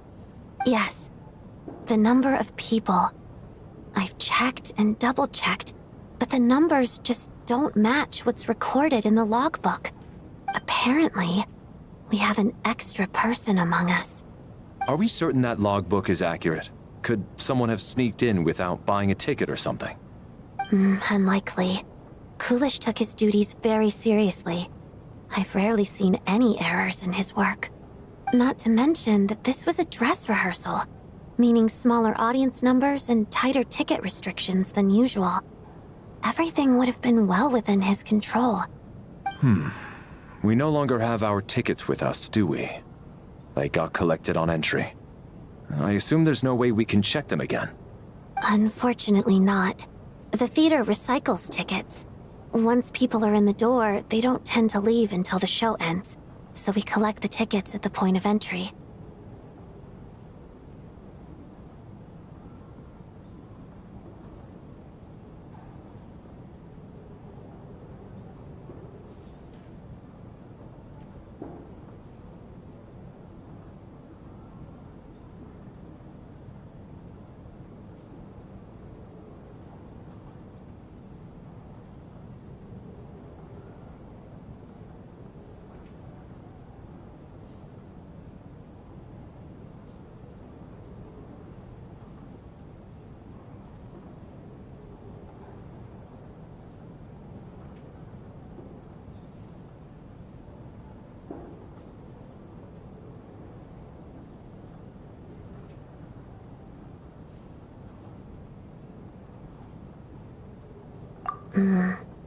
Still, I'm inclined to believe that this discrepancy in the head count is significant somehow.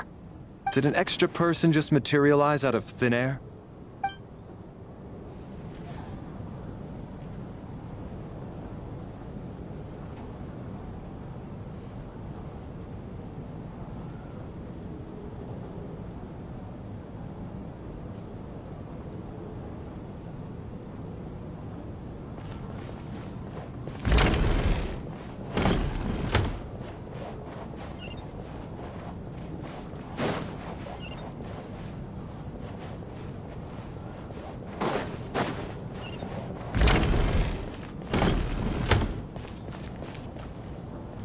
Tonya, did you find anything? Not yet. Still looking. So... Are we supposed to be looking for something paranormal? I think I'd prefer teaming up with you than looking around on my own. This looks like somebody's notebook. Shall we read it together?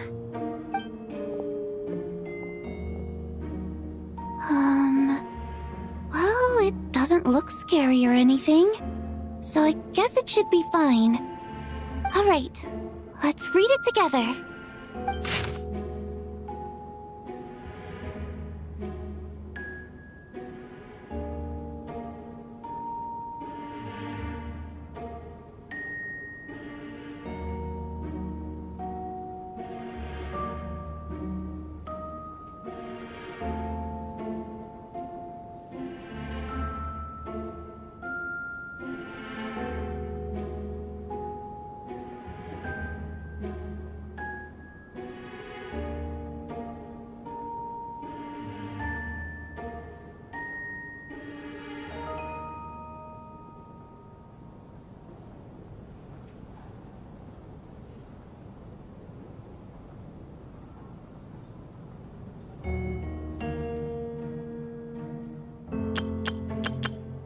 Huh. This has to be Vodyanitsa's writing, surely. Maybe it's a little rude for us to peek at this. I feel like I just read someone's secret diary by accident. It sounds like she's writing this for her parents, right? I don't understand. Why put this stuff in a notebook instead of mailing it in a letter? Because her water imp parents belonged to the aristocracy, who were driven out of Snezhnaya by the Tsaritsa long ago. And now they live somewhere new, where the postman can't get to.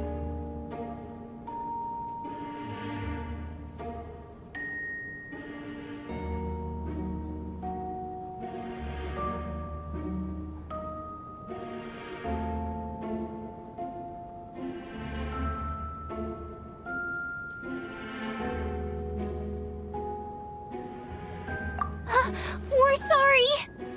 It's fine. My fault for not storing it properly. I can't leave things lying around and expect them to get ignored when everyone's scouring the place for clues. Alright, give me my notebook back. I'll take over the investigation in this room.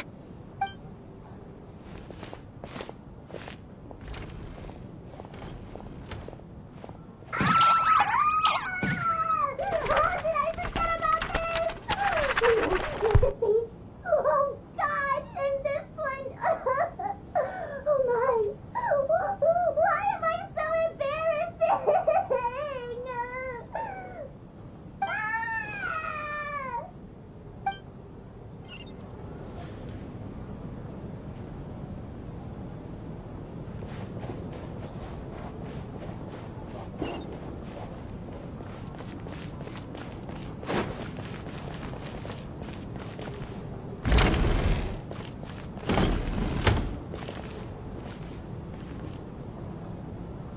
Ah, Traveler.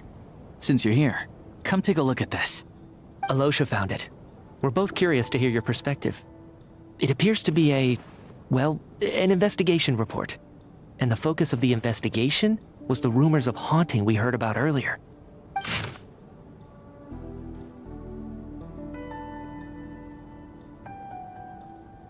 An investigation report, huh? Looks quite old. This person's name looks to be of Sumeru origin to me. Was the investigator from Sumeru? The theater manager must have hired an investigator once specifically to look into this issue. But it doesn't look like anyone ever looked at the report. Presumably, the manager wanted to know if the supposed haunting was dangerous while also being fearful of word getting out in case it affected the theater's business. Anyway, the bottom line is, the haunting is actually real after all. It's caused by an obstruction in the ley lines. Is there any chance this is the key to finally making some progress with the murder cases? Ley line problems are pretty unexceptional to me by this point. And while it certainly offers an explanation for the ghosts, it's hard to imagine what connection it could have to these two murder cases. Some of the language that appears at the very end of the report caught my eye. Angel civilization, ley line renovation? My area of research doesn't touch on any of that, so it's completely outside of my wheelhouse. Huh? A piece of paper just fell out from the report. It landed right by your feet.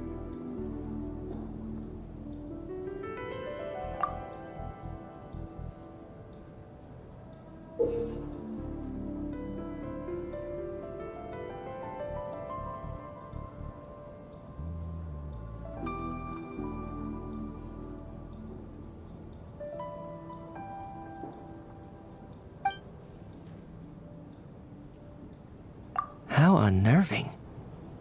It was tucked inside the report, so it must be a note left by the author.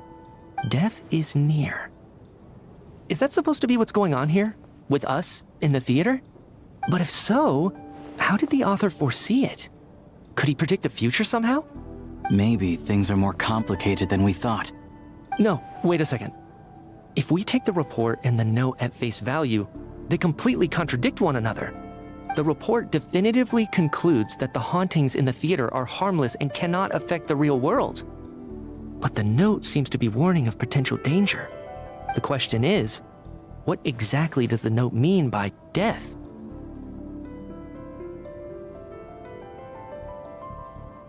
The various ways we could interpret this keyword lead in completely different directions. Let's pause our analysis here for now. I think we need more information.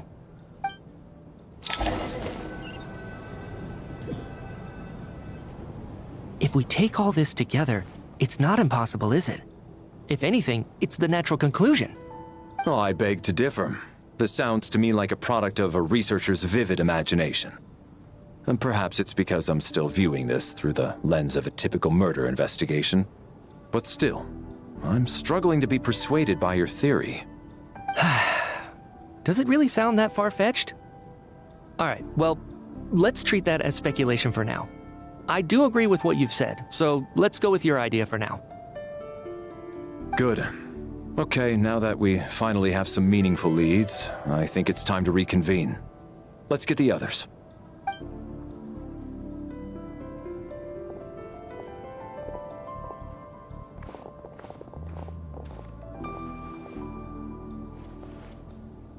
So, that's about everything we've discovered so far. I'll share my theory first. Based on what we've learned from the logbook, I believe the extra person among us is most likely the killer. If the killer had simply bought a ticket, it would have greatly increased the risk of their identity being exposed.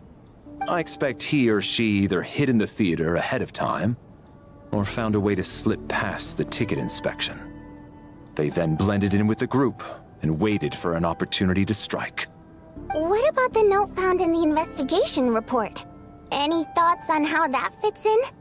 The killer may have simply planted it there as some sort of sick joke. I've seen my fair share of psychopathic killers. They love playing cryptic mind games. So, it has nothing to do with the haunting of the theater after all. This theory makes sense to me. If we have an audience member unaccounted for, chances are they didn't come here to watch the show.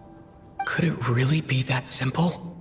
So, in other words, all we have to do is find out who got in here without a ticket, and all our problems will be solved? Then let me make one thing clear.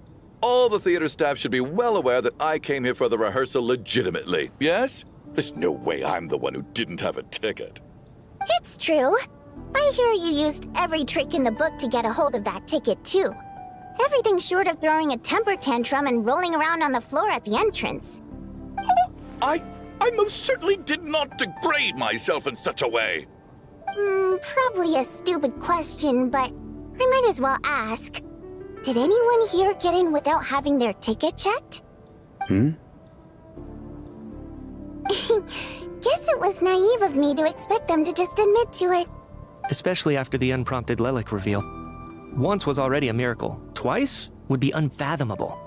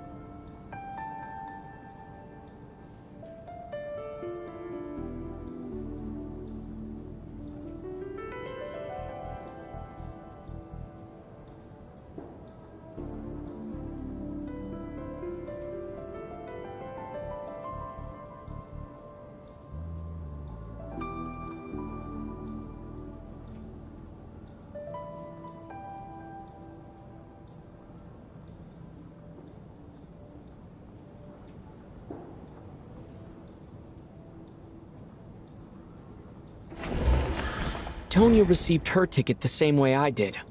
I assume Child got both of them together. In any case, I knew in advance that Tonya was coming.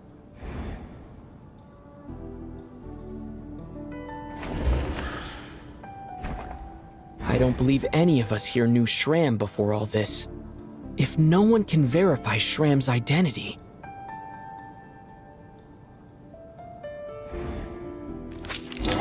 Mr. Shram, did you really go through the ticket inspection to get in here? Huh? Me? Why am I being singled out, my friend? Do I seem that suspicious? It's not that you stand out as suspicious, more that everyone else has been ruled out as trustworthy. Okay. Well, we spent the best part of 2 days together now, so I'm sure you can all tell what kind of person I am. I'm a true gentleman. I never dream of doing something like sneaking to the theater without a ticket. Yeah, I have no doubt that you're a good person. But the problem is, none of us here actually know you, so no one can say for sure that you are who you claim to be. Although, actually, what was it you said last night?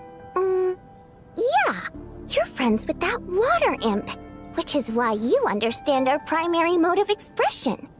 Last time I checked, there were barely any of us remaining in Snezhnaya, since most of the water imps left. Could you tell me a little bit more about your friend? There's a good chance I actually know her. And I suppose it's also kind of a way for everyone else to get to know you a little better.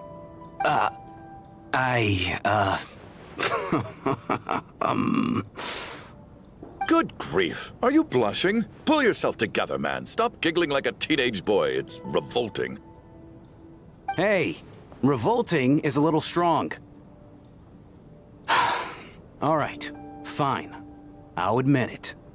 That water imp friend of mine, the truth is, we're dating. I was just a bodyguard hired by our family. But the stars must have aligned, because sparks began to fly between me and their daughter. Never in my wildest dreams did I think I'd get so lucky. We don't need details. Just get to the point. Okay. I'm just a little hesitant to reveal her name, that's all. You know how it is. These are delicate times. Even with me to protect her. If word gets out that she's dating a human, both the Fae and human factions will give her a hard time. Really? Wait, no. That can't be. Huh? Shram, what the devil are you talking about? Why is everyone looking at me like that? Surely you can understand where I'm coming from. Delicate times? Factions? Yes? You know, the Civil War? Last time I checked, the Fae and the humans were still at each other's throats. If I'm not mistaken, the last significant civil war in Snezhnayan history was over 400 years ago, when Her Majesty the Tsaritsa had just taken the throne and was consolidating her reign. What do you mean, 400 years ago? What's going on here? Is Shram from the past? All right, Mr. Mitya, you win this round. As far-fetched as it is, it appears that your theory may be correct. I'm just as amazed as you are. I didn't even believe it myself, to be honest. Is someone going to explain what's going on here? From the look on your face, you figured it out too, haven't you, Traveler?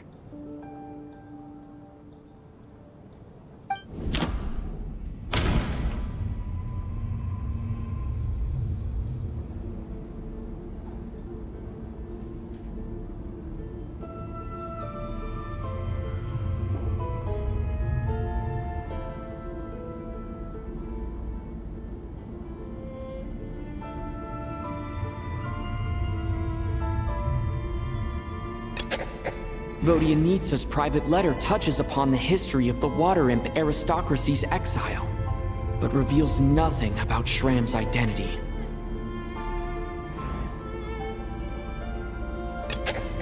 That seems to be the case. Shram's the extra person, but there's no way of learning his identity from this clue. The theater's ley lines have been modified to block souls within its grounds from returning to them. Some souls can even wander this place forever. Mr. Shram's statement proves he is from hundreds of years ago. And according to the investigation report on the theater hauntings, Mr. Shram is very likely a lost soul wandering the theater.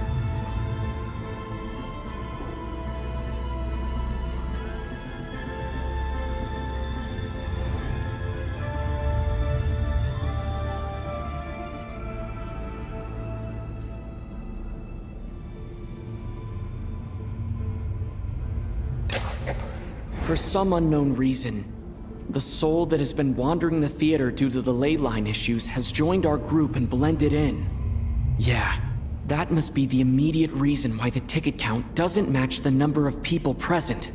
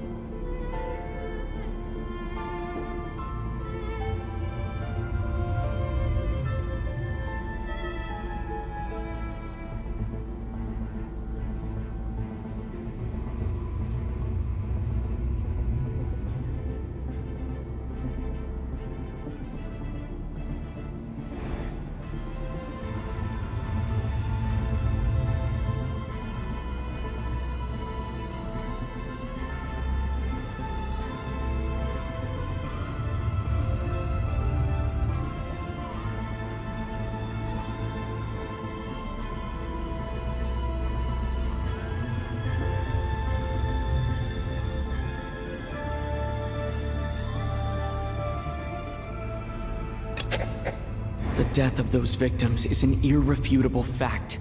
It is... Since we discovered... The contents of the investigation report have been verified.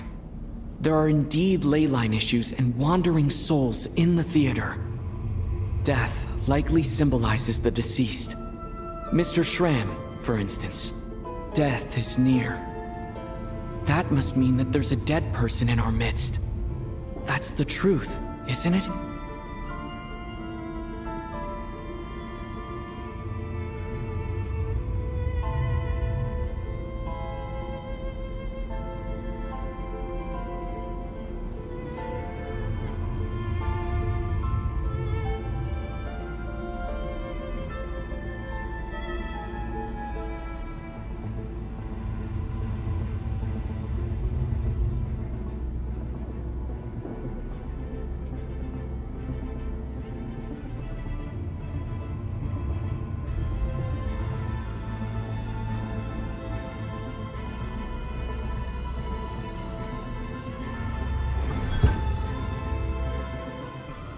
Yeah, the logic is clear now.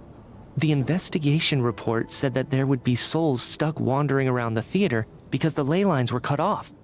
Mr. Shram must be one such soul who died in the theater a long time ago. In which case, that also makes him our extra person. So when the note said death is near, it must have been referring to death as in the deceased, people who died a long time ago. Someone who died a long time ago. In short, there's a dead person among us. The extra person we've been searching for is a ghost from the past. You mean I'm a ghost? No. Don't make jokes like that, my man. There must be some mistake.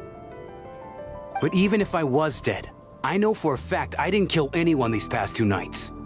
Yeah, even if all that's true, the report also said the souls inside the theater can't affect reality, right?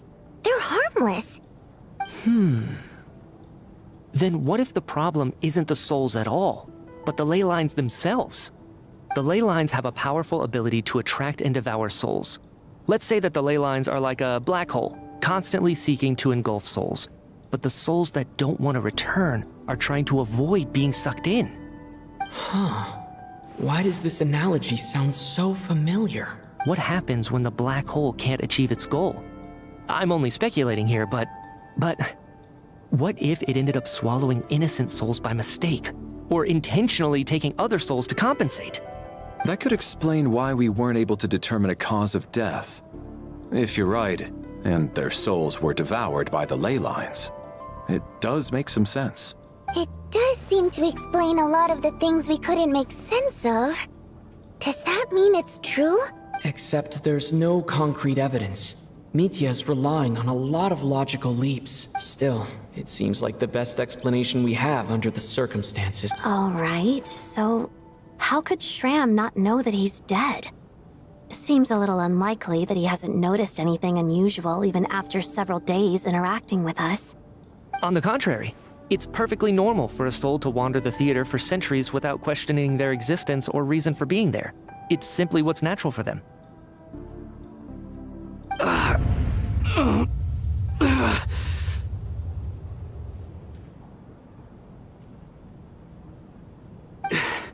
You know what, Mr. Brainiac? I think you might actually be right after all. I'm trying to remember and... even though my head feels like it's going to explode, I think... it's all coming back to me. I was the one who didn't want to remember my own death, so I forced myself to forget. Well, I'm sure those are painful memories. My lady and I snuck out to go on a date one day. We bought tickets for the theater. It wasn't really my thing, but I was just happy to be together. All of a sudden, a group of people burst into the theater, shouting for all the water imps to get out, performers and audience members included. It was clear the conflict between humans and Fae had reached a boiling point. This time, the extremists were even coming after the water imps who had nothing to do with the war. I thought I could pull one over on them, so I took off my jacket, draped it over my lady, and tried to sneak out amid the chaos. But I got caught. They started shouting, calling me a traitor to humanity. But I was going to do whatever it took to buy our chance to escape, no matter how many people stood in my way. I had to, both as their bodyguard and out of love. It's all right, friend. You can stop there if you want. You don't need to dig all that up again. It's just... even now, I'm still struggling to accept the truth. How could I be dead? I'm sorry, everyone. If I'd known I was a dead man walking, I wouldn't have dragged you down with me. If I'm the cause of all this death, then punish me however you see fit. But, Mr. Shroom... No. I refuse to be a burden.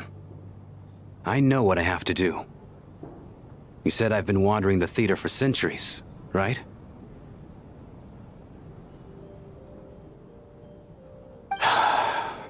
I guess it's high time I got a breath of fresh air.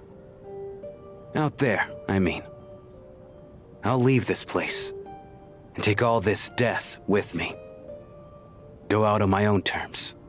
Mr. Shram, I'm sure we can figure out a different course of action. My good sir, we both know I'm not supposed to be here. I should have accepted my death long ago. One way or another, this has to end. Unless you're saying this goes against another one of your military principles somehow. No, I'm speaking on a personal level this time. Let it go, man. Oh, wait. One last thing. Miss Wateramp. My lover. Her name was Litia. Litia Ozarova. Do you know what happened to her? Ozarova. Oh, Auntie Ozarova. That's what we all called her. I remember her as a very kind elder. She had a bunch of kids, too. I'm so glad she survived. And she had lots of kids? Good. That's good. I could hardly expect her to stay single just because of what happened to me, right? As long as she went on to be happy, that's all that matters. Besides, I'm dead. My soul's been wandering around here for so long because I was worried about her. But now, I can go without regret. There's no need to see me off, my friends. I've enjoyed our time together over these past few days. Perhaps we'll meet again in the next life.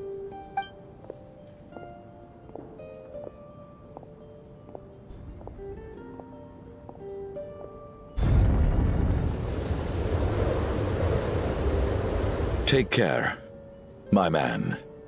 I know Mr. Shram was already dead, but I still feel so sad. Death is cruel, no matter how we might try to make sense of it. So, was the conflict between Fae and humans really that bad back then? I was only little, so I don't remember much.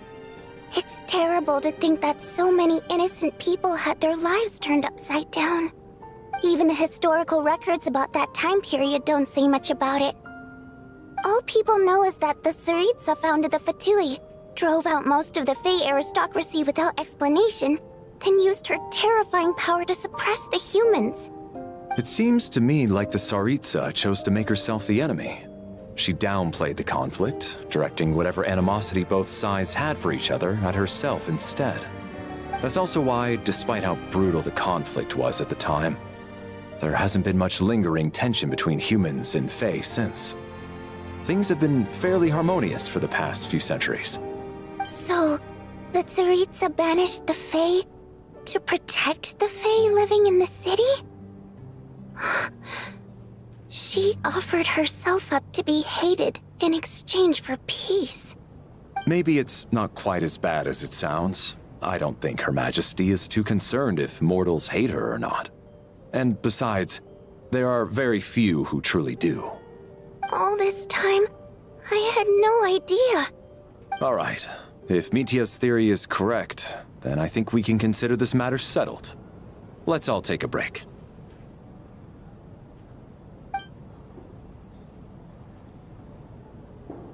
Ugh, if only this blasted storm wasn't still raging on.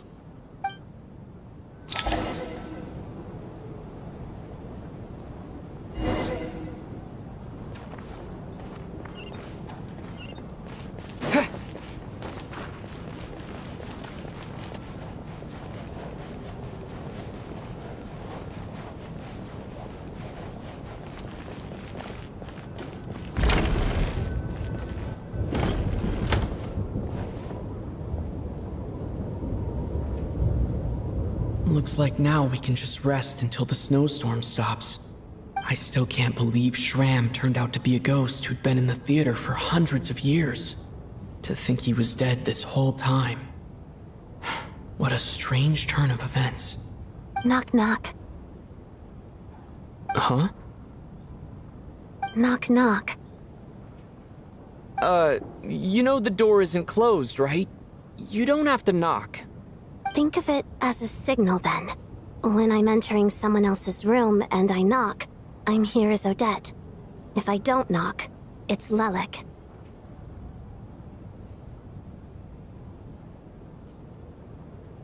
Thanks. So, why did you come to find me? Is there something I can help with? Vodyanitsa said you knew about my secret identity from the start. But when everyone was discussing who Lelik could be, you were worried that revealing what you knew would be unfair to me, so you kept it to yourself, right? Yes, I'm extremely grateful for that. It's nothing. I mean, you didn't hold what happened with Signora against me, so I should thank you for that as well. Actually, there's something else as well. I found myself in a situation similar to the one you were in when you helped conceal my identity. So I thought I'd come and ask you for advice. It's about Mitya.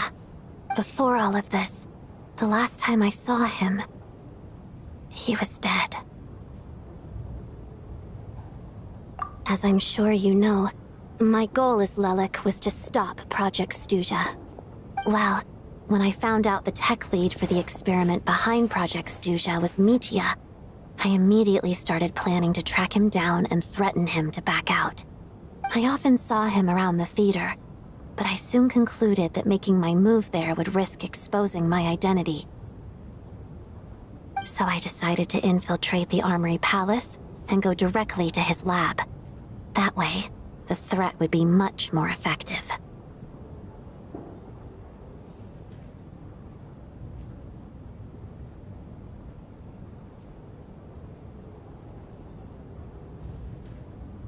Well, I suppose there was a bit of luck involved.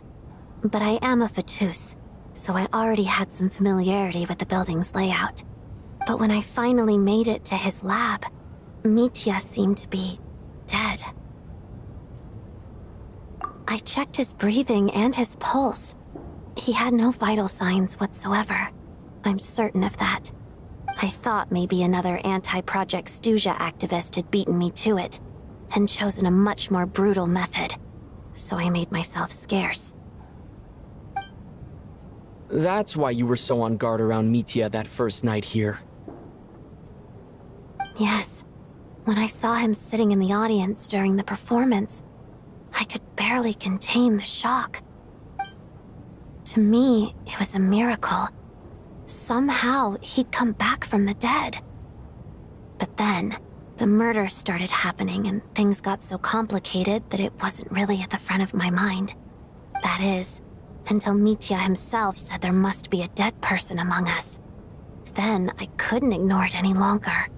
And yet, you thought that bringing it up right away would single Mitya out.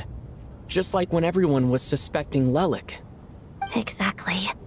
I thought there could be something I was missing. Besides, we soon figured out that Mr. Schramm was a ghost. And we knew there was only one extra person. So we thought he had to be the one. But now, it seems like there's another candidate.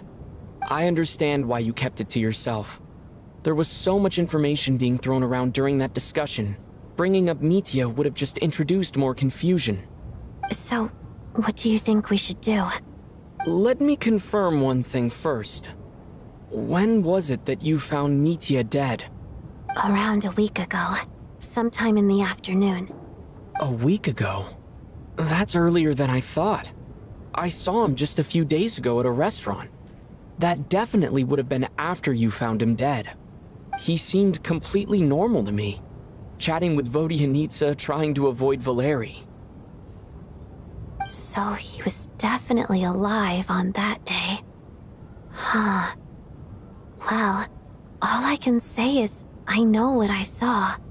Here's a thought. The reason we even suspected a dead person could be among us was because of the problem with the theater's ley lines. But Mitya's death happened inside the Armory Palace. The ley lines affecting the theater shouldn't reach that far. You're right. I guess he doesn't fit the profile of the person we were searching for. I think the chances of it being him are very low. Surely he can't have died for real in the Armory Palace. Unless... Unless what? Unless he really did come back from the dead. You're right. Do you think we need to disclose this to the others? Huh, what's this? A private meet and greet? Where do I line up? That's not what's going on here. Well, I was just making the rounds. Thought I'd try to lighten the mood a bit. Vodyanitsa's handing out food if you're hungry.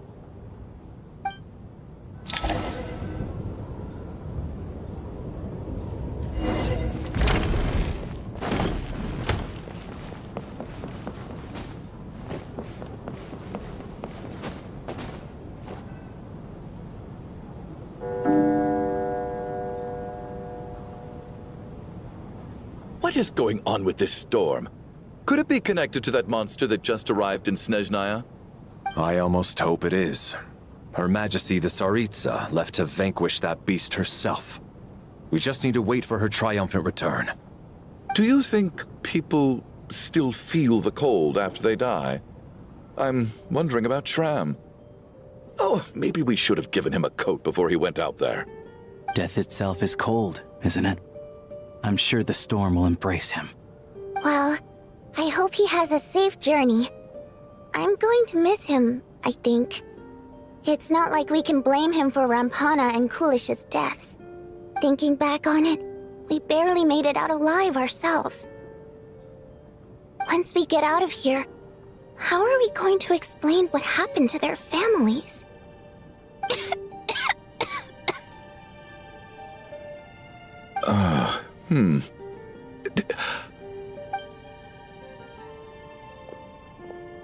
Are you okay? Here, take this. I've never used it.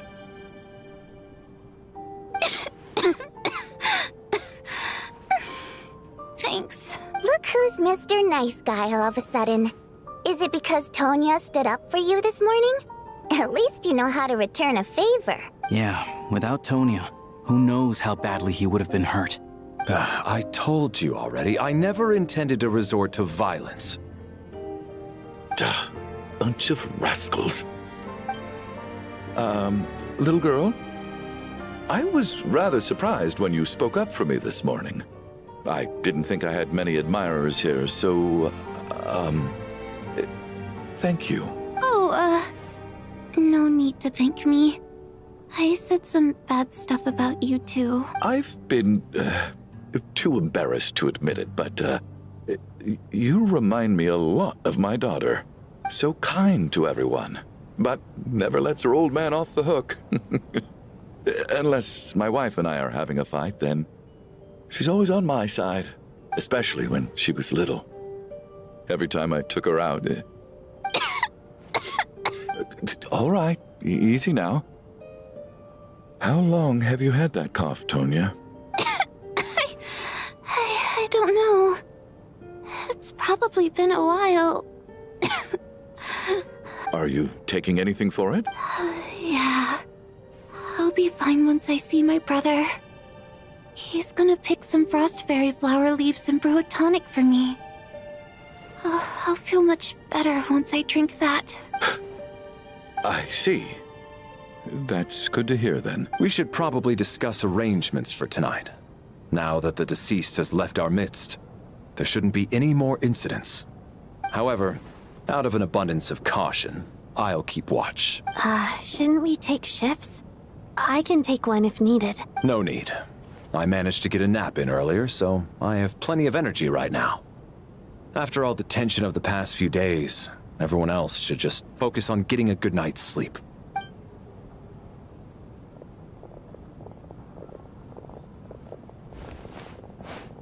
What a long day. This whole situation turned out to be way more complicated than I expected. But Valeri's right. I should just try to calm down and get some rest. The last thing I want is to give myself nightmares.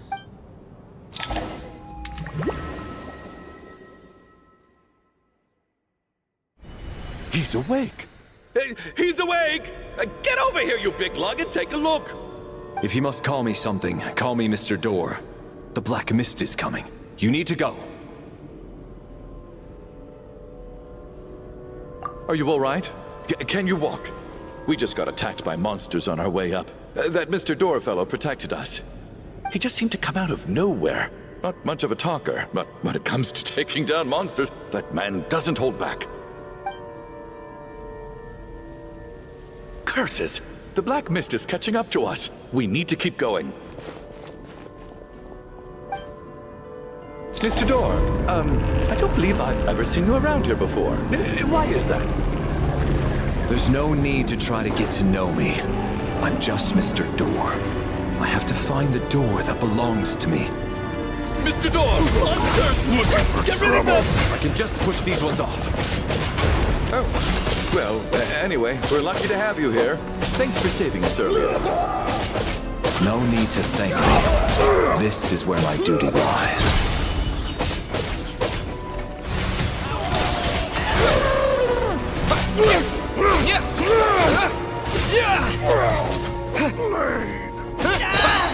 What the?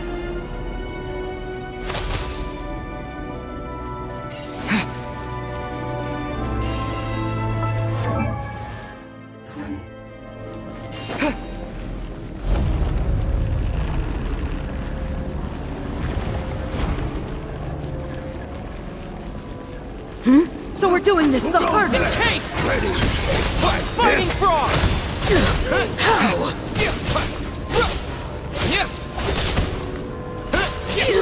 Win this.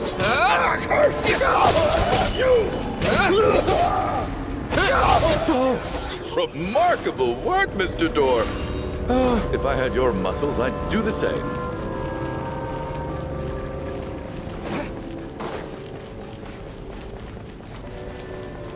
Are none of these doors the one you're looking for?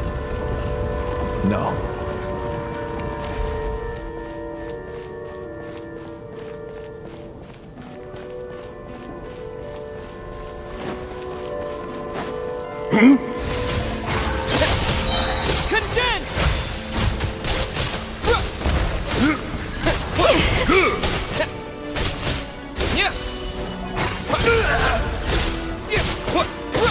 Condense and crystalline. Impossible. I'm so exhausted. And the Black Mist is still rising. Oh. Wait, look! There's more monsters down there. Are they coming from within the Black Mist? No, no!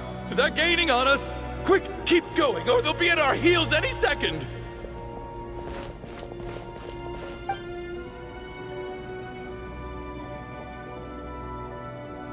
Mr. Door, what are you doing? We need to get out of here. They're coming! Found it. This is my door. What? You mean you're going to stay here? I am a door. This is where my duty lies.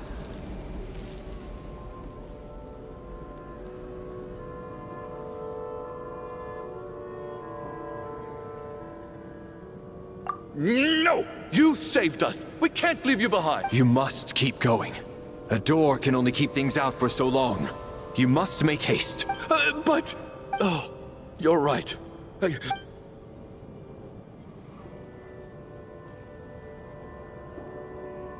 The Black Mist isn't moving anymore.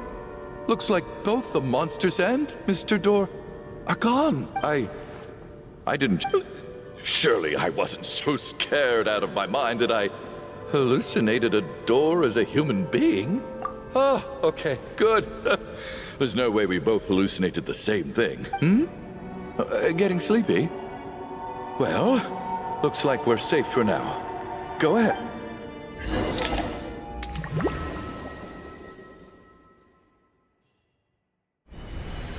What time is it? Is it morning? I think I had a nightmare. I guess everyone's still asleep? These past 2 days have been exhausting. Valeri's keeping watch though, so he's probably the only one awake. Valeri?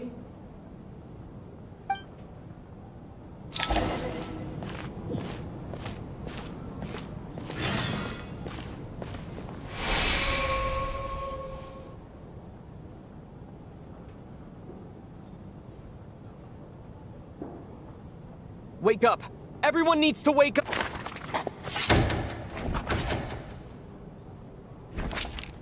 Just like the last 2 nights. No clear cause of death. I've been a real thorn in your side, haven't I, Mr. Valeri? Now you can rest in peace. But for me, life will be all the duller for not having to run away from you, my friend. How's Tonya? Is she okay? I just checked on her, and it doesn't seem like anything serious. She's just exhausted from the past couple of days, and she's still recovering from her illness. We should let her sleep a bit longer. That means Valeri was the only one who died last night. If Valeri was awake and keeping watch, it would have been impossible to kill him without waking everyone else up. That much is certain. This is so frustrating. Why has nothing changed since yesterday? I thought we already dealt with the dead person causing all this. Actually, one thing has changed. There's only 1 victim this time, not 2. Does that mean...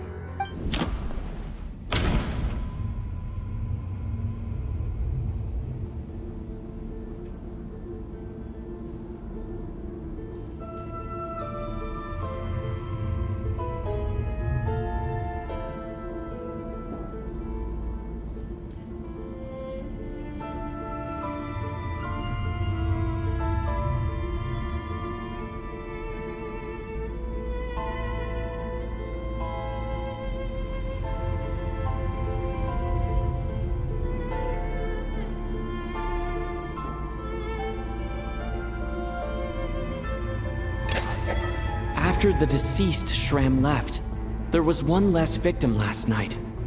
That more or less tracks.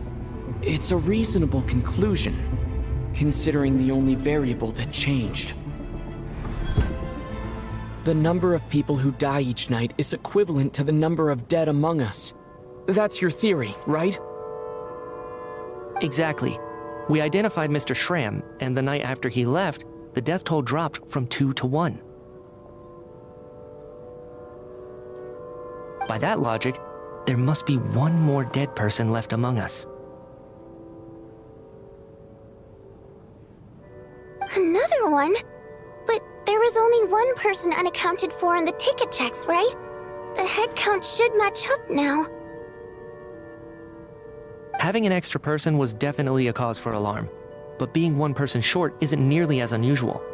Someone could have left in the middle of the show, or made it out before the storm hit. 1 more dead person among us. If Mitya's theory is right, then what Odette told me seems a lot more relevant. It's just, at the time, we had no reason to think there was more than 1 dead person. If only we'd taken it more seriously as a possibility, maybe this could have been avoided. I'm sorry. This is my fault. I had information that could have been helpful, but I held back. I should have brought it up right away. I'm partly to blame as well. I was too quick to dismiss Odette's concerns. What is this about? What have you two been getting up to behind my back? Sounds like there's some big news you've been keeping from the rest of us. Well, we're all ears.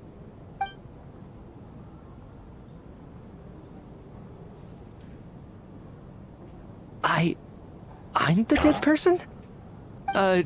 Wow, that's certainly news to me. Odette and I talked about it yesterday, but we thought it just wasn't possible, so we left it at that. Yeah, I don't blame you. If I'd been there, I probably would have reached the same conclusion. It just sounds too unbelievable. Let me just try and verify this. I just scoured my memories trying to think back to the afternoon Miss Odette mentioned.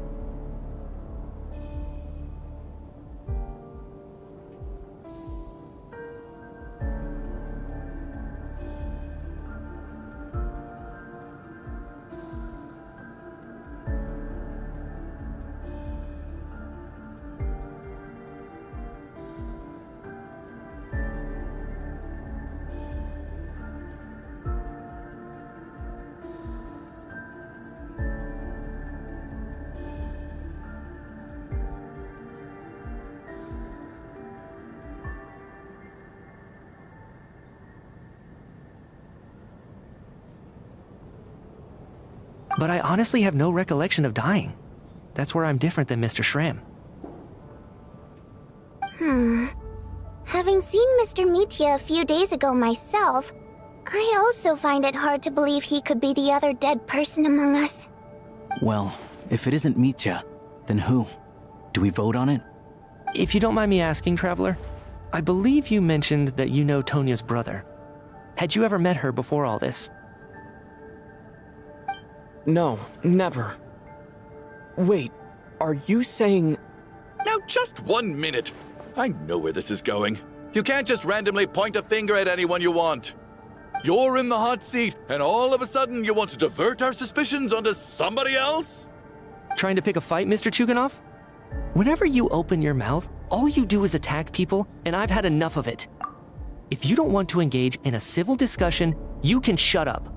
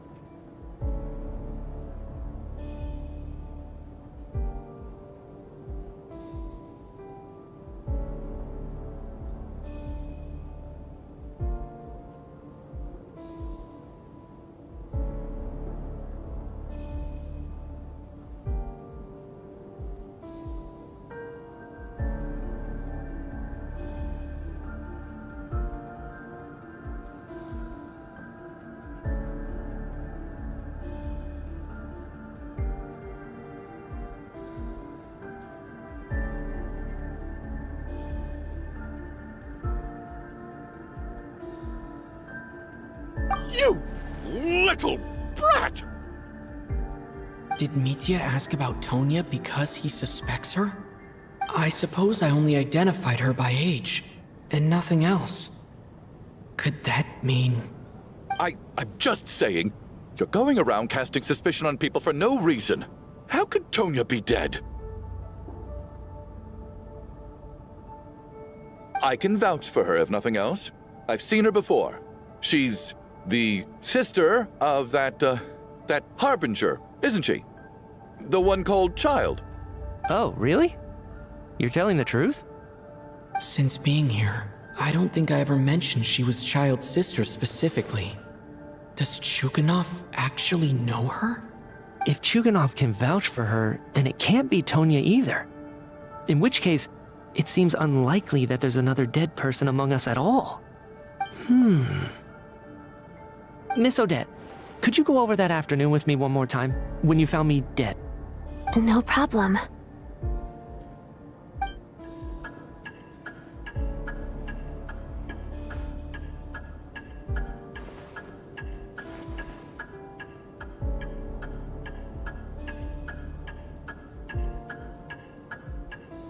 Huh. No matter how hard I try, I just can't remember anything about dying. But I do remember something else. Miss Vojanitsa, during our last meal together, I told you how some of the researchers were suffering from temporary memory loss. Do you remember that? Oh, yeah. You said it was hindering the progress of your experiments. You thought they were just under too much stress or something. Right. And even though I don't remember dying that day, I'm pretty sure I experienced something like amnesia. Some of my memories from that afternoon are missing. Are you suggesting you're missing the memory of your... Of course, how am I only just realizing this? Humans aren't necessarily aware of their own death. You mean being silently assassinated, or dying in your sleep? Situations like that? The researcher's amnesia. Suddenly it all makes sense. I must thank you, Odette. I think your perspective just helped me reach a breakthrough on a series of issues that have been troubling me for quite some time. All right. It's decided then. I'll be the one to leave today. Oh, leave? Hey, wait a minute. Aren't you rushing into this? What if you're wrong? You'll pay with your life. Come on, kid. Aren't you gonna fight for your life? This seems like a rash decision. I have other reasons beyond what's been discussed. In fact, thinking back, I remember during Miss Odette's performance, while I was sitting in the audience stalls, a brilliant new idea for my research popped into my mind. But then, my train of thought suddenly cut off. I can't remember it now at all, and I didn't take any notes. I guess that must be another instance of temporary amnesia. No. Hold on. I see where you're going with this. You're suggesting that each instance of temporary amnesia is a death, right? There's a glaringly obvious flaw in that idea, no? How can one person die so many times? I believe Miss Odette's account. During the period where my memory is blank, I must have been either dead or in a similar state. All it would take is for the same thing to happen in the theater, and I would come under the effect of the ley lines in this vicinity. This increases the likelihood of me being the deceased, does it not? But... There's no evidence to suggest that anyone other than me is a candidate for the deceased. So allow me, as a scientist, to treat this as an experiment. Please relax, everyone. I don't think things are as bad as they may seem. If I really am the deceased, then to leave the theater will be a relief for me. If, on the other hand, I'm still alive right now, well, apparently you've all witnessed my resurrection recently anyway. Who's to say I won't return from the dead again this time? Mitya's right. This is the only thing we can try right now. I think he's deliberately downplaying the gravity of the situation, though. He probably doesn't want to burden everyone. What is a scientist if not someone who gambles on experiment after experiment in an attempt to obtain the truth? With this snowstorm, the ley line phenomenon, ghosts of the dead, and my amnesia, we've been paralyzed by not knowing and powerless to do anything about it. It's a terrible feeling.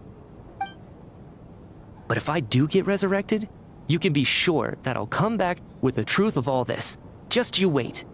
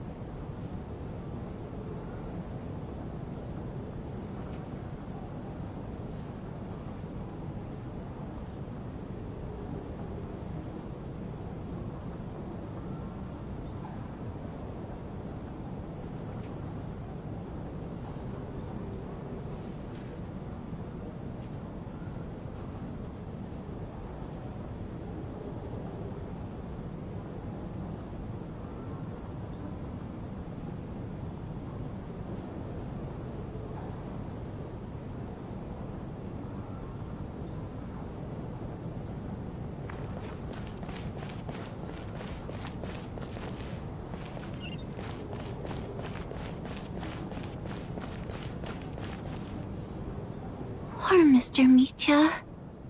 I didn't even get to see him one last time. Maybe it's a good thing that you weren't there to see it. It was a hard thing to watch. I hate goodbyes. Why does it feel like everyone around me is slowly disappearing? Not just in here, I mean. In the outside world, too. Maybe it's the realization that, at the end of life, everyone has to face it alone. Come to think of it, the main reason we're still alive right now is pure luck. Each morning here, for every one of us, there's the chance that we might not wake up. You could take it a step further and say that the same is true outside, too. Who can ever be 100% sure when they drift off to sleep that they'll open their eyes again in the morning? If I make it out of here, I'm going to cherish every moment that I'm awake and live without any regrets. Without regrets. I feel like a strange sense of anxiety has been quietly growing inside me over the last 2 days. Are you okay? You look really glum. If something's bugging you, let's talk about it.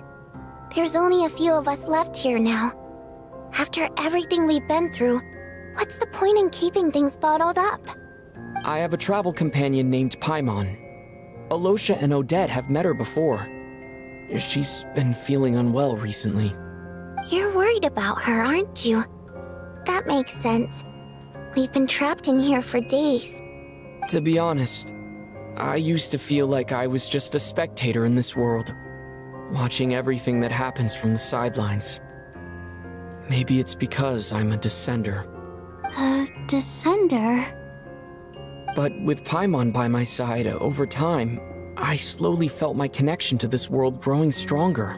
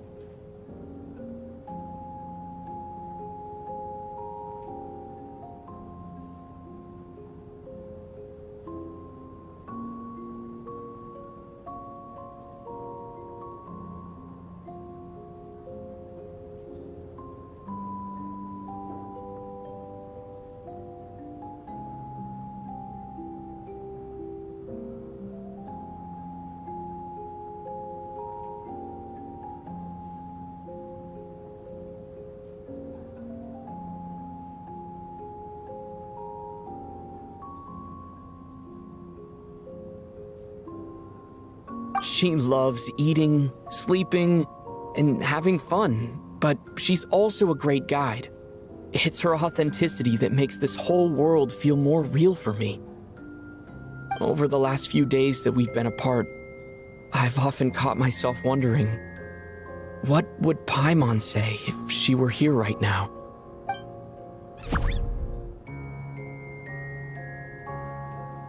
But by the time I snap out of it, the conversation has already moved on, and I'm still in my own little world. I'm trying to overcome this sense of detachment, but I really miss Paimon.